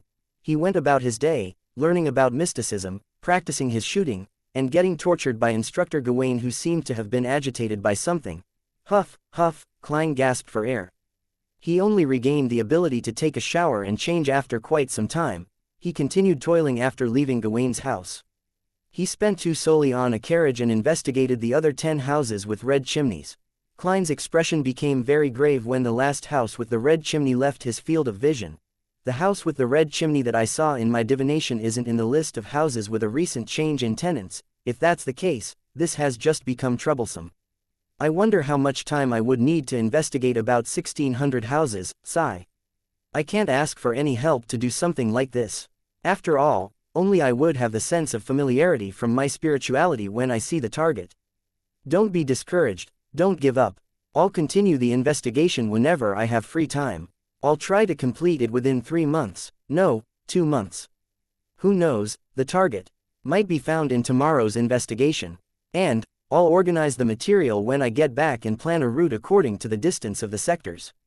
Klein motivated himself, banishing his feelings of depression. Now that he had made a decision, he planned to instruct the driver to turn toward Daffodil Street. However, he suddenly realized that he was somewhere close to where Mr. Azek stayed. Before Mr. Azek went for his holiday, he did right to tell me that he would be back sometime this week, but he didn't specify the exact date. Since it's on the way, I'll leave a note for him. Also, I rented this carriage for an hour with 2 solely, and the time's almost up anyway. I'll just stop at Mr. Azek's house, then take a public carriage back. Klein quickly made a decision. 4 minutes later, he alighted from the carriage and arrived outside Mr. Azek's house. The houses here were obviously of higher quality than those at Daffodil Street, but not as good as those on House Street. There was a patch of grass in front of the house, and a small garden in the back. Ding. Ding, ding. Klein pulled on the rope outside the door and sounded the bell within the house. A few moments later, he heard footsteps from inside before the door swung open. Azek's mild facial features and bronze skin appeared before Klein. Since he was at home, he was only dressed in a simple white shirt, a brown vest, and matching pants. "Klein, I was just about to write to you," Azek greeted enthusiastically. "I just arrived home last night." Klein stared at the small mole near Azek's right ear. "Mr. Azek, I found a clue to your past." "Really?" Azek instantly became excited. The sadness he had in his eyes dulled. "Let's talk inside." Klein looked around. Azek quickly nodded. He moved to the side and allowed Klein entry. He locked the door and guided Klein to the living room on the first floor. They sat on the soft sofa. "What clues did you find?" he asked impatiently. Having not expected to meet Mr. Azek today, Klein organized his words. "I received a mission recently and had to deal with a wraith in Lamud town." "Lamud?" Azek repeated the term softly, his eyebrows creasing. Klein observed his expression and slowed down his tone. "In the process of dealing with the wraith, we discovered something and thus conducted an investigation within the town. A resident of the town was in possession of a portrait of the first Baron Lamud which he tried to sell me. I asked to view the portrait out of curiosity and discovered that the person drawn had facial features that resembled yours, other than the hair. He even had the same mole near the ear, similar position, similar size. Under my interrogation, the man told me that the portrait was about 40 years old, but the person in the portrait definitely came from the abandoned castle. It was a replica of the ancient portrait excavated from the castle. You should know that people like us with unique abilities can more or less tell if somebody is lying." This told me that the man wasn't lying. Azek leaned forward as he listened to Klein. He crossed his arms and remained silent for a while. 5 minutes later, he exhaled. "Your description didn't make me recall anything. Perhaps I should visit the abandoned castle myself. Can you take me there?" "That would be my honor," Klein replied. "But I have to head home first. I don't want my siblings to worry." "No problem." Azek stood up. Chapter 150, Azek's Discovery Point 2 Daffodil Street. Klein nodded at Azek and briskly walked to the door of his house, fished out his keys, and opened the door. Melissa was already home, so she heard the click of the door lock and quickly came out of the kitchen and into the living room. Upon seeing Klein, she said with eyes beaming with joy, "I bought groceries. There's chicken, potatoes, onions, fish, turnips, and peas. I even bought a small jar of honey." "Sis, are you also getting used to the occasional luxury?" Klein chuckled. "You'll have to prepare dinner tonight. Count me out for I'll be out of town. I might not return until dawn." "Yay, I'm doing a favor for Mr. Azek, a teacher from the Koya University's Department of History." As he spoke, he turned sideways and pointed at the carriage that was waiting outside. Melissa's lips opened and closed twice, before she pursed them and said, "All right." Klein bade his sister farewell and left. He got into the rented carriage that Azek had hired and traveled 2 hours and 40 minutes to Lamud town. It was almost 9 at that point. The sky was dark, and they could only rely on the crimson moonlight and the twinkling starlight that penetrated the clouds to illuminate the areas without street lamps. After he instructed the driver to wait in town, Klein led Azek towards the ancient abandoned castle. As they walked, he realized that Azek was walking faster, to the point of him having to break out into a small jog to keep up. In the end, it was Azek who led the way. Klein wanted to say something initially, but cleverly swallowed his words when he saw Azek's solemn expression and tightly pursed lips. With such speed, they quickly arrived at the ancient castle. The castle, which was almost a wreckage, extended itself in all 4 directions while its spire looked desolate, wild, eerie, and dark. Azek looked at the ancient castle and slowed down his footsteps. He stopped there and his gaze looked profound but lost, as though he was hovering between dreams and reality. Suddenly, he groaned in pain, lifting his hand to pinch his forehead while his muscles looked distorted with agony. "Mr. Azek, are you okay?" Klein asked carefully as he activated his spirit vision. When they were on board the hired carriage, making their way from Daffodil Street to Lamud town, he had done a quick divination by flipping a coin to see if there would be any danger on their trip. But he believed that divination wasn't all-powerful, and he kept his guard up to prevent any misinterpretation on his part. Plus, Azek was quite mysterious. No one knew about his past, and it was uncertain how he would respond if he were to be stimulated by an encounter with his past. Caution and worry had accompanied Klein throughout the trip. Azek didn't reply immediately but took another 2 steps forward with a pained expression. He relaxed the hand that was holding his forehead. He then pointed forward with a dreamy tone. "I've seen this ancient castle before in my dream. Back then, It was still complete with a robust outer wall and a high spire. I remember that there was a stable there, a water well there, and a barracks there. Over there was a garden that was used to plant potatoes and sweet potatoes. I remember there was a training field. My child, he was a boy. He was only about 7 or 8 years old, but he enjoyed running around while dragging a broadsword that was taller than him. He said that he wanted to become a knight when he grows up. My wife always complained about it being too gloomy in the castle. She liked the sunlight, the warmth. Klein looked at the color of his energy field, and what the man said made his scalp tingle.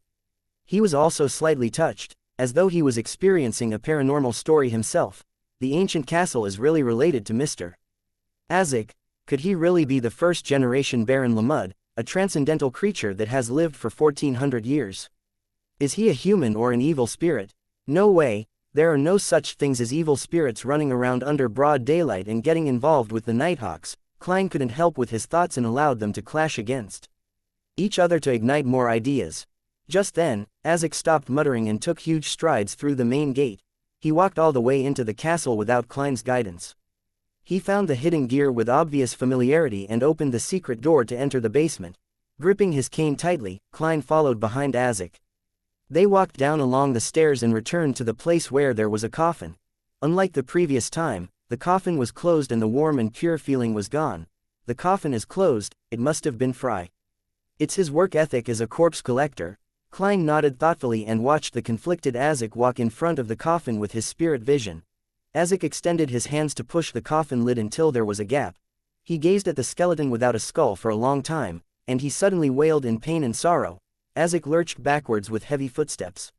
He staggered and fell against the wall before Klein managed to respond. He covered his face with his hands and sat there dispirited. The surroundings suddenly became even darker.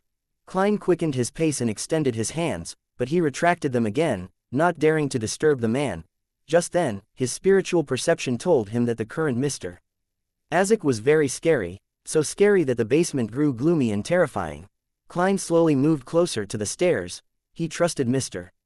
Azek's character, but he was afraid that the man would lose control. In such an uneasy situation, he waited for a few more minutes. Then, he finally saw Azek lower his hands and stand up slowly. Mr. Azek seems to have changed. This is what my spiritual perception tell me, but in my spirit vision, his aura colors don't have any obvious changes. His emotions are in low spirits, depressed and pained as before. Klein made a quick judgment and felt that Azek had become gloomier and more imposing.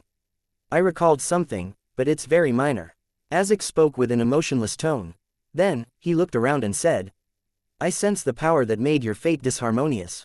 Huh, Klein was stunned, pleasantly surprised. He asked in reply, can you trace the source? The person behind the scene who stayed in the Red Chimney House created coincidences in secret and came to Lamud's ancient castle to take away the black armored knight's head. What is he trying to do? What is his true intention? It's been too long, but I'd like to try. There seemed to be a volcano that was close to erupting within Azek's deep voice. How? Klein asked curiously. Azek walked before the coffin and gazed upon the skeleton inside it. He took my child's skull. I want to find him through a blood connection. Your child, Mr. Azek, are you sure the black armored knight is your child? So you really are an antique, you really lost your memory after such a long time. This is the price you have to pay in order to obtain such longevity. Klein took a silent breath, feeling the odd sensation of interacting with a legendary creature. Then, Azek extended his right hand and suddenly cut his index finger with his thumbnail. A drop of fresh red blood accurately dripped onto the white skeleton. It quickly seeped into the skeleton, and the entire skeleton suddenly turned blood red. Wah! Wah! Wah! Klein suddenly heard the sound of a baby crying and felt that there was someone staring at him from behind. He drew his revolver and pointed behind him before turning around slowly. However, there was nothing in sight. Nothing existed behind him. Even the stairway that connected to the ground floor was gone. Wah! Wah! The sound of a baby crying drilled into Klein's ears, and when he looked towards the coffin again, he was shocked to see that there were many shapeless and distorted faces rising amidst billowing black fog. Then, they manifested. A strange door. The illusory door opened and palish white arms extended out, one after another, but they vanished into the black fog before Azek. Through the crack that the door opened, Klein saw a white skull. It was thrown underneath a brown tree and reduced to powder as a result of the elements. Countless palish white arms were sliced off by the door that suddenly slammed shut as they fell onto the ground. Then, Klein heard a long sigh, Mr. Isaac's heavy sigh, a sigh that seemed to have a rich history behind it. Along with the sigh, the black fog dispersed and the sound of a baby crying ceased. Everything returned to its original state, except for the accentuated chill. Klein clenched his chattering teeth and looked into the coffin. He saw that the red skeleton had returned to its original, crystal clear white. I'm sorry, I couldn't find him, Isaac said in a deep voice, his back to Klein. At the same time, he closed the coffin. It's not surprising that we couldn't find him. It would have been a surprise if we could, Klein comforted him. Anyway, I've been disappointed many times regarding this matter, he added in his head. Isaac took another glance at the coffin before him. He turned around slowly and said, I'll continue investigating and I hope that I can have your assistance. No problem. This is exactly what I wanted to do. Klein held back his urge to tell Isaac about the red chimney, because it was useless to bring it up. He could only rely on himself to confirm his target. However, that solved one of his major problems, which was how he should involve the Nighthawks after he found the red chimney house. He didn't believe that he could take out such a mysterious and scary puppet master alone. Now, he could ask for Mr. Isaac's help. Isaac widened his mouth, but didn't say anything in the end. All he did was sigh and walk towards the stairway quietly. After leaving the basement and closing the secret door, the two of them walked along the road covered with weeds and brambles. Neither one of them spoke as they walked back from the abandoned ancient castle. In the dark night, Isaac suddenly said, Until this matter is resolved, I will quit my job and leave Tingen, to look for my lost past. Mr. Isaac, did you find out what happened to you? Klein asked, having failed to hide his curiosity. Chapter 151, Klein's Request. The chirping of insects and the hooting of owls reverberated along the path back to the small town. Isaac looked ahead and said after a few seconds of silence, Even though I'm not entirely sure what happened to me, I do have a rough idea. Perhaps I'm someone who has lived for a very, very long time. Mr. Isaac, you have to seriously consider if you still fit the definition of someone, Klein thought to himself, but he didn't dare to say it out loud. This wilderness, this silence, often makes one weak. I should have paid some sort of price in exchange for this long life. I've lived since the end of the fourth epoch, like a wandering spirit across the continent. Isaac's voice deepened, as if he was trying to suppress his emotions. I don't remember the past. I've forgotten about the people and things that I've sworn to remember. Klein poked at the weeds in front of him and said, in thought, Mr. Isaac, I have a theory regarding your situation. What theory? Isaac looked to the side. I think that there's a cycle to your memory loss. Perhaps you die once every few decades, and your memories of the events before that vanishes. Then, after some time, you wake up from the darkness of your slumber and begin on a new phase of life. This way, we can explain why you would have such varied dreams. Those are events that you came across over your several lives, Klein described his theory. Isaac slowed down his pace, as if the darkness had grabbed onto his sleeve. He looked ahead with a turbid look before saying after a while, that is consistent with the memories that were jolted awake just now. Memories that were jolted awake. Klein had an idea as he said immediately, Mr. Isaac, you might not have to leave Tingen to search for your lost past. You'll regain your memories slowly. Why? Isaac turned his head in surprise. Klein smiled and said, your memories aren't completely gone. The parts of your memory that jolted awake just now are proof of that. Furthermore, do you remember the moment you woke up in Backland and discovered that you had forgotten all about the past? Isaac nodded. That's a nightmare that bothers me till this day. Klein tapped downwards with his black cane and explained in detail, before today, I didn't think that there was a problem with that. But your description just now, together with my own conjecture, makes it feel a little weird. You had a document of identification and enough money when you woke up from your dream. You also appeared in a way that didn't startle anyone. All of that seems like it was arranged for you, allowing you to fit into society with little effort. Then, who made the arrangements? There is only one answer, the you from the past. The past you regained his memories and knew that you would have to usher in a new life. Thus, he prepared everything for you, trying his best to not let you attract suspicion from anyone else. Isaac stopped walking. He looked at the specks of light coming from the town, once again slipped into silence.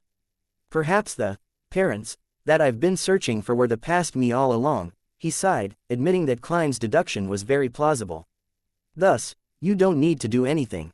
All you have to do is patiently wait for your memories to come back to you, Klein concluded and consoled Mr. Azek. Azek subconsciously waved his cane before he turned still, like a sculpture carved out of marble.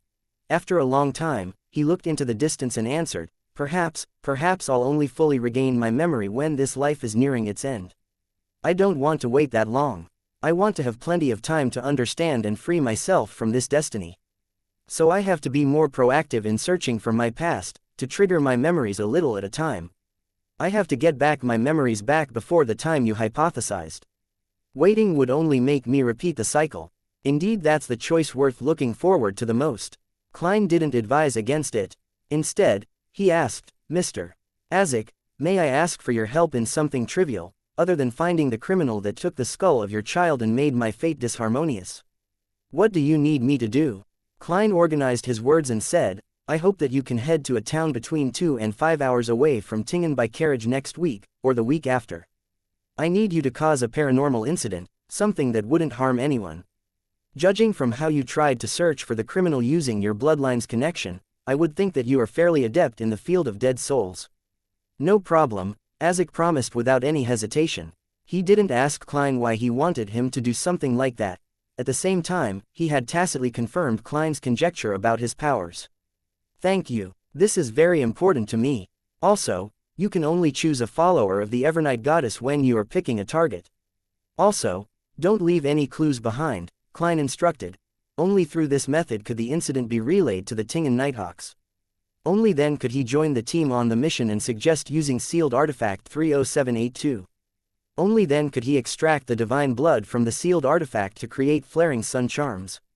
That was the most powerful item he could obtain at the moment. Under the assumption that the culprit living in the house with the red chimney hasn't left Tingen, and that Klein was going to continue investigating, he had to try his best to become more powerful. Yes, according to the information I obtained, stealing a little of its powers wouldn't damage 30782. At the very most, it would only lessen the amount of time it takes to purify. This is for the safety and stability of Tingen City. Klein inwardly tried to justify his actions. Azek didn't care about his motives. He nodded. I will tell you the name of the town and the estimated time beforehand so you can prepare yourself. Phew, Klein heaved a sigh of relief. He felt that this trip to Lamud Town wasn't a wasted trip, even though they only managed to peel back the outermost layer of the mysteries surrounding Mr. Azek and had much more to find out. He had at least managed to gain the friendship of Azek, a reliable ally in his search for the culprit behind the scenes. At 11:30 that night, Klein returned to 2 Daffodil Street, hungry and tired. To think that Mr. Azek didn't treat me to dinner, sigh. He wouldn't have been in the mood to enjoy dinner anyway, Klein muttered as he opened the door. The house wasn't as dark as he had anticipated. An elegant gas lamp was silently emitting its light, warmly illuminating the living room. Benson was sitting alone on the sofa with a book, draped under a bright coat. When he saw the door open, Benson was just about to speak when he yawned. He had no choice but to cover his mouth. Klein closed the door and smiled, quipping, I went to Lamud Town with Mr. Azek. There's an abandoned castle with a long history over there. Benson was immediately enlightened as he laughed. A moonless night, a castle abandoned for a millennia, a cold and creepy environment, coupled with a 2-man archaeological team, this is the perfect recipe for the opening of a paranormal novel. What happened today could be classified as paranormal. Klein suddenly recalled the strange door Mr. Azek conjured and the cries of a baby. He said, a lingering fear still gripping onto him, it did feel a bit like that back there. Benson yawned again before shutting his book and said, I need sleep. Ever since I began studying and reading classical literature, the quality of my sleep has become especially good. Klein laughed to himself, suddenly recalling something Miss Justice had mentioned. He said, lowering his voice, Benson, you know that my company has connections with the Awa County Police. I recently heard news from Backland that the King, Prime Minister, other ministers and members of Parliament are all sick of an inefficient government. They want to push for a reform and select talents to take on positions in the government based on an open examination, just like the entrance examinations of universities.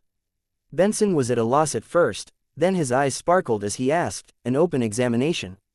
Yes, as long as you pass the examination, you could become a civil servant in one of the branches of the government. My guess, yes, my guess is that the contents of the examination will be modeled after the entrance exams of the universities, literature, the classics, math and logic, as well as a basic understanding of the law. Klein used this opportunity to include his opinion. He continued, Benson, this must be kept confidential, and don't put too much hope on this. No one knows if this will be passed by the House of Lords and House of Commons or not.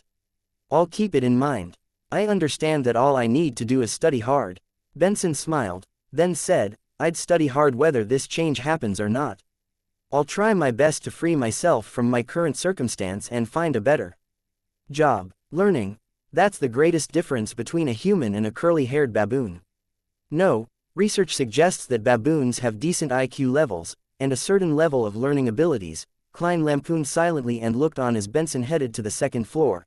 After that, he smiled and rubbed his stomach as he walked toward the kitchen. He found the leftovers in the chicken Benson and Melissa left him especially.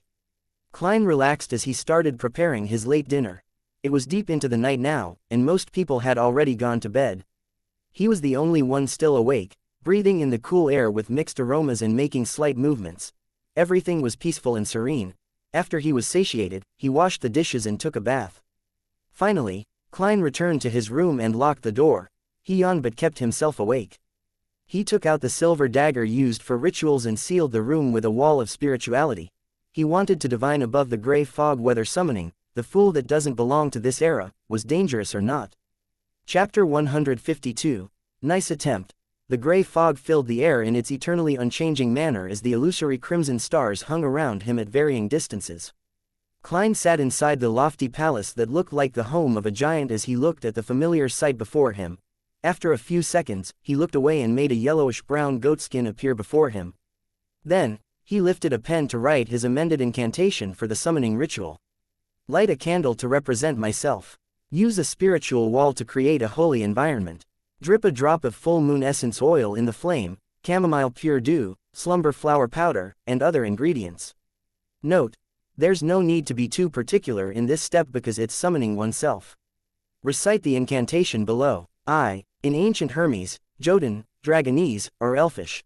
It must be a deep shout. I summon in my name, Hermes. The fool that doesn't belong to this era, the mysterious ruler above the gray fog, the king of yellow and black who wields good luck. After scrutinizing it 3 times, Klein wrote a divination statement at the bottom.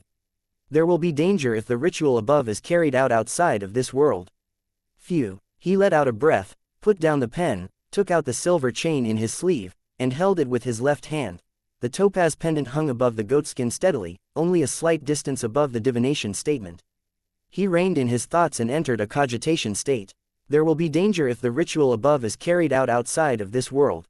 After reciting the statement 7 times, Klein opened his eyes, which were almost all black, and looked at the topaz pendant, which was spinning counterclockwise.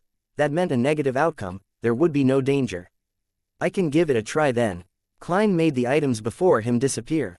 He then extended his spirituality to wrap around himself and simulated the sensation of falling. When he returned to his bedroom, due to the fact that he had sealed the entire room with a spiritual wall, Klein immediately cleared his desk and put out a mint-scented candle right in the middle. He pressed slightly on the candle wick, rubbing it with spirituality to cause friction and ignite the candle. Under the flickering dim light, Klein dripped the corresponding essential oils, extracts, and herb powder onto the flame. A soothing fragrance suddenly filled the air, and the room alternated between brightness and darkness. Taking 2 steps back, Klein looked at the candle that represented himself and shouted in Jotun, I. Then, he switched to Hermes, I summon in my name. Just as he finished speaking, he sensed the wavering candlelight suddenly dance vigorously and produce a vortex with the surrounding fragrance. It absorbed his spirituality at an insane rate. Slumber flower, a herb that belongs to the red moon, please bestow your powers to my incantation. Klein endured the discomfort brought about from having his spirituality drained as he finished reciting the incantation. Then, he saw the candlelight stop wavering. It was tainted with a gray luster, which extended to about the size of a palm. I didn't summon anything. Oh right, perhaps I'll need to respond to it above the gray fog.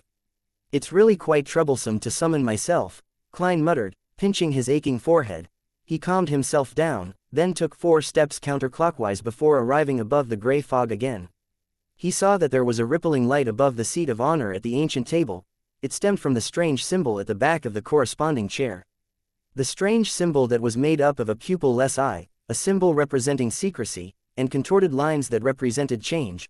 All Klein did was extend his hand to reach for it when he immediately heard, I summon in my name, the fool that doesn't belong to this era, the mysterious ruler above the gray fog, the king of yellow and black who wields good luck. Then, he saw surging spirituality combined with a rippling light that formed into an illusory yet shapeless door. The door shook as though it wanted to be opened.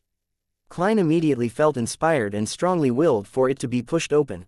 Almost instantly, the boundless fog and lofty palace was drawn forward.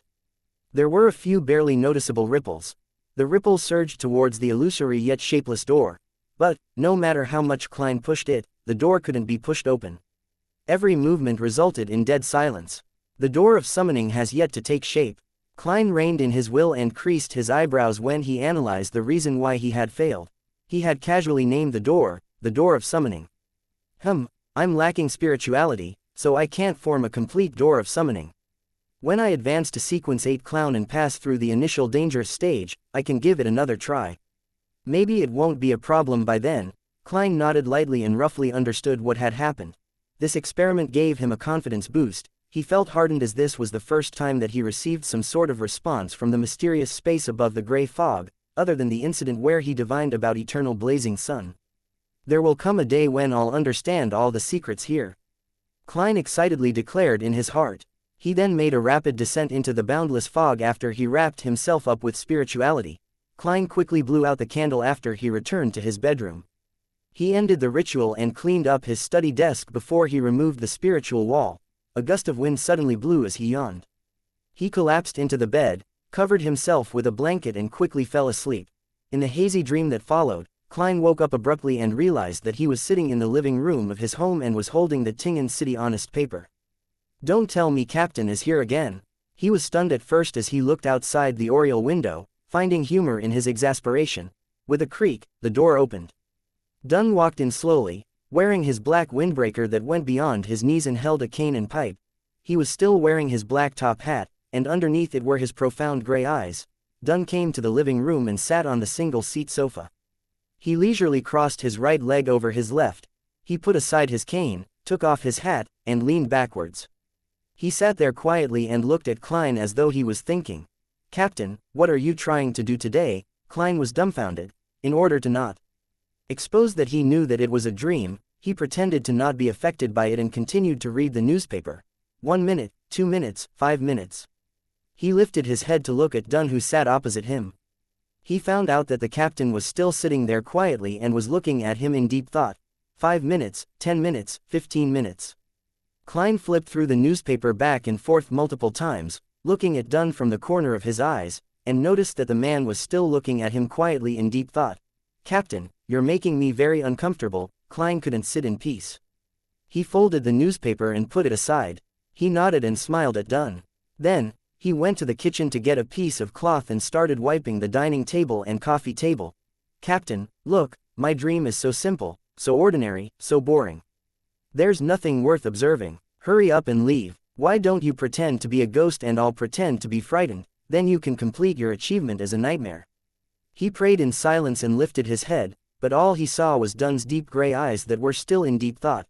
Under such a quiet and constant gaze, Klein wiped all the furniture and cleaned his room. He was so exhausted in his dream. What wore him out the most was Dunn Smith, who was watching him quietly in deep thought. Klein had no idea how much time had passed while he made himself busy until he finally saw his captain uncross his legs and stand up. Then, he took his cane, put on his hat, and walked through the door. Klein held his breath and watched Dunn leave his house. He couldn't help but lift his right hand to wave goodbye. Phew, when everything returned to normal, Klein let out a breath of relief. That really was such a nightmare. He thought to himself, too preoccupied for tears. Backland, West Backland, Phillips Department Store. Phillips was one of the top-end department stores in the Lowen Kingdom. It only opened to nobles and wealthy people who were qualified to be members. There was always luxurious carriages parked outside with different emblems printed on them. Not only was it a safe place for shopping, it also became a popular social venue due to the strict restriction on members. Audrey brought her maidservant, Annie, and her golden retriever, Susie.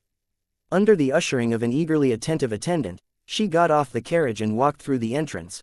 Along the way, She saw daughters of viscounts, countesses, or maidens with parents of high social status. She maintained her elegance and greeted them all gracefully. She communicated with different nobles on different topics. For instance, when she faced a particular countess, she would compliment the fittings of the countess's dress, and when she greeted a particular baroness, she would praise the outstanding performance of the baroness's husband in the House of Lords. Audrey hadn't been good at that previously, she was too stubborn and too arrogant. But now, she didn't even need to put in much effort to respond perfectly. In a spectator's eyes, most of the emotions and thoughts of the female nobles were written on their faces. Arriving at the second floor, Audrey turned into a shop that sold ready-made dresses. The attendant in the shop was a petite maiden. She wore a black and white dress and had shoulder-length blonde hair. She was the arbiter, xianxia. Audrey gave Susie a look without changing her facial expression. The dog understood what her owner meant immediately and ran to another counter. Maidservant Annie went after Susie to try to drag her back. Well done. Audrey complimented inwardly and walked next to xianxia, pretending to look at the variety of dresses. Why did you arrange to meet me here for? Zio inquired with a whisper while she loudly introduced the dresses. Her voice was tender, just like a child's. Where's the original attendant? Audrey asked in reply instead of answering her. Zio looked around and said, I convinced her. She was happy to rest for the morning. Audrey looked at the different styled dresses while she took out a piece of neatly folded paper from her lamb leather handbag and secretly passed it to Zio. Rear Admiral Hurricane, Kilangos, has snuck into Backland. This is his portrait. I hope you can find him for me. Oh, and don't alert him. Zio received the piece of paper and unfolded it to take a quick glance. She saw that it was a lifelike portrait of a man in his 30s that had a unique broad chin. I was once constantly praised by my art teacher. Audrey stole a glance at Zio and lifted her head. She added, the kingdom offers a reward of 10,000 pounds for Kilangos. If he were to be arrested, even the person that only provided clues would definitely be awarded with a few £100. Just as she finished her sentence, she saw Zio's eyes beam with joy, as she had expected. Chapter 153, Final Act of Laying the Foundation. A unique wide jaw, his hair is in a bun like an ancient knight's, eyes that look at you with the intent of an icy smile. Xianxia was half slumped on the sofa as she scrutinized the portrait that Audrey had handed to her. In her eyes, the man might as well have been a living, walking pile of money. After committing the looks of the great pirate Kilangos to her memory, she proceeded to read the description written at the bottom of the page. Brown hair, dark green eyes. The portrait can only be used as a general reference as the target possesses the ability to transform into another person. It is unknown how long he can maintain the transformation. The portrait can only be used as a reference. The target possesses the ability to transform into another person, only as a reference, transform into another person. Then why did I spend so much time memorizing his facial features? Zio wore a dazed look, as if it was the first time she had witnessed the evil intentions the world had for her. She looked up and saw Fur's wall slumped languidly in a sofa across from her. She seemed to be muttering to herself, there's no way to look for this person. We don't know what he looks like. All we know is that he's not from Backland. There are far too many foreigners who come into Backland every day.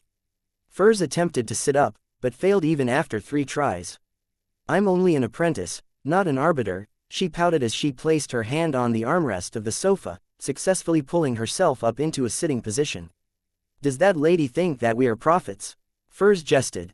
Zio was about to answer when she realized that there were still footnotes she hadn't gone through yet. She recited them out softly. The suggested ways of searching are as follows. 1. Kilangos has an evil object with him. It needs to devour the flesh, blood, and soul of a living person every other day. You can consider looking for missing vagrants. 2. Search for Kilangos's information thoroughly and build a profile of his unique hobbies and behaviors. 3. A person's facial features might change, but as long as he hasn't received any special training, he will often act like himself, such as the things he prefers to eat, his gait, actions he's used to performing, and many other details. Furs nodded as she listened. Miss Audrey isn't the innocent, naive teen that the rumors about her suggest. She has a meticulous heart and a calm sense of observation. Is that so? Zio asked, doubtful. She didn't expect an answer as she changed the topic by suggesting, I'll be in charge of gathering the information. Can you consolidate that pile of gold pounds? No, that admiral's. Hobbies and unique traits. Furs opened her eyes wide open and shook the steel box containing her cigarettes. How can you bear to do this? How can you bear to make a dainty, sensitive author do consolidation, analysis, and deduction? Zio shot her good friend a glance as she exuded an air of authority without realizing it. There's an interesting paragraph on deduction in your Stormwind Mountain villa. Furs pulled her shoulders back and lowered her head. She looked at the coffee table as she said, do you know how much of my hair I pulled out, how much sleep I lost, just for that paragraph? She quickly lifted her head and looked at Zio Derecha, then lowered her head once again and grumbled, life is short. There are too many things that we need to do, why must we waste our time on such uninteresting, menial tasks? That's very reasonable. Zio nearly nodded in agreement. She fought hard to keep her authority as an arbiter. Then do you have any other ways to solve this problem? She suppressed her voice, making her childlike voice sound deeper. Furs thought for nearly 20 seconds before looking up suddenly. We can hire a professional. After you finish collecting information on Rear Admiral Hurricane, we shall erase the name and hand it over to an excellent detective, then ask him to do the consolidation and deduction. All we have to do is pay a fee. Why didn't I think of that? Zio's mind went blank. Furs and Zio looked at each other without saying anything. When the atmosphere became awkward, she cleared her throat. We'll do it according to your suggestion. After saying this, she quickly added, you'll pay the fee. Good afternoon, Mr. Moretti. The pretty receptionist Angelica looked at Klein in surprise. You rarely come on Fridays. Exhausted from searching for the house with the red chimney, Klein smiled and said, fate never repeats itself indefinitely. It always brings us some surprises. He was in the area, and the time had expired on the carriage he rented, thus, he came for a cup of black tea and some rest. Furthermore, this would serve as the final layer of the foundations. With the new experience at the Divination Club, he would logically mention the application to Dunsmith. Your words are always so philosophical, Angelica praised. Klein thought for a moment before saying with deliberation, I might not come to the Divination Club too often in the future, so you need not recommend me to others anymore. He had already digested his potion, so he had to advance towards a new goal. Why? Angelica said in shock and puzzlement. You've already made a name for yourself in the club. Most people know that your divinations are very accurate and miraculous. In fact, we were considering getting you to come in on Sundays as a lecturer. If I was paid £1 for every divination I perform, then I would keep doing this regardless of how tired I was. Besides, I still have to investigate the houses with red chimneys and find the culprit as soon as possible. Klein smiled warmly. Madam, do not convince me to stay, this is the arrangement of fate. I won't stop coming to the Divination Club entirely, it's just that my visits will become less frequent. I'll still pay the membership fees on time. I can get reimbursed for it anyway. I will come down occasionally to monitor the place, Klein added in his heart. How regretful. I hope that you will be at the club when I happen to be lost. Angelica sighed. She realized that this wasn't as surprising as she imagined after the initial shock had passed.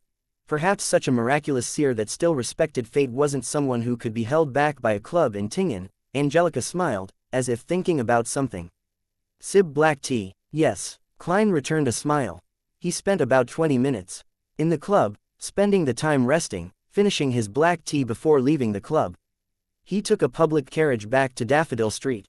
When he entered, he opened the mailbox out of habit and saw that there was a letter placed inside not too long ago. Klein opened the letter and noticed that it was from Mr. Azek. I will be heading to Morse Town on Sunday and return on Wednesday. Most of the citizens in Morse Town are believers of the goddess. He's heading there on a Sunday, which means that according to the usual level of efficiency, the Nighthawks would only receive the information on Tuesday or Wednesday. I can make it. To think that Mr. Azek would remember my request, I hope that he remembers not to do it personally. Him summoning a spirit and doing something scary would suffice. Klein nodded slightly. He released his spirituality and burned the letter with friction. He flicked his hand, turning the flames into ashes and allowed them to fall slowly onto the ground. Saturday afternoon. Klein was wearing his black windbreaker and hat. He had his cane in his hand as he walked slowly into the Blackthorn Security Company.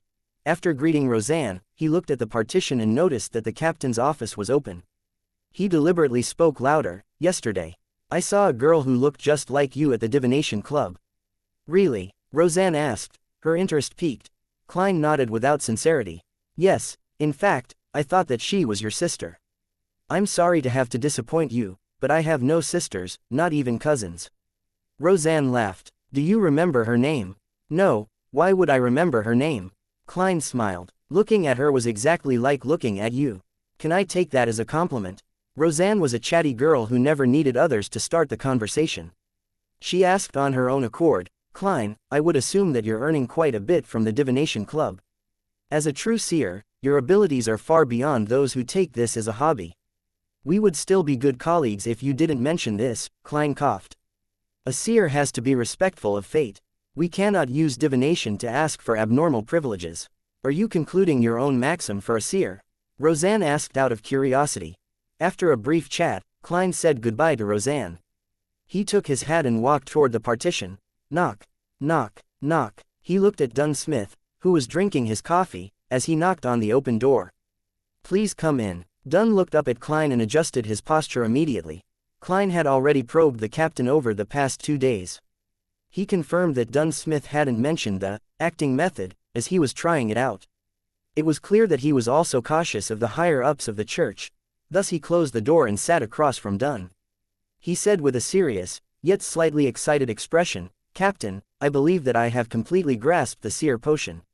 I wish to submit a special application. Chapter 154, Sharing, Experience. As he looked into Klein's eyes, Dunn took a deep breath and leaned back. Then, he slowly exhaled as he spoke. Are you certain? There were minor changes in his facial expression.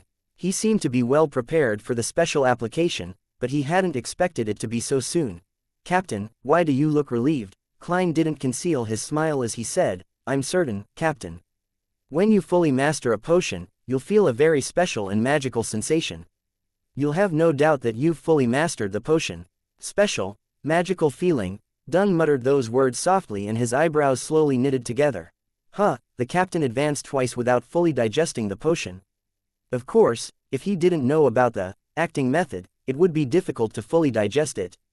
He must have used a prolonged period of time to break it down and was subconsciously acting to minimize the risk of losing control. Poor captain. Klein quietly looked at Dunn Smith, but he didn't speak or say anything further so as to allow Dunn to think carefully. After almost a minute, Dunn's deep eyes reflected Klein's figure once again. He weighed his words before he said, maybe it would be a better option to wait another year. What the captain means is that waiting another year would make it less conspicuous. With the example that Madame Daly set for me, the higher-ups wouldn't pay too much attention to me. At most, I would only be put on a list for observation, Klein thought and answered frankly, at first, I wanted to wait until next year to send in my special application. After all, there are too many things that I need to master. For instance, my combat arts is only at the beginner level. But, Captain, don't you think that we've experienced too many coincidences in the last 2 months? We were chasing after the kidnappers when we came across the Antigonus notebook in the opposite room. The shipment of sealed artifact 2049 was delayed, but Ray Bieber didn't leave Tingen and tried to digest the power at the harbor. I went to attend a birthday banquet and triggered Hannes Vincent's incident.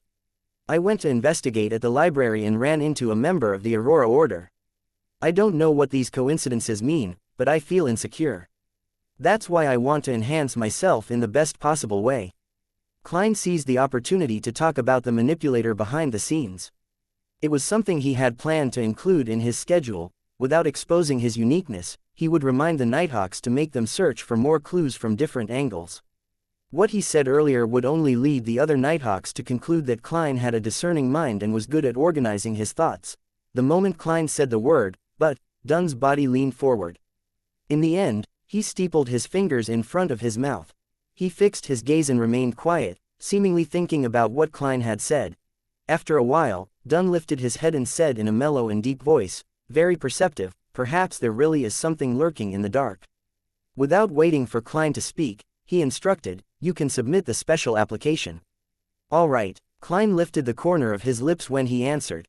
He got up with a smile and walked towards the door. As expected, he heard a familiar additional remark. Hold on, Dunn called out. He weighed his words and said, take note of your choice of words. Don't worry, Captain, I place a far greater importance on this matter than you do. Klein nodded in agreement with a smile. At first, he thought Dunn would propose that they avoid going through the Holy Cathedral and instead advance to Sequence 8 in secret. Then they could go through the normal procedure after 3 years. However, after he thought it through, he realized that it was impossible. Regardless of whether it was through a special application or a normal application, the person who was going to advance still had to be investigated by the Holy Cathedral. The only difference was that one method was relatively simple and the other was more complicated. If he had become a sequence 8 in secret, then it could put the entire Tingen Nighthawks in trouble. Since Klein was finished with his mysticism lessons, he didn't go to the basement in a hurry but walked to the clerk's office next door. After leaving the captain's office, he found a man and a woman sitting in the office. The man was in his 30s and the woman was in her 20s, they were the two newly added members. They were surprised when Klein entered, then they smiled and nodded in greeting. They were curious and in awe of the Beyonders that they worked with. Klein didn't chat with them but found an empty desk and began writing a draft for the special application. As he already had a draft in his head, it only took about 10 minutes to complete his initial work. After reading it a couple of times and amending parts of it, he sat before the Ackerson Model 1346 typewriter and started typing his draft onto a document. Listening to the tapping of the keyboard, the two new clerks exchanged looks and stood up simultaneously. They left the office and went to the reception hall to chat with Roseanne, allowing Klein to have some privacy. Very careful and fully aware of the need to maintain secrecy, Klein stole a glance at their receding figures as he complimented them. He focused on his work again and continued tapping on the typewriter. Just as he was going to complete his special application, Leonard Mitchell came out of the restroom. He looked around while he buttoned his shirt. There was an unrestrained beauty in his messy hair. "What's the report you're writing?" Leonard looked around the clerk's office as he leaned against the door frame with his right foot tiptoed to balance himself and his hands tucked into his pockets. His green eyes examined Klein with interest. Klein typed the last word and the last punctuation mark. He then turned his head and smiled. "Special application. Special application?" Leonard asked, puzzled. Klein picked up the paper and skimmed through it quickly. He casually explained, "A special application to advance to sequence 8. Cough, cough, cough. Leonard suddenly coughed vigorously. He calmed down and asked, "Digest, bro, you know quite a bit." Klein held his special application and walked before Leonard.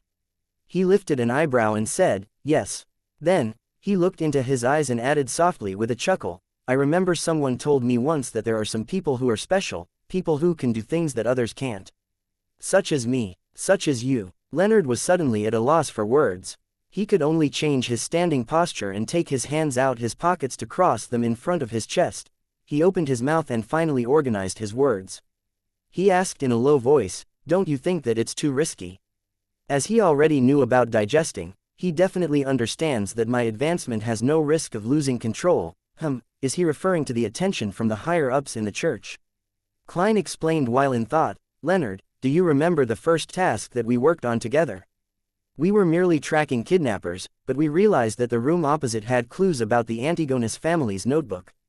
He repeated what he mentioned to Dunn once more. Leonard's expression grew heavy, and he nodded in agreement slightly. He muttered to himself and said, "Maybe, I have to hurry up." Just as he finished, he suddenly looked at Klein and flashed a smile as he said, "Aren't you going to share your experience with us? The experience to quickly grasp a potion and avoid the risk of losing control." "This guy sure can put on a facade quickly," Klein smiled and answered, "I'm more than willing to." He was planning to seize the opportunity today to remind his Nighthawk teammates on how to minimize the risk of losing control.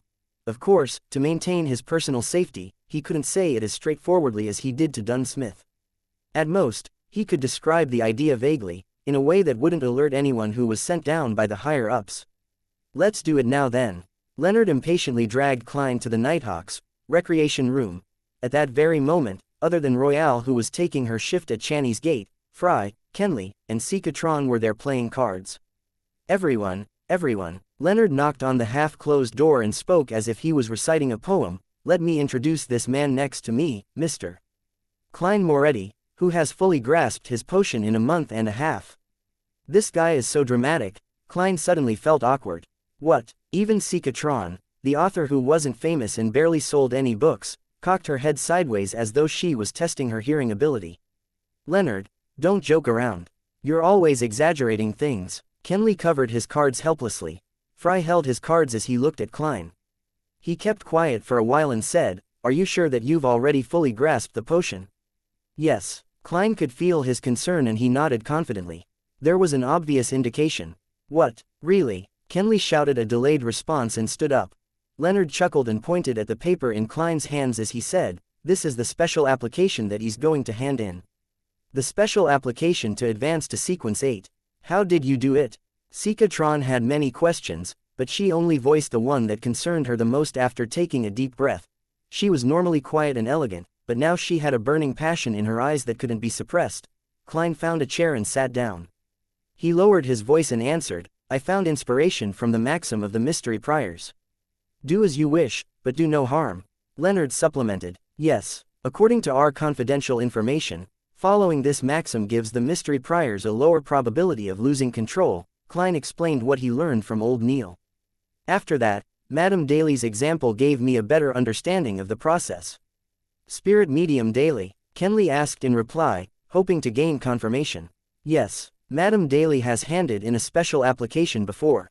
She only used 2 years to become a spirit medium from corpse collector.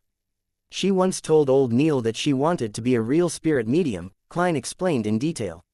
With the experience I gained in the divination club and corresponding feedback that I've received, I gradually concluded my seer principles. Then I followed it strictly and tried to become a real seer. When I did so, I realized that the speed at which I grasped the potion became faster. As they listened to Klein's recount, Fry, Sika, and the rest fell into deep thought. Even Leonard pretended to be thinking. I'm going to hand in my special application. Klein waved the paper in his hands. If you have any problems, do ask me privately. All right, Fry replied coldly with a nod. Klein left the recreation room and knocked on the door to the captain's office again. He sat down opposite to Dunn, then took up a pen and ink pad. He signed and stamped his thumbprint. Captain, this is my special application. After that, he passed the paper to Dunn with both hands. Dunn looked through it carefully and put down the application. I'll submit it to the Holy Cathedral as soon as possible. You should be prepared to be examined. Perhaps next week or the following week. All right. Klein took a deep breath and nodded seriously. He stood up, exited the captain's office, and closed the door behind him. During the process, he thought about the application that he had sent in. There was a thought that popped up in his head. I wonder what kind of examination it will be. Chapter 155. Urgent Meeting. After collecting himself, Klein went down to the basement and walked to Channy's gate. He knocked on the door to the guard room. Inside, Royale Riding had already packed her personal belongings. She immediately smoothed her hair and stood up when she saw the person taking over her shift. After greeting each other with a nod, Klein suddenly said, I've had some success with grasping my potion and have shared my experiences with Fry and the rest. You can ask them about it. Royale, who typically didn't have much of an expression, looked at Klein with a little shock. Her lips quivered a little as she said, all right. Madam, let's hope that you can still maintain your calm composure in a while. There are already a bunch of dazed people sitting in the recreation room right now. Klein laughed and made his way behind the table, expertly taking out the tin can which Dunsmith used to store his Pharma coffee. After making himself a cup of aromatic coffee, Klein sat down and relaxed. He looked out at the lonely hallway and allowed his thoughts to roam free. Let's hope that Mr. Azek's mission is successful and that he doesn't leave behind any clues. Well, even if there are clues, I can just pretend to not notice them. I wonder where the mutated sun sacred emblem is sealed behind Channy's gate. Since it doesn't possess any living qualities, it only needs a little space. Come to think of it, I haven't been inside Channy's gate. I'm not sure what it looks like inside. To be able to keep the weird sealed artifacts of varying sizes safe and maintain surveillance, it must be quite special indeed. For example, the ashes of Saint Selena. Many thoughts streaked past Klein's head when he suddenly heard urgent footsteps. He focused and shot a look towards the door. He saw old Neil, wearing his classic black robe, appear in the corridor with a black carpet in his hands. He made his way into the guard room and said nothing, but instead observed Klein thoroughly. Mr. Neil, did something happen? Klein let out a dry chuckle and took a sip of his fragrant coffee. Old Neil sized him up inside. To think that you would find inspiration from the maxim of the mystery priors in Daily. I have to praise the goddess. I also have to thank you for your teachings. Klein gave a reply in all seriousness. Old Neil pulled back a chair and sat down. He said, a little depressed, how good would it be if it was 20 years ago? Klein maintained his silence, for he knew that old Neil wasn't allowed to consume any more potions because of his age and health, even if he had completely digested the one he had right now. Under such circumstances, anything he said would have agitated him. My earliest thoughts was to quickly gain control of my potion from the maxim of the mystery prior, but regrettably, I wasn't embarking in the right direction. Daly's success did give me some clues, but I was already more than 50 years old back then, and had already given up on my efforts. I subconsciously thought that her success was a result of her genius, and that an average person wouldn't be able to emulate her achievements. Old Neil rubbed his temples as he described his disappointment. He was silent for a few minutes before he lifted his head. He looked at Klein. It sure is regrettable that only now do I understand what I've missed out on at this age. Old Neil should have had a faint understanding of the acting method. He immediately understood what happened after I shared my experiences. Klein consoled, it wouldn't have made too much of a difference. The church doesn't hold the sequence 8 corresponding to mystery prior. Perhaps the Holy Cathedral does have it. No, if they have it, they would at least tell us its name. It's also possible that the underground market might have it, old Neil muttered. He shook his head as he stood up. He laughed and said, at least I didn't lose control, and I've lived healthily for decades, praise the lady. He drew a crimson moon in front of his chest and left the guard room a little dejected. He had lost his usual shrewd look. Klein looked at old Neil's back and suddenly let out a long sigh. He was even more perplexed as to why the higher-ups of the church would hide the acting method. Klein collected himself after some time, placing his attention on the confidential information of the Nighthawks in front of him. Ever since he pulled the youth from the City of Silver into the Tarot Club and learned that the City of Silver still used the ancient names for many things, he found it necessary to enhance his knowledge in these areas. Some time later, he heard another set of footsteps. These footsteps were slow and steady. At the same time, an image of Dunn Smith wearing a black windbreaker flashed past his mind. My spiritual senses have been elevated after fully digesting the seer potion. Klein nodded in understanding. He saw the captain a few seconds later. A letter for you. Dunn extended his right arm and flicked his wrist, tossing the letter over to Klein.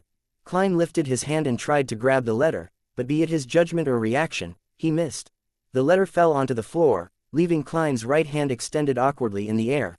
Under the suddenly silent atmosphere, his right hand first became rigid, then he pulled it back toward his head and pretended to smooth out his hair. The light from the gas lamp isn't bright enough, Klein made a perfunctory statement casually. He bent his back and picked up the letter, giving it a cursory glance. Mr. Hornassus, it's a letter from Daxter Guderian. He nodded in understanding and pulled open a drawer to retrieve a letter opener. According to the rules of the Nighthawks, if there was a clear and correct recipient, Roseanne and the rest of the clerks would give the letter directly to the person that the letter was addressed to. If the recipient was anonymous or an unknown name, it would be handed over to Dunn. He could then ask around or make a decision. Klein carefully pried open the letter and took out the piece of paper within. He quickly unfolded the piece of paper and read through it. He realized that the asylum doctor, Daxter, was asking for an urgent meeting at 2 in the afternoon today. Has he obtained the telepathist formula? Or is it regarding something else? Klein lifted the letter in his hand and looked at Dunn. Captain, my informant, the one from the psychology alchemists, wishes to meet me at 2 in the afternoon. Did he say anything else? Dunn asked, as if he was expecting this. No. Klein shook his head. Dunn thought for a moment, then said in a heavy voice, get Leonard to watch over Channy's gate for the time being. I'll go with you and hide somewhere. These urgent requests to meet could sometimes be a trap. I've heard of many similar incidents. Furthermore, if it's something important, we can act quickly.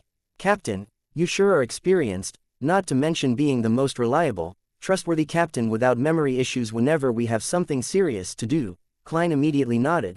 At 2 in the afternoon. Inside the small shooting range 9 of the Zudaland Street Shooting Club, Klein looked at the target that was covered in bullet holes, then glanced at the uneasy Dr. Daxter Guderian. What happened for you to look for mercenaries at the Hound Pub in such a fluster? Only by doing so would the boss of the Hound Pub, right, hand the letter immediately to the Blackthorn Security Company instead of waiting for Klein to collect it himself. Daxter observed Klein's expression and body language, then responded softly, I find Hood Eugen a little abnormal recently.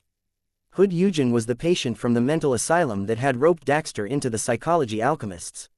What sort of abnormalities has he exhibited? Klein pressed, displaying his professionalism. Daxter heaved a sigh of relief, as if he had found a pillar of support. He said while deliberating his words, he seems to have really gone insane. Really gone insane? Klein asked in shock. Didn't Hood Eugen feign his illness and infiltrate the mental asylum to attempt to influence the patients in order to train his mental abilities? He had really turned sick, genuine insanity. I think so. Daxter paced around anxiously. I could hold a normal conversation with him in the past and receive guidance on how to correctly use my Beyonder powers. But in the past few days, his thought processes and his condition has become really weird. I can barely communicate with him. He was just like my other patients, even though I've managed to get the telepathist formula as a result. But I cannot determine if it's real or fake. I'm afraid that there might be some uncontrollable changes that might occur. No matter. As a seer who has the mysterious world above the gray fog, I'll be able to determine if it's real or fake. Klein heaved a sigh of relief before creasing his brows and asking, did he come into contact with anyone before he turned abnormal? Only the patients. I cannot guarantee that, though. I'm not in the asylum for the whole day.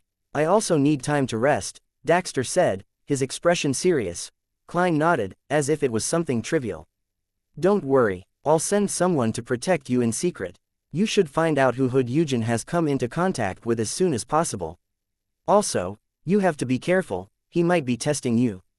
You should also report this to the members of the Psychology Alchemists and see how the higher-ups of your organization react. All right, Daxter propped up his golden spectacles, recovering the calm of a spectator.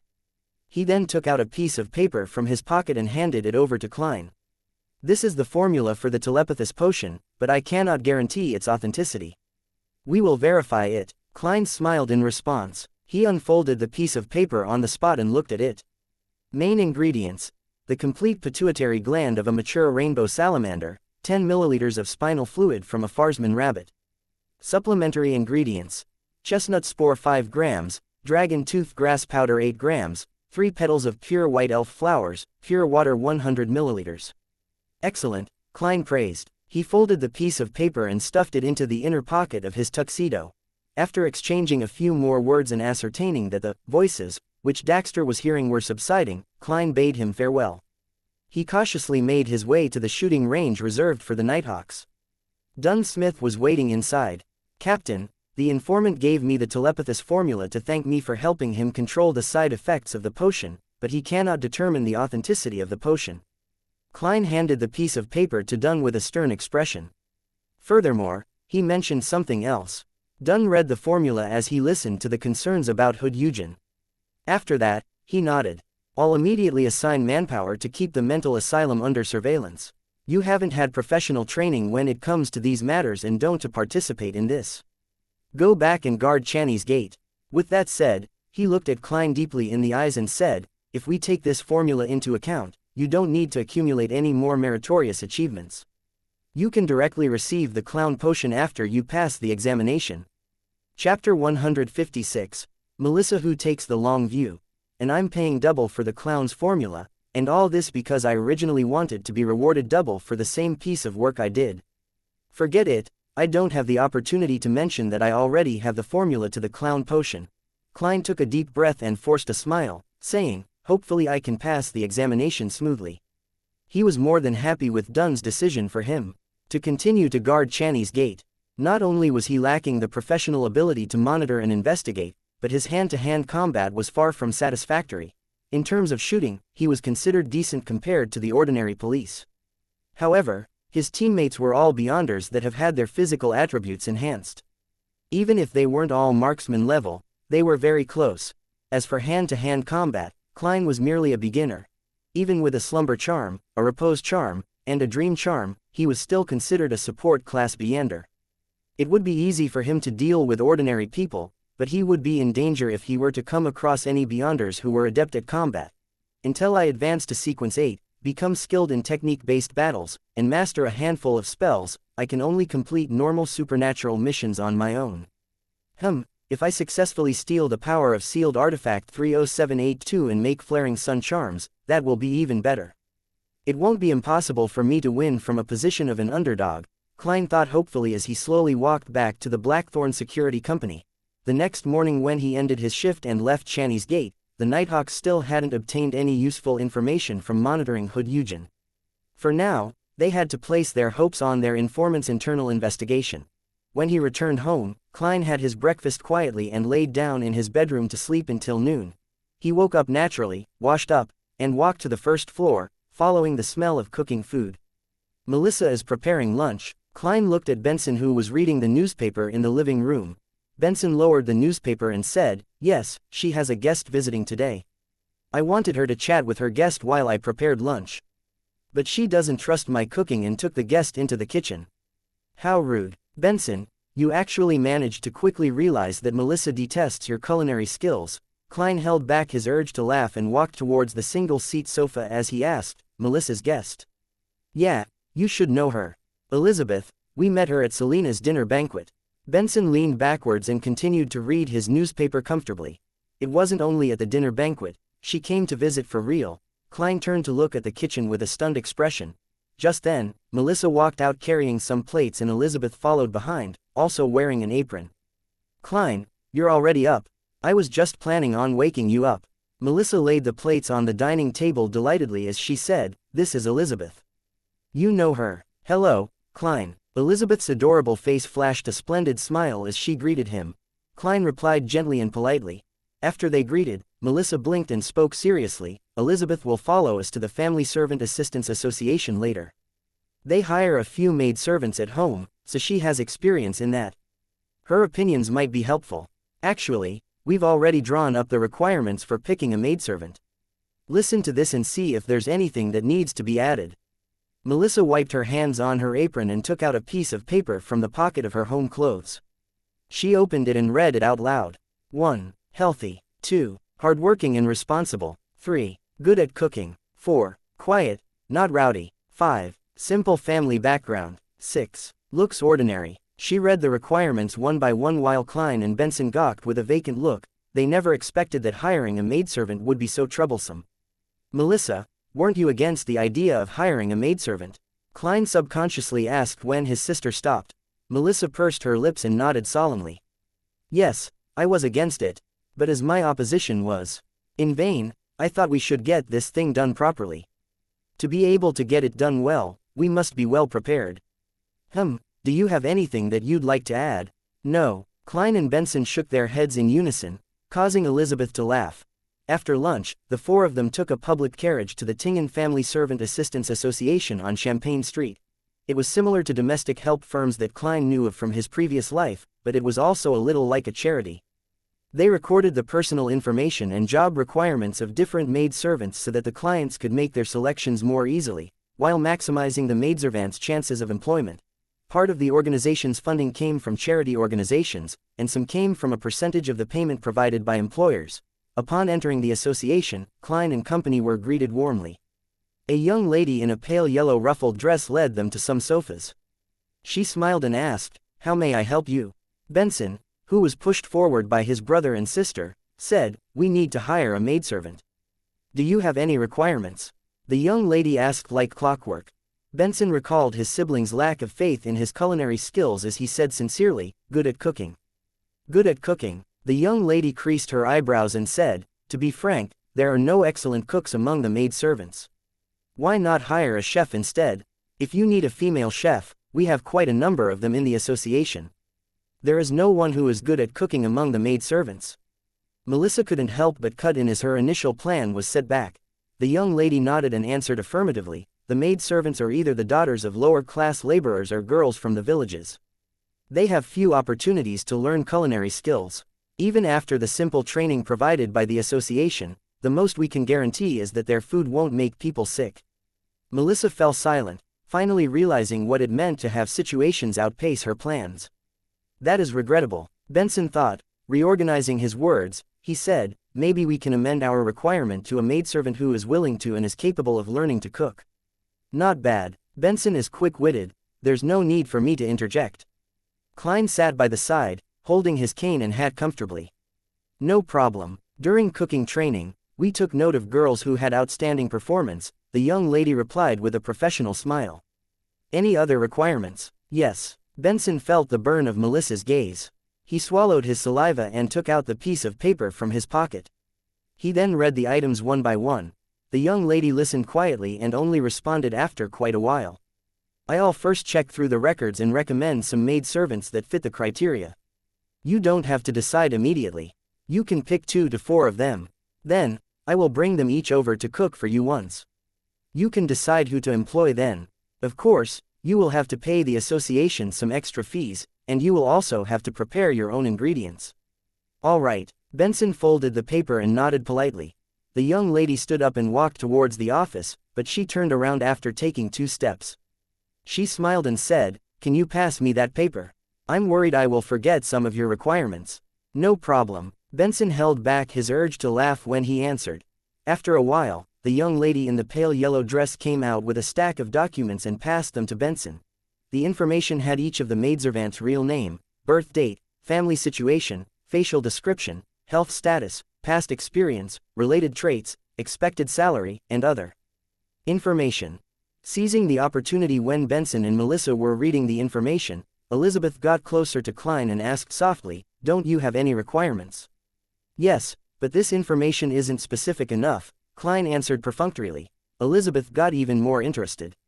"How would you choose?" Klein smiled and pointed at the hidden pendulum in his left sleeve. "I would divine the best person to become our maidservant by writing down a corresponding statement about each candidate and eliminating them one after another."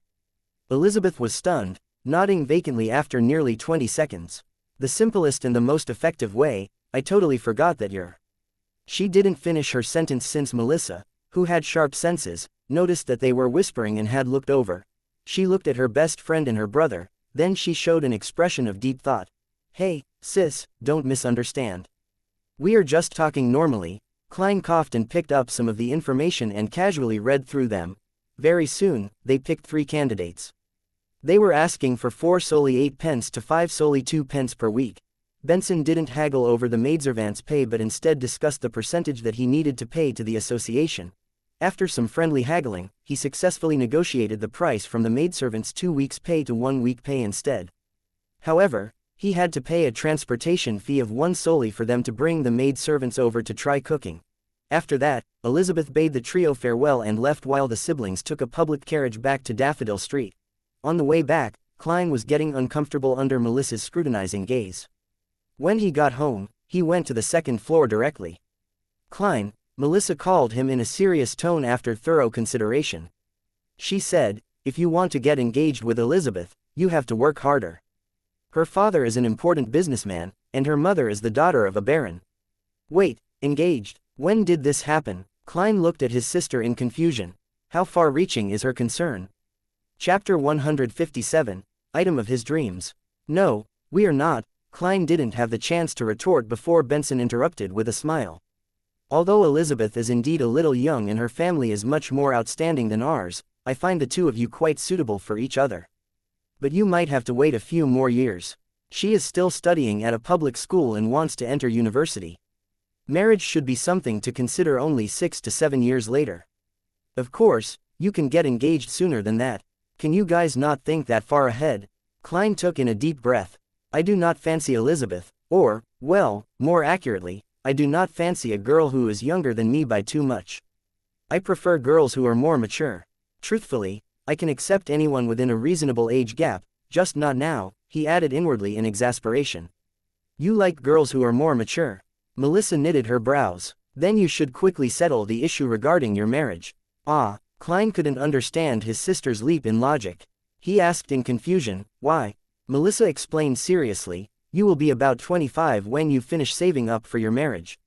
Girls that are more mature than you will either be married or engaged when they reach that age. Do you want to chase after a widow?" "What the?" Klein thought to himself in Mandarin as he wore a blank expression.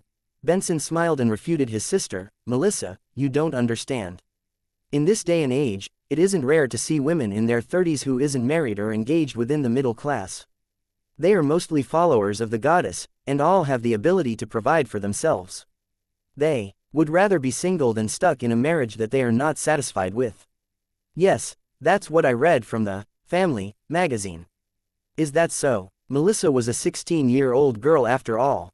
She didn't have a great understanding concerning matters like this. Upon seeing his siblings getting roused up from the conversation, Klein coughed and said, "What I meant by mature is their mental state. They don't need to be older than me.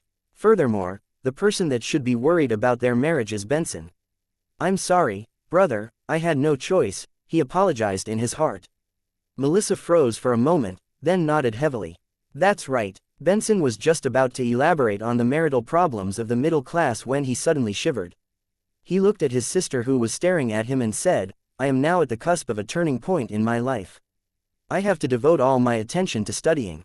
I will only be confident of chasing after my desired girl when I have found a job that I'm satisfied with and have a reasonable amount of savings. Only then will I be able to provide her with a good life. Klein and Melissa froze, then asked in unison, You have a girl that you fancy? Benson, who had merely given a perfunctory reply, was shocked. He shook his head in a hurry. No, I was merely giving an example. In a dark, gloomy house of Backland, Hillston Borough, a middle-aged man with graying hair sat silently on a rocking chair in front of an unlit fireplace with a dark-colored pipe in his hand. He looked at the guest on the sofa. He was the master of this building, Isengard Stanton, a private detective with notable fame. But he didn't set up an office, merely hiring assistants to assist him. Isengard, who was dressed in a white shirt and black vest, brought the pipe to his lips and inhaled in an intoxicated manner before slowing exhaling. The fee for a 30-minute consultation is £1. If I were you, I would definitely not waste a second. The two ladies on the sofa across from him were Furs Wall and Zio Derecha. They had found materials relating to Rear Admiral Hurricane Kilangos and wanted to ask this detective to consolidate the habits and actions of their target. Of course, they had removed Kilangos's name and changed the description regarding supernatural incidents. Zio Derecha handed the folder containing the documents to Isengard's assistant, a brown-haired young man wearing gold-framed spectacles. Mr. Detective, I hope that you can find habits in the target's actions using the material we have provided. Even though she wasn't tall, Zio Derecha had an air of authority when she sat straight and spoke with a deep voice. Isengard stared at her and received the docket from his assistant. He opened the folder and took out the material within. He set down his pipe and focused on reading page after page without missing a single one. 10 minutes later, this gentleman slowly tapped on the handle. The target has an obsession with the wind. He won't stay for long in a polluted area in Backland, the capital of dust. In other words, he could be staying at the Empress Borough, West Borough, Hillston Borough, Sherwood Borough, or the suburbs of the North Borough. The target is a psychotic serial killer with the need to kill someone every other day. The most logical thing he could do is to target the vagrants that have nowhere to go. Even the police have no records of the exact number of vagrants in Backland. The target wouldn't be living in an area too near or too far from North Borough or Backland Bridge, which have the highest concentration of vagrants. It would be the act of someone unsophisticated to search for victims that are too close to him. That isn't consistent with your descriptions. If the target has to spend a large amount of time before he can find someone to murder, then he might lose control of his desires and commit crimes that would easily expose himself. The target is an experienced sailor and has exceptional mobility in the water. A reasonable deduction would be that he wouldn't be living somewhere too far away from the water. If anything unexpected happens, that would be his best means of escape. In summary, we can outline the possible radius of activity for the target. He should be living somewhere close to the Backland Bridge area. Perhaps somewhere close to both banks of the Tussock River, the West Borough or the Sherwood Borough. I can only deduce this from the materials that you have given me. Even though they didn't understand all of it, his deductions seemed to make sense. Zio and Furs looked at each other and nodded. They took back their materials and stood up to leave. Seeing his assistant send off the two ladies, Isengard took out a bronze item from his vest pocket. It was an open paperback book. In the middle of the book was a vertical eye. Isengard rocked his chair, rubbing the item while softly muttering to himself, Kilangos has infiltrated Backland. In a particular basement of Pritz Harbor, the hanged man Alger sat in a chair, looking coldly at a struggling man. This man was dressed like a sailor. His head was enveloped by a film of pale blue water and his face was purple from holding his breath. He was scratching at the film on his face with both hands, but all he could do was flick droplets of liquid. Finally, he could no longer hold his breath and gave a signal of submission. Alger smiled, then nonchalantly clapped his hands. The thin film of water dispersed, turning into droplets that fell to the ground. The sailor took in a deep breath and coughed violently. He coughed so hard that it tugged at his heart and lungs. After waiting for the man to recover, Alger leaned back. He emulated the peaceful and calm tone of the fool. Tell me the reason why Kilangos went to Backland. He's there to complete a commission, but I'm not sure about the details. The pirate had completely lost the will to resist. He answered honestly, all I know is that he might receive something that he wants. Kilangos once boasted in front of us. He said that if this mission was a success, he would be able to obtain something he's dreamed of getting for a long time. The 4 pirate kings would then become the 5 pirate kings. An object he's been dreaming of obtaining. Alger knitted his brows and slipped into deep thought. Klein didn't rest on Monday morning. He followed his plan and continued his investigation on the buildings with red chimneys in Tingen. Unfortunately, he didn't come across his target. He returned home near noon. He heated up the leftovers from yesterday's dinner and paired them with bread before taking an hour's nap.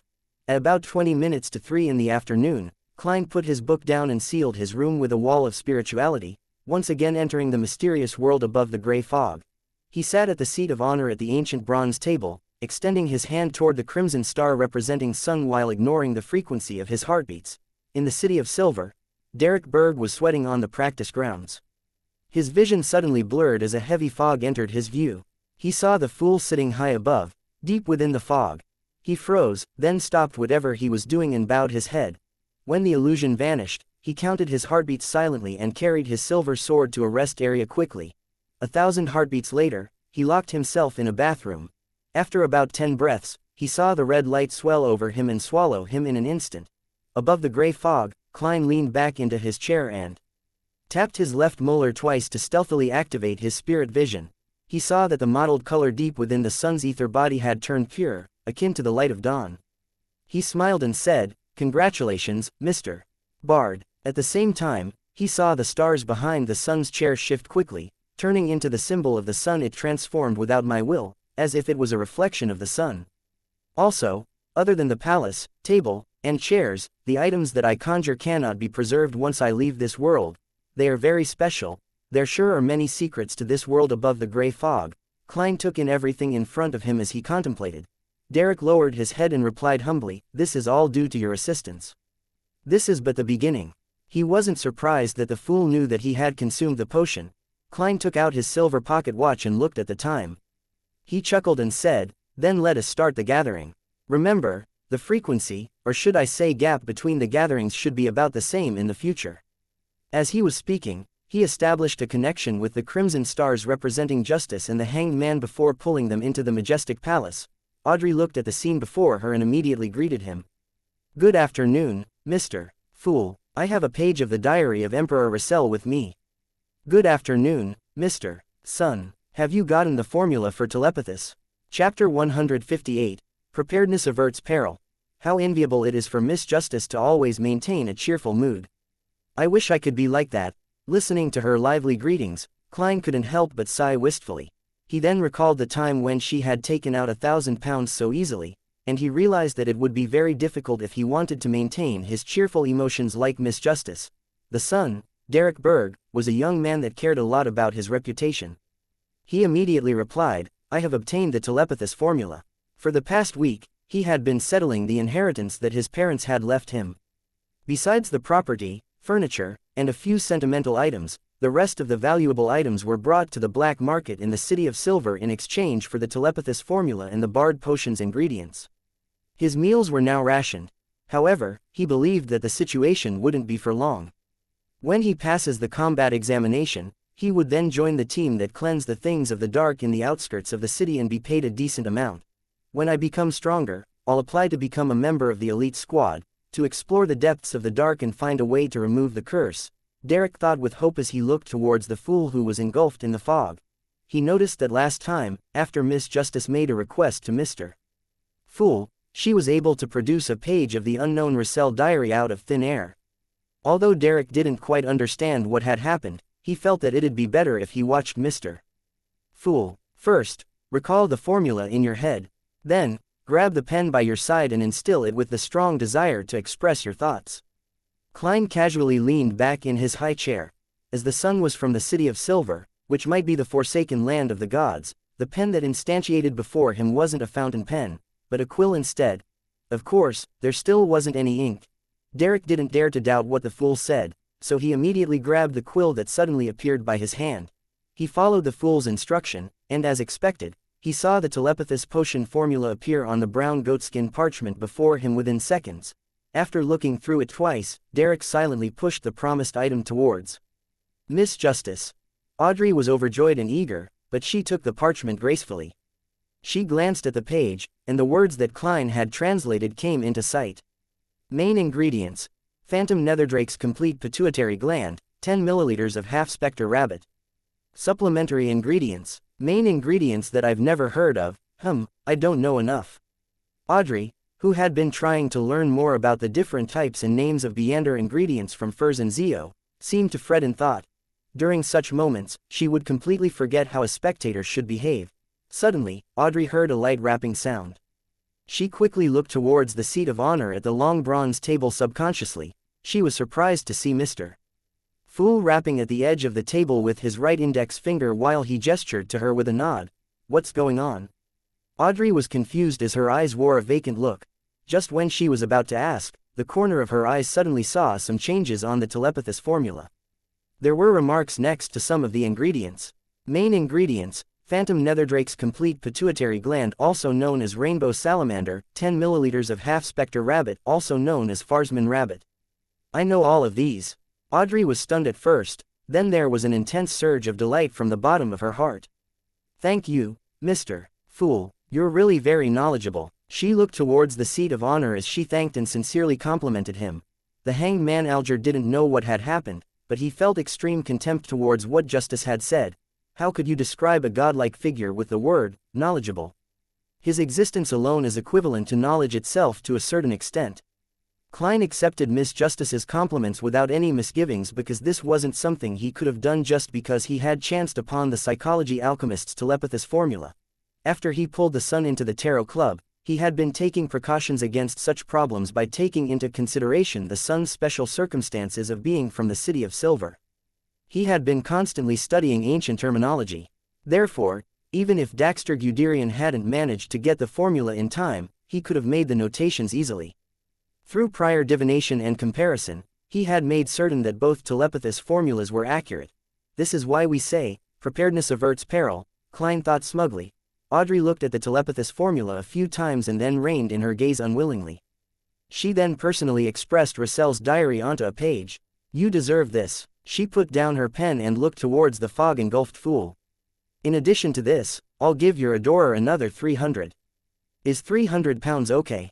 She sounded a little guilty because the 3 pages of Russell's diary only cost her £20, while the sheriff formula at Sequence 8 required £450. In other words, from the perspective of simple math, she had to pay another £430 on top of the 3 pages of the diary. However, Audrey felt that it was thanks to her luck that the seller didn't know the value of Russell's diary. It allowed her to buy it at a low price. Emperor Russell's diary costs at least £50 per page. Audrey held her fist and encouraged herself. £300. Until today, I've only seen that much money at Sir Duevil's place. Klein sighed and pretended to not be interested in money as he nodded and said, a reasonable deal. This is my adorer's information. He avoided speaking of terms like Backland Bank and anonymous account verbally through the fool's mouth as they damaged his image. He made them appear on the parchment before her. Klein had taken time to visit Backland Bank's Tingen branch last Wednesday while investigating the houses with red chimneys. He had disguised himself and opened an anonymous bank account. The account only required one to memorize his account number and the corresponding password in order to withdraw cash from any Backland Bank branch. If one found that it wasn't secure enough, he could also request to add in a signature and thumbprint verification. But that would be more troublesome. In order to keep his identity secret, Klein left it with a password. The password is written in ancient Hermes. The fool that doesn't belong to this era, the mysterious ruler above the gray fog, the king of yellow and black who wields good luck. As ancient Hermes itself can be used for rituals and prayers, anyone who dares to copy the password would be reciting my name. Then, I'll immediately receive a signal, and can simply find out who's the one trying to steal my wealth from the world above the gray fog. Klein was very satisfied with the idea that he came up with. The only downfall was that it would slightly expose the existence of the fool, but the risk was within an acceptable range. Audrey pushed the diary page to Mr. Fool as she took the parchment with the information of the fool's adorer. Recorded on it was the Backland Bank and a bunch of numbers that formed the anonymous bank account. I wonder if Mr.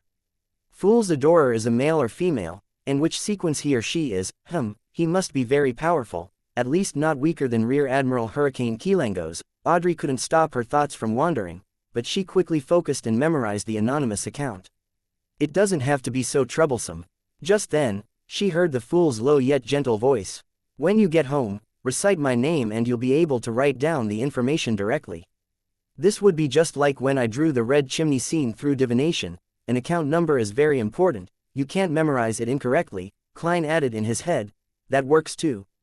From Mr. Fool's words, he appears very confident. He lives up to his status of a godlike figure if he can even do this. Audrey was stunned at first before coming to the realization that everything seemed to make logical sense. But, why did I have to memorize the formula earlier? Audrey was suddenly confused again. At that moment, Klein pressed down on the page of Russell's diary, but he wasn't in a hurry to read it. He looked to the side at the sun and calmly asked, "What compensation would you like?" Derek thought seriously and said, "As of now, I don't have anything that I desperately need. I should digest the barred potion very soon. I shall wait until then to request my compensation. Yes, perhaps to prepare for the corresponding Sequence 8 formula or the necessary ingredients. Sequence 8 is light supplement, which I have, but the ingredients. Even if I had them, I would have no idea how to give them to you." Wait, he used the word digest. Indeed, the City of Silver knows of the acting method.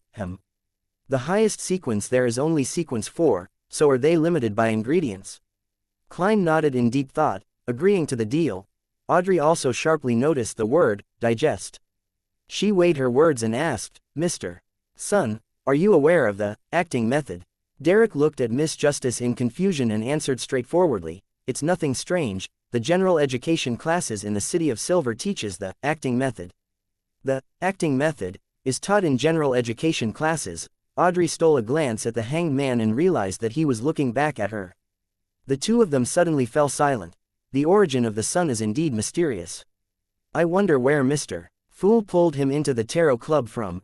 The more I think about it, the more I revere him. Audrey settled down and looked at the fool, who didn't look visibly surprised in any way. Then, Alger probed, "Mr. Sun, do you talk about any key things to look out for with respect to the acting method?" "Yes." Derek nodded without hesitation. "It's clearly stated in our general education classes that the one and only key point for the acting method is to remember that you're only acting. As expected, we're using an ingenious method to go around obstacles and completely break down the remnant spirits in the potion, without submitting to it. The Sun, you're such a simple boy. You just shared important information by accident." Klein smiled and cast his eyes on the diary page before him. Chapter 159, Bestowment and Sacrifice. Messy Chinese sentences were scribbled on the yellowish-brown goatskin. The 2nd of August. This goes deeper than I imagined. History sure is something that can be manipulated easily. The 5th of August. I witnessed the abilities of a high-sequence Beander today. It was scary indeed. There's a qualitative change that has happened to them in a particular aspect. It was as though they've transformed into a deity. It's no wonder that we describe them as demigods, though I think calling them legendary beings is more fitting. The 6th of August.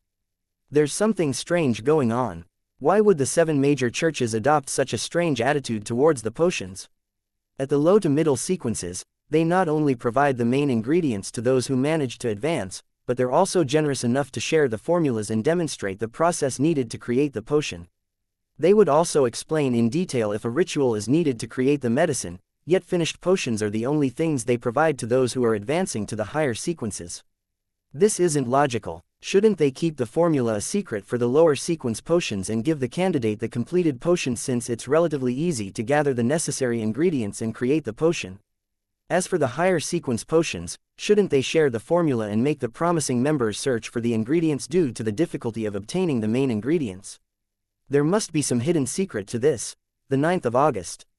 The events of the past 2 days have made me feel uncomfortable.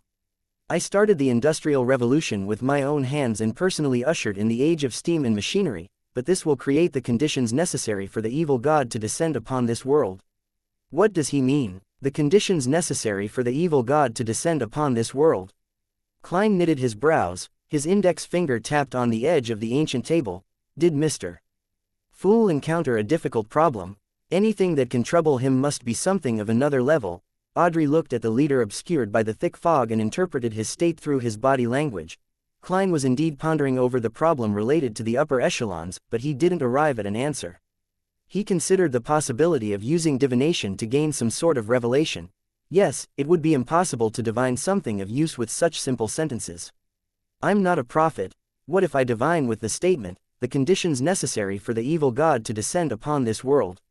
It feels too risky. The evil god might not be as horrifying as the eternal blazing sun, but its abilities might be much more mysterious. It might be able to trace the divinations back to me. There's also no way to divine how large of a risk I'll be taking if I were to divine that statement. After all, just divining if something poses any danger is dangerous once it has deities involved. I'll keep this question in mind and put more effort into observation.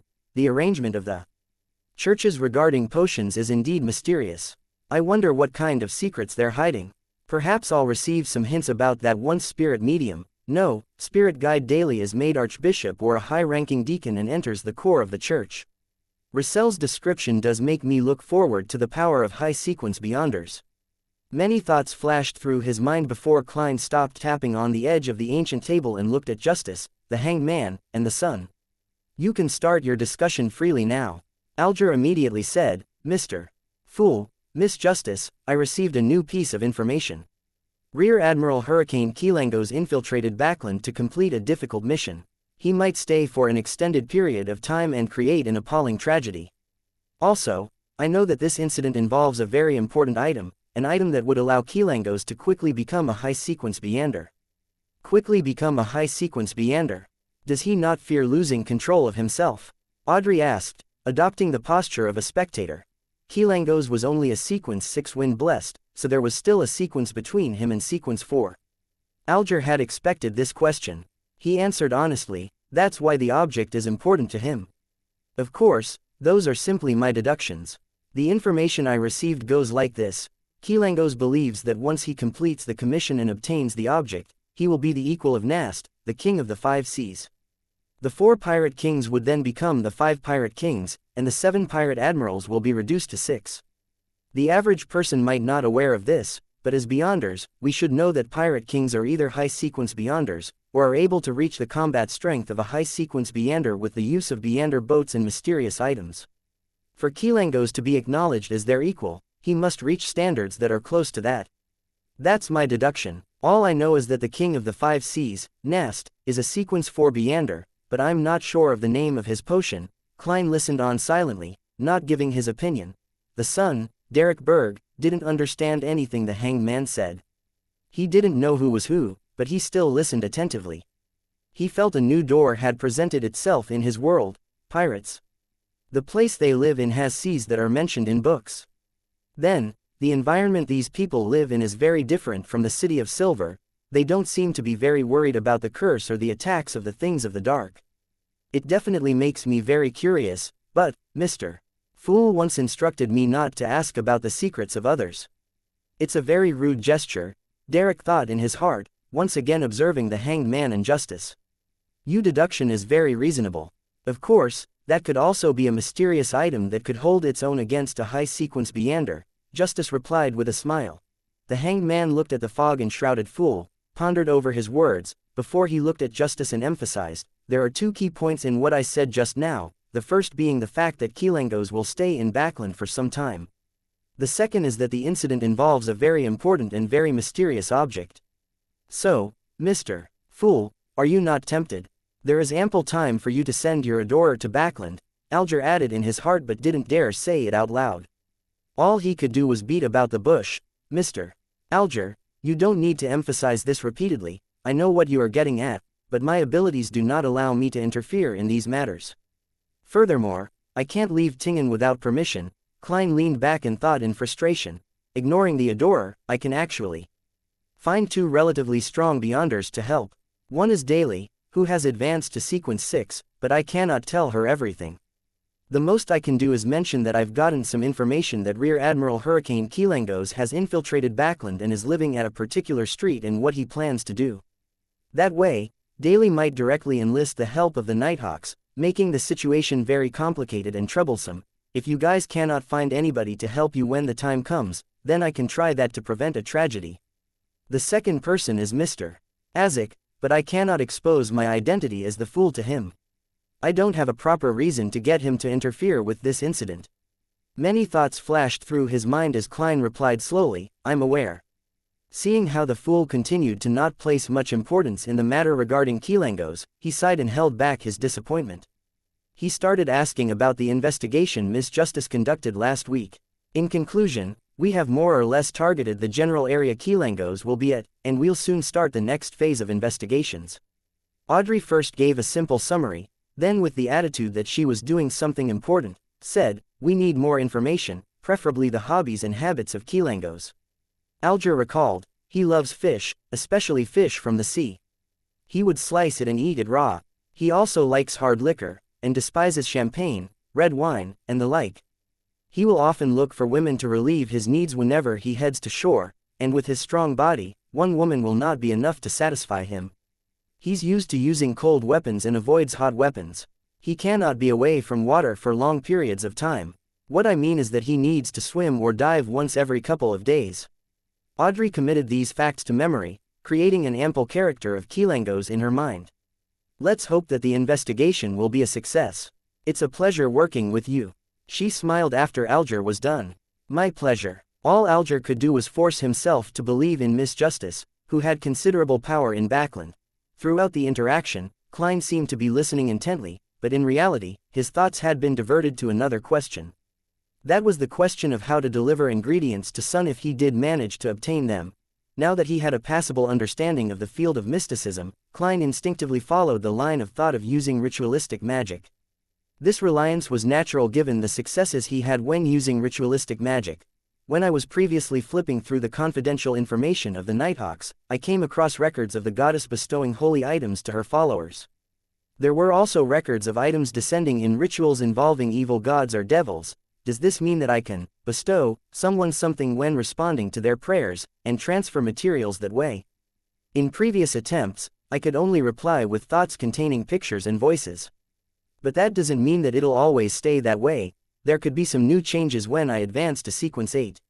There's also something important to consider. Can I bring material from the real world into the world above the gray fog? And, oh right, there's often a step for sacrifices in rituals involving evil gods and devils. Can I consider sacrificing something to myself? In that way, perhaps I can bring some material from the real world into the world above the gray fog. If this attempt is successful, I can get items directly from Justice, the Sun, and the Hanged Man, and then bestow them to myself. Yes, sacrifice is considered a more advanced ritual, so I won't be able to learn of it for now. The most important thing to do now is to improve my abilities." Klein reined in his thoughts, and once again listened in on the conversation of the other members. He listened as their discussion changed from Kilangos to the characteristics of particular monsters. Some time later, he smiled. "Let's end it here for today. By your will." The Sun, Justice, and the Hanged Man stood up at the same time. After severing the connections of the members, Klein quickly descended from the fog and left the mysterious space. When he returned to his room, he dispelled the wall of spirituality and pulled back the curtains by the oriel window, allowing the sunlight to shine in. There are 2 important things to do this week. The first is to get examined and advance to sequence 8. The second is to make flaring sun charms. Its powers might be even higher than that of sequence 7 or 6. Klein looked outside with anticipation. Tomorrow, I should be able to receive the report of Mr. Isaac's paranormal disturbances tomorrow. Chapter 160. Seizing the opportunity. Tuesday morning. Having completed his mysticism curriculum, Klein didn't look for a quiet corner to read Comparison of Ancient and Modern Names, or Nighthawk's Case Compendium, and instead stayed in the break room to play cards with Leonard, Kenley, and Royale.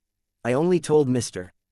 Isaac to create an opportunity for me to take sealed artifact 30782 out. It'll still depend on my improvisation skills to seize the opportunity. Klein's mind wasn't on his cards, so he played terribly. He lost 5 solely in an hour, and he felt the pinch. He planned to concentrate on the game to recover some of his cash. After he bought various ingredients for the flaring sun charms yesterday afternoon, his private stash of cash reduced to less than £1 once again.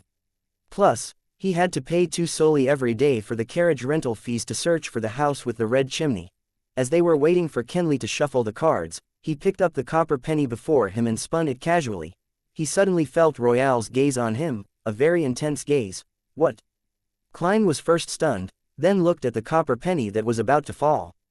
Is she wary of me cheating with divination? We're just playing cards amongst ourselves, do we have to be so serious about this? He suddenly understood and slammed down the penny with a dry laugh. Just then, Dunsmith knocked on the door and entered. He looked around and said, "There's a situation in Morristown. Leonard, please handle it." Morristown. Klein felt his mind jolt as he pretended to ask curiously, "Captain, what kind of situation?" Dunn glanced over and explained, "Recently, there have been a few paranormal cases in the area. Firstly, people would hear sobs when walking past the cemetery and see vague figures flash by. Then, a widow encountered her deceased husband when she woke up to use the bathroom in the middle of the night. She nearly fainted from the fright. In addition, there was an elderly man who lived alone. He began hearing heavy footsteps reverberating in the house all the time. However, silence reigned once again the moment he lights a candle or gas lamp. The people in the town are believers of the goddess, so the local priest reported the situation. No one got hurt, and it almost borders on the level of a prank. It should be Mr. Isaac." Klein used an expression and tone that he had rehearsed many times. "Captain, there might be a secret link for these paranormal cases to happen so suddenly. In this situation, divination could provide an important clue. I think I can help Leonard." Upon hearing that, Leonard's green eyes immediately locked onto Klein. He was apparently trying to find clues and traces from Klein's face. Dunn nodded first, but remained quiet and hesitant.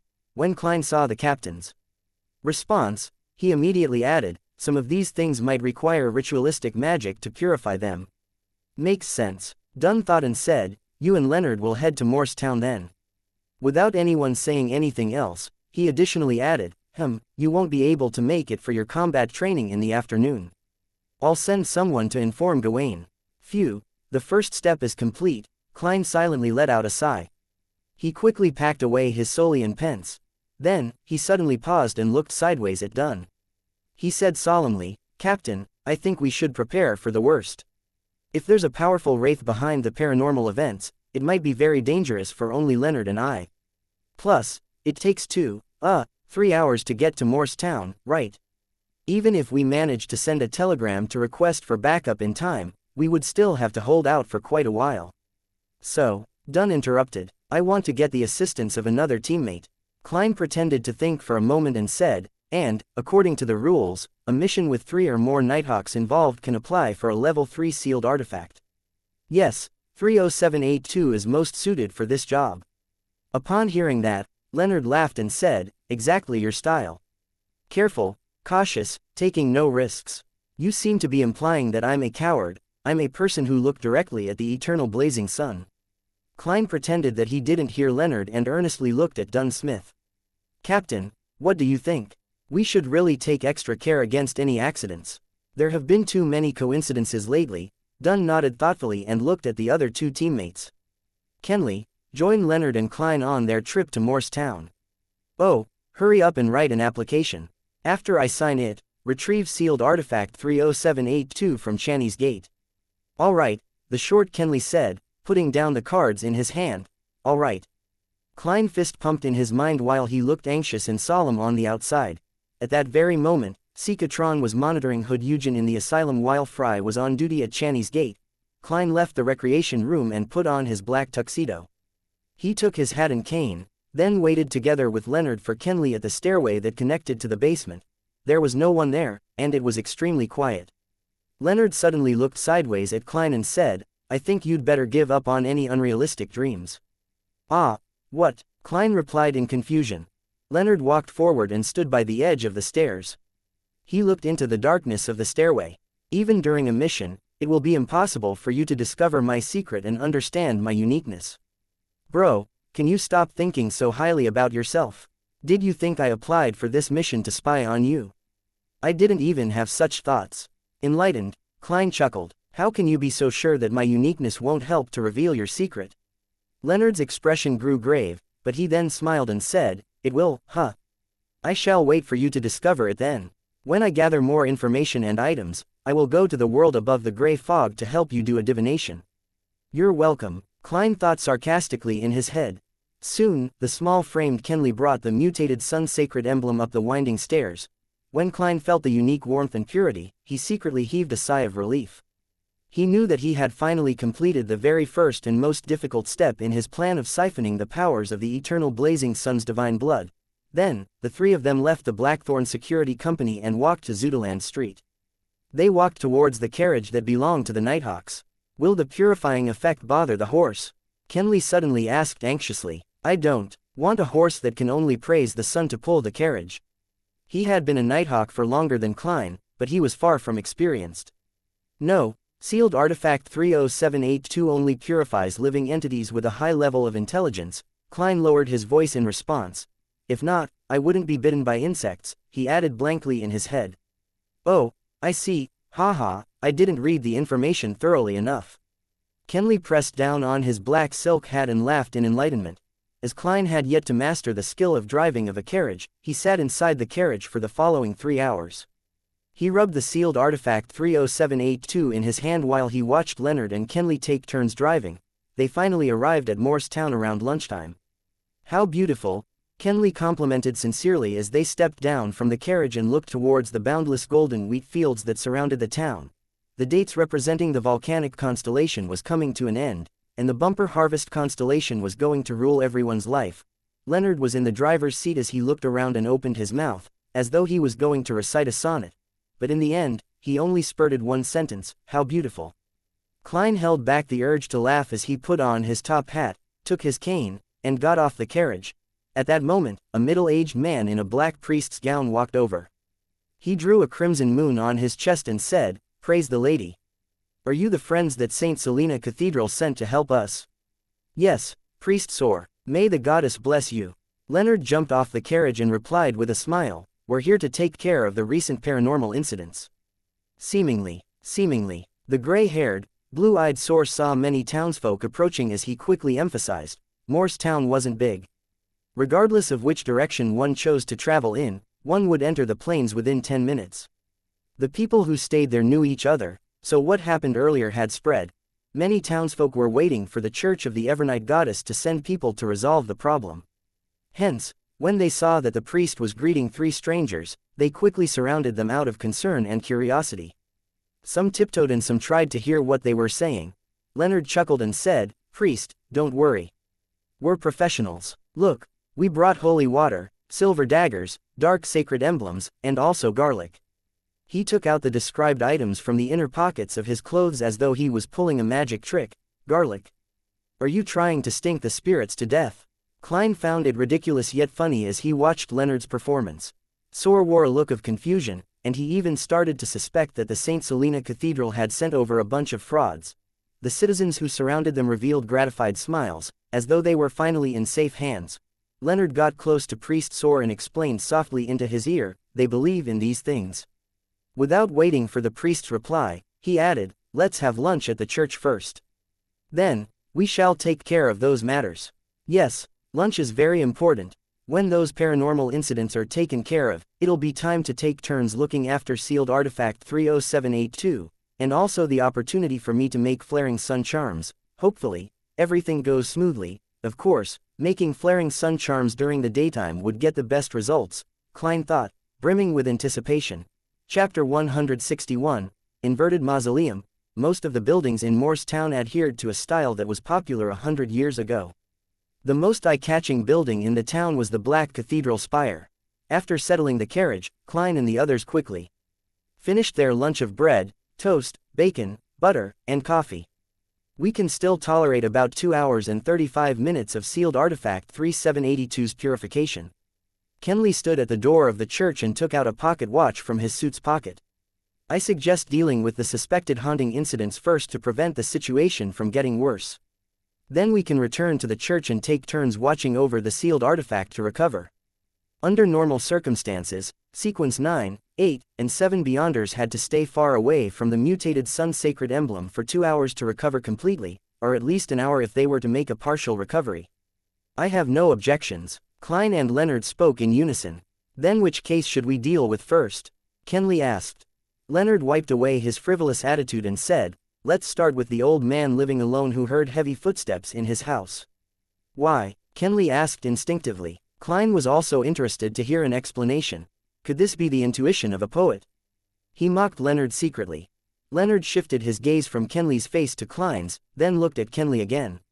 He smiled. Because it's the closest to the church. How did you know that? It's not written in the records, Klein asked. Leonard snickered. Didn't I go to the bathroom during our meal?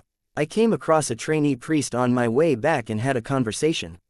He told me that Noah's house was close to the church. Oh yeah, the old man's name is Noah. He sure lives up to his name as an experienced nighthawk when it comes to performing missions. Klein gave a dry laugh.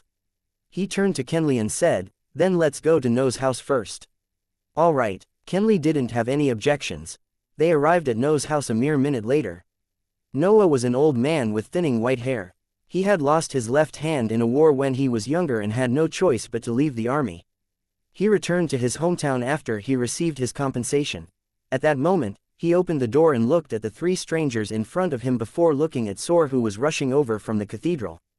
He said with a raspy voice, "Come in, I hope that you can solve my problem. I heard that you brought holy water, sacred emblems, a silver dagger, and garlic. This is great, my worries have eased greatly.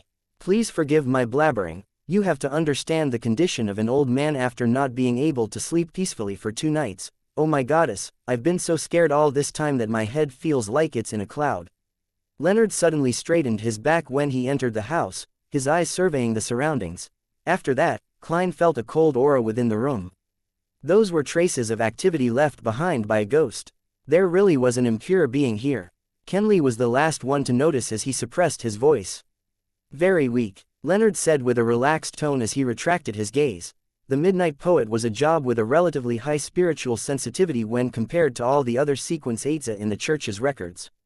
Yes, Klein could feel the warmth and purifying energy of sealed artifact 30782 quickly dispelling the sinister aura in the room without any trouble.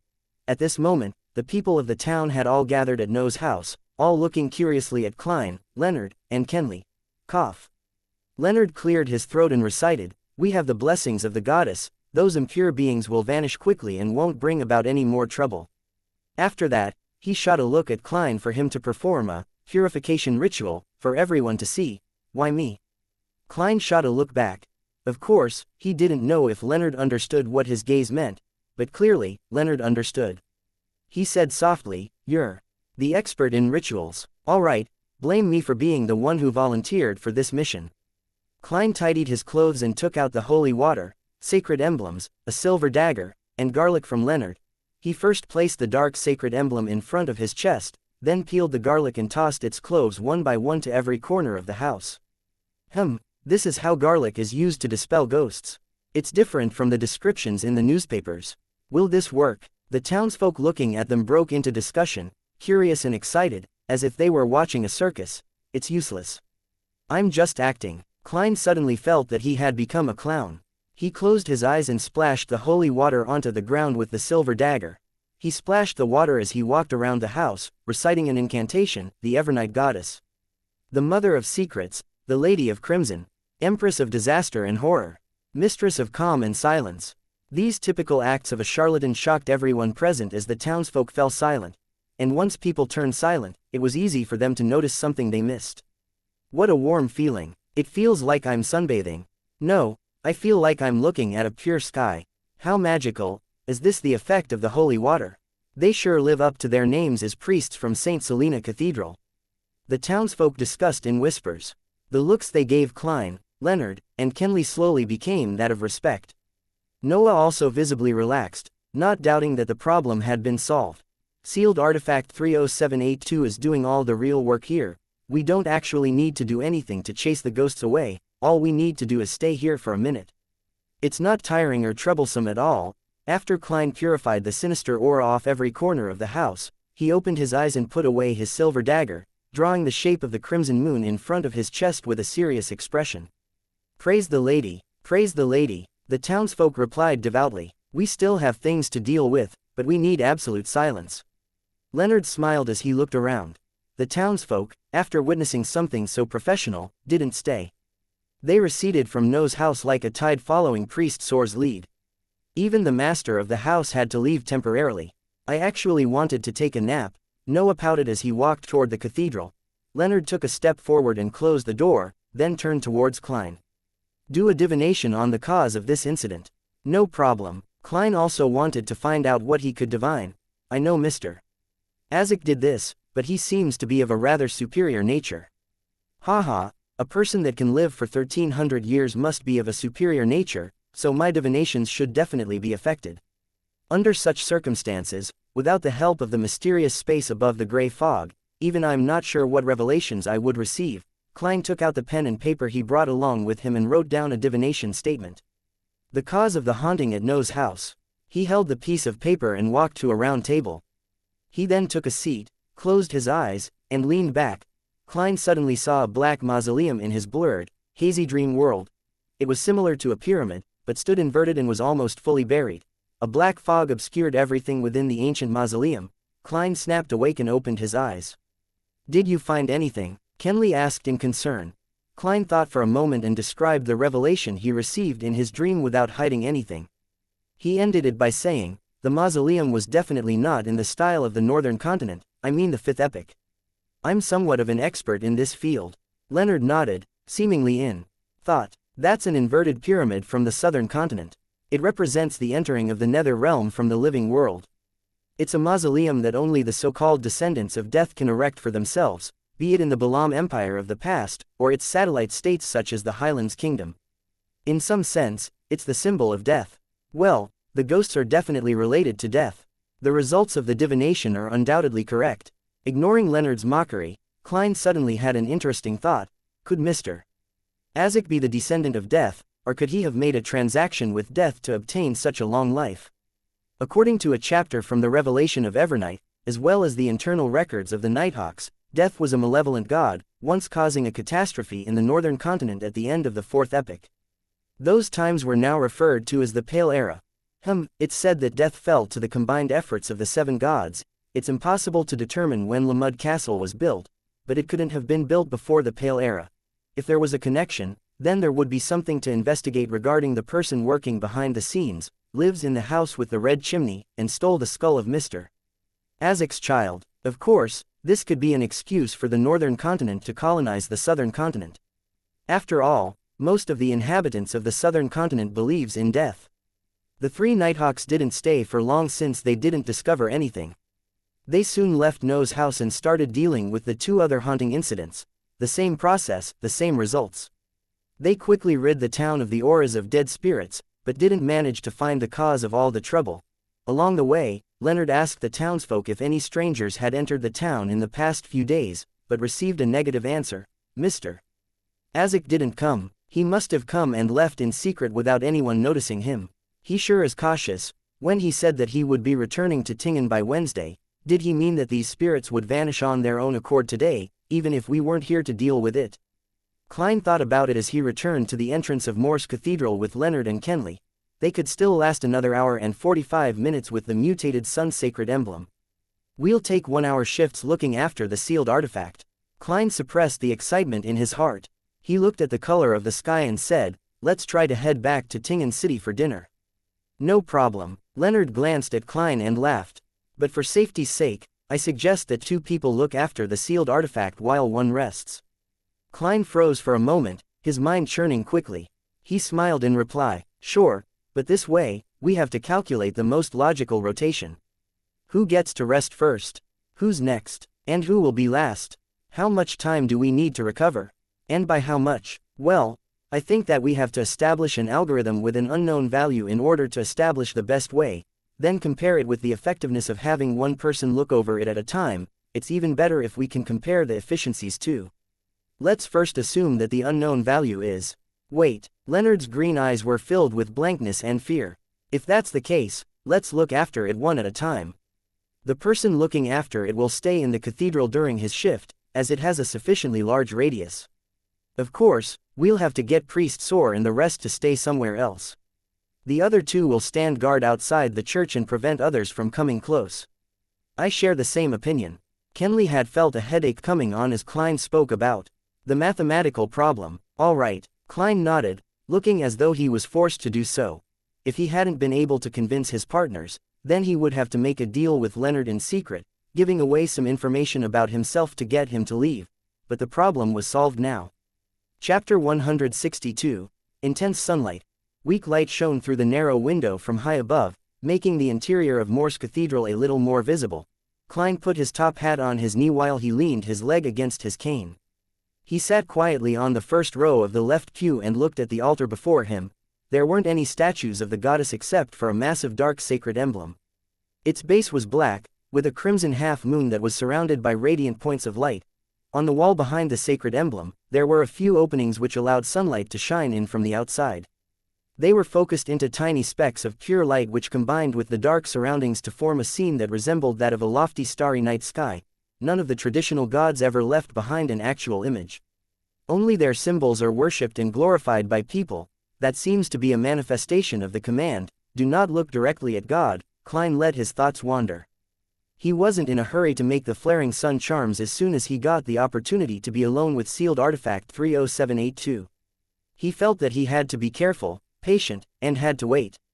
Within the first 15 minutes, it was possible that Leonard and Kenley would enter at any moment to remind him about points that he should take note of. In this extremely quiet atmosphere, time flew by quickly. Klein suddenly snapped back to his senses as he took out his silver vine leaf pocket watch, flipped it open, and took a glance. 20 minutes have passed, he muttered to himself. He then set his silk top hat and silver-edged black cane by the side. He got up and walked towards a hidden corner near the altar. At first, he faced the side of the altar, but once he saw the large dark sacred emblem and the holy scenery that resembled a depiction of a night sky, he felt guilty and uncomfortable. Hence, he turned his back to the altar. Then, Klein took out the sealed artifact 30782 from the inner pocket of his black tuxedo. He bent down to place the golden unadorned badge on the ground. Klein took a look at the sun symbol that was filled with abstract meanings, then he took out a small candle mixed with sandalwood. He put it right at the bottom of sealed artifact 30782.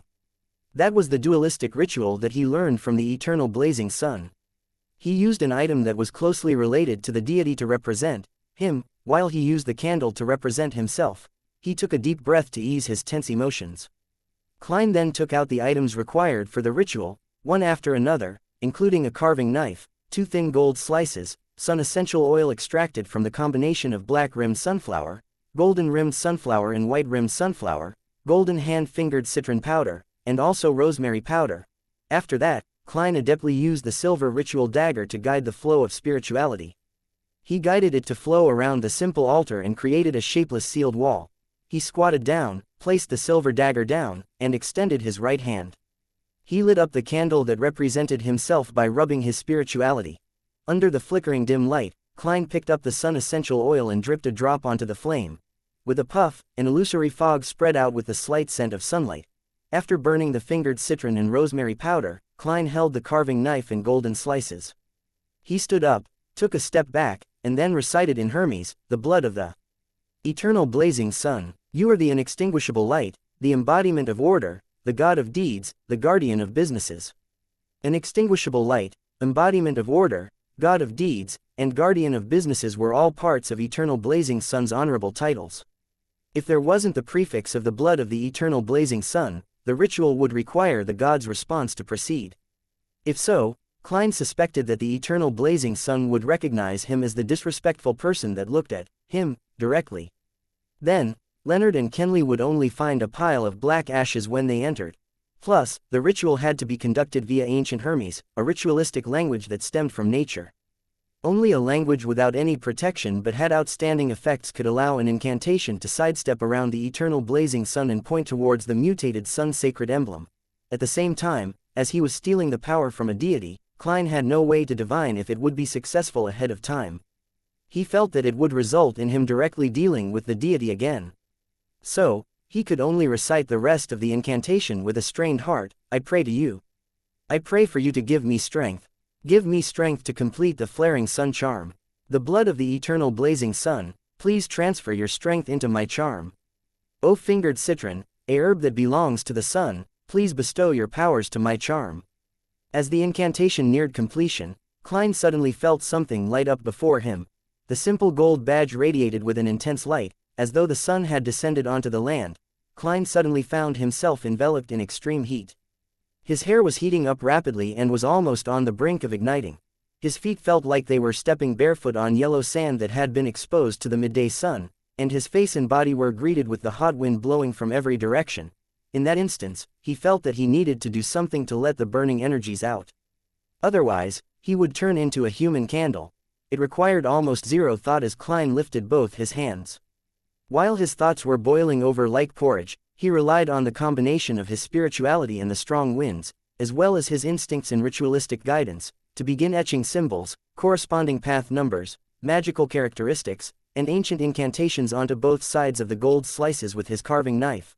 Outside the church, Leonard was standing in the shadows to hide from coming into contact with direct sunlight. Suddenly, the sunlight intensified, like the hottest days of a year in early July. He squinted his eyes and looked towards the sky. He saw that the blue sky had no clouds or dust. It was so pure that it made people gasp with admiration. Such strange weather. Beside him, Kenley also noticed the changes in the sunlight. Leonard responded with a smile when he suddenly turned his head.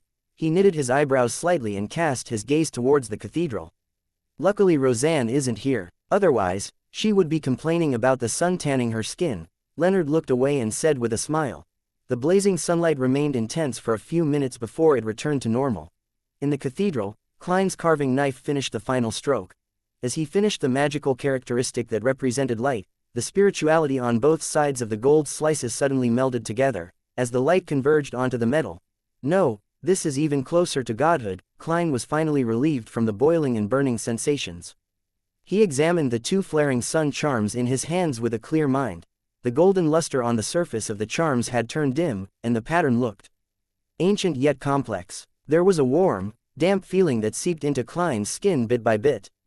Not bad, I finally have a more impressive trump card. Klein sighed emotionally. He set the activation incantation for the flaring sun charms as the word, light, in ancient Hermes. I want light and there will be light, he quipped, amused. Then, he put the flaring sun charms into another pocket. He didn't put them with the slumber, requiem, and dream charms, because the flaring sun charms would decrease their efficacy period. Yes, the power of the flaring sun charms can be maintained for at least a year, or even longer. Klein reined his thoughts back and looked at the mutated sun sacred emblem on the ground. It didn't look any different on the surface, and it still gave off feelings of warmth and purity. Klein finally relaxed, and quickly completed the ritual and removed the spiritual wall. At that point, he thought to examine himself. He realized that his clothes were almost drenched, and he was covered in sweat. The edges of his hair were slightly curly too. Thankfully, Klein sighed in satisfaction. He put away his things and returned to his original seat. He was so exhausted that he slept the moment he sat down, until he was woken up by footsteps. His eyes shot open, and he touched the flaring sun charms subconsciously to see if they were still there. You don't look all right, Leonard asked as he entered the cathedral. Klein massaged his temples, stood up, and smiled. I'm nearing my limit. He took out his silver pocket watch and took a glance. Just in time. It's your turn to look after sealed artifact 30782. Before he finished speaking, Klein took off the mutated sun sacred emblem and passed it to Leonard. Leonard watched Klein walk out of the cathedral. Then, he dropped his frivolous attitude and examined sealed artifact 30782 attentively and seriously. He grew confused and looked bewildered. After the shifts ended, the three Nighthawks began their journey back. Before that, they told Priest Sor to take note of the town's situation. If there were any paranormal incidents, he was to immediately send a telegram to St. Selena Cathedral. At 20 minutes past 7 that night, they finally arrived at Zudaland Street and returned sealed artifact 30782. When he had made sure that the captain didn't notice anything unusual, Klein left the Blackthorn Security Company and arrived home before 8. He took out his keys and opened the door, only to see an unknown figure. It was obviously a maiden who wasn't even in her 20s. She was in an old, grayish-white dress, and she was wiping the dining hall with all her might. She had black hair and brown eyes. Her eyes were small, her nose wasn't sharp enough, and her facial features were very ordinary. Who is this? Klein was stunned at first, then he realized that she was most likely the maidservant that had come for a trial. At that moment, Benson lowered his newspaper and looked at his brother. He smiled and said, "A company that doesn't allow employees to leave the office on time is annoying. But it provides a salary that can counteract any kind of dissatisfaction," Klein replied with a laugh. "When Miss Justice's £300 reach me, I'll inform Benson and Melissa about my raise to £6 a week, that way they would worry less about our family's finances," Klein thought as he put his cane aside and took off his top hat. He walked to the living hall and lowered his voice as he asked, "Have you made a choice?" He had divined the information of the 3 maidservants the day before, and he had found that all 3 were suitable. Hence, the decision was left to his brother and sister. "Yes, Bella, weekly salary of 5 soldi. She's very willing and also capable of learning cooking. She hopes that she can become a home chef, at which point her weekly pay will double. Her father is a factory worker at the Tingen Steelworks Union Factory, and her mother is a laundry worker," Benson replied with a chuckle. "Of course, another thing that led Melissa and me to the decision is that the other 2 servants believe in the Lord of Storms, and she is a believer of the goddess. I personally don't mind the believers of the Lord of Storms, but Melissa didn't quite like the idea. It wasn't that Melissa didn't like it, a more accurate description would be, I grieve at their misfortune and am infuriated at their refusal to resist." "Yes," it was said by Lu Xuan. Klein recalled his sister's behavior, and revealed a smile. Benson didn't elaborate further. He put down the newspaper and stood up. "Since you're back, let's have dinner." The next day, Klein entered the Blackthorn Security Company in a good mood. "Good morning." Roseanne looked to the left and then the right. Then, she said, "Old Neil is sick, let's go and visit him at noon." "What say you?" "Old Neil is sick?" Klein asked in surprise. Could it be that the ritual for treating diarrhea caused severe constipation? Well, from the way he acted after learning of the acting method, it's not impossible for him to suddenly fall sick. He's getting old, so once his mind turns frail, his body would also suffer from those ramifications. Roseanne nodded and said, "Yeah, he sent someone to the captain to request some time off." Klein nodded slightly. "Let's visit him at noon." Sigh, old Neil sure is pitiful. His wife passed away early, and his son is busy in some other city. When he's sick, all he can do is stay at home in loneliness and helplessness. That was the first thing he recalled from his first visit to old Neil's house. Listening to Klein's sigh, Roseanne opened her eyes wide and asked in shock, "When did old Neil get married?" Chapter 163, Various Signs. What?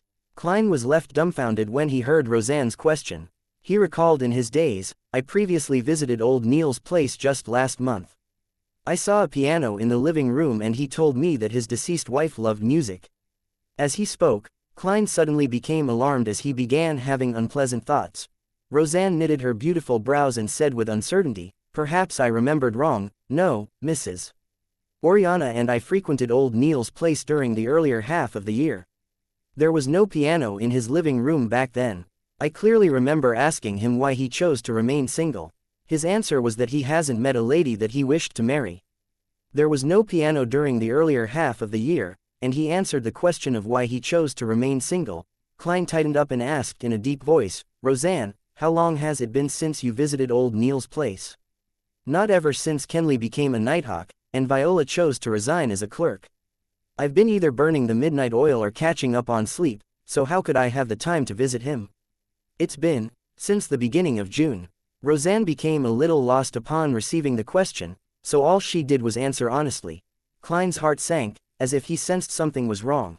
He fished out a halfpence from his pocket and held it between his thumb and middle finger. He took a deep breath and quickly decided on a divination statement.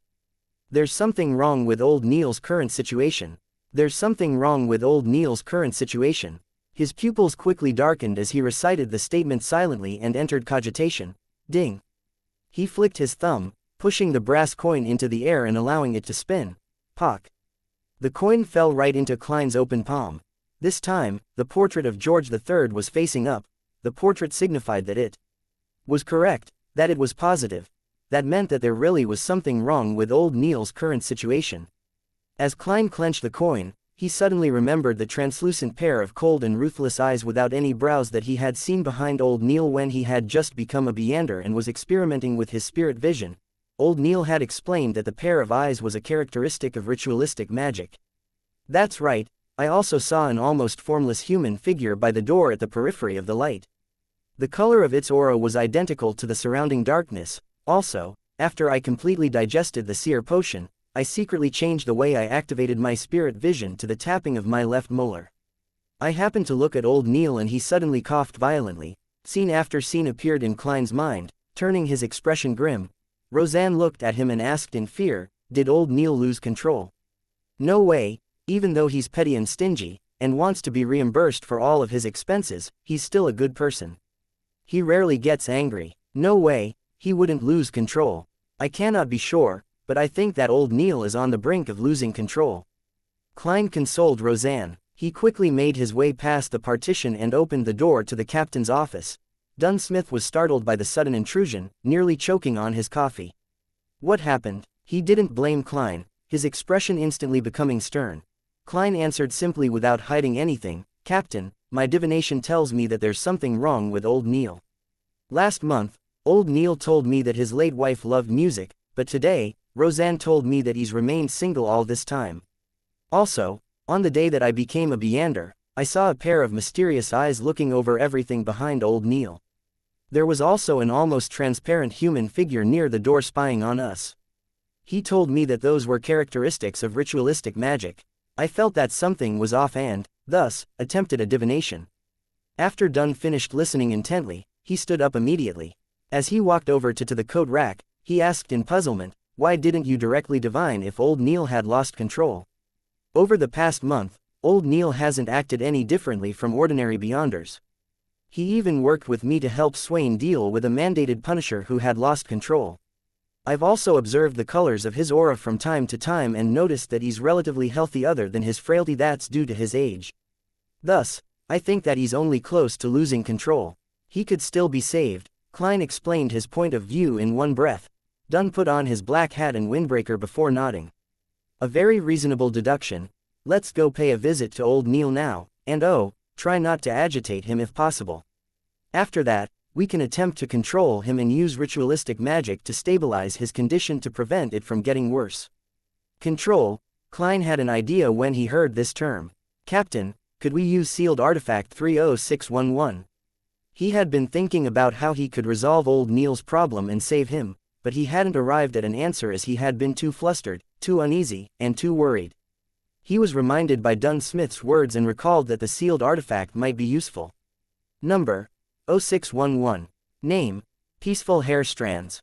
Sealing method: no direct contact with living organisms. Description: a simple decoration formed with many strands of black hair. As long as contact is made with a living being without any protection, the living being would lose all their desires and emotions, including, but not limited to, hunger, anger, grief, pain, envy, jealousy, hate, joy, satisfaction, greed, etc. It has been ascertained that living beings under 611's influence will even lose the desire to break contact with it. They will silently stay in their spot until the end of their life. If an external force is used to break contact between the person and 0611, then the person will gradually recover. But experimental data suggests that the prerequisite to this is that the person has not been in contact with the sealed artifact for more than 2 hours. Once the contact lasts for more than 2 hours, the victim would become silent for eternity. The highest sequence tested is sequence 5. You can avoid contact by means such as wearing gloves. The strands of hair aren't equipped with the capability to live. It doesn't have any inclinations of escaping the seal. Appendix: these strands of hair appeared during a failed advancement. It was something left behind when a captain of the Nighthawks failed to advance to sequence 6. The great-eyed Dunn nodded after he heard Klein. "Great suggestion, I nearly forgot about 30611. Find Royale in the recreation room. I'll retrieve the sealed artifact from Channy's gate and submit the application after we come back." "That's the way, no time to waste." Klein didn't dawdle. He immediately went to the recreation room and shouted for the usually expressionless sleepless Royale.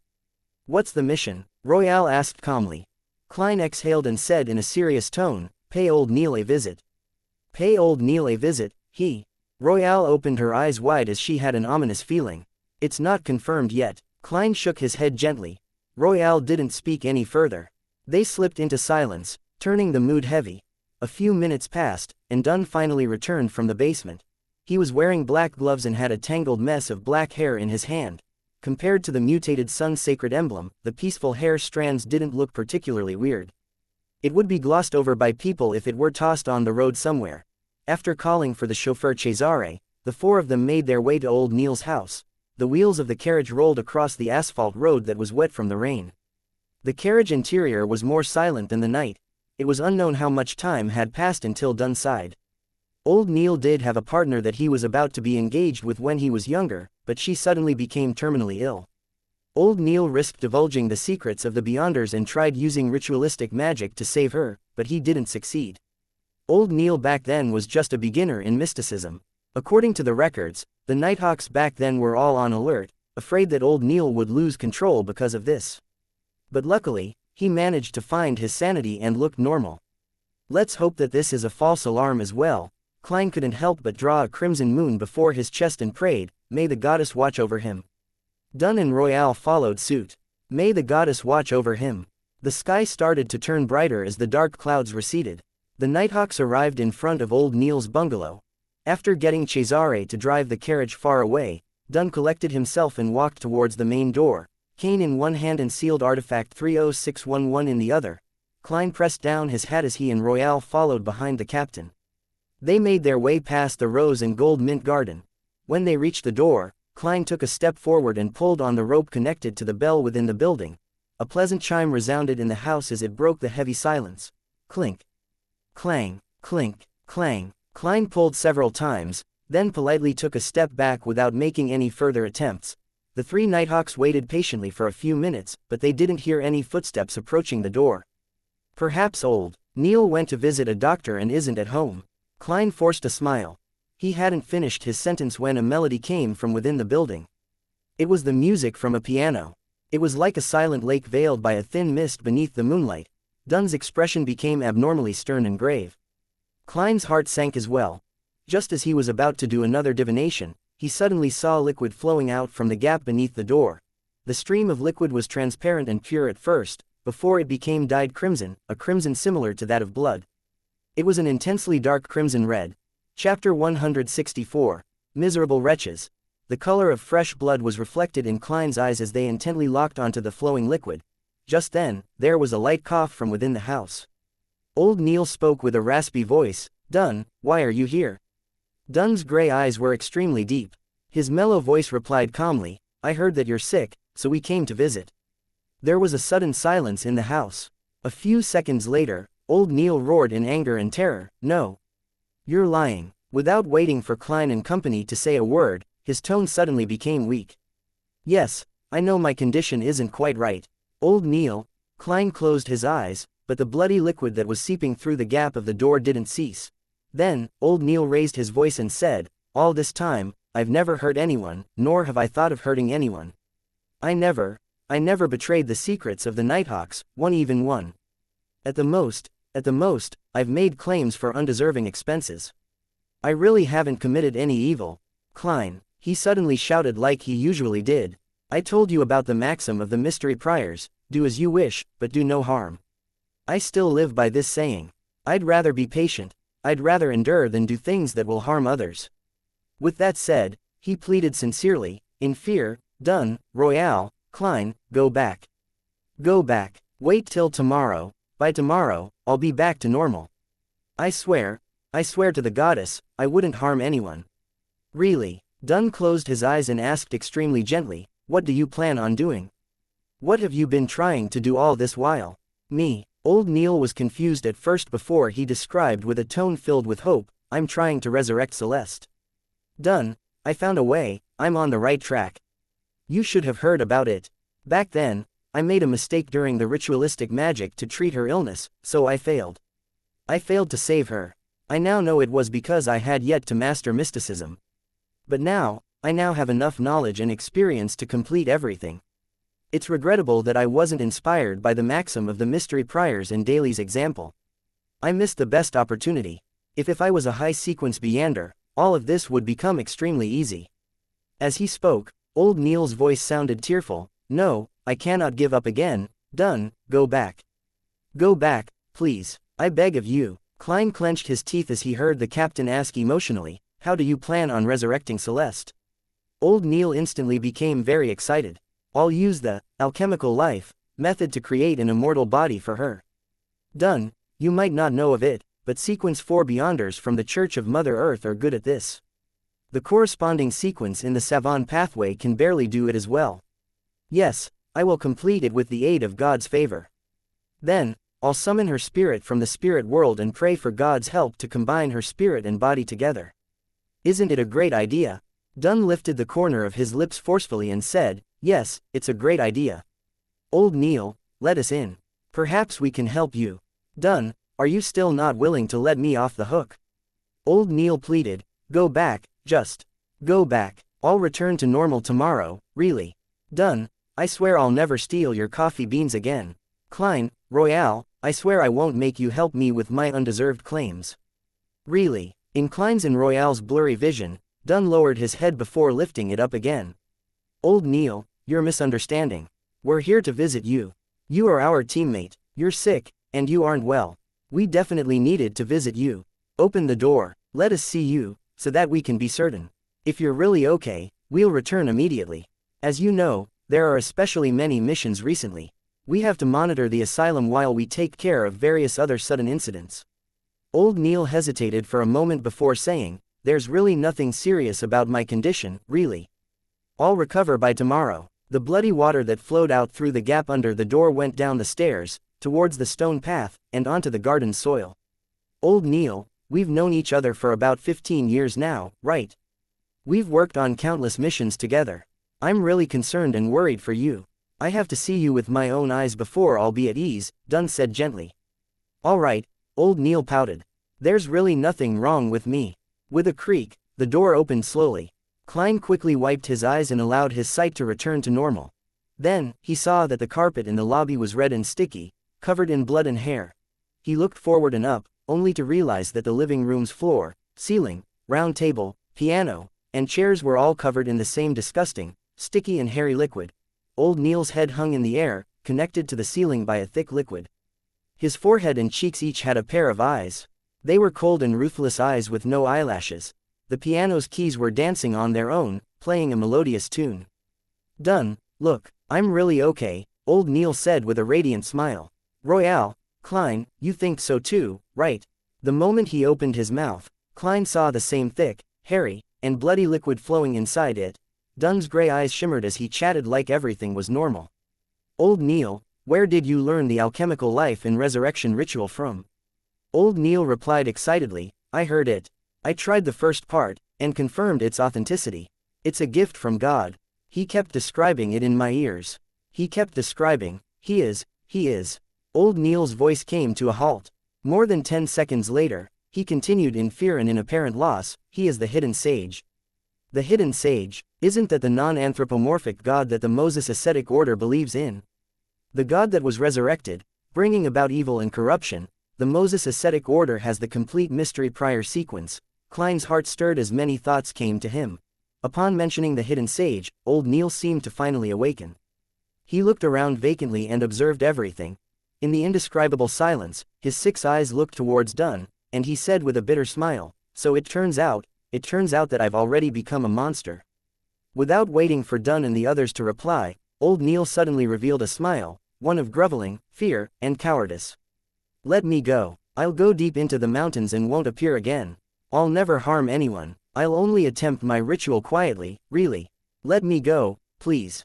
I beg of you. Just then, Klein felt something illusory shatter before his eyes. Then, Old Neil's 4 cold-looking lashless eyes flashed with a dark glow and locked onto Dunn. His expression suddenly turned cold. You're pulling me into a dream. No, it's useless. My eyes can see through all of that. The sticky blood that covered the ceiling, floor, and walls started squirming, like a giant opening its mouth to swallow Klein and company. Old Neil's head grew blurry like overlapping afterimages. Klein didn't fumble for his revolver, instead, he extended his hand into his pocket and planned to use his slumber charm. Suddenly, everything calmed down before him.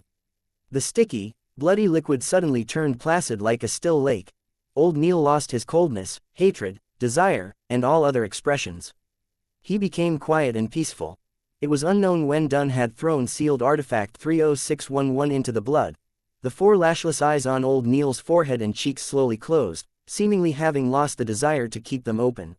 Any living creature that came into contact with the peaceful hair strands would turn peaceful and lose all motivation until the end of their life.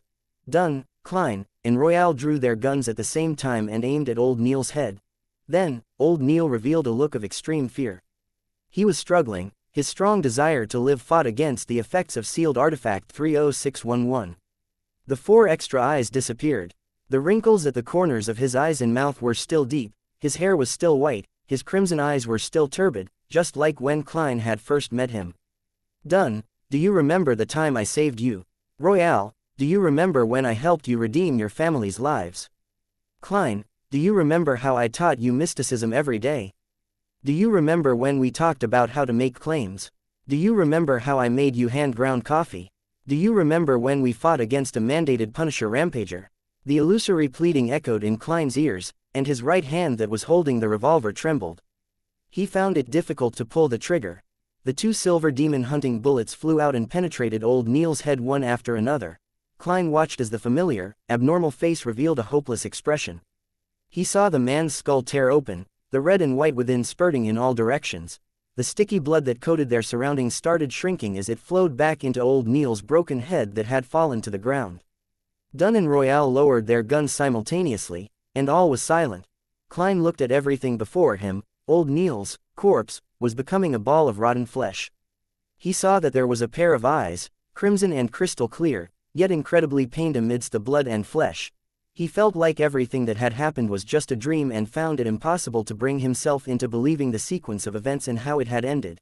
He stood dumbfounded as he saw Dunn take 2 steps forward, his figure stooped. Dunn looked at old Neil's corpse, and muttered heavily, "We are guardians, but also a bunch of miserable wretches that are constantly fighting against threats and madness." Chapter 165, Epitaph. We are guardians, but also a bunch of miserable wretches that are constantly fighting against threats and madness. Dunn's words echoed throughout old Neil's house.